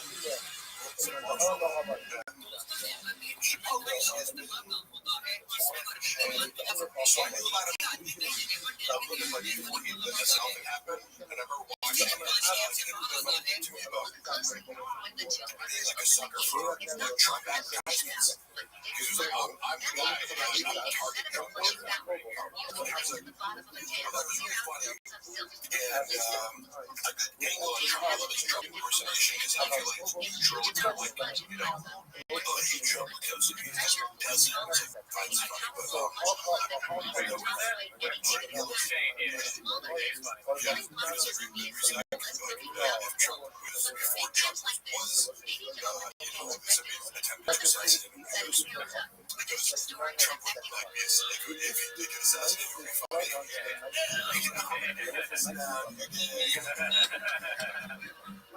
Yeah. Yeah, I'm sure that Brendan presents the shit out of Shane Gillis. Here's I said my take on Shane Gillis versus Shane Shabbos.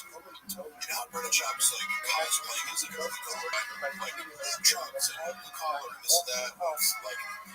Like Shane Gillis is like actually, like he's like kind of he's actually kind of a history nerd, and he went to us, but he actually played college football, like was an O-lineman. His level of self-awareness and his level of like he owns 2 pairs of pants and a couple pairs of white dog.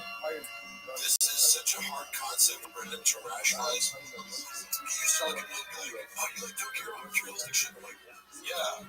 Because I'm not rich. Like, why would I buy expensive shit trying to look like wealthy? I'm not, it was like, I saw his mind spin. I was like, like, how are you not totally obsessed with material wealth? Shop's girl for sure cheats on him too. LOL. It's kind of funny to me because it looks like it's maybe his girlfriend's profile and he's commenting from that and clarifying that it's him. I don't know. Who is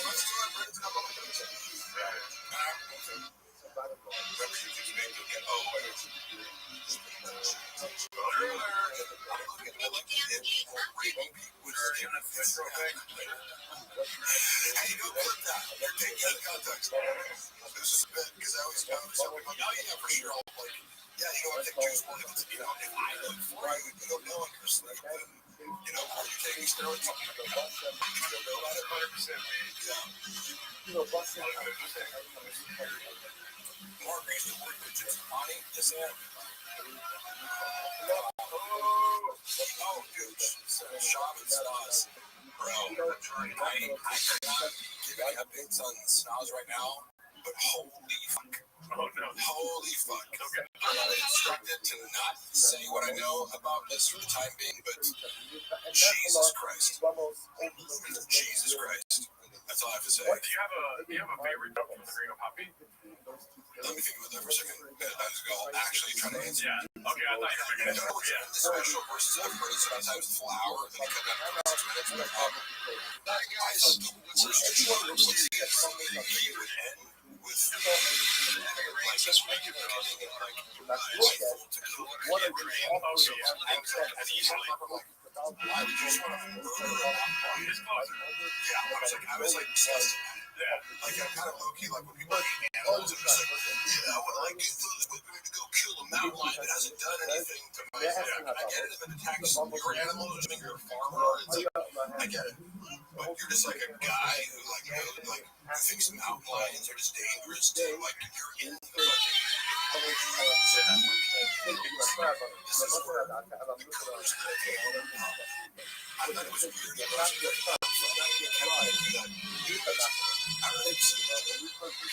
Oh, yeah.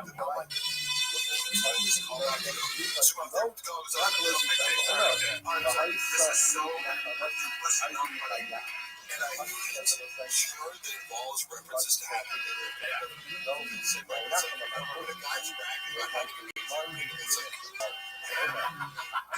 there's something going on that either just what is this fascination? I made a prediction the other day on the podcast that honestly, Shaman is so far whether he is or not, yes. Oh, for sure. He would be like a huge influencer in the gay space. Like, here's some interesting things. Like, Derek Post and Jim Gordon, openly, like, trans, yeah. And I'm like, that's so cool. Yeah. Be like, I'm a male comic. Yeah. When these guys go, I would never know. And they take their fetish and sexual preference and just do shit. That is something bullshit. But it's totally authentic. Totally have no shame about it. I don't know if we're supposed to make the fun. He's like the goal, I guess. But I was like, this is real. If the guy says that, I go, I'm willing to take anything else you say face value because clearly you do not give a single fuck about your respect. So I always told people it's more authentic. Say it. You have a real self, constructed a false facade to make up for itself. Whatever the NPD is.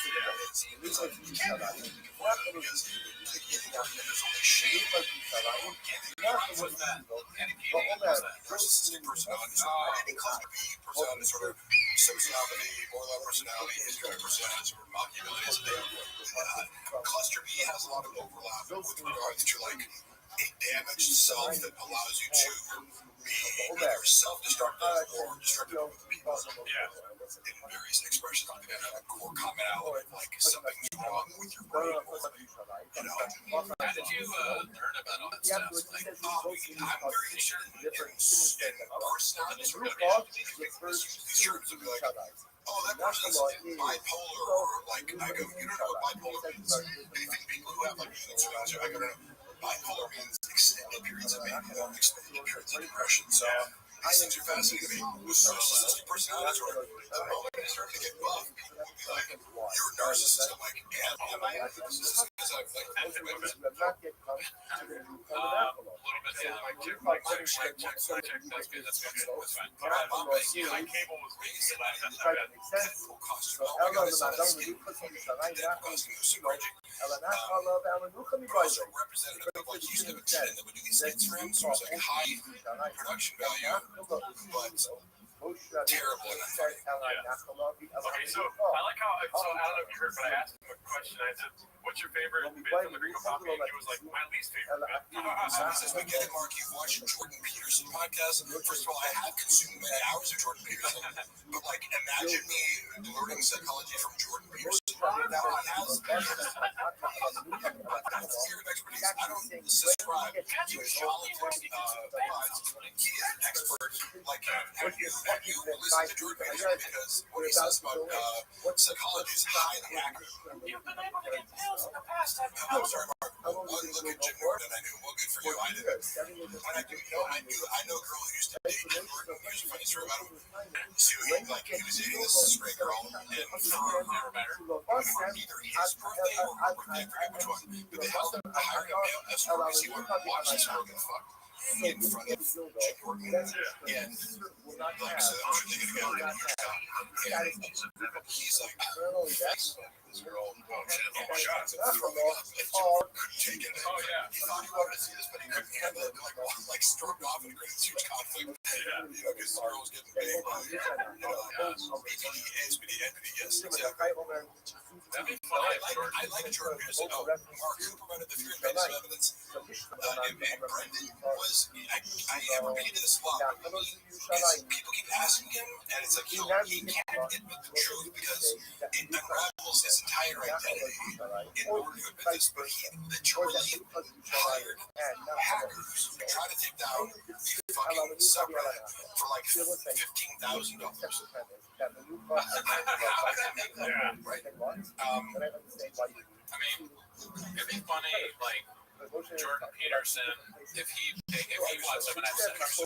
Thank you. I like DPT's comment. Does BGL cry like Peterson when talking about men not having sex? I'm no shame in crying. If you don't give me sex for a little while, I might fucking cry. Okay? That's if you want to hurt me, you got me right. You're crying, you have sex for a week, and I might get really emotional. Yeah, I mean, give me sex. hopefully no one ever tries to Hogan, you know, or have sex in that way. Has anyone ever tried to Hogan you? Asking for a friend where they where they're like, have sex with my wife. I feel like Jordan Peterson might do that. Red bar, what's the sword from the stone? I don't know what that means. Angela is steamrolling the slides. I'm sorry if I'm steamrolling. No, you're good. I'm sorry. We got 24 hours of this. That's a long time. People don't realize how long we've been in the podcast. 24 hours. I have the benefit of being like, I can leave whenever I want. I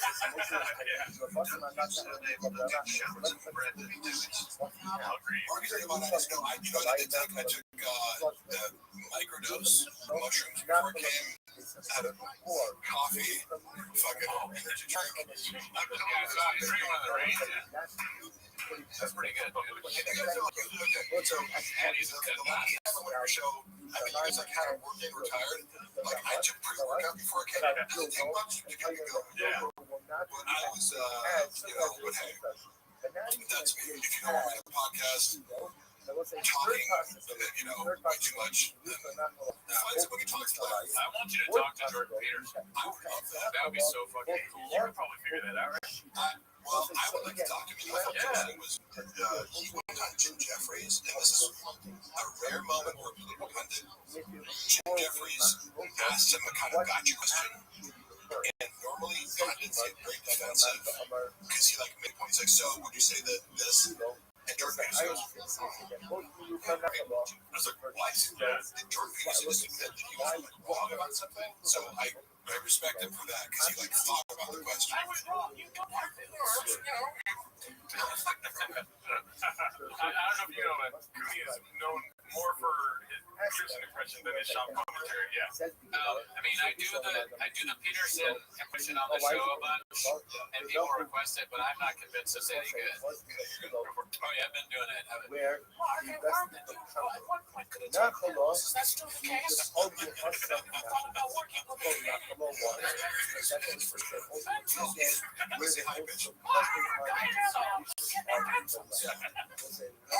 My father has plastic surgery on her face. Thank you, David. I'm still not convinced. It's really, it sounds too much like when I do my mom. Like an impersonation of my mom. Has Mark ever laughed genuinely? And why do people think I don't laugh genuinely? I'm very open with laughter. I don't try to shield my laughter. Can we get some more English money in the chat? English money. Snapchat. Where are you at? I'm joking around. You fucked up. I did it on purpose. It's a funny shot. There's a guy that gave us I'm not sure what was it? Yeah. Oh, I didn't know that. He gave us that, and I was like, is that English money to Gerardo? And Gerardo didn't cut it in time. Does Mark know the lyrics to 10?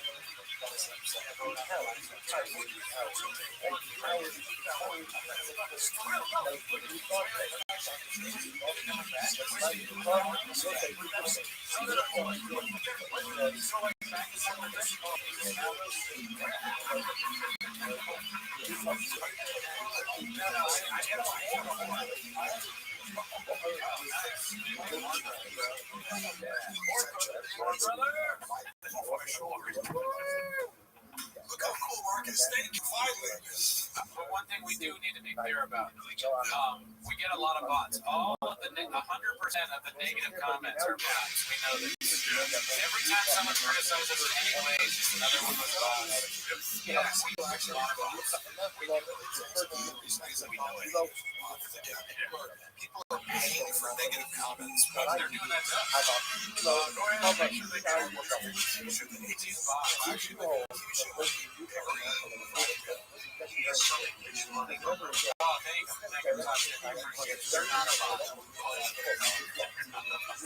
Actually, I can tell when someone's a bot. They say something negative. It's a bot. so what happens if it's a show? I don't know how to give away well, it's funny, but I'm just like, I assume whatever shot into it is wrong, like obviously, but at that time, Remember again, if you go to simple, the constant shot, which is that refers to Shiloh, Nachala refers to Shiloh. This is a very important way of that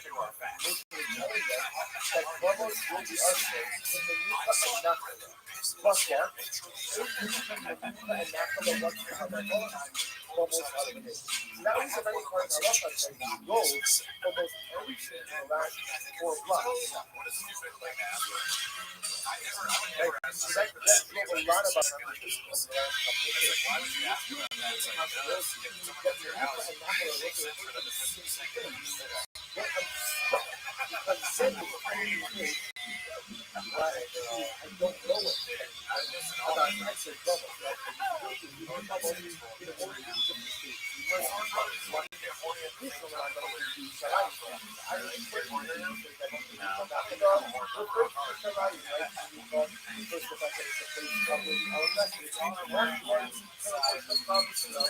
So about Shiloh, I'm going to tell you about it. So now watch this.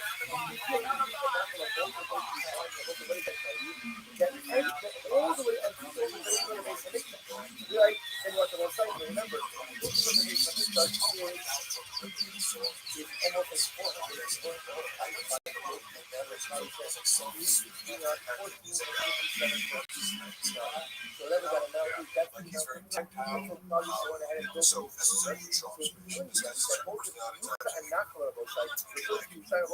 as almost a permitted all the way up to the time of the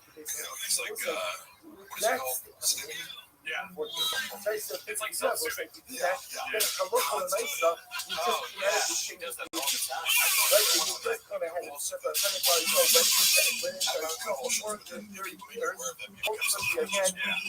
but I don't know if microbuses are. Oh, I used to play with my kid on they would talk about that. So the idea is if you go in there and discuss the whole new Kanaka, what would you try, then a local and nice study is almost all the way up to the sanitary. We actually said you want to know about my office. That's by down a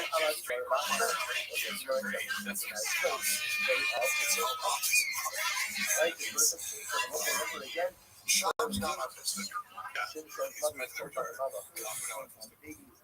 why would he answer about us? So I got one of those and I was like, restriction. Turns out, she's the most father-in-law is building a bubble that is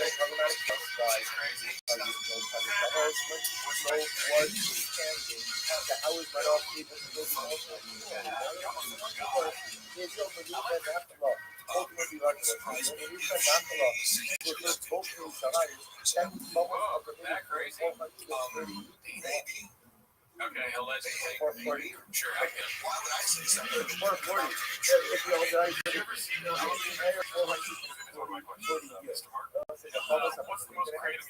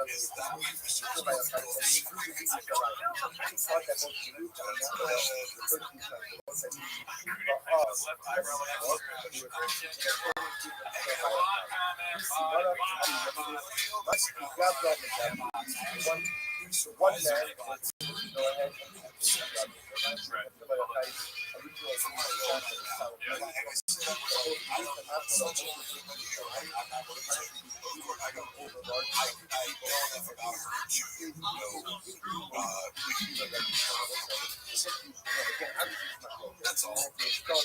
What do I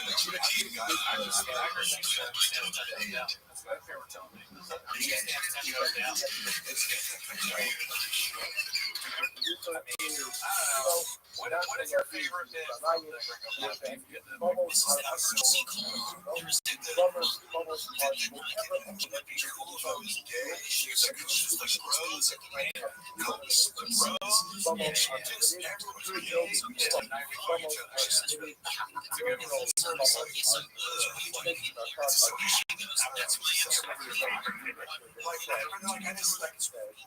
I'm confusing my favorite bit with just kind of like sort of like when I thought about it, I was like watching him do it, and like I just out of like what if Superman because he realizes God out of Thanksgiving she says it's funny how it's like just go excuse me I see to everything it's just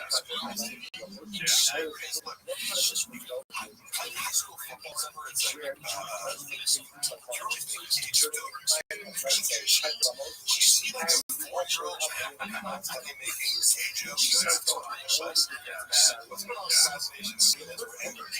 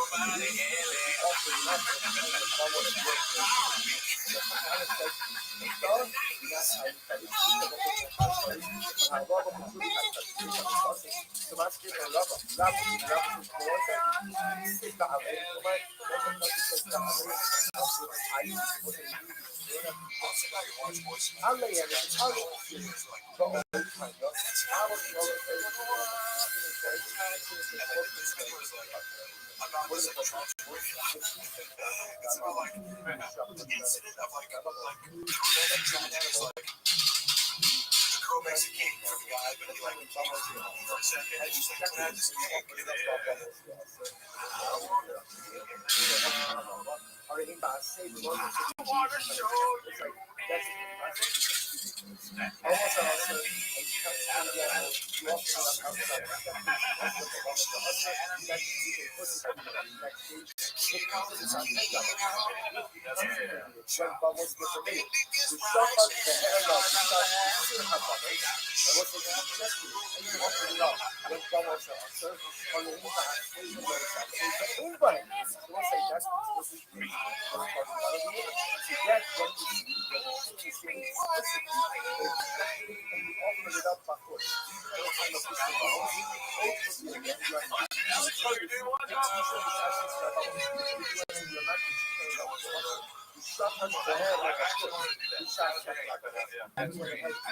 So many versions of that song. Need a shower.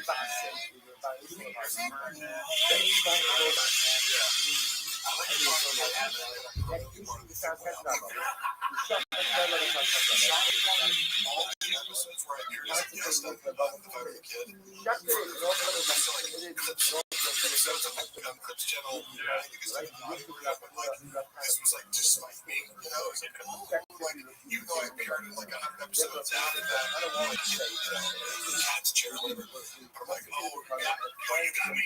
Got the final episode. I'm on it. Yes. Say your soul is a record. Like You didn't take that audio. It's like clips where it's like, oh, Mark Carly Doc's actually beats on this episode. Finish the job and get ready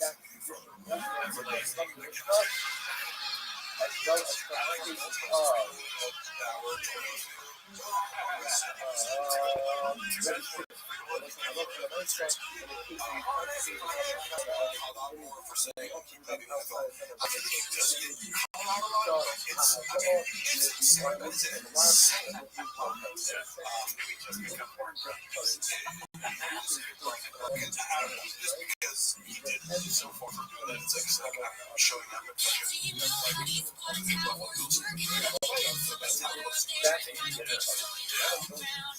like having a court type like review and say that you played with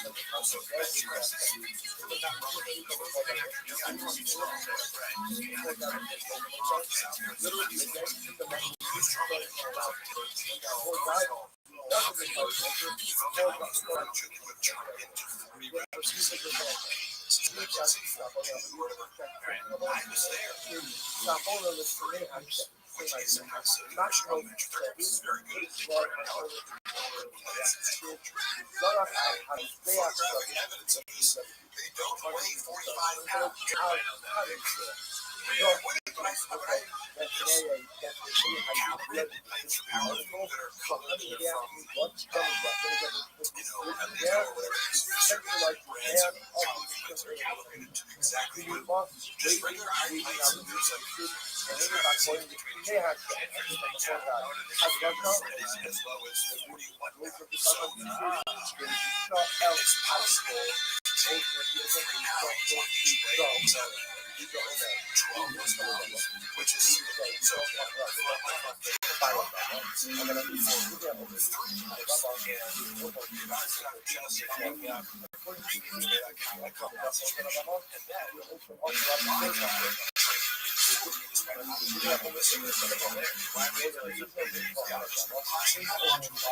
Hey, I was there.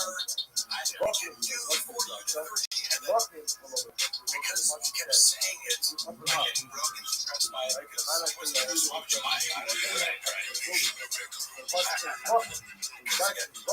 I've seen shop and bench press for plates and you don't need to like that. What do you need to do? The other thing was impressive enough. Yeah.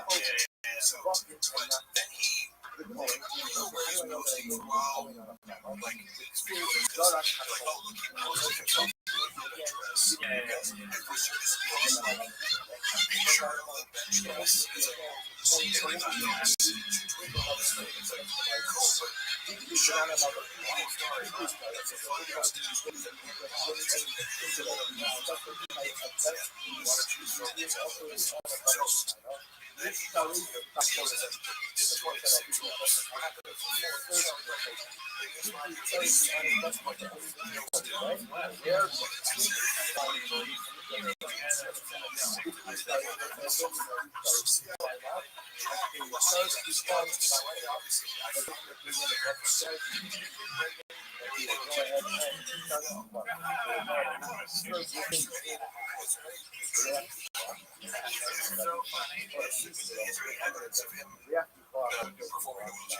I don't see any online. It seems like he barely put gasoline in it. That's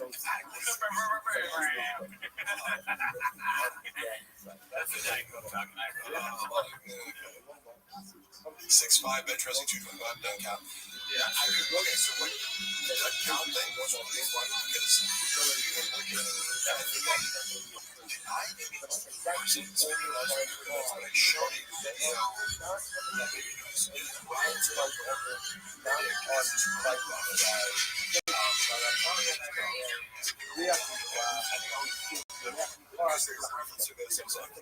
dude, shops are really fast for like trying to lock you.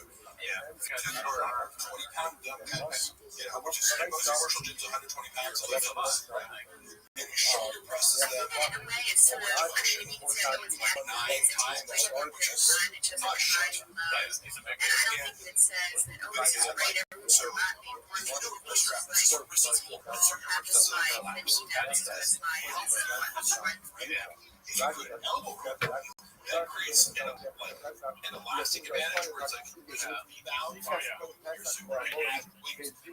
super Sean looks at it and goes, if you're in wrist wraps, it doesn't count. It's like, what? It doesn't help you lift more weight. It helps your wrist up. And he probably doesn't either is lying or he doesn't know. But it was, he's just, for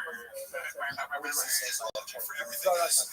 What's the thing I can use to dismiss the person who's doing better? Yeah. Because you can, as we say, it doesn't even count. What do wrist straps do exactly? Do they help you lift more weights? He like hates anybody that does anything. You know, when the question like, It's true, no, true. can you either say, can Shop do a oil change, and then someone, I think it was Mark Murray said, can Shop change a tire? The real question is, can Shop change a light bulb? How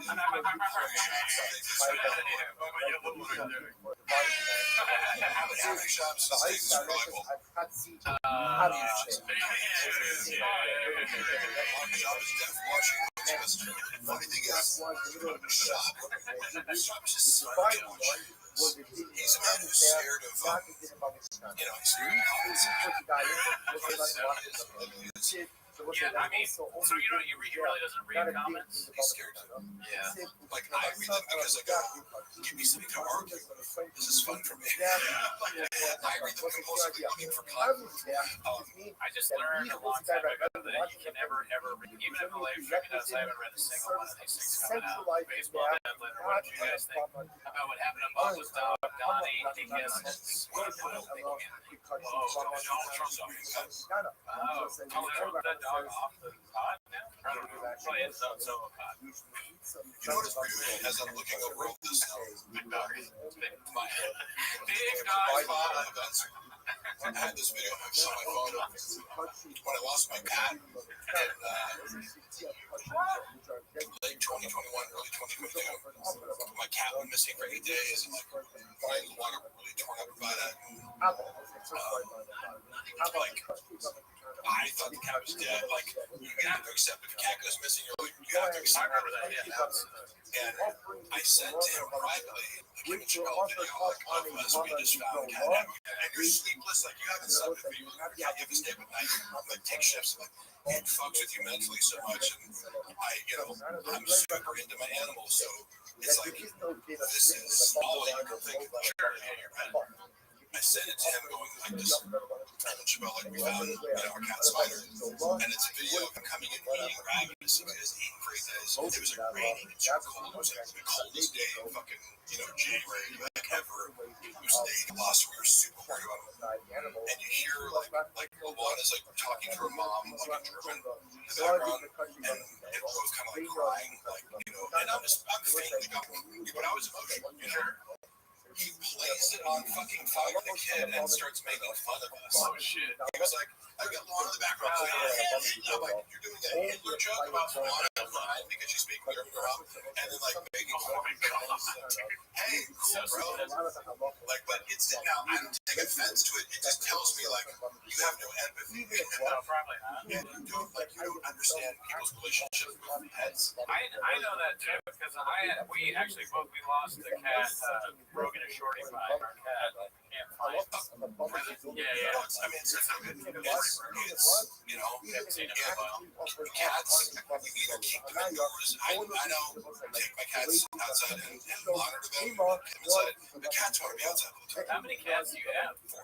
Oh shit. And I walk them. Really? With like a leash? I don't walk right as walk. They like to play in the courtyard of our apartment complex, and they just like to smell shit and be outside as much. But if a cat had its way, it would be outside most of the time. I like cats, but I have a dog. And I like that dogs too. Yeah, you have it. Pets are easier if you look at it. That's why I do it.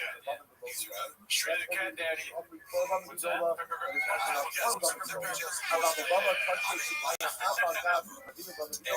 also love all animals. There doesn't have to be the dog cat, dichotomy. I also love dogs too.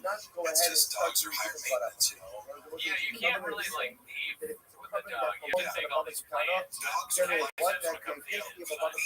selectively bred dogs to be more attached to humans and need more human attention. Cats require like 20 minutes of interaction a day. Which is why I think Brenna's figured out. It's like, you get a dog, you give it back, or you take it to get murdered or whatever. Hey, remember we tried to funny fucking hypoallergenic like Russian cats or whatever they're like. It was a specific kind of cat they looked for. I was the person who he tasked with helping him find it's very hard to find hypoallergenic. Actually, there's like a bunch of scams for like bring cats. He got scammed first.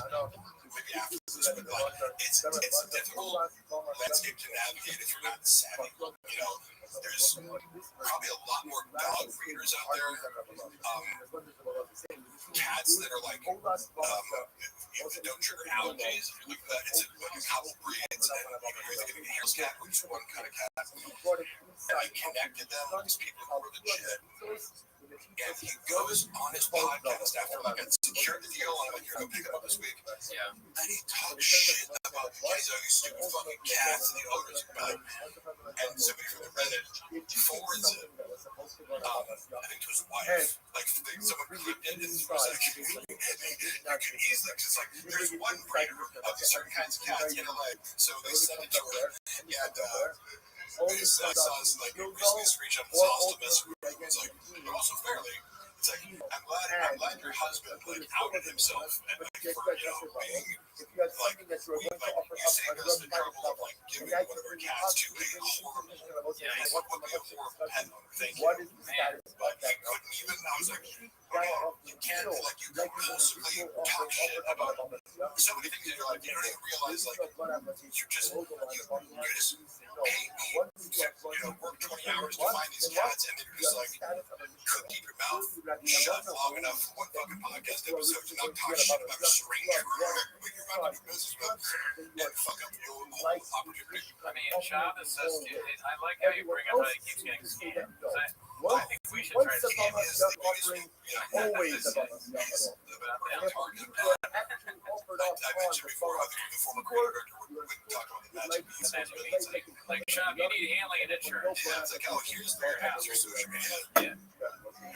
Oh, he used to run this scam where he would get more followers. There's an automated process that you can do where, okay, let's say you're a celebrity, right? And there's an automated thing that likes random people's stories. Yeah. Because if you're like, oh, you really check mark and 1 million followers, and somebody sees that you like your story, it drives traffic to your page, and then they follow you. So it actually does work. Yeah. But at the time, it was being counterbalanced by the fact that he had fucked with Bobby Lee, and so people were just unfollowing him by the thousands. Yeah. You can't make up for this. It would have worked if you had a net neutral following, but some engagement. I was just going through all these screenshots of people being like, "Oh, hey, thanks for liking my story, Brendan." Because I'd be sending it to him. It's he hired this guy. I remember stiffed him for a month because he just didn't feel like paying. It was $5,000 a month for this thing. So you start getting the results. I'm like, well, it's just if you look at how many followers you're getting, it's just being drowned out by the unfollows because of your own action. It's crazy. It's crazy because when you hit that hundreds of thousands or millions, it's like you don't see the unfollowing rate, really. Yeah. But just someone who didn't play on their content. Exactly. Delusion. Somebody says, Mark, you know how hard it is to play in the NFL, but somehow someone who didn't play on their college team is playing in the NFL. Wait, is that a reference to current players? Because if so, I don't know. I don't follow NFL currently. Guys, give me the PGL, Tommy, of course. Guys, stop. Let me talk. Jesus. It's been so much fun, dude. This has been amazing. So how many times is Gringo Poppy going to play? I mean, we did the math. I think it's 57 or 58. I don't know even what number we're on now. I almost let you made the first 3 hours terrible. I'm just thinking about the production value versus this first one. Yeah. It's like the first one looks amazing because of the theater and the lights. And everything's so perfect. It was like this looks like it was shot in someone's basement. Super 8 camera. My favorite joke is actually on the first one of Shops. Which one? When he's hunting with Joe Rogan. When he's hunting with Joe Rogan and he goes, where are the turkeys at? Over there? Okay, cool. And he kicks all the turkeys. Fucking hilarious, dude. Why does he kick that? I don't remember the show. Because he's like, it's so easy to kill them. You don't need a gun, you just kick the turkeys. He's like, where are they at? Over there? Okay, oh yeah, for sure. And he starts kicking them. I like all these jokes about callousness towards animals. Yeah, that's a good point, Mark. I mean, turkeys are great. You ever see those wild turkeys? They're so funny and they're kind of friendly. Yeah. Something like you pet them and I get hunting more turkeys. I kill one elk and eat the meat for the rest of the year. I totally get that, but I don't know. Trophy hunting is a little weird to me, but I get the argument for it is it drives animal conservation. Yeah. Sometimes you're gonna kill a deer. I just would never sign up and be like, let me go kill a lion. You wouldn't want to do that. So you put its head and I fucking that's a weird instinct. That'd be cannibalism. It's dead animal. It was in a closed environment, and I had a high-powered rifle. Talk about a lion killing a lion, Mark, let me ask you a question about that. Do you feel any kinship to lions now?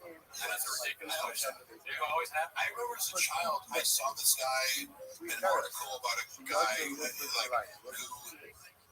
somehow had he had a pet lion, but there was some he might have been South Africa, he lived in a place where there would be more an actual lion in the wild. Yeah. But he befriended a large cat, and there are these people you can see on the internet where they this that one famous South African guy who he kind of has this herd of lions, and he also does hyenas, but he knows other behaviors.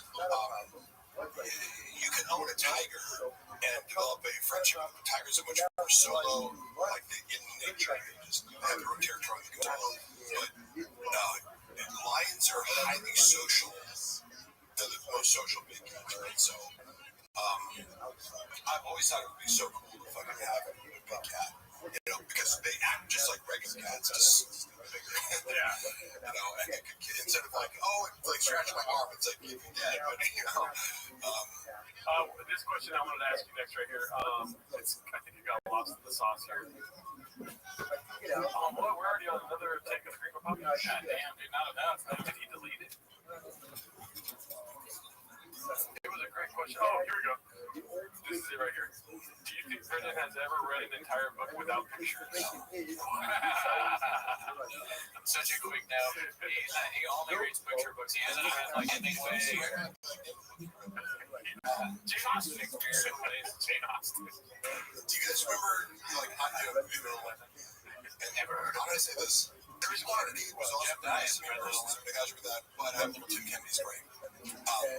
Indirect community. But he was on the Food Truck Diaries when I was working there, and he came in again. Tim was very gracious to me. I also get that he seems to have told some ridiculous sociopathic lies that, like, what the fuck? Like, again, isn't it enough to be a great Ray who, like, was a great MMA fighter? You have to, like, invent, that you did crimes in order to see it. And no one's checking that for you. And they're like, hey, that idea, buddy, who's surrounding you, what was your upbringing like? There's this deficit of attention. Did you have a bad childhood with the Vita device? He got Tim Kenny. He's like, yeah, I was in Glendale the other day, and I was just shooting all these arcades. Not even looking at it. It's funny watching Cal and trying to explain. Because Sean always has these broad stroke, like, no, I got it. So, okay, look, kid is good. And Cal's like, no, precisely what the argument is whether or not he had the broad stroke would be good. Specific shit that I don't know about. Cal had research into it. And I don't understand, like, why it's a big deal to, like, even go from this far to something with a but he actually looked into it and said, yeah. He's a good guy. It's like, dude, we're not fucking, you have to be, this is very nuanced debate here. Military people, we're talking about the technicalities of metals that they get. And it's in that world, it's very important to be highly specific and not misrepresent yourself. Well, that's the thing about that world is that he's not Superman, but you're going to find out he's Batman. You know what I mean? What the fuck is that kind of dude? I was like, huh? It's the bottom line. I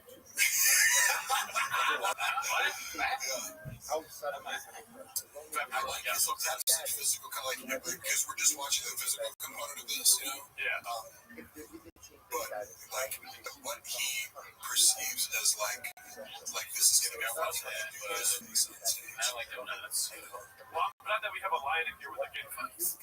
That's right. His name is Gerbaldo Adderton. I'm just like, he's good, well, I'm a guy with this fucking scroll device, so. My being from Tim Kennedy, by the way, was the morning that Tim Kennedy was coming out of the show. He's promoting his book. Guess what I texted at 8 in the morning? Hey, could you read the book real quick and like give me some notes? Oh my God! But I had to like scan out the book and find like a few. It's like give me like a book report by an hour. So I had like feed Sean questions so that he could pretend as if he read it. That's why, right? And I'm like, why not just say it and read it? Who gives a fuck? Nobody thinks you're a reader. And then you go, so I didn't read the book, but tell me about it. And allow Tim to talk. Right? He can tell you. Why does everything have to be predicated on a lie? Make yourself, because that word is like, he asked the questions that I told him to set up, because it was just thematic. It was like, oh, so you're talking about this in the book, and it teed up perfectly. If you'd asked one follow-up, it's like, oh, like, did you remember the chapter about this? And he'd be like, one with the thing, and then he said, Tim asked one follow-up question. That's House of Cards. Your bill says, what the fuck is what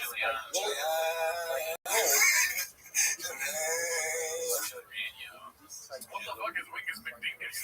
He's Batman. I got a stupid Tim Kennedy out here.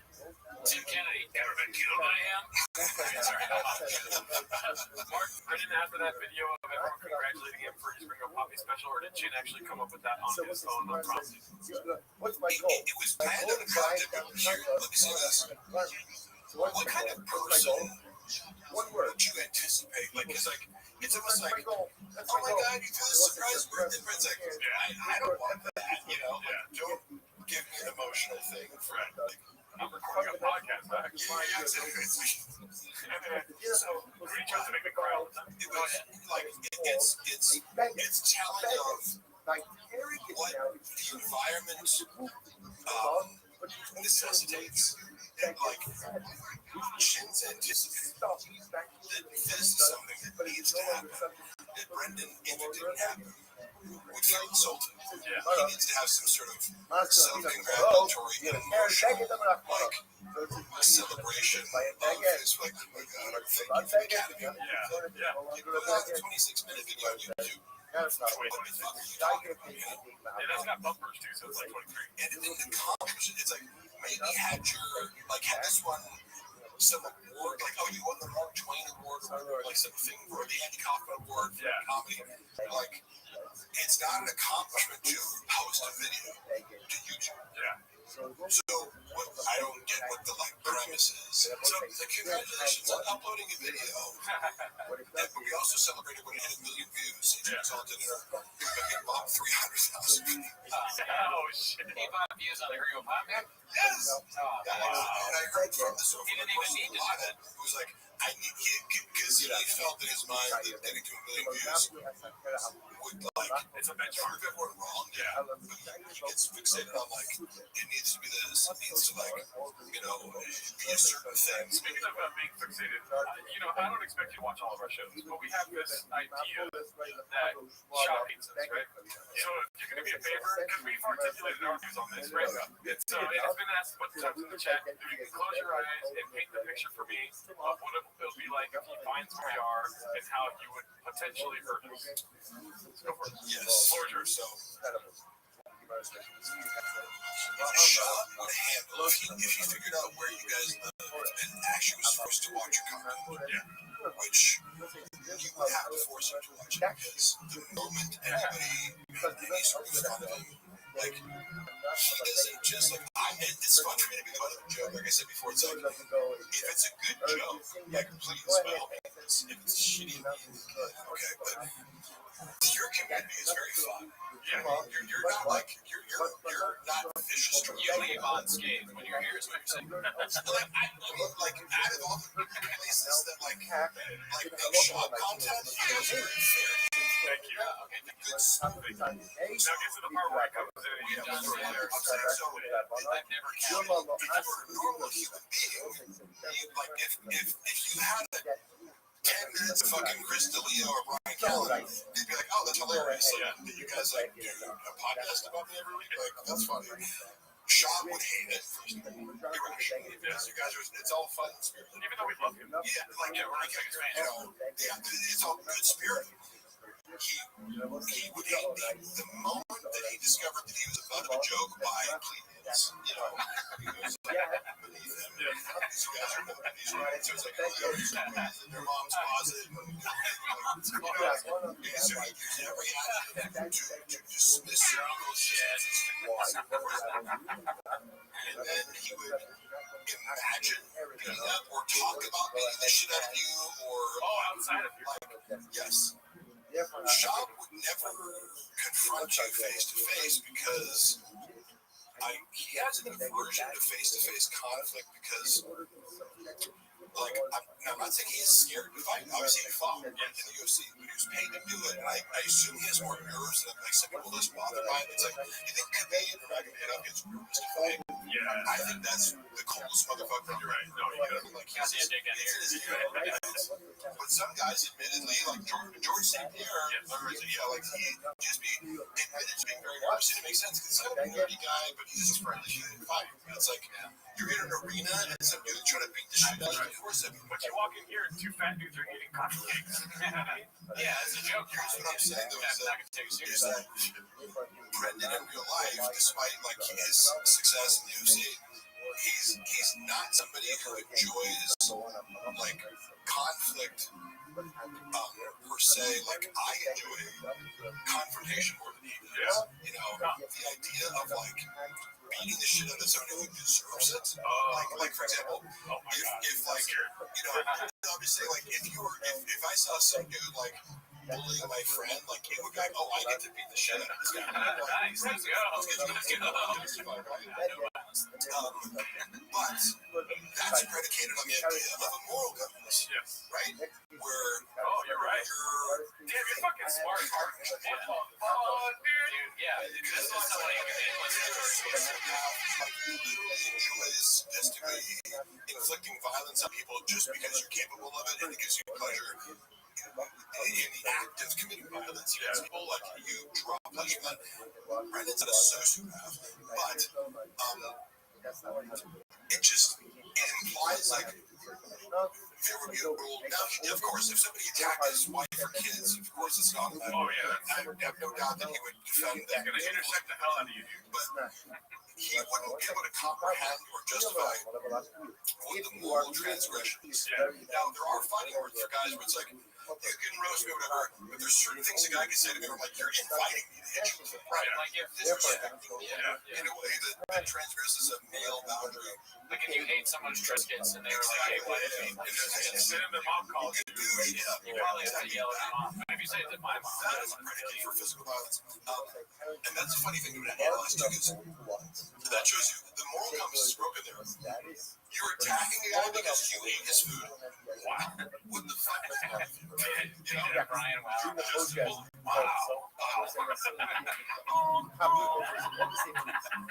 In his mind, he's the hero of that story. He doesn't realize it's like, you're a guy, you know.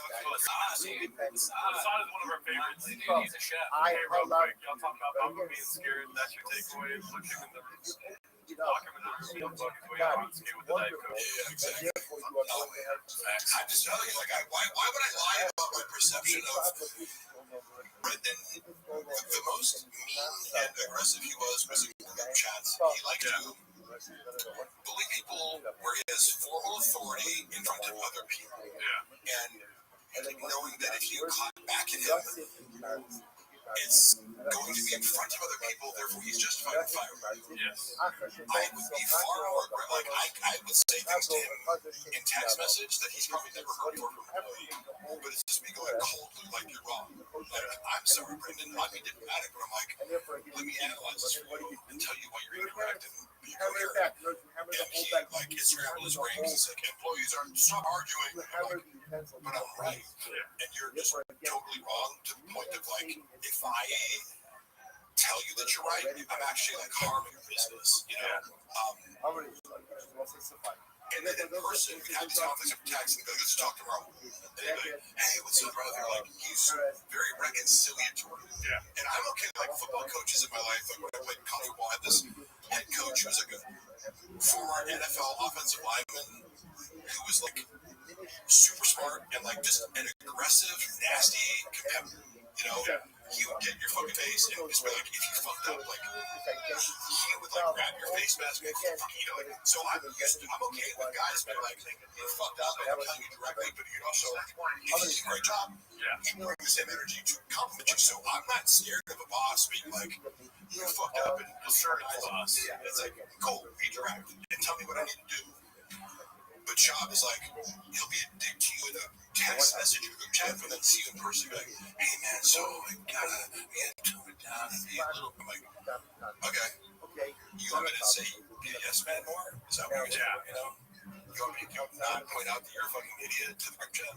You want me to tell you what we think will happen? Yeah. You know, I'm very diplomatic. I mean, we're more on your side now where we don't believe they'll actually hurt us. You know what I mean? But we used to have two big red chairs, only for the sole reason that we can dance around them while he tries to choke us out. Yeah, we were thinking the chairs could maybe give us some time. We'd like hold it right in front of him and he'd try and get us. That's hilarious. Last line of defense kind But then Bobby Lee told us that we don't have to worry about that. Yeah. Tiger Belly's money is pretty good, but most of that we just put right back in the pot. Yeah. As you can see from the Cordos. Yeah, the coffee cakes. He pays us pretty well. He's a good boss. Bobby's assertive. Yes. He'll tell us, like, you know, hey, there aren't enough clips about, you know, like that's More beef, more cheese. You know, where like we still don't know where Whole Foods is. It's been taking us like years to find that out. The mastermind. Yeah. So it's like, I always talk with Bobby every night. I still remember that phone call. Oh, yeah, I saw it. Dude, Yeah. he called me up. He's like, We fucking got him, dude. He's on the server, and I'm like, no way. How do you know this? He's like, fucking hackers. They hire with a duffel bag full of cash. Your account's open. I'm like, okay, here's what I'm going to recommend you do. Don't tell them about this. Let's just get through. Try to maybe gather some more information. Let's do this. Let's do the suggestion by this email address that these anonymous people gave you. Might be Bobby Lee's email, but maybe not. Because you don't have to verify your email to make it like, right? I sent like a 12-year-old living through I verified this is true. I mean, you gotta give it up to that guy that doesn't matter that made that motherfucking email Tiger Miller. Oh yeah, that guy, dude. That's a bad chef's kiss. All you do is lie to me. Rogan is short pie. Somebody out there actually did that. Yeah. And made Brendan Schaub ruin his career. Yeah, Brian was threatening people on behalf of his server or whatever. Yeah. Flapjack. Honestly, how well do you think you do in a real fight with Bob? I think you'd be surprised. All I've ever said about fighting Brendan is that I wouldn't be scared to. It's like I played fucking college football against guys who were bigger and stronger than Brendan. I wrestled heavyweight in high school. A lot of cappuccinos. Do you think I'm scared of being punched in the face? Yeah. I've been in more street fights and we're like, I'm just not like, do you think engaging in physical violence with guys roughly my size scares me? You must not know me. That's how I feel about Augustine Ozinga. That guy used to go to my wife's DMs. Oh, yeah, I've heard. Like, do you think Luana would go for you? Like, my DMs. Did he? No, He's trying to fuck? Let's just say he slid into more than that. He said, give me devil face emoji. Did he say that? No, he was actually kind of polite. I mean, hey, shoot or shoot. But he was like, hey, if you're ever in London, like, come through. Well, it was polite, but like he was hitting on her. If you have any London block, come on through. We said, Joe, you didn't give him this comment. What the fuck are you talking about? Crash out. When did I crash out? When my wife was hiking my. I crash out every night. On cell phone away to Sequoia National Forest after locking me in the apartment. Truck flip asked this a little earlier. Has Brian taken loans or something from Bob Bud? Is that what we're talking about? He needs money for alimony, dude. Mark, when Brendan was drinking, how much alcohol was down? A lot. Because I remember keeping track of this, and I remember looking through some of the photos that I had on my phone that I take a chop show at 9 a.m. Yeah. Large, like at 9 in the morning, and then he just kept drinking. You can't see his face, where he looks bloated. It's like, well, you're drinking whiskey all throughout the day. Cheeked up on the chin up. And then he would do, I remember I tried to calculate how much whiskey he was drinking based on, like, he would take a large, like a glass this big, where we do the comedy clubs, where you serve, like, a Diet Coke in, with whiskey and ice, and I was trying to be like, okay, you get about, like, 6 shots to fill this up with the ice. They'd have one of those, maybe more. So he was drinking at least 12 shots of whiskey at night over the course of 2 shows. Damn. And then, a little less than green. I was like, he was at least drinking 30 drinks of whiskey a weekend. It was, oh my God. And then go to bar. So is that alcoholism? Like, I don't know what the definition of, but I don't know if it is or not. At least I'm very high tolerance. And it was part of his act. He's sipping a giant glass of whiskey on stage. They didn't finish by the end of the show. And for somebody who struggles to pronounce words, it's not a great look. Everyone on the second show, he'd be like, he sounded drunk on top of it. That was that yellow thing he was drinking on the where he dips up. It looks like a banana. He drank out of it. He had the weird face. Oh, that was the Sherry. Celebration of Thai Masa. Then I think drinking that even one time makes you an alcoholic. I'm done with baddies that hook up with Bob during his comedy days where they've a lot of them were, but a couple of them were very intelligent and like. Women are have to understand that like the draw of status is enormous for most even sophisticated women. It's like, yeah, you're famous. He's also, tall, good-looking athlete, right? Like, is it surprising that Brendan Schaub has women offer themselves to him? No. A lot of them are dumb, but a few more sophisticated. But they just see through his bullshit. gas lights everywhere. But on the side to be like, he does this like future faking where he's like, I'm gonna leave my wife for you, and like, oh god, he's like, poor old me, like I don't even sleep with my wife anymore. It's just like a stage marriage, like yes for the kids, and because I've seen him to my own friends, multiple of my own friends, because I'm like, this chick that I work out with Zoo Culture, like who like pursues for this. I've seen him pursue so many women that like I knew before him, but it's sort of the real team. Like his approach is identical. You know, he just like baddies, baddie. He's the socials. Is incapable of not putting the same things over. It's used the same story, which involves like I'm super sympathetic. My wife is actually sat at home. Sometimes it's my wife, so this is really cheating. Or the one that I'm looking for my wife for and start a family with. Yeah, he does like a 60-year-old in the middle class. He acts like a 60-year-old in the middle class, like acting like they're gonna leave their wife. They don't really have that much money, so they can't just pay for sex and like not have to. Worse. You know, like I don't know. It's like because you can get away with all this by like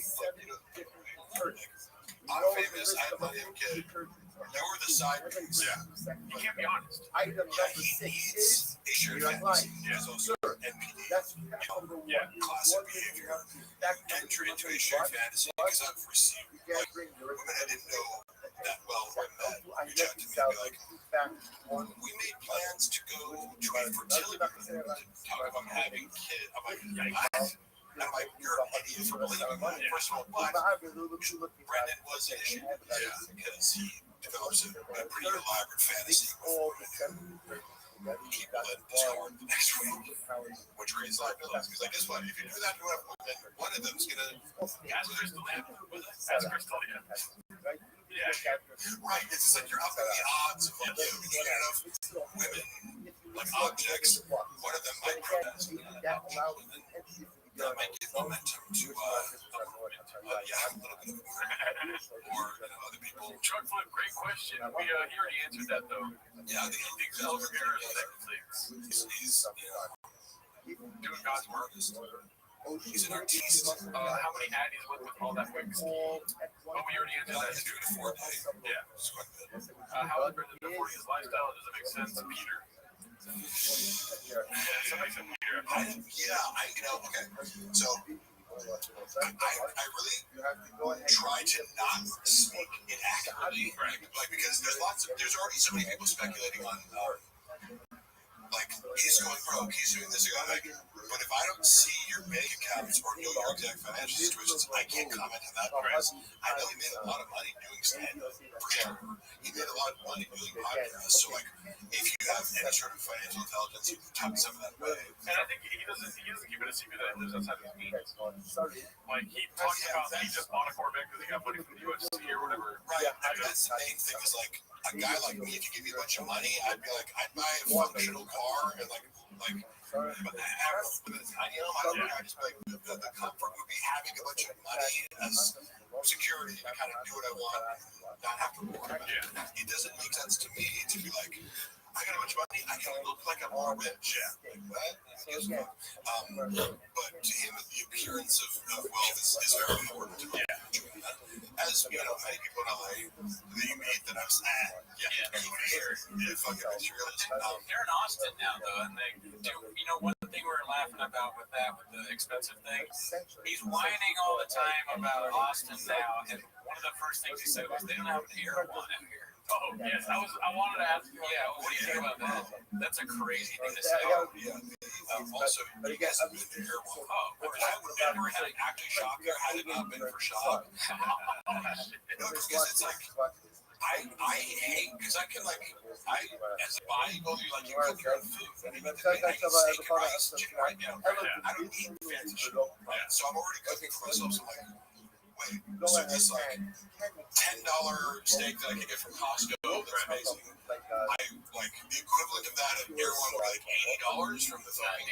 I just remember going there and being like, wait, how about a drink and like a plate of food that had like meat and a side dish and it's like $40? Yeah, their hot bar different. and it's now the food is very good, but it's like going to Erewhon is part of the whole like I'm rich, I can afford it. You like to be seen at Erewhon because everything's so expensive, it prices out all the brokers. Yeah, everyone's like fucking Costco with a beach too. Just derailing. Yeah, it's a funny little thing that because you might be there, but like I'm like I can eat McDonald's. I don't give a fuck. Shout out to CR Guitar, dude. What the fuck? Shit, dude. Mark, CR Guitar. CR Guitar is the guy that made our pizza. Oh, he's in Canada. He's a great musician. He's a great follow on Instagram. The T-Mouse boys, you know, on my mom's side, her mother is Irish heritage. Mary Evelyn Irish heritage. Dude, hit up CR Guitar. I'm not he was the most Irishest. What the fuck is Erewhon? Erewhon is like EREWHON. It's like more expensive whole food. It's like a grocery store where everything is like 3 times the price of a normal grocery store. It's like, oh, here's this small thing of strawberries. It's $18. Yeah. I've never bought food. Well, I've never grocery shopped there. I have gotten a smoothie or two. It's expensive as it's like $30 smoothie. Like the Cheap Pony nickname. 16. Which one? So, Theo Vaughn referred to me as Protein Pony when I was out of the room. Oh, wow. And it became this little moment where Sean got mad at me. Because here's what happened. I had never met Theo. He was flying it out. So, like, the first time I met him was when he came in for King of the Sting one episode early on in my tenure working there when I started to help with King of the Sting. I met him, said, what's up? We're cool. And he just got off the plane, and you could tell he didn't want to be there. Yeah, like that whole energy and that whole theory of like, he really wanted to, he made some vague reference to like, you know, man, when you're just doing stuff, like, you just kind of, you know, your heart's not in it. Whatever he said, like, he was obviously referring to King of the Sting, but you don't blame him because even just traveling across the country to do a podcast, it sounds horrible. It sounds like the worst flight of all time. Yeah. Like, when you're already traveling for stand up, it's like, why would you want to do that for? And I'm sure it was lucrative. There's some amount of money, but it's like, you know, if you're thinking about, you know, That could be my leisure.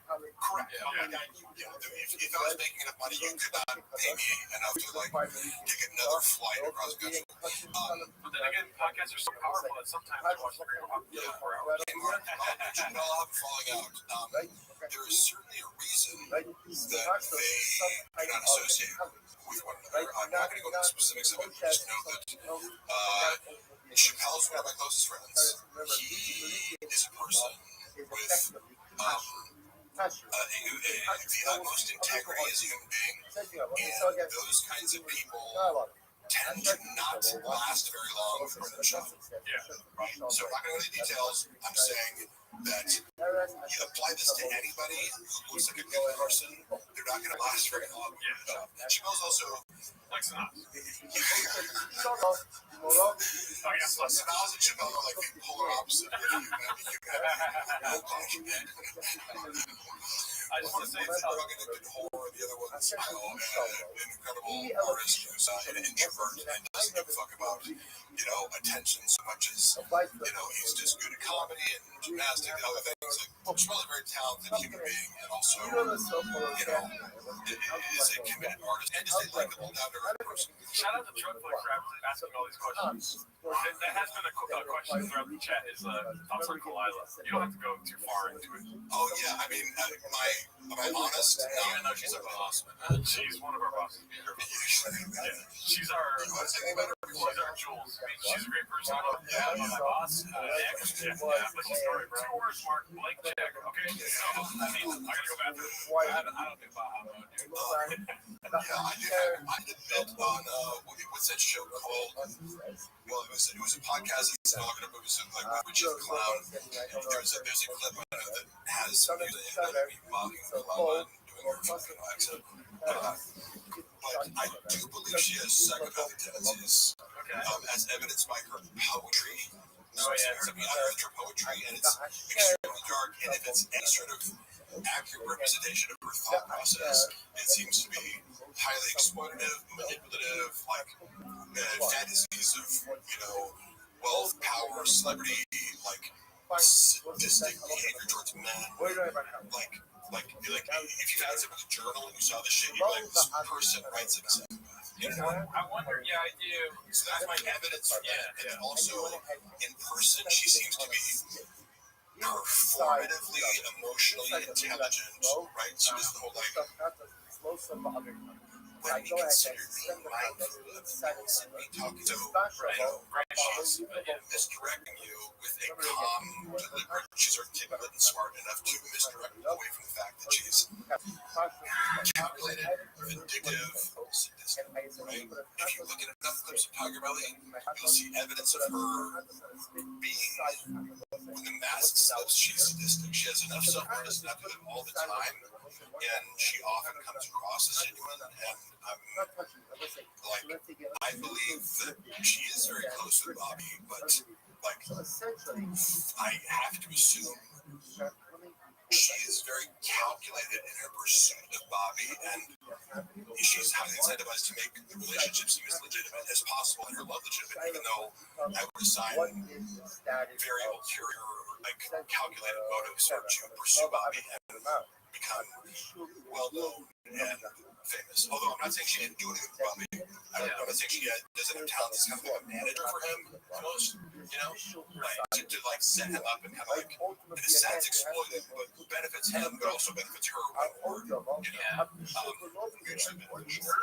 Writing poetry to me is interesting in of itself. Being in this world of Rogan and comedians, diaries and poetry. I'd love to read, I don't know. I mean, obviously Shop's diary, but he doesn't write. But Rogan, what's in Rogan's diary? Jim died. Does he write poetry? Women, does a haiku about how women are worse? I don't know how to do haikus, but it would be something about women. I'm as horny as Brendan's forehead, all right? Oh, wait, sorry. Come on, that was good. Mark makes Baba look like a photographer when it comes to having the best brains for the arts. That's a great little word salad. I don't even know if being insulted or not. Everyone says Bobby Lee is so real. Why doesn't he make jokes about how being forced into cuckold? Was he forced into cuckold? Technically, I know people throw around the term cuck a lot as if a girl that you're dating fucks someone else, but it's does it apply to washing? I don't get it because Baba does say that quite a bit. He called Marin a cuck. Yeah, and I feel like it's an overused word these days. It's like it was so cuck. It's I've said that I heard from a girl that you fucked that you like to hear. You got off on her describing. This is from the girl's mouth. He would get during sex. He would say, "Describe the biggest black dicks you ever had." Oh my god! I was I can't hear that. This is shop sexual fetish. Wait, women tell people that? Like the deleted thing. Finding out women say what you tell them to say during sex. Shit! Hold on, we gotta stop. I need to call. Can you get Rob back on the phone? Get your lawyer. I need to run some lawsuits. When I said that during sex, I didn't know that you could say it to them. Can you screenshot that? Okay, someone just asked me a question. What are my thoughts on Slow Joe? Yeah, she's in person. What I thought was funny about this, her portrayal in the real Penelope specifically is that it's predicated on her being a rattlesnake. Yeah, and hot-tempered and this and that. It's if you meet Joanna, she's incredibly sweet. Oh, really? Super visual, but she's wannabe Kim Kardashian, right? But what's this Kim Kardashian mean and nasty? You know what I mean? She's very polite and conscientious and sweet. Now Shop will privately he'll complain about her arguments and this and that. I'm anybody who doesn't buy into your stupid worldview have arguments. Sure, I would imagine that she's not accurately portrayed by Shop for sure. There's no way he's describing her accurately. No, crop out the ugly. I know for a fact he's actually true. He told me how because there's a joke in Gringo Poppy where he goes, crop out the uglies, sit back, feel this. We're in a group chat, dumbass. And he's saying that to his wife. Yeah. And I go, did she really say that? And he goes, no, that was me. I was like, Oh yeah, we told this. Well, it was the opposite. there's always a swapping going on, right? There's always a projection or reinforcing of the victim to the offender. I'm fast or sorry. It's called what it is. Dark 40 chess. Oh yeah, he's playing 40 chess. 40 chess, 5D chess, like 3D chess is about people at 40. Like he's playing 8. What is 8D chess? Yeah, 10 chess. Yeah. So we're on right now. What's the 8th dimension? Well, it's 40, like 40. Oh yeah, 40. CT. I mean, Somebody would just give them money. I know, it's very nice. Thank you, Tim. They're just giving it. I think it's because, like, you're already spitting facts as it is. They don't really have a question. They don't question the facts that Mark Carly spits. Somebody said, I want to sell some Brian Callen. Okay. Love you, Brian. You want to hear something funny that I learned recently? Oh, yeah. I don't think I don't know. I don't give a shit. Who cares? I know somebody who was flying him around in his private jet going back and forth between Austin and LA. So for a time period, he was flying, right? So I know a wealthy individual who I'm personal friends with, JD, I introduced him to who was using, and Ryan loves Richard. Ryan's favorite people are rich people. He also likes people in cow costumes. It's like Underwear Lopez. I don't know what the fuck the story is about the Lopez. I've seen it out of context. I'm like, what the fuck was he doing? He certainly was glitching. This guy who's ushering Callan back and forth, he told me some stories about how he is the most ridiculously and astoundingly unpunctual person I have ever heard of. He, like him and time, and lines were like, now he would sometimes come late. I remember Brendan being annoyed by him because he'd be like, oh, running late to the studio, there's a lot of traffic. And I'd like check the traffic, like raise everyone. There's no fucking traffic. So, but it's like, oh, big deal. You're like, 3 minutes late for your podcast. You would do it 800 million times. Like, you can do it, right? And I know, but Brendan did seem annoyed by it, fairly so, because, like, for the most part, Brendan's on time and kind of considers that, like, his big win, that it's, I just show up. It's like, well, you suck at your job. And yes, you did technically come on time. Brian apparently has a more difficult relationship with time, and I get that as, like, an ADD symptom, like time management and time distortion are problems. However, the details of some of the stories I've heard, I was like, Brian is 8 years old when it comes to time. Like I heard like 10 different stories from this guy. It's like I hung out with him for a month, and he fucked up so many times for his own shows. Middling for like big like Tony Hinchcliffe's headlining and like Kim Congdon is like opening and you're the middle, and you're like 30 minutes late. Like not even like when you're supposed to be just for the show. So like somebody has to come on and like kill. It was like not 2 minutes or whatever. Like shit runs down the schedule. Do stand up like. Yeah, content not have 30 extra minutes. I go, oh my god, just not alone. But then it's like, dinner, it would be like, oh, hey, let's meet for dinner at 7. And it's like, hey, I'm outside the restaurant. And they don't come till 9 p.m. or something like that. It's like, so many stories. I'm like, that is like, so it's a representation of, he's talked about it before, his entitlement. Remember he was like, I used to think of myself as like one of the chosen ones. He is self-aware of his own entitlement. Doesn't mean it fixes it. Just makes it for everybody. Yeah. He's references. That's why I feel safe, kind of like saying that it's no secret. Like, but he feels entitled. He'll just be late for shit. Or he'd be like, I'll come over at 6 for dinner. And the guy would show up and it's like, I'm here at 6. He's like, oh, we're still at the grocery store. Getting the ingredients for the dinner, motherfucker? Like, what do you like? Why would you do that? Yeah. Just forget about shit. Or just like it's just such an area where he goes, I literally have to stop hanging out with him because he's like so late. It's annoying. I really hate that shit. My friend Cutter Hodier is a piece of shit. He's late to everything. He's a director.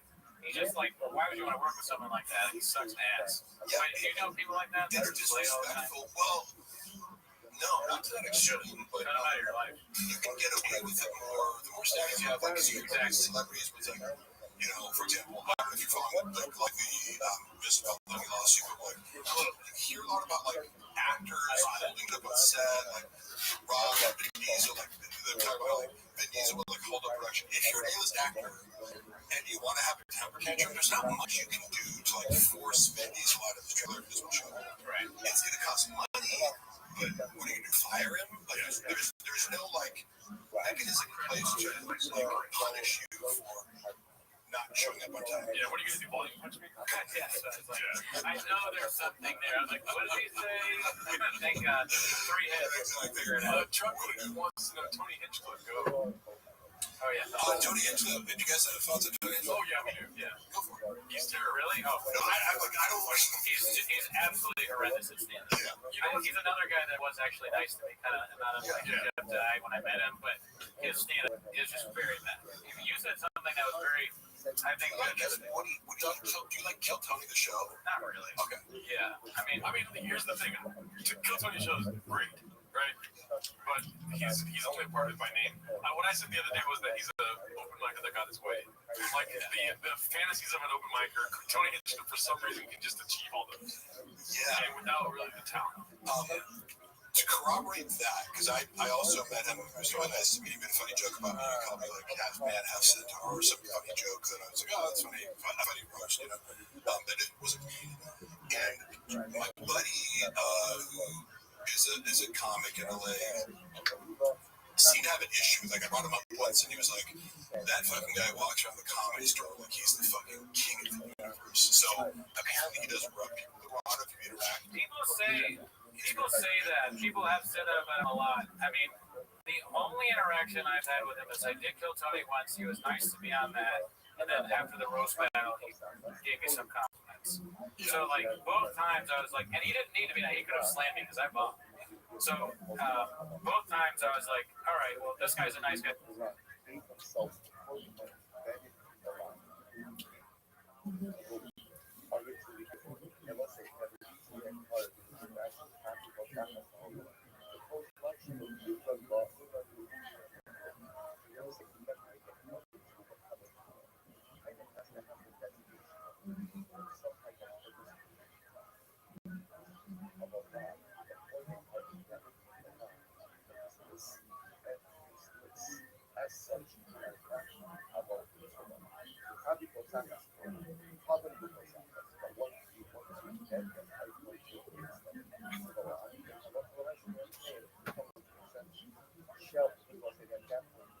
Okay, but that was before. So I do still feel bad about clowning him. But my thing is, I want to be as honest as possible.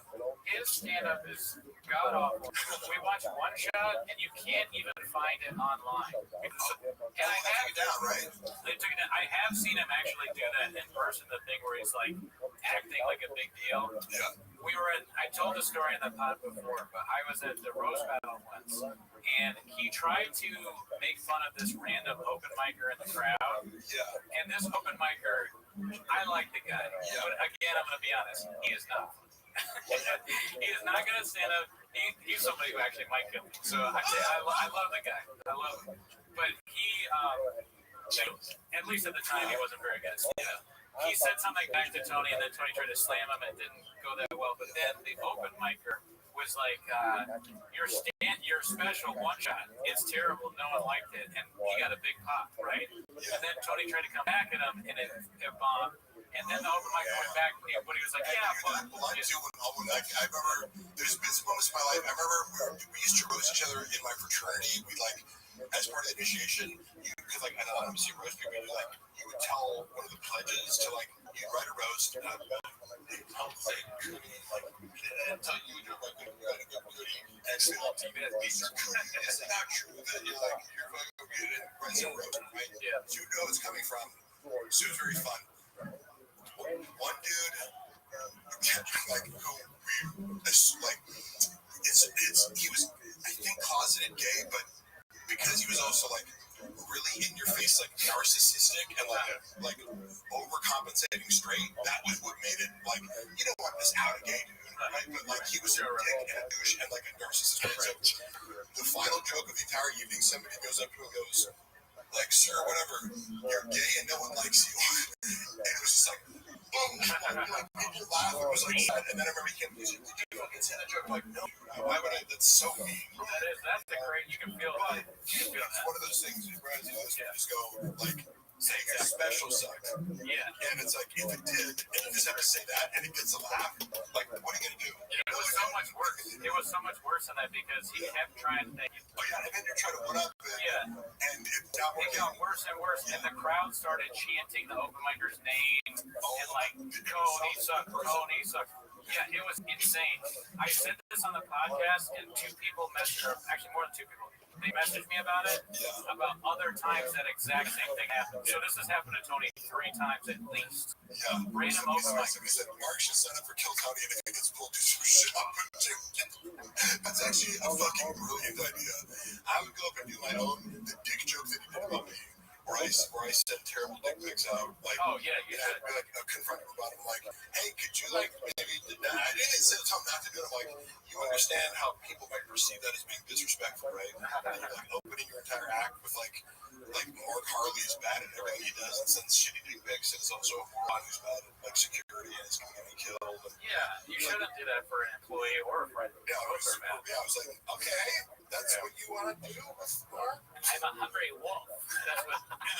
Yeah, you're talking. Yeah, they say I'm a hungry wolf. I'm fucking jazz. Smell the beans. What I do like about, because I know David Lucas personally, and I consider him a friend. I like their dynamic, and I like that when David Rose killed, David Rose, Tony Hinchcliffe. Tony laughs about like he's very open to like David's roast. I like their dynamic. You ever make you thank Ellen? Like, had you thanking at all? You ever thank on? He's gonna be thanking. Because the Elephant Graveyard mentioned that a lot of times David Lucas makes you think on things. Yeah. You leave the filter if you don't think. David Lucas said to me, he said this motherfucker looked like a muscular bobcat. Oh. I was like, that's pretty good. Well, we got a line problem, y'all. Yeah, I think he said, I have a protein powder fetish or something like that. He did this more the way. That's funny because you hear the same shit over and over again. Like, oh, okay. Like, this was funny. It made me laugh. It's original. Their dynamic to me and Jordo often do this, but it's just like, David's like, man, you gay, no? And then Tony's like, well, you're fat and black. You're fat and fat and black. You're gay, no? You're gay as hell, bro. You help shit out with events. What was funny was we discussed, I hate to be repetitive, but I did try to help shit with current events because the way they were doing it is like, we're reading newspaper articles as current events. Like, that's not how the world works. Get a fucking YouTube and get a viral clip. Like, why are you responding to like, a girl was kidnapped, and then Chin's reading it out loud, and whatever. It was like, Jesus Christ, this is like the worst part of the show is current events. Because this is not, the world has evolved and left news articles behind. So I was like, going, what's hot right now? Andrew Tate, and like they loved the first one. The first couple ones I brought in, they were like, "Oh, that's hilarious!" And it's easy because it's like a YouTube short that's all in and he's hot, so you get to react to what he's saying. And he's like, Andrew Tate's delivery is fun, reactions fun. And then he did this. The next time around, I was like, "Oh, this is working." And he's like, "That I'll do another one next week." Yeah. And he does this joke where he goes, "I was reading an article the other day." Some kid could recite pie in 2 places. That's great. But how the fuck supposed to get laid reciting pie too well? And that's right, you guys laugh. It's like the verbiage. How are you supposed to get laid in a club reciting pie too well? And I was like, that's just funny. It's a funny delivery. It's a funny line. You're great on Twitter. Luch has a funny. Is that Luch? No, it's something. It's just about interaction. David's funniest joke is when he said Tony buys baby carrots just to suck on. I don't know. Never mind. Oh, yeah, he said, who's the worst interaction you had as a TFK kids? Oh, that's a good one. Fuck, there's no real bad interactions. I would say, about food truck diaries, Jamahal Hill was like high as fuck and super awkward, and like we were talking about skits before he like I was kind of like the liaison for food truck diaries for the MMA fighters. So like when they weren't involved in the shot, I was like tasked like talking to them. Yeah. So I had a lot of great conversations with guys like Alexander Volkanovski is super smart, and Michael Chandler's easy to talk to. There's all these guys that are like really smart, easy to talk to in the MMA world. Jamal Hill like comes out the car like having just smoked a blunt and was like super like awkward and not gonna get use it. And I was like, that's just kind of weird because he's like high and like paranoid and like whispering. But before the episode shot, we were like, oh, I see you do like skits online. And he was like, voiceovers and this and that. We're talking skits. And then like I asked him to like shoot a skit afterwards for like the Open Stone Clothing Company, and by the way, a bunch of people have done this for me. It was like, Who's the I hate that like get her name with this. She's super gorgeous. The female commentator for the UFC. Kelly. No, what's her name? I know. Shit. I hate that. Lauren Sanko. Lauren Sanko, yeah. Lauren Sanko is a singer on the internet. She's super gorgeous and like I was like, you see her and she's like, this woman is beyond gorgeous in person. And she like agreed to be like, this is like walks like I'm doing an Oak and Stone pitch, and she like walks by and says one thing.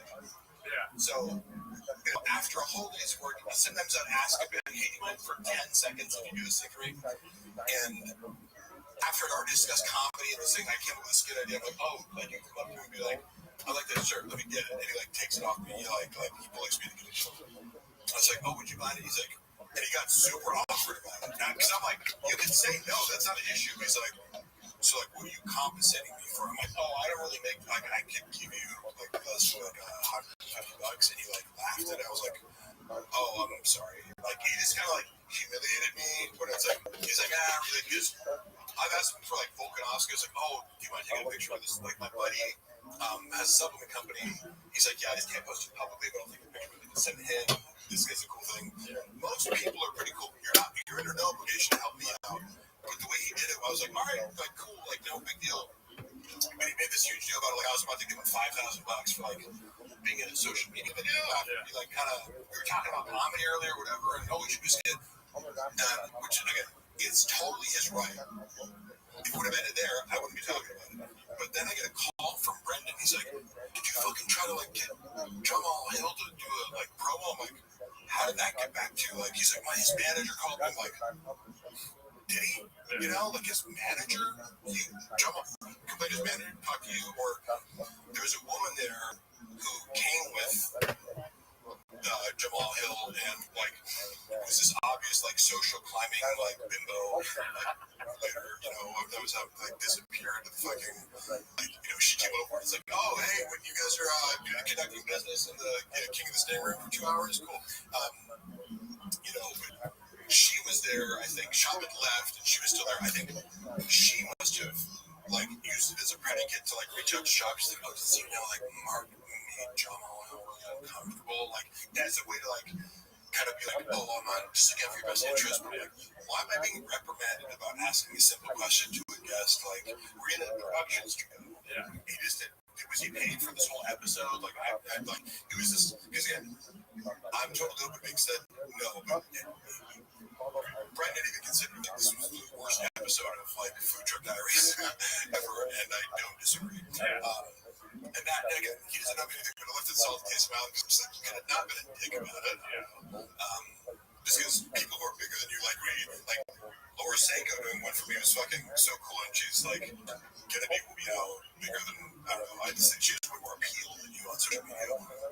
That Jamal Hill, where I miss him. Yeah, although he is like, I mean, he's become, the world is now seeing that he's very, like, as he copes with his losses, like, I was not a fan of his. It was funny because Brendan was like, you'll never be a champion, and then he was. I was like, yeah, like, it was funny to kind of, like, said that to me.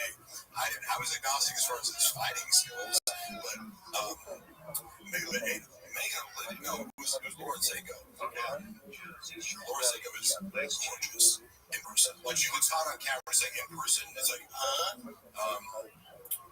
has Mark answered who Bobby makes the was used to whoever the fuck is there? Probably George or janitors or inside of the Pure Spectrum. Yes, okay, Pure Spectrum lawsuit. That's a great question. All I can say is Brendan introduced the idea of the Pure Spectrum lawsuit. It must have been 2021 because we were at Zoo Culture lifting alone. And my recollection is not exact at the time frame, but we were lifting there, and I wasn't yet working at Thickaway. So I believe it must have been like summer 2021. Somehow this gets brought up. He's like telling me that he had to sue them. Yeah. Right? And so his version of events, again, when I first know him, so I have no reason to distrust everything that he says, which I now, like, anything the job says is like, take it with a grain of salt, because if it involves him being wronged and other people, like, and money and numbers, it's like, none of this is potentially true. There could be a kernel of truth, or he could be flipping it entirely on its head to like project, his bad deeds onto other people and reverse victim and offender. But he told me what is literally an upside down version of the story that is on record now, which is he said this. I was working for a CBD company. Like, I got an ownership stake in it. They came to me and they offered me this. Like, and he presented it as I'm getting, like, I own a portion of the business and it's like paying some sort of dividends each month and everything's going great. And then slowly it starts to dwindle down to the point where we're like, what's going on here? And former NFL punter and kickoff specialist Pat McAfee has become successful in the world of I'm being fraudulently shocking and started as a podcast and now enjoys 3 million subscribers on its YouTube channel. His rise to fame has been such that getting his artificially inflated that fame we've seen a major scouting with McAfee and his killer because his freshman Mary Kate was the college student allegedly had a relationship with her boyfriend's father. Like there's some sort of inconsistency with McAfee in his room. He decided to bring it up when Adam Schefter was speaking about Mrs. QB Jackson during that reference and discussion on the show became the catalyst for that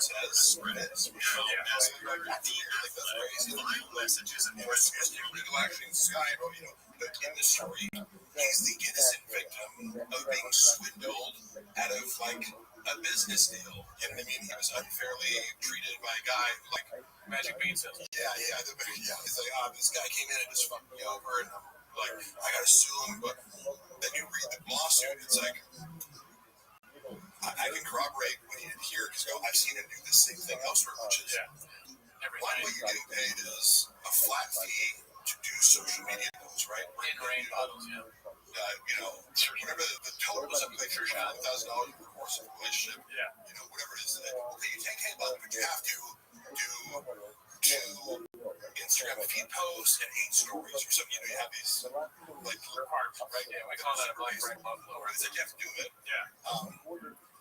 He did nothing. He didn't post once, right? So it's like not just like, oh, we missed one here, there. He was doing nothing. Maybe talked about his podcast, said like in his mind he justified it, but he was paid hundreds of thousands of dollars and just wasn't doing it. Like they look back at whatever time frame, they're like, hey, so it turns out you posted no posts and no stories. We have to stop like we have to dissolve your ownership. So and then the ownership of the company will be another source of revenue if it pays dividends, and then also like using a code, like use code shop so you get the percentages of the sales using the code. So 3 streams of income. Well, if you're not posting like the code, you're not putting it.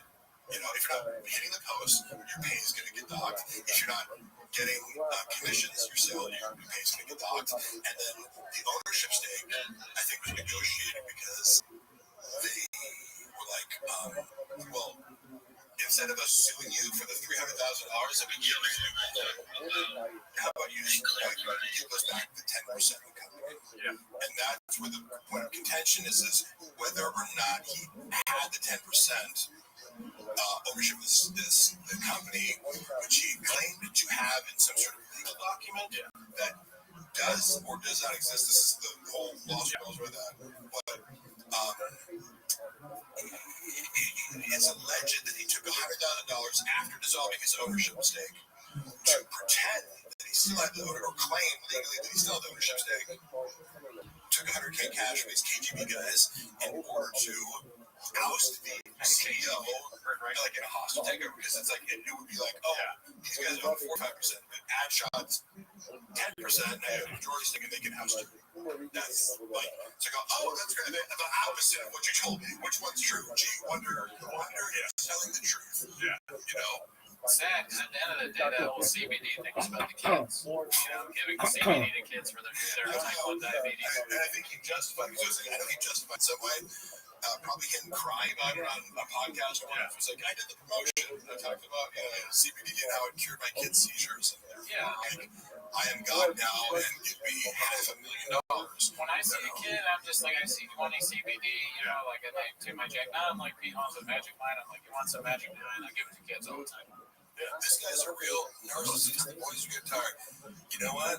I'm autistic, bitch. Hey, no, I was going to ask him about the CBD thing too. We want to talk about CBD, and you know what? If you have a problem with that, that's your problem. Why don't you go back to Also, I Dallas? love it. I like being if you allege me of being a narcissist, why don't you use the diagnostic criteria? Oh, you don't know what the fuck you're talking about? There's 9 of them. Can you name them? Can you go into theory? Do you ever watch Sam Vaknin lecture on narcissistic personality disorder, borderline personality disorder? Oh, you almost forgot. That was Where are the pencils? because you're being a narcissist. You know fuck nothing about narcissism or any form of personality. Sounds like somebody's not watching YouTube. Oh, give me 1 second here. We got a guest coming in. Oh, shit. We got a motherfucking zooming in. Oh, shit. It's a daddy. Oh, I don't think he's there yet. Okay, he's not there yet. Wait, let's not. Oh, shit. Is that Brendan Walsh? Brandon, you got Brandon. Talk about Brandon. Another Brandon. What's up? What's up, Walsh? Dicey. Wait, you're fucking. Oh, you're unmuted, dude. Unmute. You're mute. Oh, chat. I'm gonna text him. You're mute. Talk about this in Flat Park. Yes, I am. Oh, there you go. Dicey. What's up? What's up, Walsh? How do you make a big call? How can I hear him?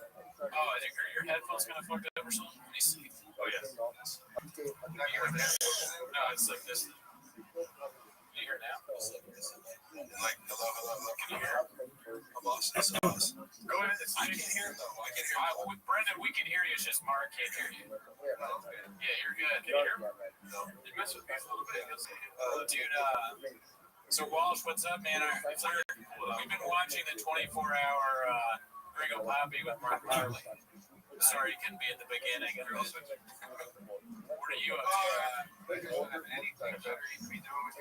You can't hear him. Yeah, I'm gonna take these. I'm gonna get my headphones. Yeah, it's all crazy here. Sorry. Now I can't hear. Can you hear me? No. Oh, let me see here. Where are you at? Is that you? Yeah, that's me. I got it. Okay, We're good. All right, technical difficulties, but I can hear it now. What's up? Now Walsh can't hear. Okay, good. Chuck Bogdan. Where are you at right now? Nice. Great place, never been. I'm fucking a lot of chicks. Oh, hell yeah, dude. Hell yeah, dude. DMing. Have you guys ever talked to, have you ever met North Carly? No. What's up, bro? Hey, real quick. Hey, shake your phone. I was just curious if you did have any hookups for addies and baddies while here. Bro, I got all the hookups. I got friends in dark web places. So how's it going with the watching? I mean, could there be a better way to I think we've watched it 15 times. Oh, yeah, we watched it a lot already. Yeah. We got. Really? Yeah, it's pretty long. Walsh, do you have a favorite bit from a Gringo Poppy that you can remember? Oh, the high one? Take out muting it. I don't know why. I'm trying to fix this. We can't hear you. That's the Oh, he's By the way, muted. He's muted again. you think Bob is still on here? When I was working for Subway, Brendan was on so many substances every day. As like a business owner, it's like he's drunk, he's uncreative, he's popping Adderall, he's fucking nicotine. He was like, So tell the story because we can't hear Brendan at the moment. oh, We're trying to fix the audio. to tell the story of when Brendan became drug addict. Yeah. It wouldn't surprise me if he got off of drugs. Like, I don't think he's somebody who would necessarily misrepresent that because it was all pretty out in the open when he was doing it. Yeah, now we can hear Walsh. Sorry, so what was your favorite bit of a Gringo Poppy? I like when he makes his eye go like this.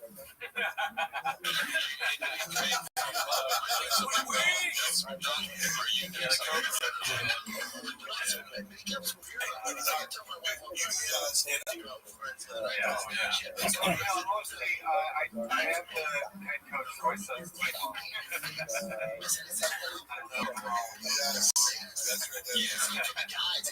Is that why you're in Sacramento? You're doing some T-ball stuff there? Travel. Oh man, that's brutal, dude. You gotta do a lifetime of travel. I'm surprised you can do this thing. Well, it's funny. I mean, I texted you this morning, but it's like it's weird, you know, like reading. I get in and out of the Reddit. Sure. I feel like it is an unhealthy. What?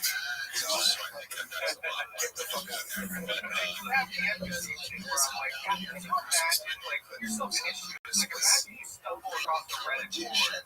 People are just taking it apart every second. I felt like that because I didn't know what it was. And then the first time I ever experienced CVK, barely knowing Brendan or his history or the better everything, all of a sudden the next day I'm here and I'm like, they bring me out as a guy to talk about miscommunication and anabolics and dieting and something about like giving blood instead of dieting and the next day, like, I'm being bombarded with like these fucking kids and the stuff because I don't know my YouTube. I was like thousands of comments like this is worst movie ever. I'm like, what the fuck is this? So these people, it has no concept. And the friend was also like, just give it to hate, like just want to let you know. So like, I this is just the entire way I was making raising jobs. But then you have to, it was like, oh, okay, yeah, this is music. But then you go back and go, well, Brendan has been, a public narcissist who, like, lies on there for, like, there's just some reason. There's a reason or should be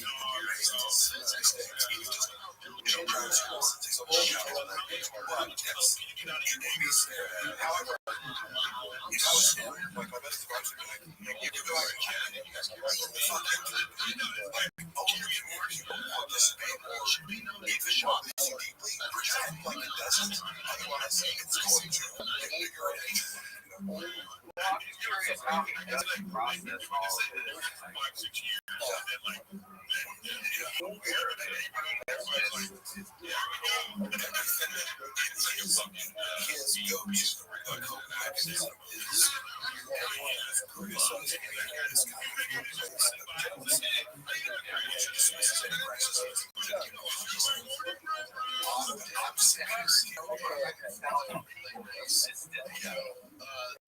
And honestly, it's illogical. That's what winds up sucking me back in. Because, like, I'm see this too, where I'm like, I can't, I've got to do my time. And then, I'll step away for, a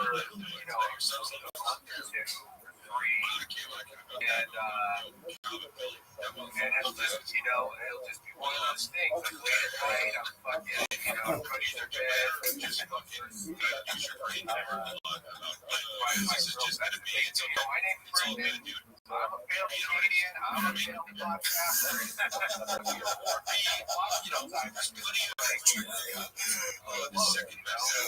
wife's name is Johanna. Taco Bell. You can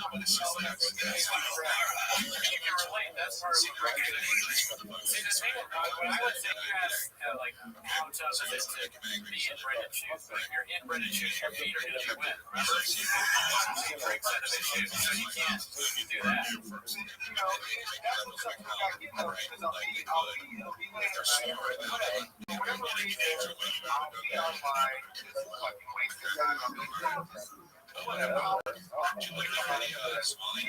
see because I can't receive back to get Reddit, so I don't even get any suggestions. When you go on Reddit, because I think Reddit is basically doing Somali theater as a social media But and I dip in for a second, and then it's like the guy, it's just non-stop bitch. Like, I'm like, what? One time when I left, and I came back, and it's when he got the fucking Johnny tattoo. Oh, yeah. And I'm just like,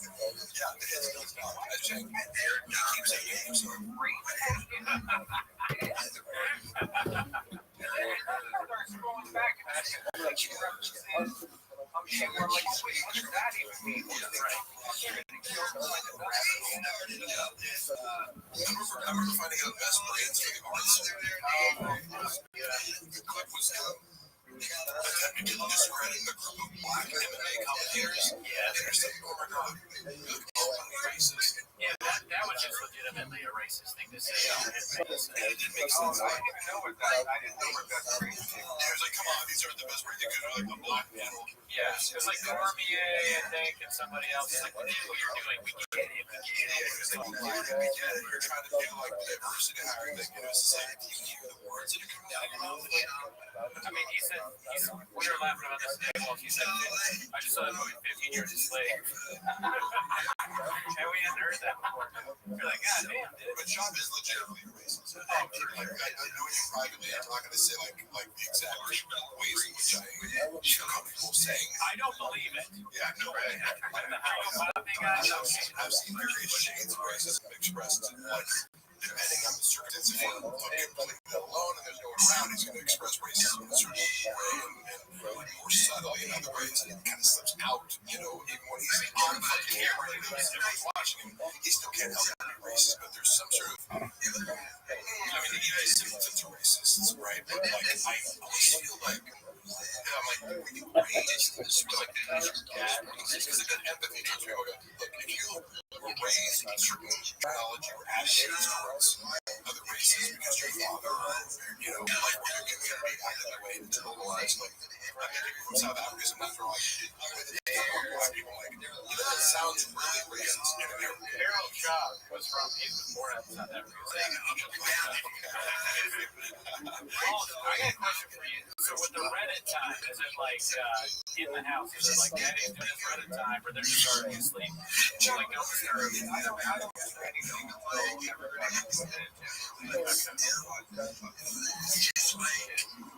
mean, I haven't been this bad in a while, but there was a period of time when I did have to end up when it was literally the first thing I would look at. Grab my phone, check, you know, whatever. There was a text message I looked at, and the first thing I would do was go on Reddit and like this. It's a testament to the creativity of problem. If you're going to in the morning and it's just nothing, you're like, damn it, there's fucking. I would like to see everybody running the T5K Reddit board, obviously. It's cohort. Messages across the board. They did this with you, Mark, where they had, I think they had to blur your face. Everybody's feet blur, Cal's fucking feet.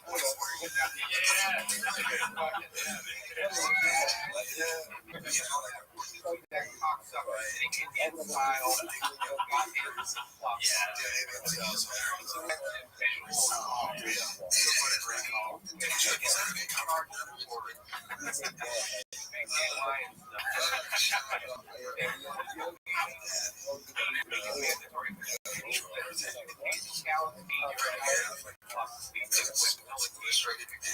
Well, it sounds like you're running for office here. I mean, like you're going to be in the cabinet. Brian Campbell, watch out. We got a new guy. strong action. Skins and Bins party.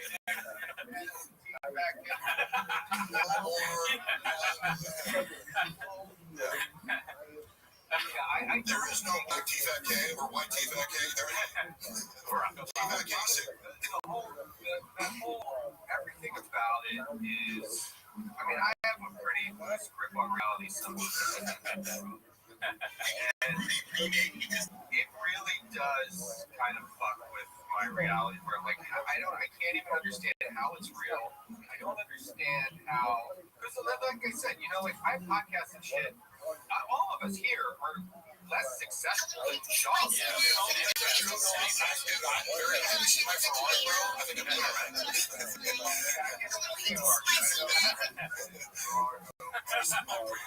like Brandon Jarno sucks. He's like, I've been to both their houses. On my podcast, it was just like, I mean, I don't know if it sounds racist, but I was like, a black chick watching the podcast going, wait, hold up. There's two guys named Brandon and talking shit about a guy named Brandon. So it's crazy. The whole, this really does baffle me, like how, because it's like, okay, you know, people shit on her, because I guess, you know, they used to get hundreds of thousands of listeners for whatever. So I remember it was like looking back, the average was like 250 kids around 2019. There was a lot. But those are bone zone numbers right there. But the people will be shitting on it, and like, you know, oh, it only has like 30,000 listeners. But, or viewers, or whatever the counts are. But even that is hard for me. I'm like, who? It really is confused. Like, what? I feel like fans of this show.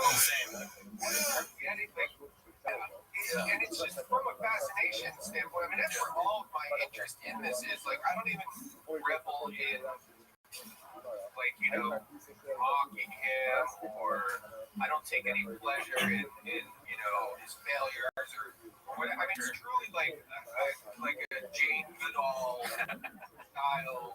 I'm just completely fascinated with this, and I can't wrap my head around the fact that What the fuck any of is it this? is real on any level. Like, you know, and I do vacillate from thinking, like, you know, I mean, I can't give him this much credit, but I mean, because I do try to look at the you know, positive. I don't know. I want life to be nice and amazing. So, like, this is maybe he's some kind of a genius. Like, maybe this is a true, like, next level Andy Kaufman thing going on. Wouldn't that be great? And the only acceptable explanation, even though I know that it's not true. Right. But that would be amazing. What if it is? He masked off Pagliacci. We talked about this before, but I think it's fascinating too. And I think it's something that, like, Stupid bitch. is evergreen. You are stupid, bro. Because he has all these hits, like you said, and he is fascinating in a more other way. You know, I mean, it's like every time, and I don't check in on it every day. Now, one of the funny things is that recently was that I have no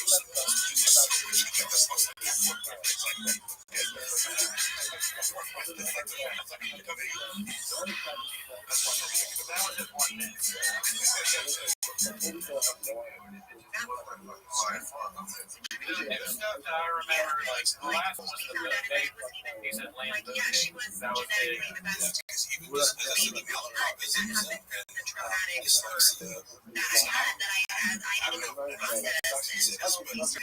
It's the most innocent friendship.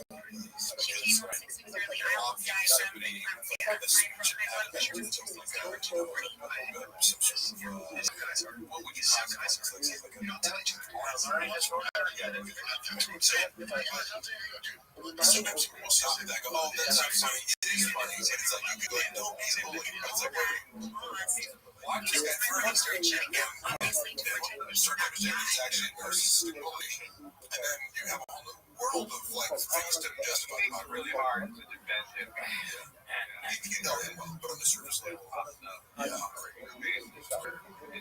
Oh, good on her.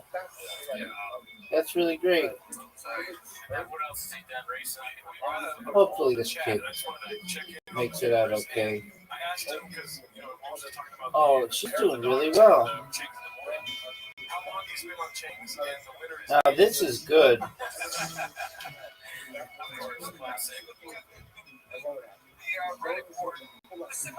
This is really good. Good job. If he is in fact looking at this, Yeah, I feel like that's good. is any level of a human being, he would have to, like this. If this was happening to me, I would just have to stop. Like, just make like it doesn't exist. I don't know how else you can cope with it. But he is checking in on it because, like, one of the clips up top here is him shoving his fucking nicotine pouch down the cushion of his chair. Because, like, anytime you try to find a shred of this guy and have some kind of empathy, all you have to do is go to the right and every 2 seconds you're like, no, like, it's just like that. Because it's amazing. 100 people are separated, comment on this. I'd be curious enough to go, is what they're saying true? Should I be ashamed of things that, people make fun of me for saying Okay. not enough of them really try to say to expunge as the album I'd hate to be friends with these people. because I'm very scared he does not listen to someone because criticism is threatening to people of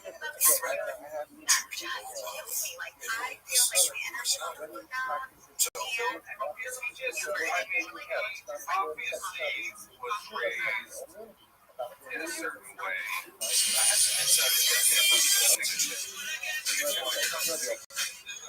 So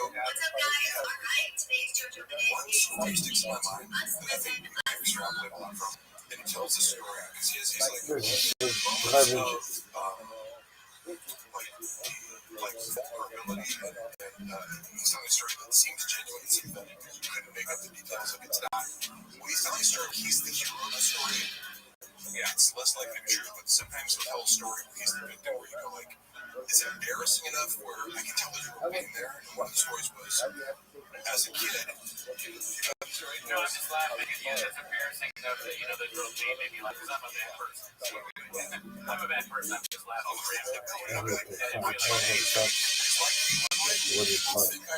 animosity towards like, it's like he owes me money and he's trying to keep that warfare kind of. I can also look at the objective. Oh yeah, well, by the way, if you ever need a lawyer, we had Mark's lawyer to hire there. I know you're afraid to come. He might rival Rick Dunn. What's his name? Rob Pebble. Rob. It sounds basic. You would have like a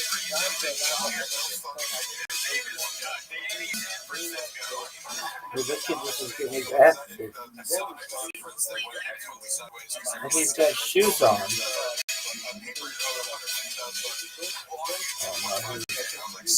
Not really a fair advantage.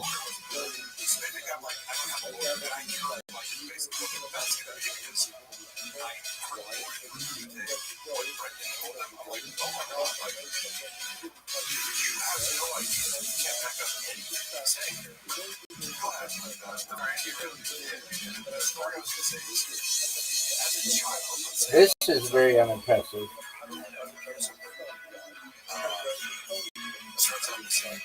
I used to love strawberry ice cream. And if there's a gallon so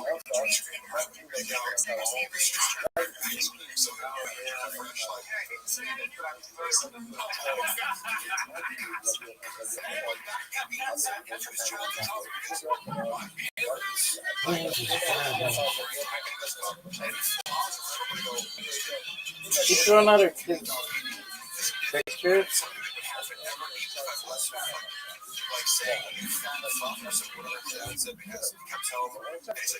What is this?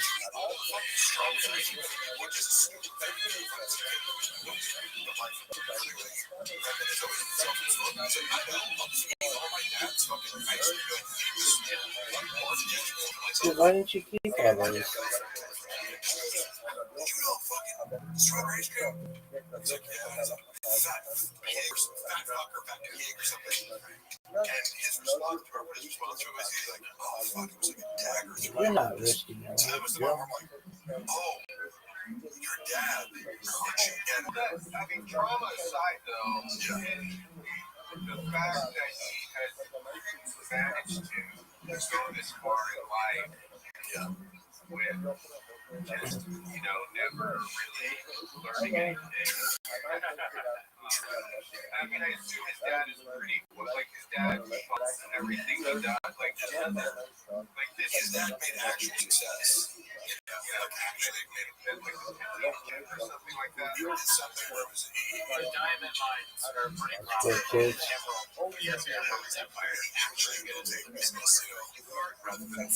This shit sucks. The best thing they have is Billy Walker, and that's the best. Everything else sucks. It's terrible. Girl, that's the worst. You want good content, make short videos about anal sex. guy. Oh yeah. But I guess you can't really keep up with it because by the time you're done editing, they're gonna be like, he did 70,000 fucking crazy shit. Are you fucking serious? Documentary. Yeah. So there has to be like an ongoing like reality show. Like I don't know. Like a reality show would just be like a fucking. That's not your bad idea. Focus high. No sound? Who's gonna watch all this shit and come up with find the footage of Max and contradicting himself and previous things. I never watched that page. What is this bullshit? Duh! Exposed all the lies in his before I met him, because I met him and I was like, oh, this is a guy. This shit is the worst. I had a clean slate as far as meeting him, so he just seemed pretty normal to me. And I didn't have an incentive once the subreddit attacked me for appearing in his world. I was like, no, these are crazy people. So why would I seek out more information about this person when I feel unfairly attacked? But I think. and then later you watch the page and be like, oh my god, he just lies about everything is a lie. By the way, the chat is saying that you guys are on Baja Mood. I don't know what that means, chat. I think that you guys have a great idea with the reality show. I would watch that, but my thing has always been documentary on specifically the Gringo Papi, because that is like the most important aspect of his work. I want to work. I'm being serious here. I want to work as. I was talking to Adam Sandler and Yasiel Puig the other day about this. We were discussing ideas and all that. And they're like, "Yeah, you got to do this. Like, this is your thing." So that's something. But no, I do think that the main thing that I would like to see is a documentary on like the building of the set. Who wrote the stuff? Like, how do they come up with the jokes? Like, what is people's reaction to it? And then obviously Papa comes in and we interview him at some point, or the director does. I would like to contribute some things. Like I could add a few key details, not everything, but I go I was there for the conversations where I'm friends with the editor who's being tagged with you're sending. It's difficult because I edited for Brendan. I learned how to edit for Brendan, and I was his editor was having trouble editing clips down to 90 seconds. Yeah, he'd be like, oh, here's 5 minute clip, get it down to 90 seconds. And I would treat him like a writer. I'd be like, okay, let me do this. I learned how to do that because, and then Ray started trusting me, right, to editor. So I did have a little bit of editing experience. One of the things with the Gringo Papi was he kept going, juice up the laughs. In his idea, the stand-up comedy special is funnier if the laughs in the audience are louder. Are you fucking serious? Dog. Warm up. Dude, how fucking loud do you think that is? So people might notice that, and it sounds ridiculous because it was ridiculous. Because you're like, dude, you want it more loud than that? Like, do you think it's going to make the jokes better? Or are you tricking people into laughing? He doesn't know anything. The reason I brought up the strawberry ice cream thing was the insight was he has an issue with seeing other people eat. I eat a tremendous amount of food, but I'm also in shape, right? This is a difficult concept for him because I think one of the reasons he wanted to be friends with me was I think he thought he was going to get ripped by osmosis. And I'm like, yeah, I also eat 6 miles a day. I also eat a strict diet. This is the worst. You have to live the lifestyle, which I don't always, but if you want to get to 9% body fat, you have to do a lot of things, right? He believes that if I'm around this guy and probably became disappointed later, he has a very strange relationship with food in that, he hates when other people are eating around him and he can't be eating because he publicly presents a facade that he's on a carnivore diet. Or he's on this diet, which means if he's around other people, he has to keep pretending that he's on carnivore, or he's not eating, or he's doing this. But then it's keto, I had enough inside to be like, he's like, yeah, I took the carnivore diet today, but then I had a pint of Benadryl, so that's not a carnivore diet. What a child. I ate steak, and then the next meal I ate, a bunch of candy. That's not a carnivore. You didn't sleep that. You just ate steak and candy. He would say something crazy like, yeah, I'm on the carnivore diet, but I ate 10 bags of Skittles. Every day with him. I don't think he stuck to a diet for more than 18 hours at a time. So you wonder why you're not losing weight. It's because you just you're eating an additional 1,000 calories. He would in the green room. Because like the green room is in charge, right? The whole reason I'm there, but that's where we get fed, right? So I'm ordering like, oh, can I get, you know, 2 orders of chicken tenders? You know, fucking food. And if it's Saturday, yeah, I ain't good all week. I'm gonna have some fucking chocolate cake or something because it's free. Jesus Christ! Like, do you think you can shame me for eating a lot? Like, I fucking that's not how that works. But it's like, Yes, I see your joy. yeah, I'm gonna rather build this in front of you. That's your problem, but that's you trying to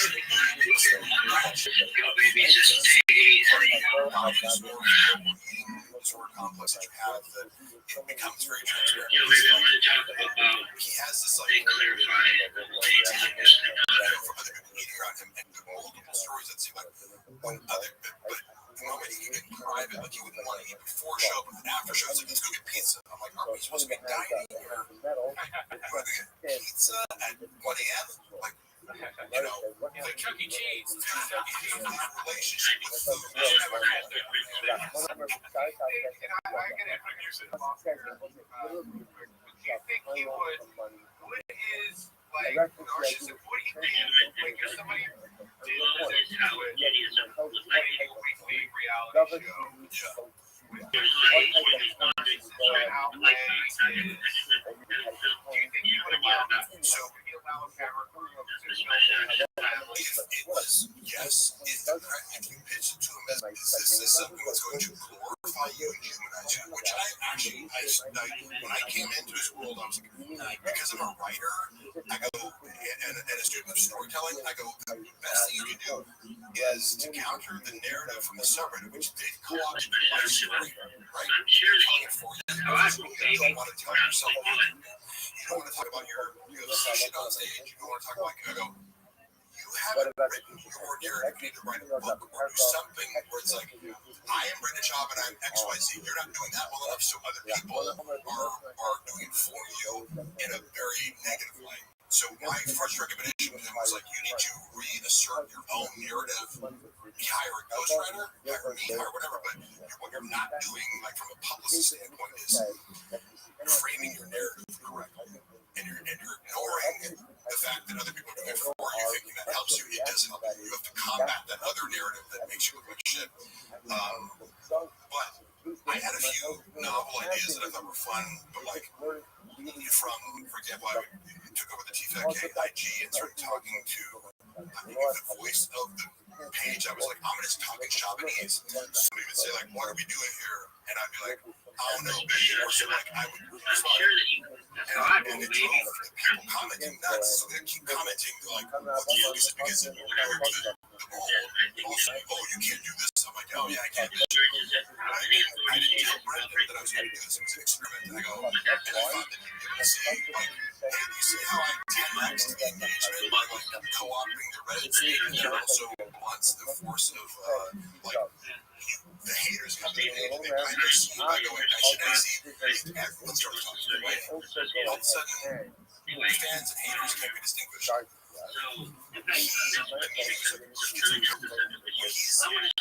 brought up a joke and he was really scared. I started editing because again, their page too, even like they're just leaking followers. I go, let me change something up. I started editing clips in a way where like I'd have these like weird zoom ins and like a little bit different editing style for the clips because it's just normal. Sure, but Brian and Brendan, because of their egomania, like it's so sort of no, like we're funny on our own. They don't. It's like, hey, guess what? Like I study comedy too, bitch. Like you're not the only person in the world who has ideas about comedy. They always thought they were like, let me teach you about comedy. I'm like, okay, I've been a screenwriter for 20 years. Go ahead. Like, any idea, just put them in the butt of the joke. The clips on zooming in on certain things I would say, when he's like stuttering or something like that, it was funnier, but it made me hit the butt of the joke rather than like, oh, we're telling a funny story. But if like you could do something like that, and I'd edit in such a way that zoomed in his mouth. So you were editing them to show that? And they hated it. And I have a couple examples of what I did that I should probably still up there, but they're like, they also again, I was taking Brendan and Brian, and the creative director at the time, because creative director, this guy, he's actually very talented, and he quit, and I heard the conversation, and I was the only person I'm sure that that's how I roll, baby. he quit, he told you that you were the worst boss he'd ever had. Like, I was there, I heard the phone call, like, how are you instantly doing this? It's something that's the complete opposite of what happened. He had to explain to Brendan, because he tells me, he's like, Brendan's like upset about the wheels when you're editing him, and he doesn't understand that like you're open to feedback and just trying things, and that this is a skill that you're just experimenting with. And Brendan thought that I was like maybe too sensitive to critique. This is harder to do, so like you have an easy way, sure, normal videos, but these ones are getting more weirder and more kind of like watchable, and they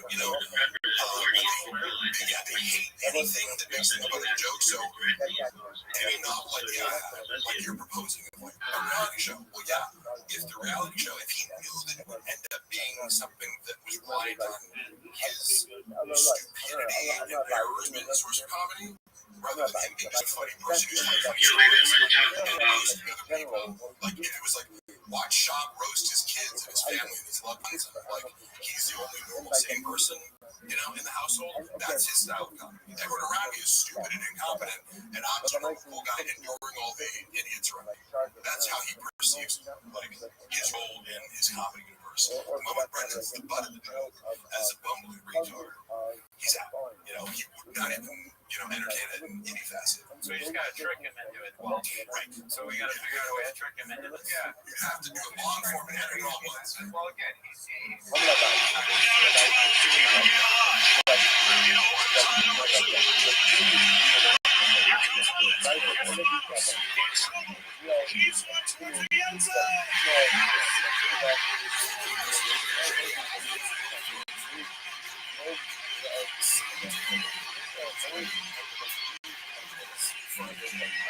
I got an idea.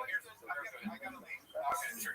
I just one question. How much does Callan get paid for being on the? My understanding from Brendan, which you can take with a grain of salt, but also it sounds about reasonable, is that because that Brendan takes a fluctuating percentage based on like Chief that gave me running the Thick Boy Studios and kind of taking care of the ads. Man, Callan shows up, that's his job, he gets $25K. That's my understanding.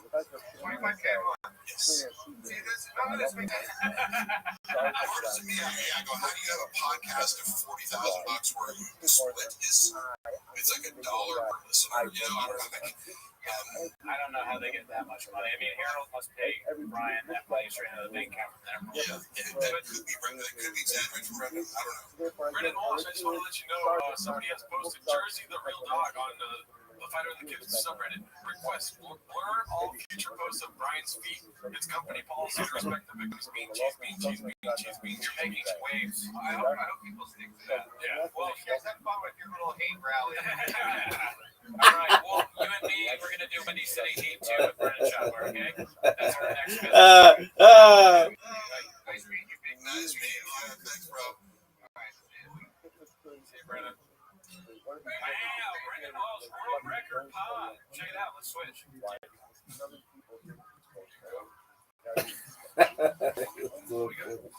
my gosh. Sorry, I've been running around. We have been playing the Ring of Poppy in the background that whole time. If anyone's wondering. How do you guys originally know Just comedy. Yeah, first I was I got from a Skits and Bits online. Mark, what's his thoughts on college and MDiv? Oh my god. Joe Rogan is a redacted It has a very low consequence. Like, you can fuck up steroids and have some unintended consequences. Promoting other talent plus some funny redacts to the top of the industry. Okay, so Think on the three best comedians of the Rogan sphere. great question, Truckfoot. What do you think? Mark Marley? I was going to let you guys go first because I feel more comfortable shitting on comedians after actual comedians shouldn't have. Okay, three worst comedians in the world. Conspiracy question. Tony Angelo, Bert Kreischer, who's the third?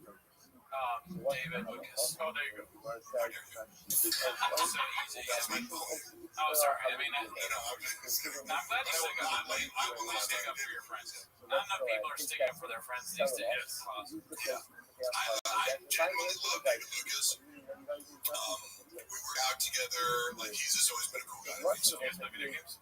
how many subscribers would you suppose they have right now? That's what he so unique. Most people send me unique shit, and then he starts popping up in my algorithm, so I see a lot of stuff from Unique's channel, who I have an odd kinship for, or like affinity for. He will say, oh, these posts are getting 60 likes, therefore it must be 60 subscribers. And I'm like, the 60 likes are probably out of like 200 subscribers, something. It's a fraction, you know. I would assume 500 max. Yeah. That'd be reasonable, right? Yeah, let me see here. Let's do a quick study. It wouldn't shock me if there was 500 subscribers. So it was like, okay, you can, let's say you get 50K monthly viewers. You know, that's one in about 100. I mean, look how strong you are, dude. We got 438 viewers with 342 likes, dude.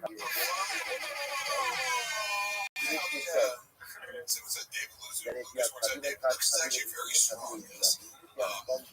You'd be surprised, man. He will twist your neck off. Walksboss has a lot of stuff to say. Walksboss, first of all, let's put all your comments into one comment next time, yeah?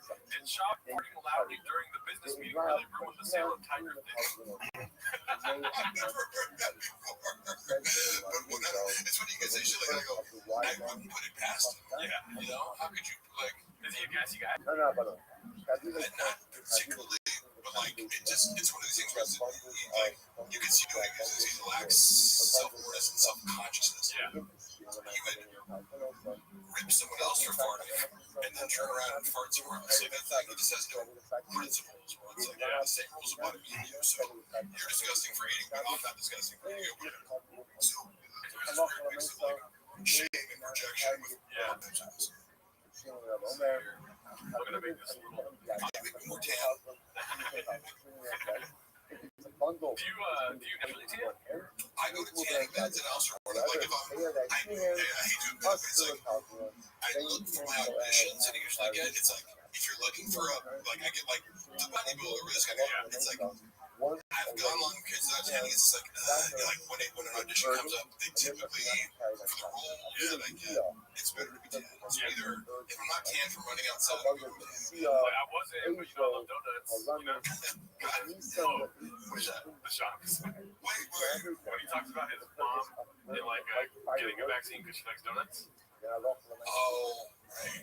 Some free donuts or something. I'll stop the shop. Oh, no, because you triggered something of the memory of giving out free donuts for vaccine. Yeah. Yeah, I wrote that bit. He was kind of obsessed with vaccines. Yeah, let's see what he has to say about vaccines here. He's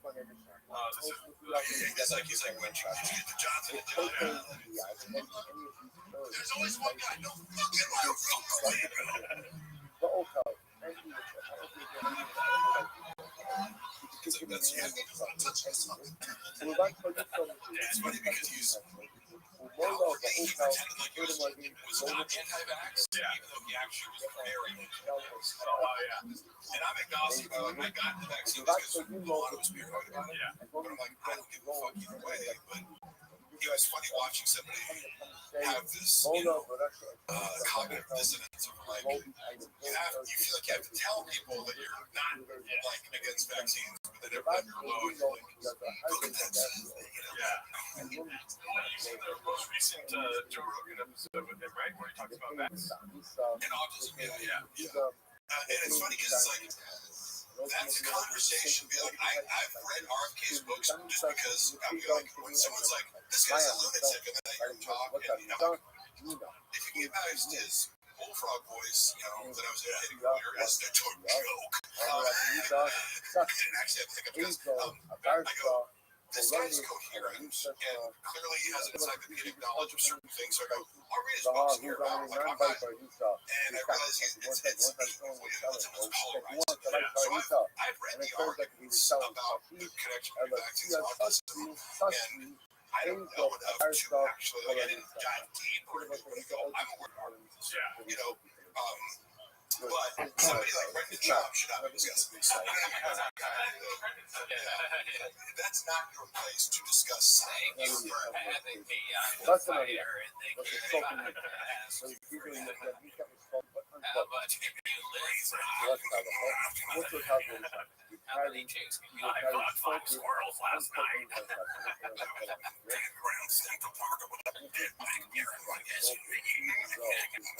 at night we fuck each other. I got a vaccine.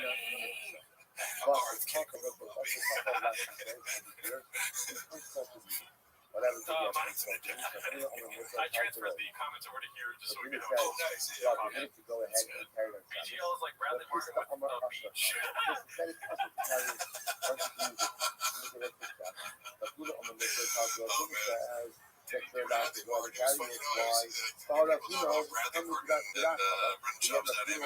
What's their dynamic? I know they want money. When they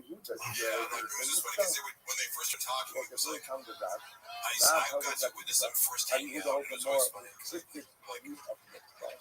had I not been with Brendan, Bradley's so sensitive to like social status, he would have completely ignored.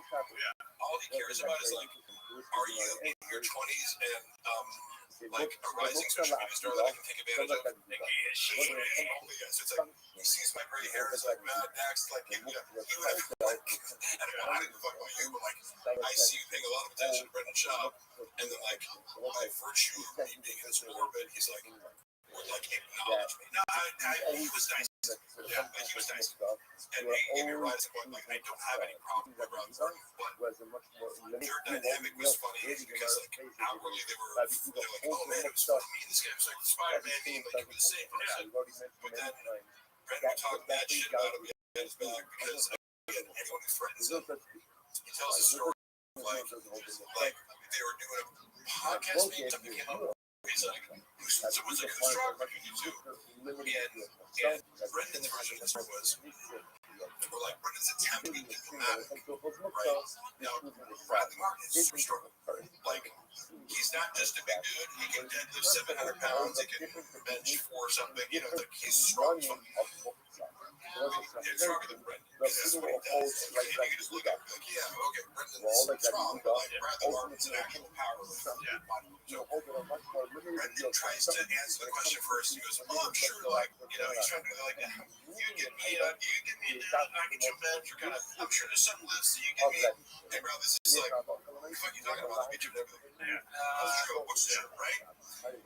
Brendan was like, so taken aback by that. Like, he had to tell me things. Like, what a fucking egomaniac. I'm like, but he was just saying, trying to be like, oh, yeah, I get you. It's like, that's not true. Like, have you seen me squat 6 plates? Can you do that? You know, it's just, you know, but in his mind, it's like, Jesus Christ, this guy is insane. And then I'm obviously I'm the star of the show. yeah, like, There is a question I wanted to ask you that was in the chat here. my wife's like, oh, and then he accused Bradley Martin of being gay. Because he was like, Brendan saw his girlfriend. That's like saying, like, I breathed today. If you're in the shop, literally, I'm trying to tell you, like, that's the other part of this whole, like, your gay fascination. It's like, how many people do I have to hear you talk about being gay? Well, you have no evidence for being gay, and it's either, are you lying about the person being gay, which is super fucked up. Yeah. Sort of gay rumor about the straight. It's like, how socially aggressive is that? Like, passive aggressive, right? Be cool, right? Be cool, bro. Yeah, it's like, and then, if the guy is actually gay, you think it's cool to just like out people who don't want to be outed, like what? You know? Look, if you walk in a guy's sucking dick, like you can be like, hey, you know, with Mark might be gay, walk in, you know, I'm a cappuccino with him. You know what I mean? not my it's fine. But the amount of times that I would watch him accuse someone of being gay with no evidence, the only evidence being he does something better than me. Bradley Martin's stronger than me. You know, that guy's gay, right? Yeah, right. I say it in a way where he goes, it's like, if you disagree with me, you're clearly not. It's like you can't see it. But what? He's gay. Yeah. What part of? Oh my God! That part is gay. Like that he's fucking this chick that you like. Yeah. But then he tried to hit on it. You can always play with shots game and be like, well, dude, you can never be as gay as you. I wanted to highlight this right here before it goes away. Kodachrome Graphics, Mark, do you have plans for a new podcast? If so, do you need a piece of an editor? Yes. Play it out. Yeah. Hit me up on Instagram if you want to do that. What me? So me and Luana, as I mentioned before, we've been filming episodes of How the Toxic, and basically we're like, I'm not going to release it without her permission, but we're arguing over the source of like the comment, like the fact that you're walking off and getting mad and we're fighting is the source of like that's what. So we're kind of arguing. We shot a bunch of stuff, but and empathy for Luana, which is she doesn't have experience podcasting, and I am a little bit impatient. I could be more gentle. However, it's like as I'm setting everything up and it's like hot outside, and turn up the AC. It's I'm like sitting there sweating buckets, and she's like getting pretty like, hey, could you like like wait a little bit? You were just not be in a bad mood when I'm like, I'm doing all the work over here and sweating my ass off, and then you're like, I need to hear it. He's the Luana of the pod. I'm the Luana. He's Luana of the pod. I lose my shit. Is that true? Oh, yeah. Oh, like in the setup and stuff like that? Yeah. Or I have this on camera where I'm like, I'm annoying the fuck out of her, and then she like walks off, but I'm like, no, Luana, like, now she's mad about it. She's like, it doesn't make me look good. I'm like, nobody cares whether you look good. Like, I don't look good. It's like, Yeah. None of us have ever looked good in front of you. So I'm currently trying to convince her to release this footage. Where I'm like, no, that's like people don't want to see two people getting along. So it's like, hey, here's our like perfect fine relationship. I'm like, no, it's all hella toxic. I know, like You guys are just getting along and everything's working. that's why I'm like the joke that he came up with when she admitted, she's like, she even told me on camera, she walked after saying, so fucking thinking about the last episode of Time. It's so stupid. I'm like, no, this is because you're doing what I predicted. You're gonna let these toxic. I'm out here trying to. You should, in the intro, have you like lifting a car. That would be fucking hilarious. That would be the intro theme song. And then have her in the car like rolling her eyes like, here we go again. Kind of meanie fat chick, meanie fat chick, meanie fat chick. You should. That sounds good. But yeah, check out Hella Toxic. It's on Mark Harley's YouTube channel. There's just one episode out right now, but like, okay, the real truth about it, we released that first episode. It's a fake first episode because we filmed the real first episode.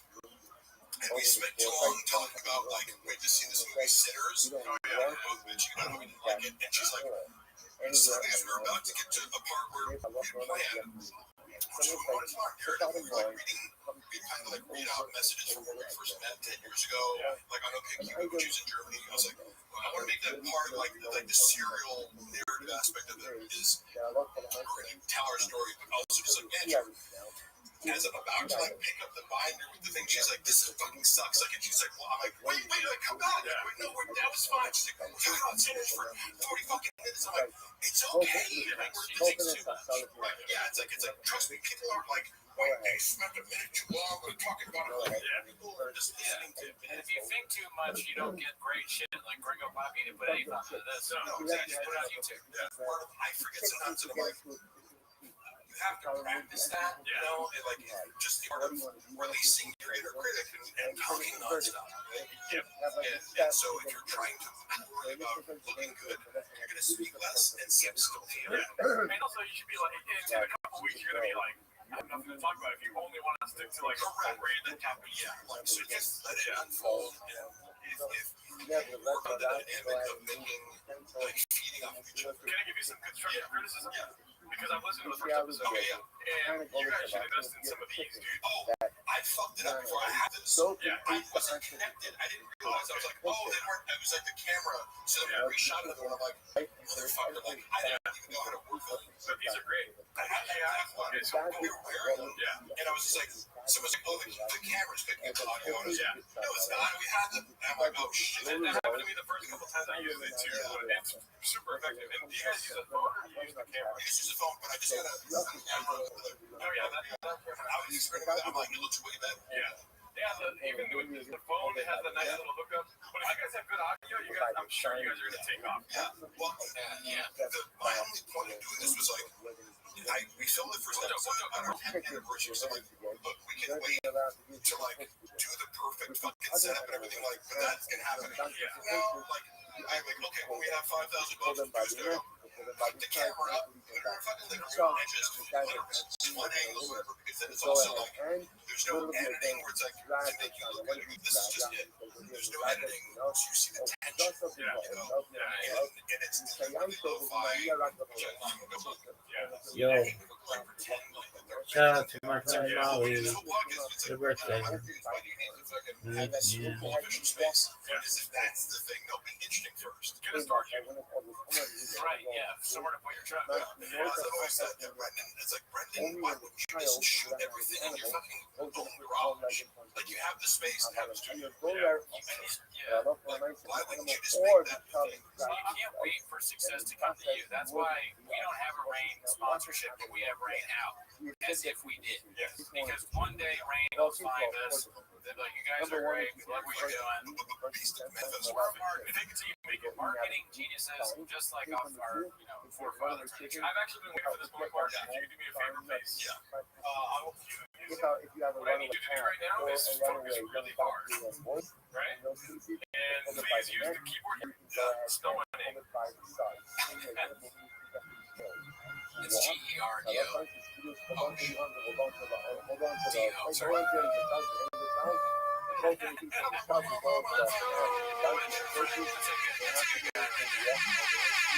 Most people spell it with an F. I was saying Fardo. That was Fardo. That was great. I was It's spelled giraffe. That's one of those things, kind of like not knowing that Australia isn't in Europe. You go, how did you like figure out how to feed yourself? Yeah. You know, how did you like make this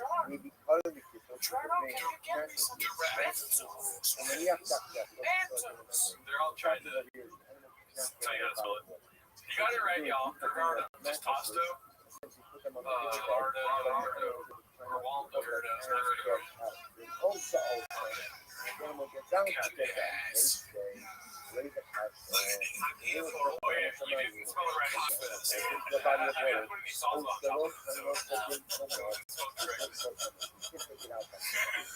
I like it. That is probably my favorite joke, especially because it's so. That was like the viral bad joke. Yeah. It was like, what's the Mexican thing? Mexican chocolate cookie with salsa on top? It's like, because. No, I mean, like, could there be a worse place here? Yeah. I mean, I never thought of that before. No, it does sound like it is. I don't think it's lazy so much as it is just racist. It's degrading. It's like you've never seen the Mexican cookie before. That makes sense. Put it on the riverbed. You know, yes. And it's perfect because they're so good. You know what I mean? Getting into The salsa the cookie problem is has another disgusting. place though. Yeah. The second license does. It's Disneyland. That's what I always say. Cannot Mexican go cookie, ahead. the thing you brought that one time specifically. Yeah. It also implies it's like, oh yes, Mexicans don't know how to make food. Yeah. Like, why would you put salsa on cookie? Yeah. Yeah. Facts. Everyone knows Mexicans don't know how to make confections. They're really upset. They're saying, what do you got your Sharpie? I don't know what that means. Chapardo. Or Waldo. Oh, I'm sorry I can't spell your fucking name, dude. I didn't sign up for a spelling day. I signed up for a 24-hour fucking podcast. Strict BGL. The flyer you sent me said BGL 24 hours. We're not going to talk. Be careful, BJ. My car is very heavy. Okay. My car has a hybrid battery. We reenact that here. Yes, please. That'd be crazy. If they wanted out the footage of what's actually out there, it'd be great. But this is what I do all the time. Hey, to have BGL lift your car. It's like a carnival act. This is just a sign that it's my thing. He's the world's strongest threatening man. Oh, I'm sorry I abused a fucking car. I apologize to the car. The car's in court. The car got a temporary restraining order against me. You couldn't do that to a truck, though. Hey, Mark, please confirm if Papa ever told you that he had batty hour time with Whitney Cummings.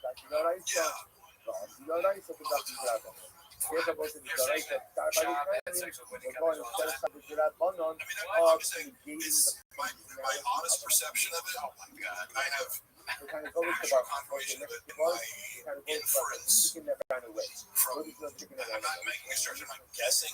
It's like my impression based on what he told me was that they had casual sex as friends over the course of 7 years.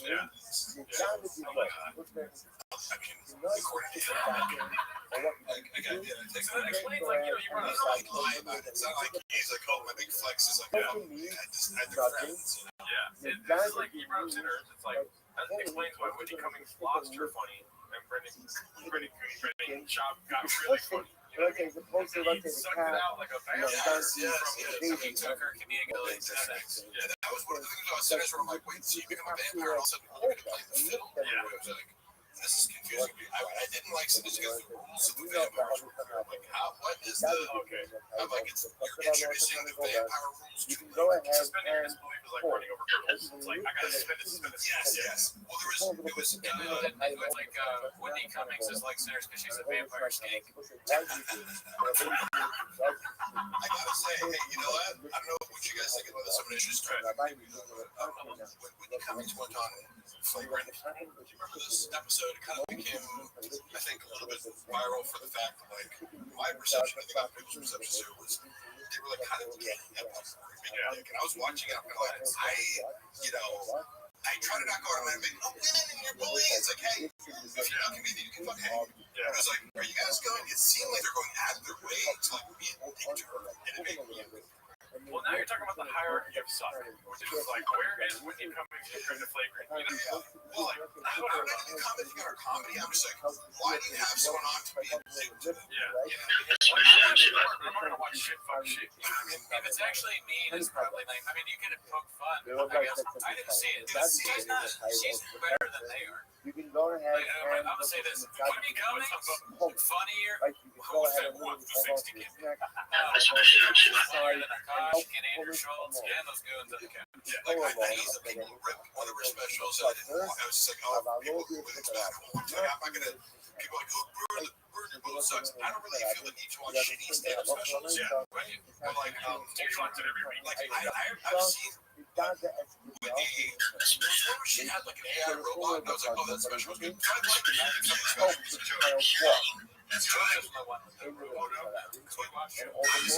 don't think Whitney Cummings is a bad selection. Maybe some stuff she's put out, but I've seen enough to go like, yeah, she can write jokes. She's better than Brandon or whatever. But I just remember watching the Flagrant episode being like, they're really going out of their way, like be like a group of guys kind of gang up on her. She calls it out. She's like, are you guys like, are you doing this right now? They kind of gas that. Just being meaner. When Logan Paul's on the episode, you're kind of kissing his ass. That's funny that like treat Mike Majak way better than Whitney Cummings. Yeah, he's a god. You can't insult it, but that guy. It's just a little trash and be like, when a girl comes on, it's like, we're gonna bully her. Yeah. like, I don't know. You gotta bully everybody. I'm just Yes, Or nobody. keep seeing energy. Everybody get these jokes. Yeah, it's this weird like cranking up like in a not because it's not one-on-one, which I would get if you're like, okay, I'm gonna get a good girl a little bit differently, or maybe add some tension. But one-on-one, it's like there's 6 dudes here. Yeah, it's like a couch full of guys like all trying to like take their shot, like like roasting with you coming. She's horrifically bad at comedy, but so are they. That's not fair. Yeah. All that aside, it was on a human level. Like, I feel bad for her. Yeah, I kind of feel bad for her too. Sometimes I watch her, not just on that episode, just in general. I feel like she's a confused person. Yeah, she's constantly under attack. That is for. It does seem like even when she's not being horrendous online, she's being attacked. Yeah, she's just being horrible. So she has a target on her back. Seems like. One thing, so Dylan riffed about this, about going over to her house, and it's like, he was like, one of this great rant about it, it's like, you go over to her house, and it's like, you got the twice a day. He's describing, like, the menagerie of people that are at Cummings' house at any given moment. And I remember, I saw that after Brendan Chop and kind of confirmed, like said something similar to me in private about, like, things out with Cummings and Rouse, like, people who take drugs, and it's like a weird mix of people. Yeah. Kind of like, January's like shop. I can see him there. There's a certain weird oddball collection of Hollywood people. The lady for the Cincinnati Reds that was racing back in the day, she died. She's right here. Yeah. So Brendan described it very well. Dylan ranted about it to her face. It was like really funny, and she was like laughing and acknowledgement that it was accurate. But like, that gave me some insight into like, I think she does probably use a lot of drugs. So, okay. Yeah. Who's the guy that killed Khashoggi? That guy. It's not been so long or something. He's probably there. oh, Khashoggi. The Ayatollah. I just imagine she picks people like her. Now she's gone right wing, so she can't have like with her stuff. Yeah, she can't have like fucking the Disney stars over now, but she's transitioned a little bit. She's gonna have more like right wing people like Tucker or maybe whoever, Christine Levitt and I don't know, women that are conservative, I guess. Yeah, Tim Dillon. Women that are conservative. And Tim Dillon. I mean, I think she's somebody that just doesn't, she's not authentic, she's struggling with her thoughts, so she just asks herself, what do people think? And then she does that, and so that's what you get. What's cool? She's constant, is this cool? Yeah. What's cool right now? Okay, that's what, wow, Matt Rice's not cool anymore? Sometimes people wake up and meditate or pray or something, but she wakes up and she goes, what's cool? Yeah, exactly. She checks TikTok like Wall Street's right. Do you guys watch TikTok? Because I don't really, and I kind of like drove the line. Once I sent me a TikTok link, I'm like, if you're not sending me this on the app, because I'm not on there, iMessage me a fucking TikTok link. Same thing with Facebook. My mom on Facebook. I'm for some reason, I'm a hypocrite because I go on IG, but I'm one social media app that's addictive is enough for me. Yeah, TikTok is too much. A lot of those people I've seen that I get sent because I just not on it. Yeah, I just don't give a fuck. My sponsor sends me so many TikToks, and I just put I do a shooting app. Yeah. I blocked Charlie on his phone too. So I can't send me stuff. I exclusively send him TikTok. I'm gonna block your dad too, just randomly. Think about it, because if he ever gets on TikTok, I don't want that. I don't want that. I forget the shooting thing. What is the shooting thing? Is that the lion thing? Yeah. That's right. That's the last thing I want to see. Is the joke he talks about our studio? He's like, I'm gonna go. How many bullets did he cut this mountain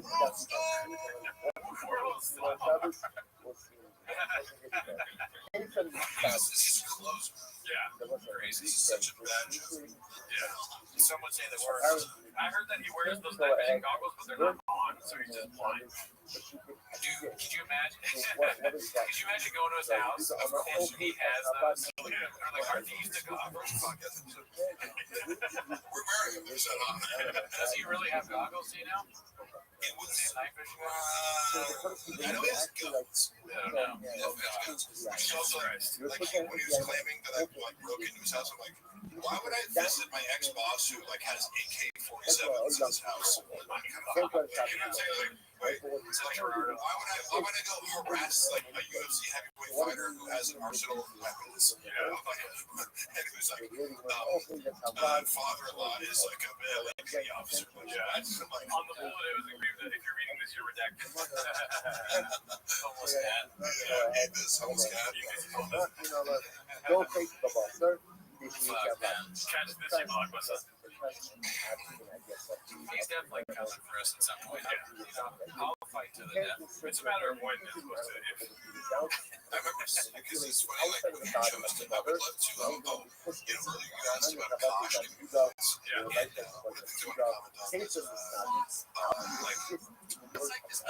how do you give notes on somebody on a stand, especially with this Oregon film? Yeah. You shot it, motherfucker. It's like, hey, can you give me some notes on the movie? It's like, well, that would be the script. So you have to watch somebody's set and everything. Yeah. Right?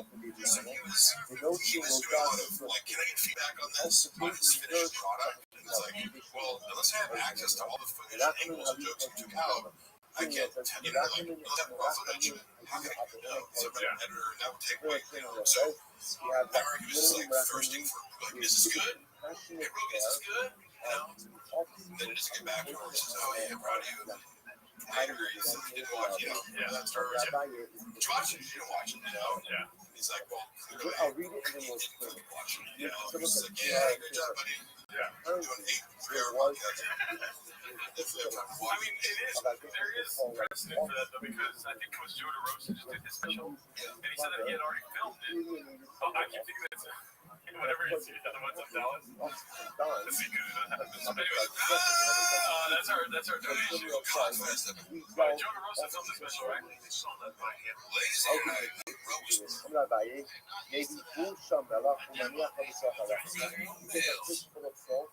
That's what I specialize in. Real confidence.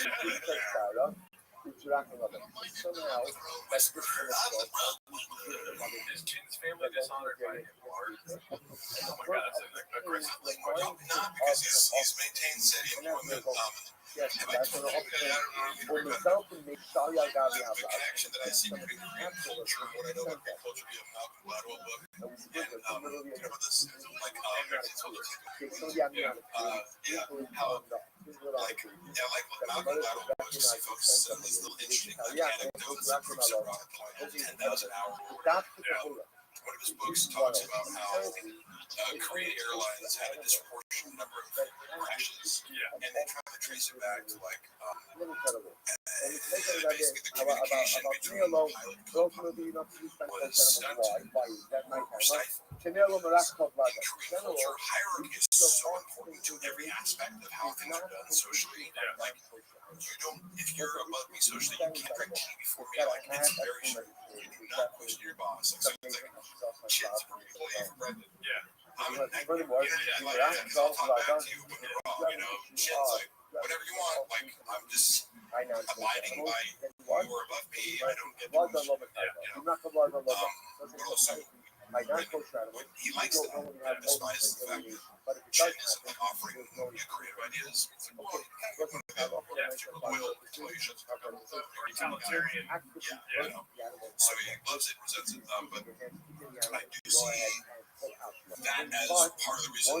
How do you survive in the shop? You have to be totally a shark.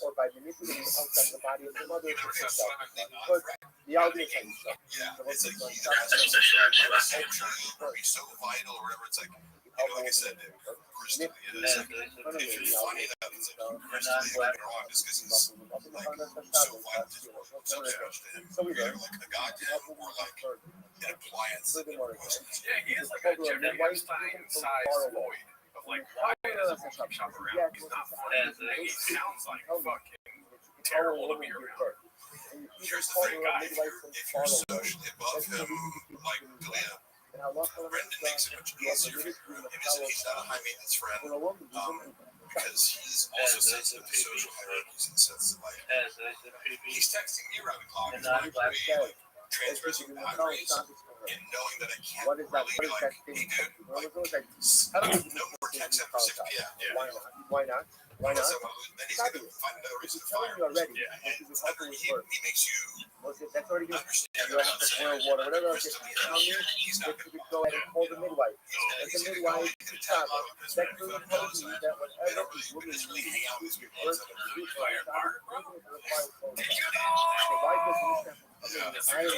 Oh, and by the way, I'm a college job. And if I tell you, like, that's the way you have to turn out that. I used to speak from the mayor, back to my black and white. Tell us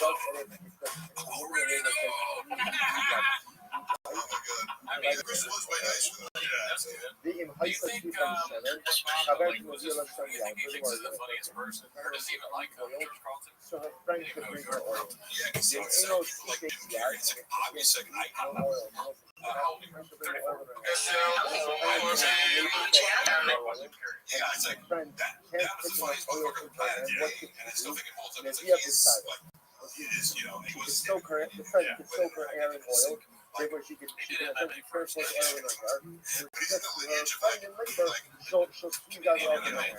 The name is sleeping beside her, and again, she can't transfer the oil in her hair. And if you love it, please. that is universal. And it's Ultimately, like again, an bring athletic her master oil in thing. the food. Yeah, when you watch your friends, he's So again, or not, was if I said one of a kind for a kind, but he is in the study of like 40s and 50s. Like there are guys who physical comedy is a skill. So what do we say? Her friend is committed to a lot of pain You before never our know. time. I used to love this, and I was like, Before, oh yeah, whatever a so woman in labor needs, you know, so you give her. He likes Why? the idea of like, Woman in labor, what can I consider to be and a like bonus again, to for that change, you like, consider to be oh yeah, growing up, like my dad wanted me to be a singer, play the guitar. My dad wanted me to be an NFL player. I want to be like a band. This is a childhood thing again. What the drugs, comic book seller. Yeah, like it's again, and some of like beige frequencies. The first thing you get like.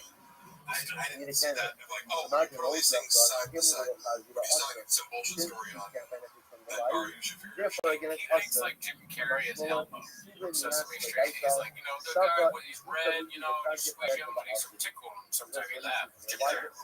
Yeah, I mean, Jim Carrey, like, because you know, as comedians, you guys think about like not only who you like the most, but why you like them. Yeah, maybe you should hear Brett. Why do you like them? Articulate what you was reading about. But I have heard of it. Sure, I go. Excuse me, dumping mothership parking lot. I heard that. Oh shit! Does the mothership have a parking lot? How dare you? This David Lucas stand the slander I will not stand for. You are being racist right now, and I need you to stop. Okay? Oh, I think he's confusing with the time where an owl landed on his arm. He falls asleep. Did you get beat up in the parking lot, David? Is that it? Even if it's not, it could very well be, you don't need them there. You don't need them there. But if she wants it, you do. Listen, it's incredible you saw also Chagall understood that for a woman in active labor, it wasn't just doing what was medically necessary. It was making sure that she was calm. It was making sure that she felt safe and secure. So whatever you need to do for her to make her secure, you do. Let's say one more round of this time. The nice issue for the show. Remember again, we said that Allah if she needed oil, you bring her the oil. So the Gemara says, so here's what's interesting. Remember again, It's like, these oil, bring her oil in Let's not do that all the time. Yeah, and she often comes across the soak her hair in oil, bring the oil, put it in the river, squeeze it out there. And if that's not enough, then what? Then go ahead and bring the oil in the tea. I don't care. So it sounds like bringing the oil in her hair is a better option initially than carrying the utensil filled with oil. It's the kind of thing that she puts it in her hair, at least is not going to suck, it's not going to carry it. Well, exactly, that's true. But when she gets to her friend, she's going to have to squeeze out her hair from the oil. Squeeze out is a malacha also. So what is the malacha of squeeze out? Then what? Why not just carry the utensil with the oil? But Yossi, we thought I would hate squeezing there. Because rather than Yossi, the opinion that the squeeze does not. Which one's true? Gee, wonder, yeah, telling the truth. Yeah, you know. Kasha, because hair is kasha hard, hair doesn't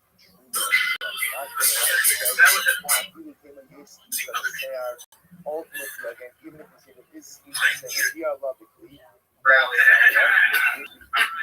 you and me, we're gonna do Windy City Heat too. As well as again, even if this is say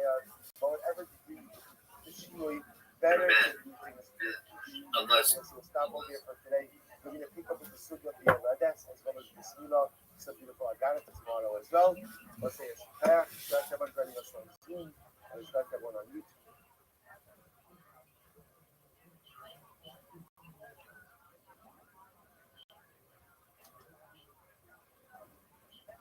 All right, we'll say good morning, everyone. Let's begin with beautiful, beautiful, beautiful. We are ahead of us today. I want to begin by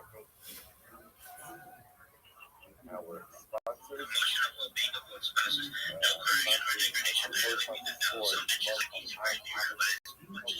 With the hope and the zero. So, joy. Thank our people for any sponsors.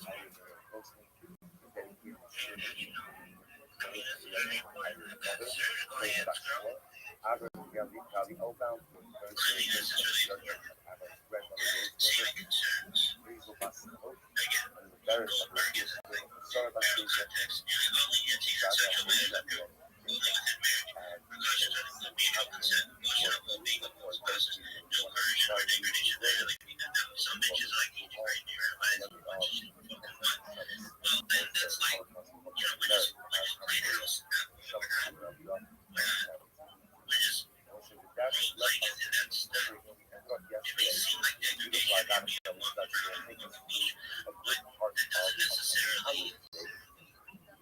with the beautiful idea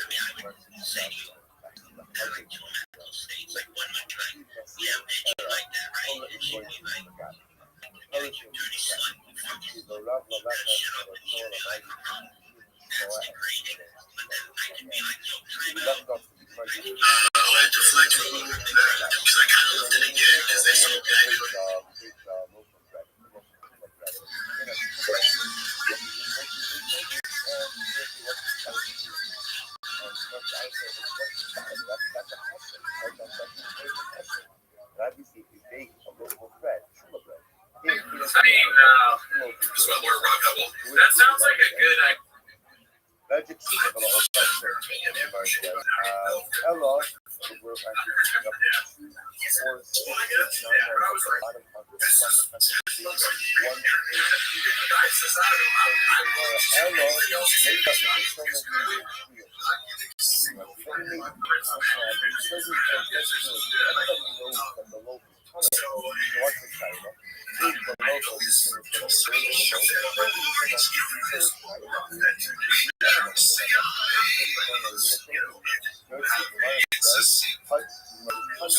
picking up 4, 6, It is done. It's just engineering where he goes, I literally have to stop hanging out with him because you Oh, I think your headphones kind of flip over something.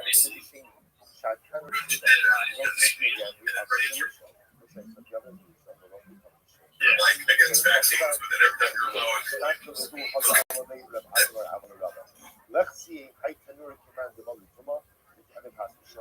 so the Gemara says, Well, it's out there. They, let's hear the shadows inside of the Torah. you know what a Google extension is, though, right? yeah. Okay, so they had an extension. And therefore, I believe we all perceive time differently. itself becomes addition or not. No, you're still gonna hit his ball. Supposed to daytime positive when I do that. I didn't hear anything positive about it. You gotta take some positive. Oh, Miss Aquarius. This girl is. Yeah, the document. There's tradition. This is why halacha avoids permitting it. Kabbalah strongly discourages it. Many authorities treat it.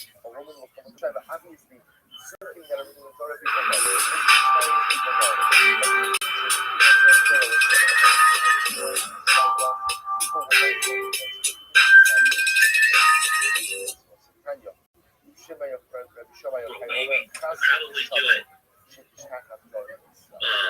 under normal circumstances during the week as well. If you can, that's great. Especially ours. Halacha avoids permitting it. Kabbalah strongly discourages it. Many authorities treat it outright forbidden. Look out this way.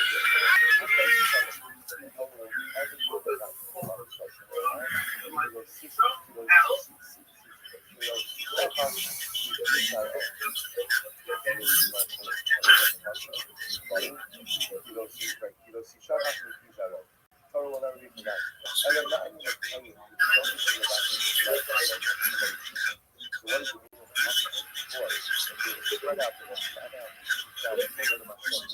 woman, I've said this before, I've said it, I'll say it again. I used to always get confused why these scummy guys would get these amazing girls, and it's because they would take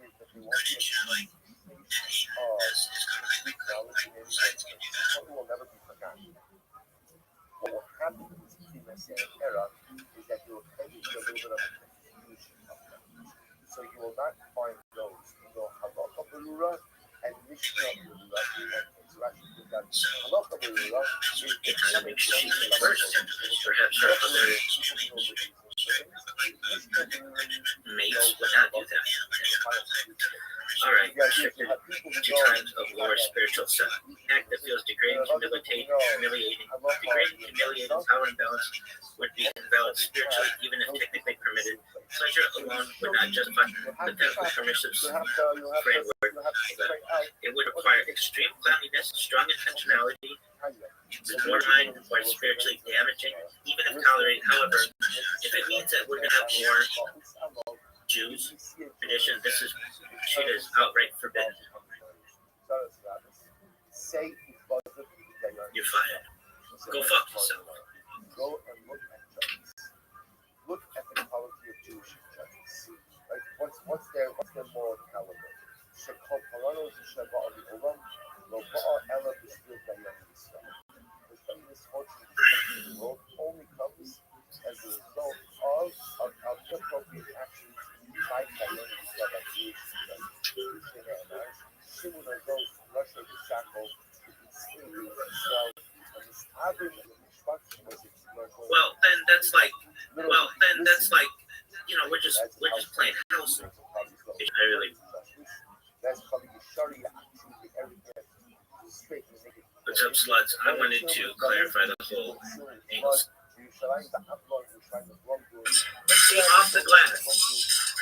Larry Ledge knew what was up.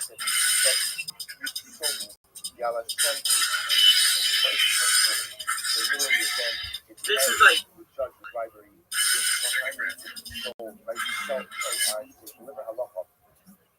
For a price of the Nevi'im prophesied for money. And yet, Yara Hashem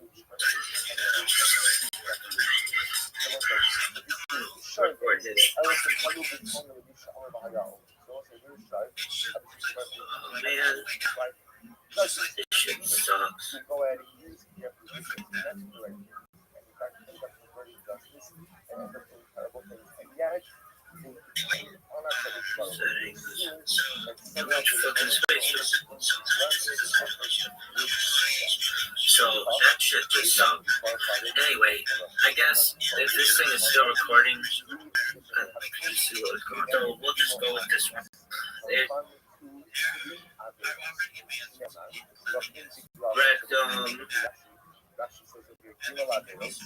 Even says, hey, you can't take a finger and just shouldn't do that. Ain't nothing bad. So maybe they will deliver judgment with a price. Yeah, the Kesef it's prophesies for money. That's way back in there. Oh, the condiment.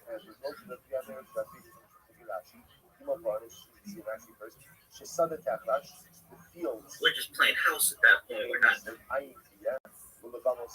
So ultimately, desolate, and the forest will become desolate. Desolation, complete desolation.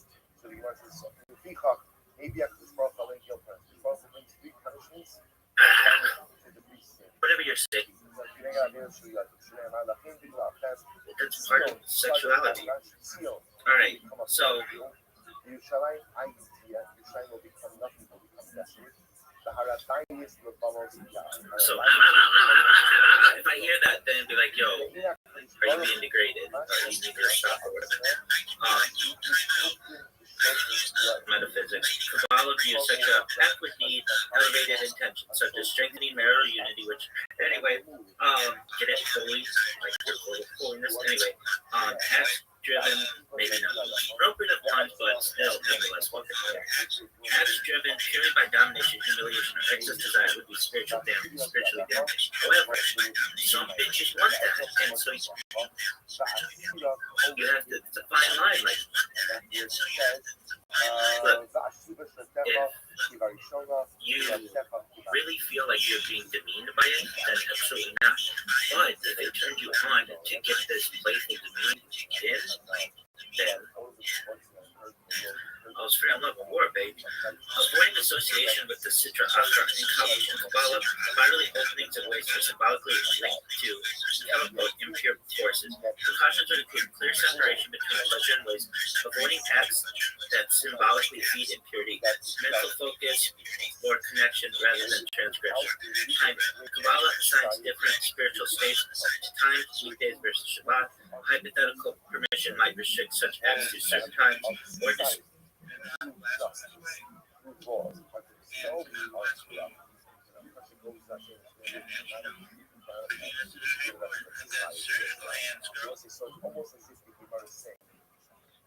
whatever's happening with the judges, that's indicative of what's going to happen with the public as well. Whether it's a judges are corrupt, and the judges urge them during spiritually sensitive periods. Ethical and human dignity precautions. Judaism strongly emphasizes Hebraios human dignity. No degradation. Any act that causes shame, makes partners abused, mimics abusive power dynamics would be spiritually invalid until it would be spiritually invalid even if that being permitted. Nobody wants you to feel shame or used or anything like that. However, there are some bitches out there and people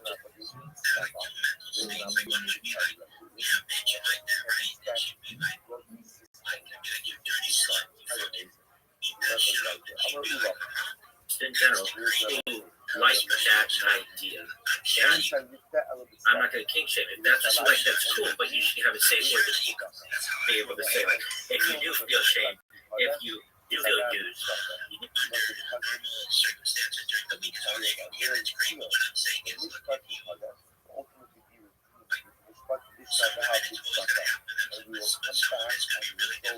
then it's no longer consenting, and then you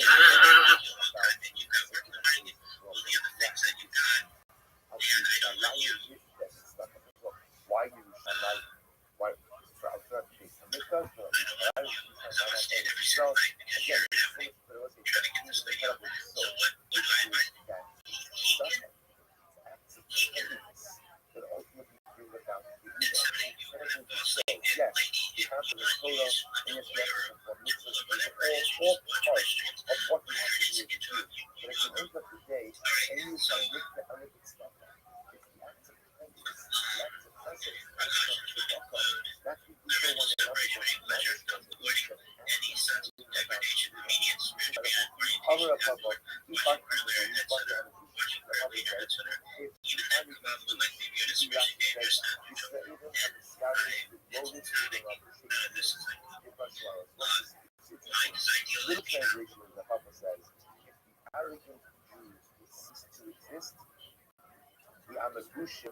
would also cease to exist. So Rashi says, interestingly, Rashi defines being arrogant. He says these are the Jews who wear the belows. Because the belows must come to their Gentile or idolatrous haircuts, where you have like a long piece of hair that would come out from ponytail that would come back out from the belows. So that's the Jews. And the arrogant Jews would go out and wear the belows. Or they would wear clothing that reflected all of the styles of the time. Arrogant Jews would stop being arrogant. The Amazushians would stop about it. That's where the Amazushians actually say, "But we have a sheep. We bought with a season in our people, and I'm those are the first people who oppress us." Right? So, in other words, you are seeing what the here is that sometimes the world can make a effect. That when the Jew becomes too arrogant, the world will create a force. Back on the arrogance in order to go ahead and reinstate a sense of stability. So if the arrogance stops, then by definition, the counter force would stop as well. Similarly, the corrupt judges would stop to operate. Badly is Sirafti. Sirafti also would be Sirafti. Actually says over here. Badly Dayoni. The Shun Yisrael corrupt judges would stop to exist, and Badly Sirafti. No Kshi Shot Gavodiku So these were Gentile officers who were very impressive in the enforcement of the law. So again, if there wouldn't be corrupt Jewish judges, they would not suffer oppression at the hands of the Gentile system. So the idea of saying is always this cause and effect. There are these things that happen that undermine the fabric of society, like arrogance, like corrupt judges. So Torah creates countermeasures to push us back. So again, if we don't want the countermeasures, then stop with the arrogance, stop with the corrupt judges. So the arrogance stops, so the amabushi will stop as well. The fucking grape lady. We'll do it at the end. And then health and safety. Judaism treats bodily harm as prohibited precautions would include avoiding injury, avoiding practices that cause pain for long-term harm. Again, some bitches want that though, so we wouldn't want to injure anybody. Motherfuckers! Cause pain or long-term harm.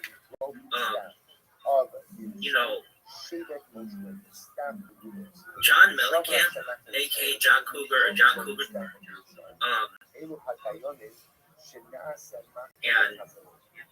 and cause pain or long-term harm. Pain or long-term harm.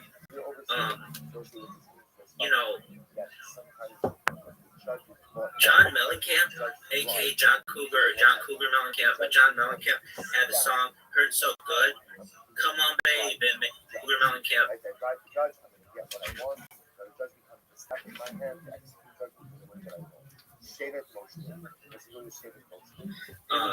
And then health and safety. Judaism treats bodily harm as prohibited precautions would include avoiding injury, avoiding practices that cause pain or long-term harm.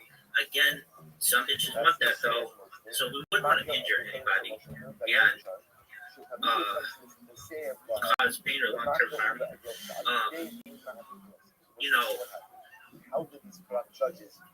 John Mellencamp, aka John Cougar or John Cougar Mellencamp, but John Mellencamp had a song "Hurt So Good." Come on, baby, make it hurt so good. Sometimes love don't feel like it should. You make it hurt so good. There's something about that hurting can be good, and that's for every individual to be able to determine.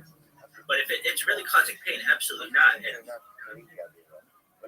go to the proper authority if you feel at any point that somebody's hurting you without your consent. So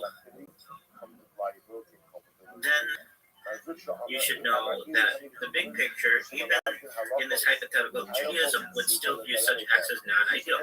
I agree. Vaginal, penile interactions that wake up, vaginal, penile sex, they might be tolerated under limited conditions, not celebrated. Now, I know some reticent out there is going to be like, but I want to celebrate this stuff, and it'd be like, there's a fine line between tolerated and limited, not celebrated. We're going to celebrate penile, vaginal intercourse.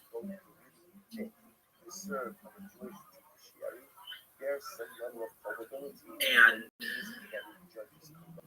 generally not celebrated.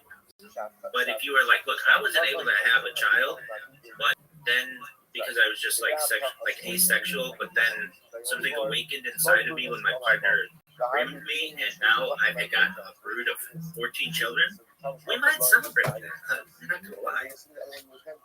Quick aside here. My father, whenever we play golf, we watch the golf. Anytime any golfer has the ball, he just rims out. He always yells "rim job," and he's been doing it since I was a little kid. And I don't know if he knows if that's what he's saying, but the looks that he gets, I think he does know though, and he yells it "rim job." Alright, the default sexual ideal of Halacha and Kabbalah remains penile, vaginal intimacy, yes, with love, modesty, and sanctity. Let's get that straight. And then, what about analingus? So, Halacha. It's just like tubes. They came from here all the way down. Don't ever forget that, girls. Just tubes. versus Kabbalah. If anilingus were assumed to be permitted, which in reality is not in mainstream Halachic or Kabbalistic sources, the precautions would be even stricter than for other non-normative sexual acts because it directly involves the area most associated with Zoa, excrement, and kelipot. Below is how Judaism would likely frame it if it were allowed. Halachic type of precautions, absolute cleanliness. I'm even saying that you could have like a machine, I don't know, like, you know how we have like black lights that see like semen on stuff? I think you could have the same kind of machine, like, or light or something that could ensure like an anus is completely clean. Like, science could do that. I'm sure somebody could work on that. Anyway, so this would be so cleanliness is a central issue.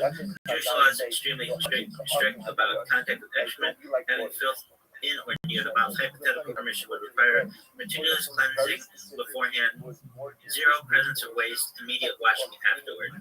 Any doubt of contamination would render the act forbidden. This is stricter than for most other intimate contact because the mouth is used for prayer, Torah blessing. Separation from holiness after, even hypothetically, one would still likely require washing the mouth and body, waiting before prayer or learning Torah, treating the act as something that creates temporary ritual distance. This mirrors halakhic logic and other bodily function contexts. Consent and marital context. As with all sexual leniency, only within marriage, full enthusiastic consent, no coercion or pressure.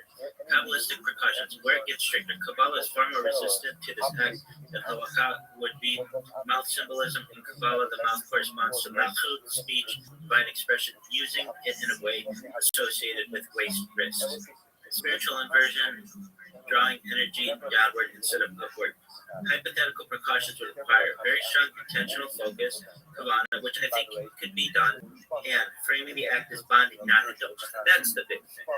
I'm saying, like, there are ladies out there who have been in, and men, just sexless marriages for a long time. I don't know if that's the best thing to do or to be in, but if you are, and you want to spice things up, this might be it. If it's not, then maybe that's not the right person for you. Who knows? But maybe it is, and maybe this just floats your boat, tickles your fancy, whatever it is. Light your fire. So, Kabbalistic precautions where it gets stricter. We talked about this. Avoiding feeding the kelipot, the anal area symbolically linked to waste separation, and sitra achar, the other side. Precautions would include clear mental separation between pleasure and filth, avoiding any sense of degradation or excess, immediate spiritual reorientation afterward, watching prayer later, etc. Even then, Kabbalah would likely view it as spiritually dangerous, not neutral. Yeah, but danger might be my middle name, baby. You never know. I mean, Perhaps. under most conditions, penile vaginal sex, that's what we're talking about. But under some circumstances, if we think that it will increase the bond between two people and overall create more Jews, that's what sex is about in many ways. I'm going to be more lenient with this. Time restrictions, if hypothetically allowed at all, likely discouraged on Shabbat or holy days. Okay, fine. And I'm fine with that. I think that's, should be focused on procreation. Not that this isn't, but this isn't, perhaps the chances aren't as high. And I went on at least Shabbat, the chances would be highest. Look, I've said this before. If you really want to run down some records and give it to me, like, calm down, woman. Men and women in Israel, and just Jewish men and women, Jewish men and women, period, should be having intercourse every single night. For the man, Wait, 6 days a week under normal conditions for the woman, and she's not in pain or in need or any of those other things. But under normal circumstances. current weeks. this is how it should work. You both had a long day, whatever. You ejaculate inside your wife, and you go to bed. You both fall asleep. If she's not brought to orgasm, I understand it takes a little while. She's got to be in the right mood. All those others. But dog, get yourself a womanizer, and you'll be made in the shade. This bitch will be asleep before your head hits the pillow. Seriously though, get yourself one of these. It's got the best battery in the business, folks. Bitch works for years. It's a really easy way to fall asleep now. To the ladies out there, you need 3 of these bitches. You need one next to the bed side in your drawer, 2 in your car if you ever got an away game, and 3, one always charging, baby. That's the time for the woman, and you must ensure every single time that you get her off beforehand. Use the womanizer. I'm sure that you could probably do it under normal circumstances during the week as well. And if you can, that's great. But what I'm saying is, look, if you, like, some women, it's always going to happen to them. But some women, it's going to be really difficult for them to come orgasm. You're going to have to work at it, and it might take you a long time. And you, not with this bitch. It's game over. This bitch works like a charm. Just creates a little bit of suction right here, girls. Just like this. Check it out, baby. Works every time. Every fucking time. I want to meet a girl. You give me one of these and we'll be done in 10 minutes. That bitch will be snoozing. Oh, for sure.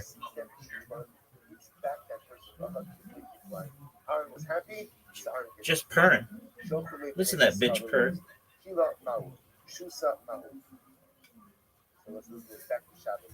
work in the morning, all the other things that you've got, and I don't want you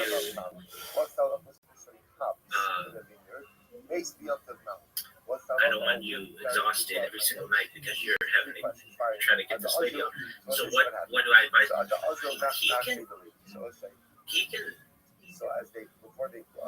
inseminate you and then fall asleep. And lady, if you want to use a toy or a tool or whatever it is, you just watch my streams. Whatever it is to get you off, you do it, girl.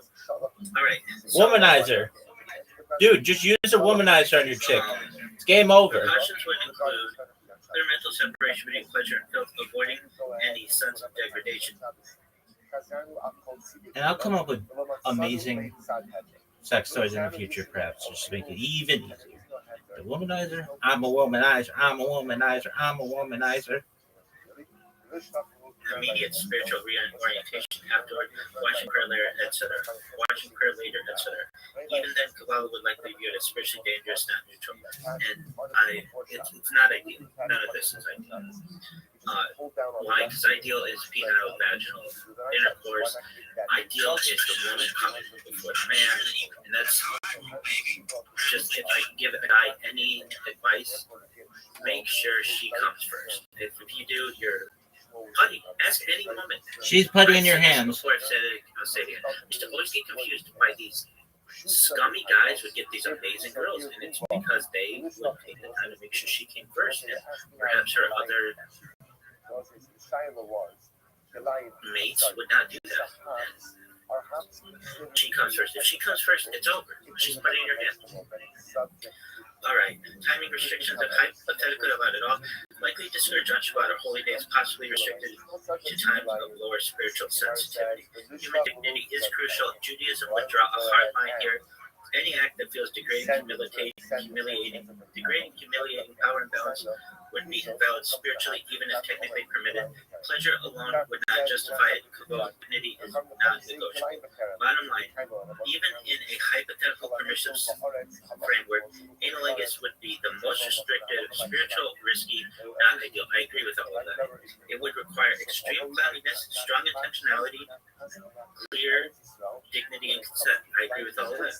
Kabbalah would still view it as borderline or spiritually damaging, even if tolerated. However, if it means that we're going to have more Jews for whatever reason, then I think that we can be more lenient on it. the real Jewish tradition, this is why I hold it.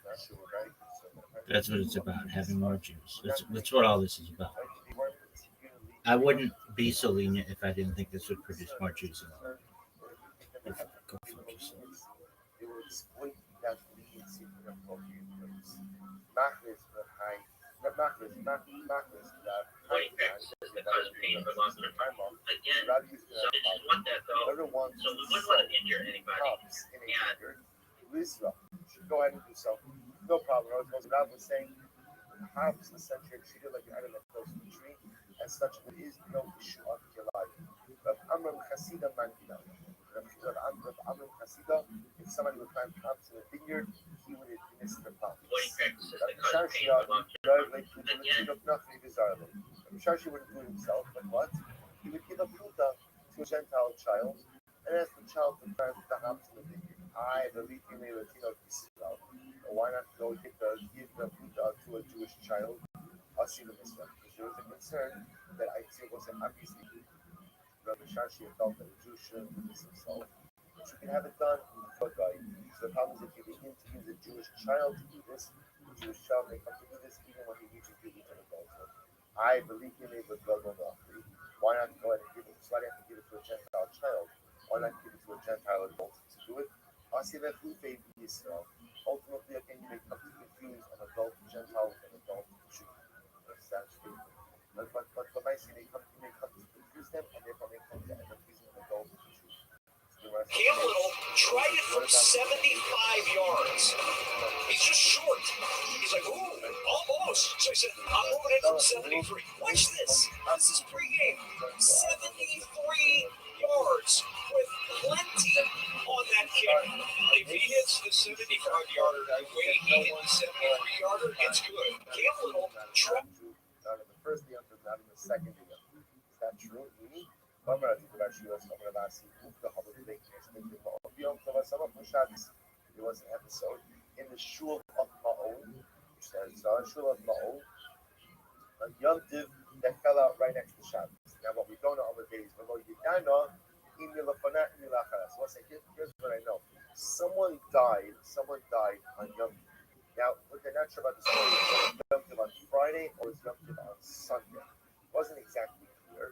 I will say what happened. This Askupe animal.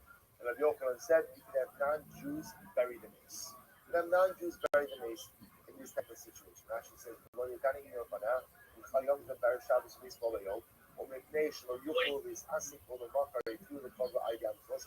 again, what we're not sure about is very exactly Yom Kippur fell out. But what we do know is that at the end of the day, they allowed for non-Jews to go ahead and bury the mace. But Rabbi said as follows: mace b'yom tavishon is askupo amra. Right? If a person dies on the first day of Yom Tiv, so we don't allow Jews to Tried it from 75 yards. So we allow non-Jews to perform a Buddha for a Jew on Yom Tov Rishon. The Yom Tov Sheni, what happens if the person dies?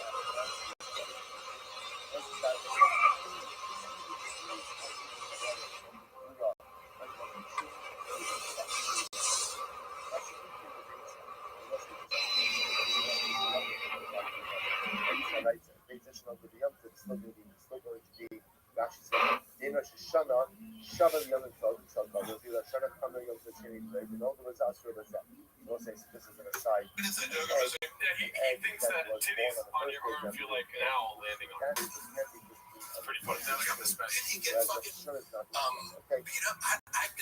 Is that an actual rumor? I'm not. This is the first I heard some trend flip here. I've heard some stuff happening in the Comedy Store. I'm not sure about the other shit. Yeah, I think I heard that, but now I forgot. If that surprised anyone, great. Well, like the part, the David Lucas part of Great is like being, it got conquered by Graves. Yeah, no, Graves is the fourth writing is great. You know what I mean? What's the greatest Oh, no, well, that's kind of does sound like a nickname for Elf Grave. No, I have Grave disease. It's like, it's not a big deal, but that's ironic. They both average. Never heard of it. Yes. But I take a hit on it. Yeah, and yes, exactly. Dude, this guy's a doctor. Wow. I mean, listen, he knows his stuff. What do you know? I was talking to a doctor yesterday, and like, and she felt that this is like you can be more of an expert in certain very specific issues. Like a lot of bodybuilders probably know way more about animal compounds within your body versus doctors who are teaching you. You roughly know vaccines. Sometimes they'll go with like a checkup and they're like, "You're taking too much testosterone." I'm like, "Oh, good." They're like, "You should take 50 milligrams." I'm like, "Well, yeah, for sure." Like, shut up. That's small. Come on. Yeah, how many fucking things can you lift, dude? Yeah. Was that how many cars can you lift? Does that stethoscope help you fucking manage them? Shut up, dude. You're on pills. Yeah, he's on medication, but we are also trying to come up with merch to solve his graves. I know, if we could just get a few more Patreon subs, I think I might make it over to Graves. Wait, you guys feel comfortable telling me how many Patreon subs you guys have? We have like 400. Yeah. Oh, wow. That's impressive. Yeah. So I was going to say, like, my guess for Give It was like 500. Okay, yeah. I give this segment 5 big boons. We wanted to buy once we said that the wrestler's a national socialist. Man, this is my favorite special. I'm so glad we could get together and watch it 85 times. Such a big deal to me. Yeah, it's very fuck, man. I can't believe I took part in this. It was like such a big, like, team effort celebration. The documentary has to be a docu-series, and one episode has to be called Mark with a G. And it's like, it has like AC/DC music playing, like a silly Like, this is a joke here, but like, make it actually. this is not a joke of mine. No, it's not a joke. I'm being 100% serious. I'm sorry for. No, I like it because I like the idea also of like, books, for example, as oral histories have like different, like, it's like a story told of different perspectives about the thing. Exactly. So The Last Dance is about the 6th championship. In that, they go back. I to watch that. I want to watch it. Yeah, everyone loved it. So, like, for instance, this is his 6th championship, his second special. You know, the Gringo Poppy. That's the lens, but then the scope of it all kind of goes back to this. Your part of it, the whole history with you, would be an episode, and it goes back to, like, I don't know how to make a documentary about the special. It's not like a joke he told or whatever. Yeah, oh my God. But it would be like Brendan Schaub would be involved because Michael Jordan was involved. And then this is like, dude, you would make bank. Shot for shot remake. Just switch out everything. Shot for Like Brendan Walsh was alluding to earlier, like, to get him involved, I bet you would be pivotal. You couldn't do without him. 2 words, dude. 100 million. Are you thinking he's going to say more than that? Of course not. Yeah. This guy committed fraud for $100,000 after he'd already gotten like 4 million. Actually, for you guys, we are rich. Dude, could you imagine? I know. Come on, stay with me. We do a shot for shot remake. The part where Michael Jordan's like, and for some reason I took that first. It's Schaub on the laptop, but he's watching Sesame Street again. He's like, for some reason I said giraffe. North Korea with a beach. I'm trying to think of what shops. I took that person Curtin was like, Oh, yeah, right. yeah, that's your perspective. That's your documentary. It's all these different Andy Letterman. Yeah, they are. Oh my God, yeah. Who's Scotty Pippen? Brian Callen. Pretty sure about that. What is it? To do that. The thing is, like, his openers are better than, you know, like, whether it's whoever he brought up. We go through the whole lineup of the Chicago Bulls. Like, who's Scotty Kukoc? Who's fucking BJ Anderson or Tony? Scotty, dude. Stay with me. For what I understand, was rivalry, by the way, between Scotty Pippen and Michael Jordan was so intense that they were like, they bet on like the size of their son's penises or something. Oh my God, crazy! Like, where This is, I don't know if it's conceivable because these guys are like egomaniac competitors trying to kind of. Mark, can I ask you though, did you read that online or is that a Tiger fact? You don't hear That's a really that idea. Like, no, they're just funny. Like, it's triggering people more, they like it or whatever, but it's like, if you think you're going to promote this fucking shitty whiskey, you're going to be polarizing, like, they wanted it to be like, you know, so professional. They're like, oh, cool, so who is the art director for the photo shoots you want to do of, like, you know, this elaborate Tiger thick whiskey promotion on a budget of nothing? Like, what? You know, yeah, make it look like the Rock's page. Okay, cool. You want to do it with AI or, like, you know, want to pay the Rock money? yeah, but if I control people in the following page. Your choice. I'll stop managing it 2 months later. I remember commenting on it, I got locked on the page because it was like, I was posting every ad. And like, I got fired for putting an extra C in there.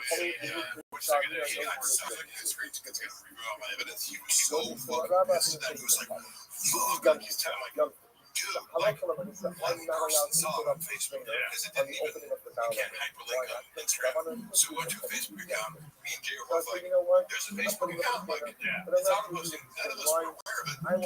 One person commented on it, was like, no likes, one, hey, might want to check the spelling. He's like, motherfuckers, like, as if he just like accidentally, you know, a picture of himself fucking a dude on the internet, you know, oh my god, it's like, yeah, it's happening. And then I get fired, and he's like, okay, sweet, like, you know, and then when you go, guess when I was left out, right? And then I watched it, like when I left, I was like, I'm not posting to this page, you know, like, hey, how's the replacement going? It's not been fixed. We're actually in hour 5, y'all. What the hell? Yeah, we got more guests coming through, y'all. Luana saying, I wish you'd come home right now. And I said, okay, I will. Let's say again, I just want to make more video now. Okay, sweet. Dude, Mark, No, I'm not going to like suddenly exit, but I was telling her, yes. it's the lying down. It's the Mark lying down. Right. So what Listen, I'm happens? going to I leave want at 5. to work here. We do have to address the bots later, so Yeah. But I already like all the negative comments. It's just I don't know why they. Yeah, I can't even say, like, it's so funny that so many, like, we're paying for so many negative comments about me. It's just like, fucking life. You know? I don't know case where they come from, but I just it might be an inside job. I did text Bobby and not respond. All these bots. Mark had to go to sleep for 18 hours. Fuck, I wish that's so I know, right? Right. No, not us. Not us. me fuck your replacement. He's doing it. And I do think so. They're like, yeah, like, she's texting him fucking outfit pics at 3 a.m. I will say, dude, every time you come through, I don't even know what I expected beforehand. You know what I mean? And then you break both your hammies and you fucking beat my expectations. You know what I mean? Right? Oh, every time. Like, hey, let Mark like ramble on forever. You know? Once again, I appreciate people let me do that. People are like, are you guys gonna get food? I'm like, Mark, that's good. I told Luana, I'm like, let me go to the bitch. Because sometimes, like, so, okay, Luana's personality, here's where we conflict is like, sometimes, like, oh, fuck, man, I was like, along with some evidence that I was, like, reviewing your old shit on my phone, like, I found this recording of, we lived in this apartment, and my cat was killed by somebody, I believe, like, we had reason to believe it was, like, an Airbnb gas station in this place, like, hit our cat, and it was, like, very traumatized. So I don't even know, like, we felt about this, it was, like, horrific to us, because it was, like, somebody killed my cat, ostensibly from a car accident, put the cat on top of a cardboard box that had been driven, like, and then a neighbor was like, knocked on our door like Sunday morning and was like, I'm sorry about your cat. Like, also about these are my ground. And then it was like, the area where she used to be out in this grass area, like, in like a car had driven over the sprinkler. Like, the sprinkler person was like, wait, like, what was hanging up there? It's like, it was an Airbnb, we were already know about it. It's like, we tried to swear it on Airbnb, and now people are coming in and left and right, even though they don't understand the situation. Like, years ago, walked out, and I was just trying to get answers and closure for 4 months, you know, so I was like, we go, I got a hold of this guy, and I was like, well, first of all, the guy who cleaned it, that's what their contact, and I was like, hey, do you have your boss number? We just want to know, like, we just want to, like, trying to sue anybody. He was just like, you know what happened? And me, they were like, we didn't have anything, like, don't text us. I was like, whoa. And then I found the number of the guy who ran it, and he got, like, I think he called me or something, or yeah, it must have been, because it was like, I didn't get the number from that guy, then I get the number from this, it was like, hello. He's like, he just started screaming. He's like, fuck, he said, I'm gonna kill you on the phone. Oh my God. What? Like, who the fuck is this? Somebody, you know? I was like, I had no idea who it was. This guy's screaming at me on the phone, telling me he's gonna kill me. And I'm like, it's Trump, because I'm like, my cat just died, and I'm just looking for closure, and you're telling me that you're gonna murder me and asking questions about it. So I was like, so I had to eat that. Like, so I'm like, I have no idea who this is. He's been blocked me, and I can't, like, and then like a week later, I'm coming home from the gym, and I see these guys in front of the Airbnb. I'm like, oh, that's Vito. And he's like this small, Asian, Filipino gay man. Like, I didn't know what Vito. I was like, I'm assuming this is some Italian dude or something. But I figured out, like, oh, because they're like looking around and like looking, oh, we got it. Like, so I assumed I go. Like, I walk in and hey, you guys run this Airbnb. Like, yeah, like, hey. I have the phone. I can get up in his face. I was like, you said you wanted to murder me. I go, why did you do that? And I busted his house, right? I'm just like, in his house. Like, hey, so I wanted to give you that chance. He's like, fucking touch me. Like, no. You said you wanted to murder me. So I'm going to give you that opportunity right now. Right? And I was like, the whole point was like, I'm going to make this person feel small and tell him, like, he's like, I'm going to call the cops. I'm like, go ahead and call the cops. I'm going to sit here until you attempt to murder me. Like, you know, like, again, that becomes a hate crime if I touch it, but like, I wouldn't beat him up, but I just want to make sure you know that, like, you made a mistake and tried to tell me this. Now I'm like, say to me, water comes in and starts talking. Like, you know, like, what? Ruining my intimidation tactic. Like, I am trying to make this person feel very small with the silence that's created when I said I'm giving you the opportunity to murder me, and he has to say nothing. Because he can't. You know, and I'm going to stay calm. So I'm like, hey, look, when I'm done, you can yell at him. So I'm like, no, Mark, he's hurting her. I'm like, oh, so I'm recording back with my phone. And I'm like, he's like, hey, for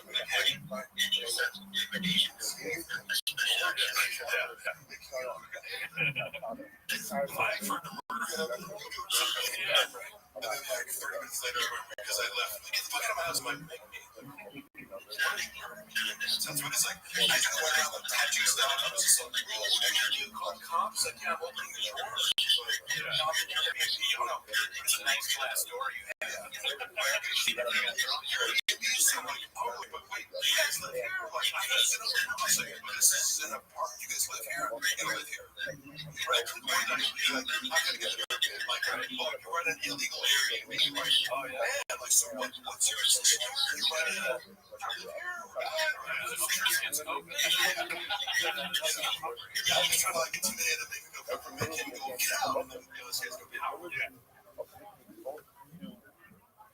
Wired to work as well as to transformation.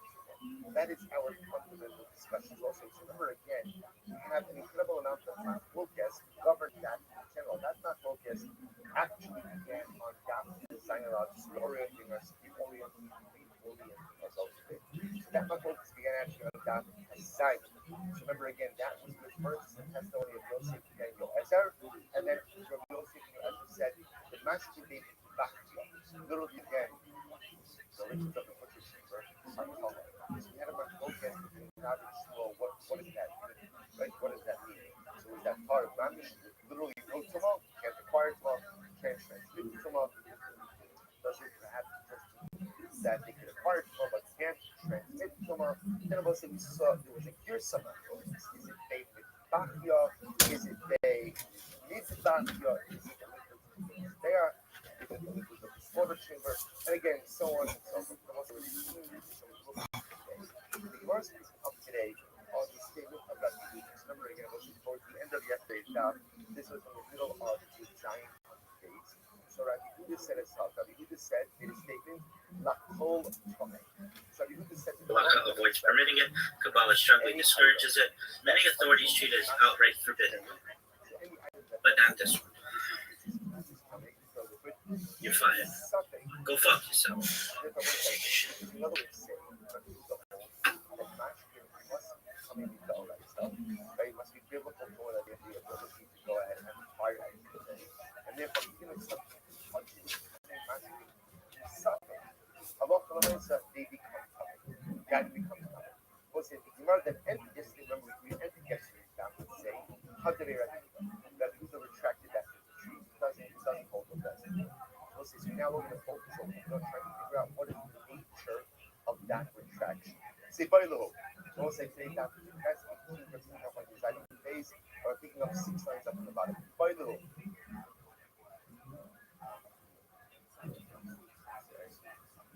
see, by the way, so Gemara says as follows. By the way, the came with the 100 bay above all flame Rabbi Yosef Mishim Svirlay, or Dimon Lagame 100. Suppose that this is the interest. So the interest is as follows. We see that Rabbi Yehuda retracted his position. So what is it that he retracted his position? Just that he retracted his position. Ultimately, again, is Chilim, the ability ultimately again for liquids to go ahead and transmit Tumah to Kalim, but ultimately again, when it comes to food, ultimately again, he still holds that liquids have the ability to transmit Tumah, like Rabbi Yossi, Rabbi Shimon, or perhaps the Gamre Hunderbek Rabbi Meir, or perhaps he's supposed to retract his position in terms of liquids, and in fact, he's aligned with Rabbi Meir. Rashi says over here, Rashi says about the Oslim, Rabbi Yossi B'Shim Svirlei, the Mashkin Mekamin Oflin Midaorais. So we're saying, so when we see that Rabbi Yehuda retracted his position, so remember again, what does that mean? Let's focus on what we have. The original statement of Rabbi Yehuda was, it sounded like liquids could convey Tumah to anything and everything. That was the Pashas considered of the statement. Then Rabbi Yehuda retracted. What's the nature of the retraction? Did he mean ultimately again that liquids can convey Tumah to caelus, utensils, but they can convey Tumah Midaoraisa to food, or perhaps he retracted and goes like Rabbi Meir, because it looks like Meir holds as far as general, liquids cannot convey Tumah at all to anything Midaoraisa, and liquids can only go ahead and convey Tumah to food Midirabana. So we'll say that's the Shiloh, what's the nature of the retraction? So we'll say very interesting about Amar Baka by Yitzhak Kashma, so let's analyze this. Harash Shasa Mechanas. Let's listen to this interesting case. Let's say you have a cow which drank Hara Aduma water. So again, Rabbi, you have Hara Aduma water, and a cow accidentally drank Hara Aduma water. Well, swimming in Hara Aduma water. Anything that comes from power, and anything that's power, they have a totally good cow. They went ahead and drank Hara Aduma water. So Baruch says, Sarah coming, ultimately again, what's the now you check that out? Ultimately again, its flesh becomes tummy. Like the basa will give the animals, coming up here actually, the Sarah coming, Shemek Havalos Tumamehen, and the Chagas Mutabakilu Advakil, and what's the ultimately again, so the flesh of the animal itself becomes tummy. Rabbi Yehuda says, no, Batlu Bimei on top of your chest. Rabbi Yehuda says, no, the water is bottled inside of the cow. Bottled inside the animals, and the Batlu Bimei the Elon Nubu Yunei Chatos. So remember, once the cow ingests it, it's no longer fits to be used as Hara Aduma water. Then Oshman Abayim, it no longer has the identity as Hara Aduma water.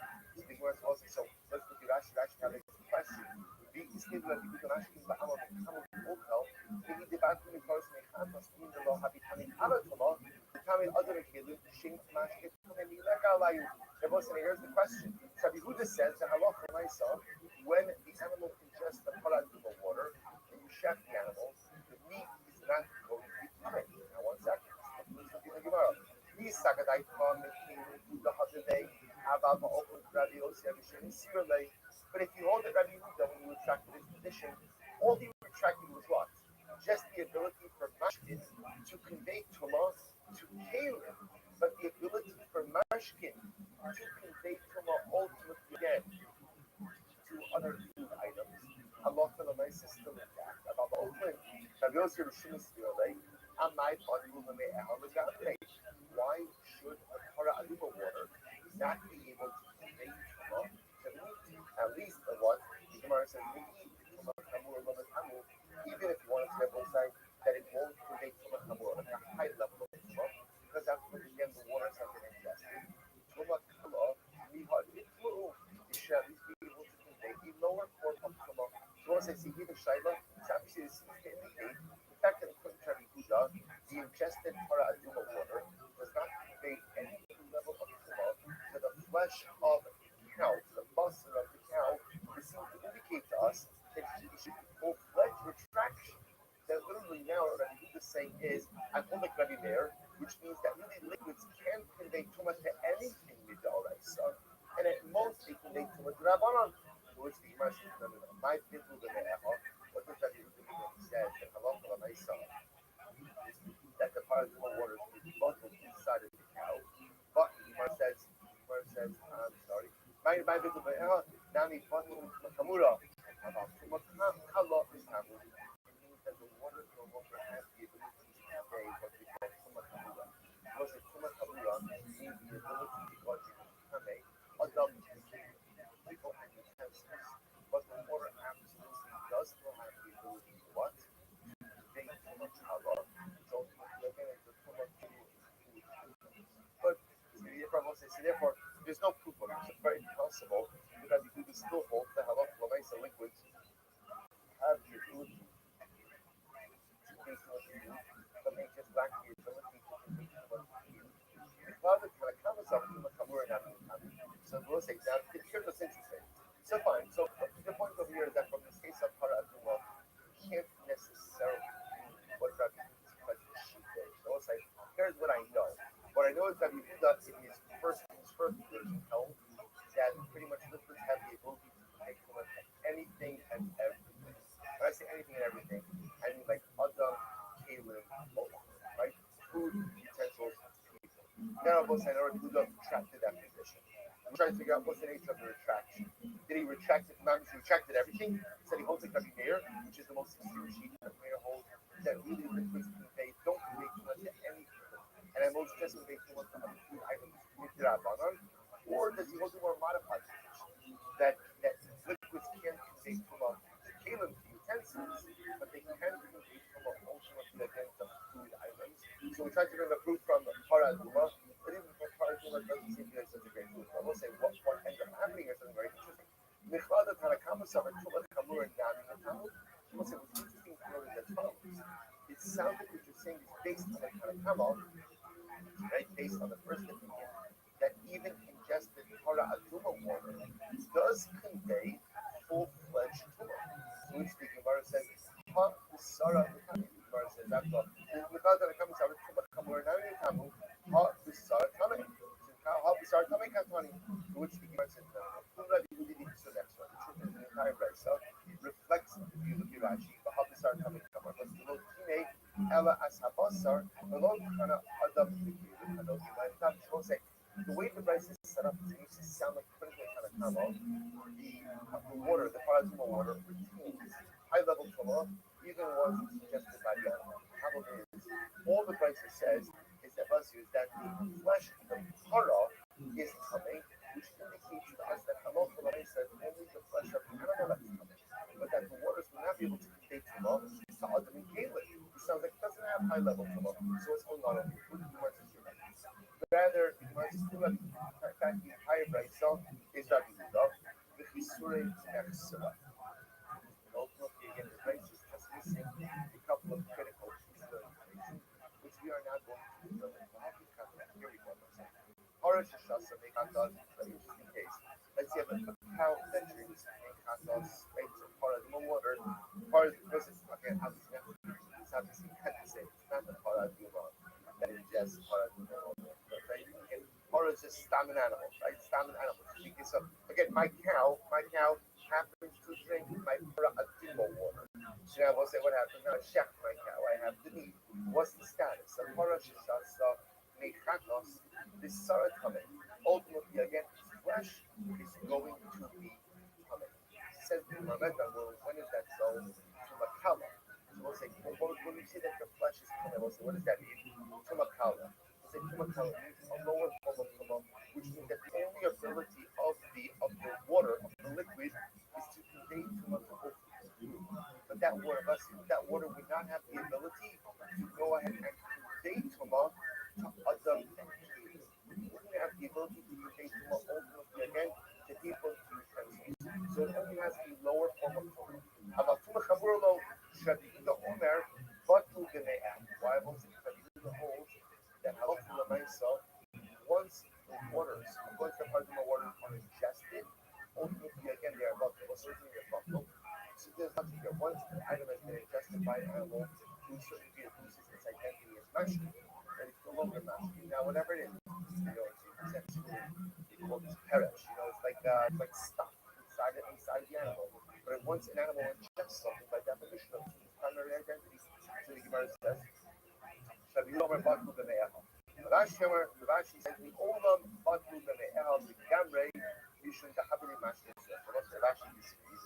Rashi says, so in this model of Rabbi Yehuda, what we're suggesting over here is when the animal ingests the paratuma water, essentially its identity as mashkin is compromised, and therefore all it has is the ability to convey tumakala, which means the most that is going to be mekame is what?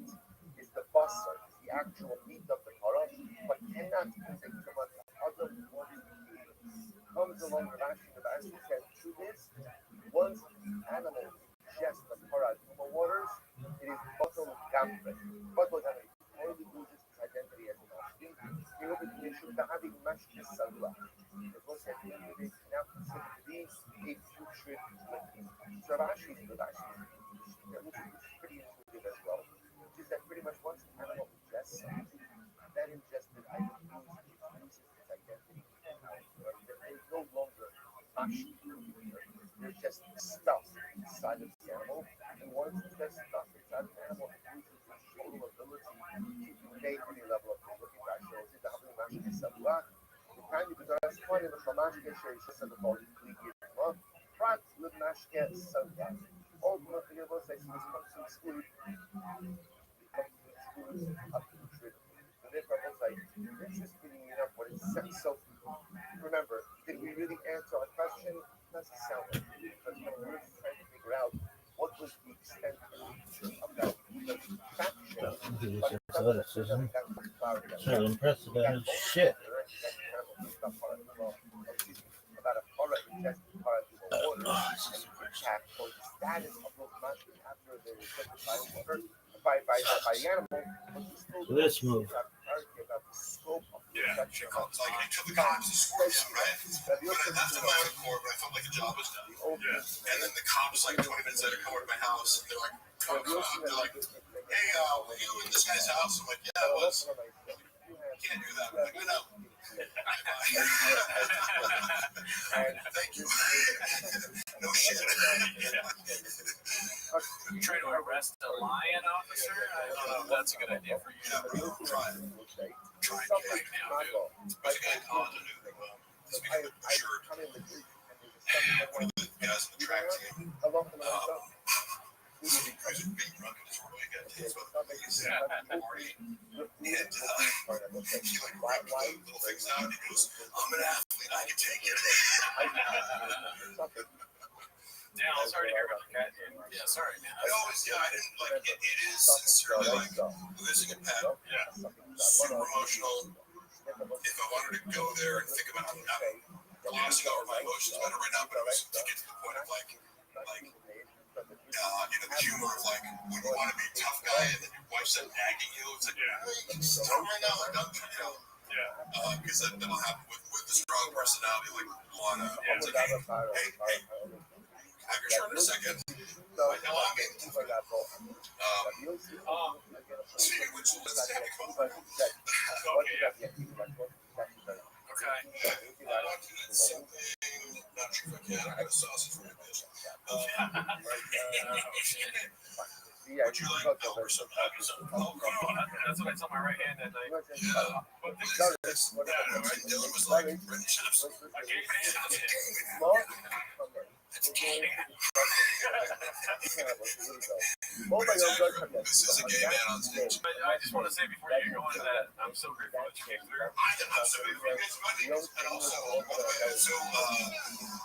having worked with a bunch of influencers who like, one of my biggest pet peeves, a lot of experiences is how like so yeah, so influencers do this. Hey, you shoot right now, like motherfucker, what? Like, can you give me any warning whatsoever? So right off the top, I'd be like, hey, like a month from now, yeah, shoot.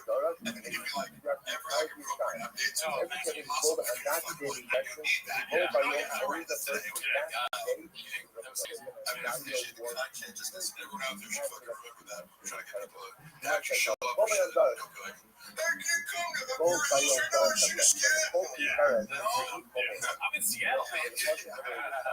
What? Fucking TikTok? Yeah, I'm hanging out in the Antoine Davis. Get in line, bitch. I appreciate you guys having me over. We love you again soon. Yeah, dude, the fans love you, dude. The 10 minutes shop, community sincerely, all the stuff that I said about it being a very positive, out of all the Brendan shop-based reaction content channels, I think that you guys have probably the most positive, like, kind of good-spirited crowd. So thank you guys all for watching. As long as, like I said, I wanted to stay for the full 24 hours. Oh, God, no, dude. It's going to be hard for us. But you're doing, I'm sorry, I should have left some more veins. Oh, this is my favorite food. I'll let Jesus take the wheel. Here we go.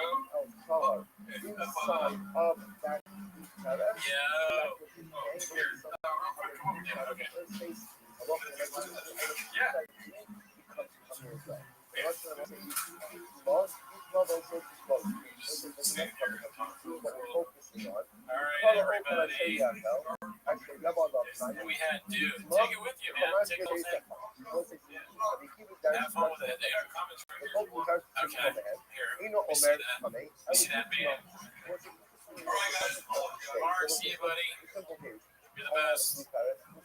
So, that was Netflix. Mark came in, they destroyed as usual while we were watching the greatest stand-up special ever done. Yeah, what comments, dude. Oh, 2 S words. Yeah, maybe Warren Brothers could be a thing. I'm not glad that the horn in the middle of my head is back. I had that surgically removed by a doctor. The doctor cut off. That's a real thing. I got a horn in the middle of my head. And the doctor cut it off. And I didn't think it was going to grow back, but I guess it's growing back. What's up, Mark Ramirez? Good to see you. Good to see you, Lando. It's been a while since I've seen you. TriStar. Whoa. Like I haven't seen TriStar in a while. Tommy Jarvis. Would you say this is so great about this? You got good guests and everything. Yeah. Well, we want to get some more people on. It's been tricky to kind of like coordinate with everybody, but I think later on, It Doesn't Matter podcast is going to be on with us. Potentially, we got to reach out to a few other people. One big guest, obviously. Well, they're all big guests. Potentially, we were hoping to have Brian Campbell, our CEO, but he's very busy on presidential stuff. But maybe him, maybe Sean, maybe Patrick Williams. Is Walsh coming? We already have Walsh on, dude. You missed it, but it's on the show, so you can watch it after. Do we reach out to Chin? No. I thought about that. I actually grasped at somebody pretty big, and I was promptly turned down. But I won't say who. But I was turned down. Oh yeah, Kadura says, when is AZ coming? I'd like to have AZ on the podcast. I think maybe on the Raccoon Tweeties episode.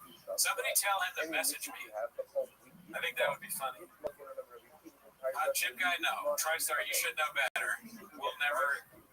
Nick is not. We're not down with Nick. He's not welcome here. Chin is welcome.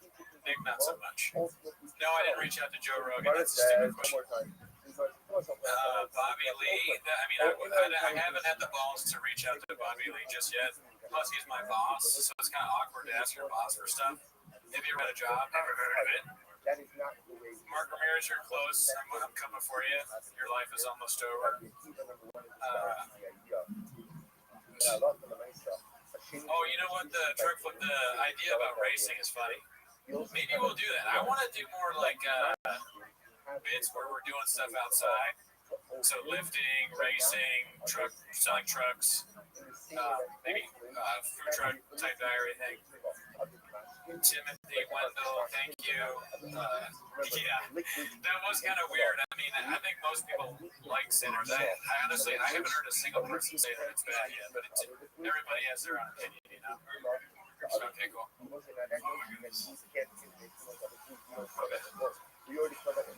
Water.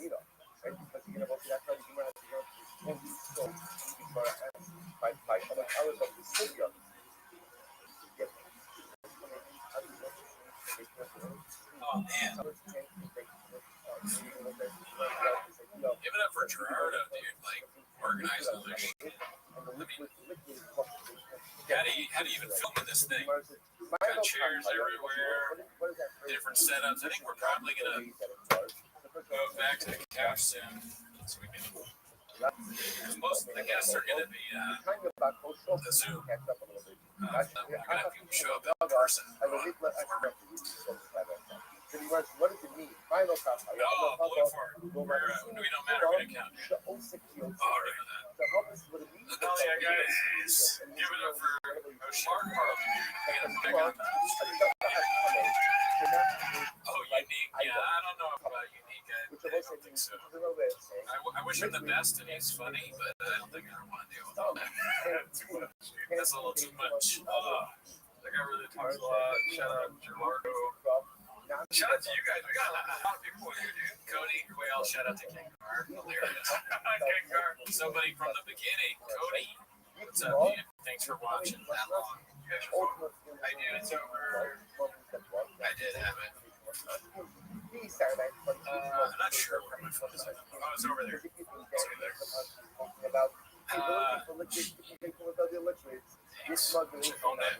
Yeah. Oh my god, that was a lot, y'all. I think this is the longest we've ever streamed. Definitely the longest we've ever streamed. Are you kidding me? Yeah, dude. What do you want? HSG. Who the fuck is that guy? I gave her a birthday shout out or something. She's nice. I guess I'll wish her the best. Oh, the stream's going. Oh yeah. No audio. Oh yeah. Sometimes we had a lot of audio. As he says, he's taking a notch up there.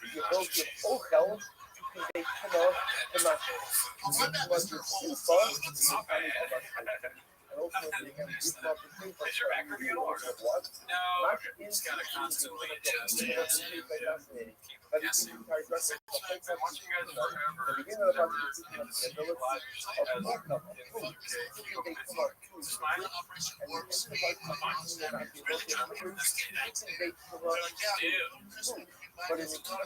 know, I am struggling. I won't lie to you. Because I probably have undiagnosed sleep apnea. Probably the brain kind. I'm not gonna fall asleep. My head hurts. I got Advil. I want it. Okay. Oh yeah, thank you. Oh, that's good. Here, I'll take the whole bottle. When I walk out, question number 2. Yeah, okay. When I walk out, okay. Will I be able to do it? All right, dude. Oh, so just me. Mark gave us all Graves. Does anybody else? Am I the only person with Graves' disease? Is anyone else having thyroid issues? I'm gonna get the special flame. Vladimir, what's up? Dude, I got a lot of stuff. I got Graves' disease, small teeth, big gums. I got a headache. My wrist is maybe broken again. You know, so that's the thing about that I'll tell you about podcasts. A lot of your favorite podcasters have chronic diseases. In fact, most of them do. Part of having a black belt is being very good at talking for a long period of time about nonsense is you have to have something that's threatening your life. In 20 to 30 years, I could be dead. But right now, all I have is a headache. So it's not really that big a deal. Thank you. I was telling part of podcasting is having chronic disease. I think that's true. that got you? The Mark Harley being here or the regular comic fight? I would say it was the inherited drinks. And probably apple. Maybe the drink. Just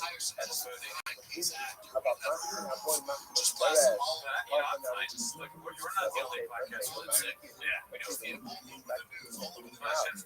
Not that I can't handle. I feel pretty good. I feel great at it. Rudy or Gerardo. Wait, there was some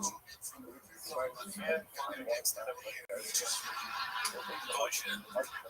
Pay me for my record treaty special edition rain things. Listening to work for that long game is great too. I'm just strictly needs more biz. I don't know, but I was like, I just assumed that meant Dice. I read it. Oh, yeah. It's like everybody likes that movie. I've not talked to anybody who doesn't like it. It's surprising.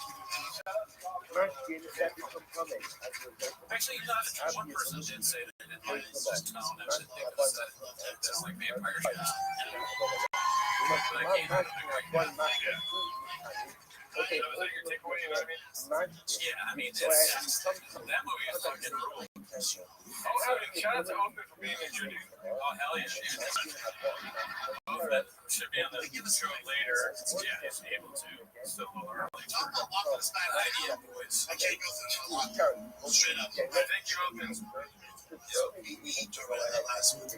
Nice, Melly. I donated for $20 in less than 10 minutes. Thank you, Tony. Yeah, dude, I stayed up until like 1 in the morning setting up. DMNXT says as soon as Goody transitions to the couch, he's falling asleep. Yeah. I said DoorDash Red Bull. I would drink this at gunpoint. I can get you Red Bull if you want. Do you have Red Bull? No, but you do. I can go to the Aldi right here. If you want to. Yeah, I can do it. Sure. Can you yeah, I mean, listen, I'll just keep talking to the chat. Okay. I'll go get 2 Red Bulls for you. Yeah. I got you over fast. That's what, yeah, when Gerardo leaves, he's getting a drink for me. I also, what's it called? I got a free trial on Zoom, so we're good. Oh, say, I gotta cancel that each. Yeah, I'll keep an eye on that. Would you rather sit on the couch or no? Up to you, bro. I'm fine here. Everything's already set up for the couch. That's fine.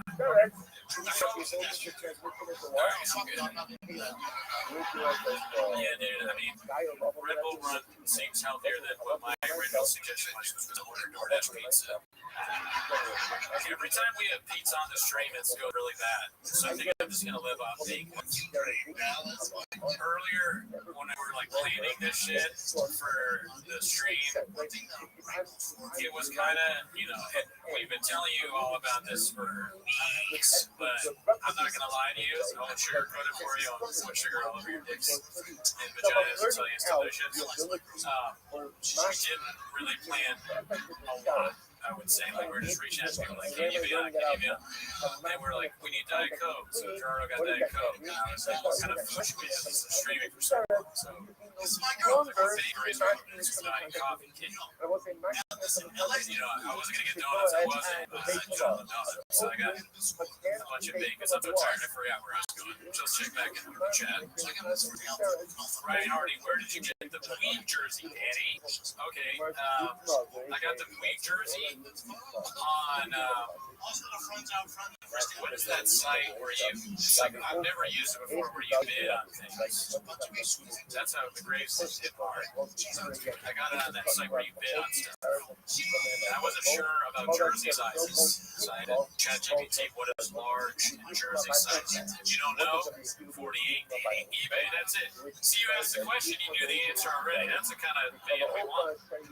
Thank you for helping. I got it on eBay. I bid a little bit under, and I won immediately. And I was like, "Damn, I should have bid way less." But it wasn't that expensive, and it came. And then, like yesterday, I got a little surprise for you, Gerardo, and he was like, "Oh, I think I already know what it is." I had forgotten that I texted him. Oh shit, Gerardo's calling me. I'll put on speaker. All right, you're on speaker. You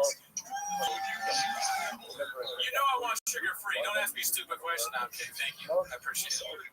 I'm sorry. All right, there. Dude.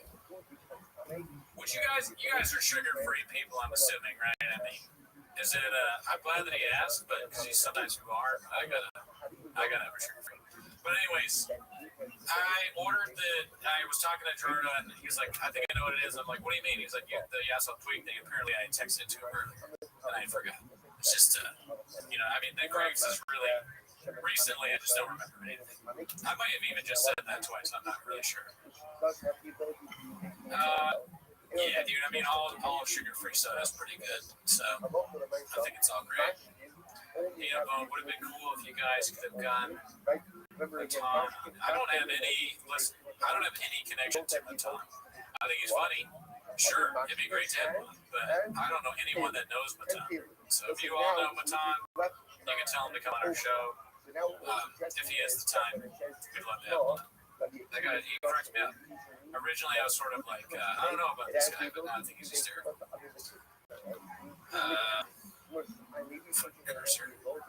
Cody doesn't put sugar all over his Red Bull and tell you that's exactly right. I couldn't have said it better myself. Thank you, FB. Appreciate it. Thank you. Is the like count good? I haven't looked at it. To be honest with you, I don't even know how to check. Gerardo does the checking of like counts. I'll just trust your word for it, truthfully. But yeah, definitely like the video. That would be helpful. We get Patreon content. We just watched Kill Tony. We watched Jordan Jensen's new stand-up special. Jordan Jensen's funny. She liked jumping. We enjoyed it. Pretty good stuff. We watched on the Patreon. We watched specials. Never heard of it. Synthetic sweeteners get you cancer. I'd rather F up my teeth. Listen, Ski Popeye. I mean, you could just drink neither one. Don't F up your teeth. You gotta make sure you got a dentist, mate. You don't want to end up. Gerardo's got all sorts of teeth problems. I just have small teeth, but I don't have any cavities. Gerardo's getting like a root canal soon. I don't want that. And that's true. Triceratops puts a good point. Everything gives you cancer. Fucking. I got special. Listen, they ain't fucking Grego Poppy probably gives you cancer than anything else. Thank you for the food, but nah. Field trip review. Singing his ass. Disagree. He's got a good voice. Maybe he sings well. Real deal Holyfield. This is the real deal Holyfield. This shit is flat asses.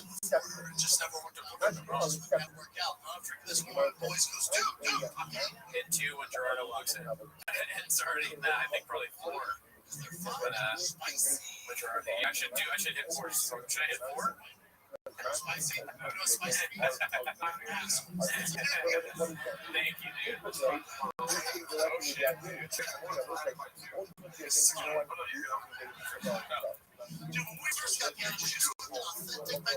What flavors are they? White gummy bears is a strange choice. Why white gummy bears? That's so weird. Rain is like racist or something. What is the question? Gerardo trusts me so little with like streaming that he is doing a poll with 3 energy drinks in his hand. If I let you do it, the computer will break. White gummy bear. See that? I fucked it up already, dude. I haven't had a Red Bull in like 5 or 6 years, dude. Sounds pretty good.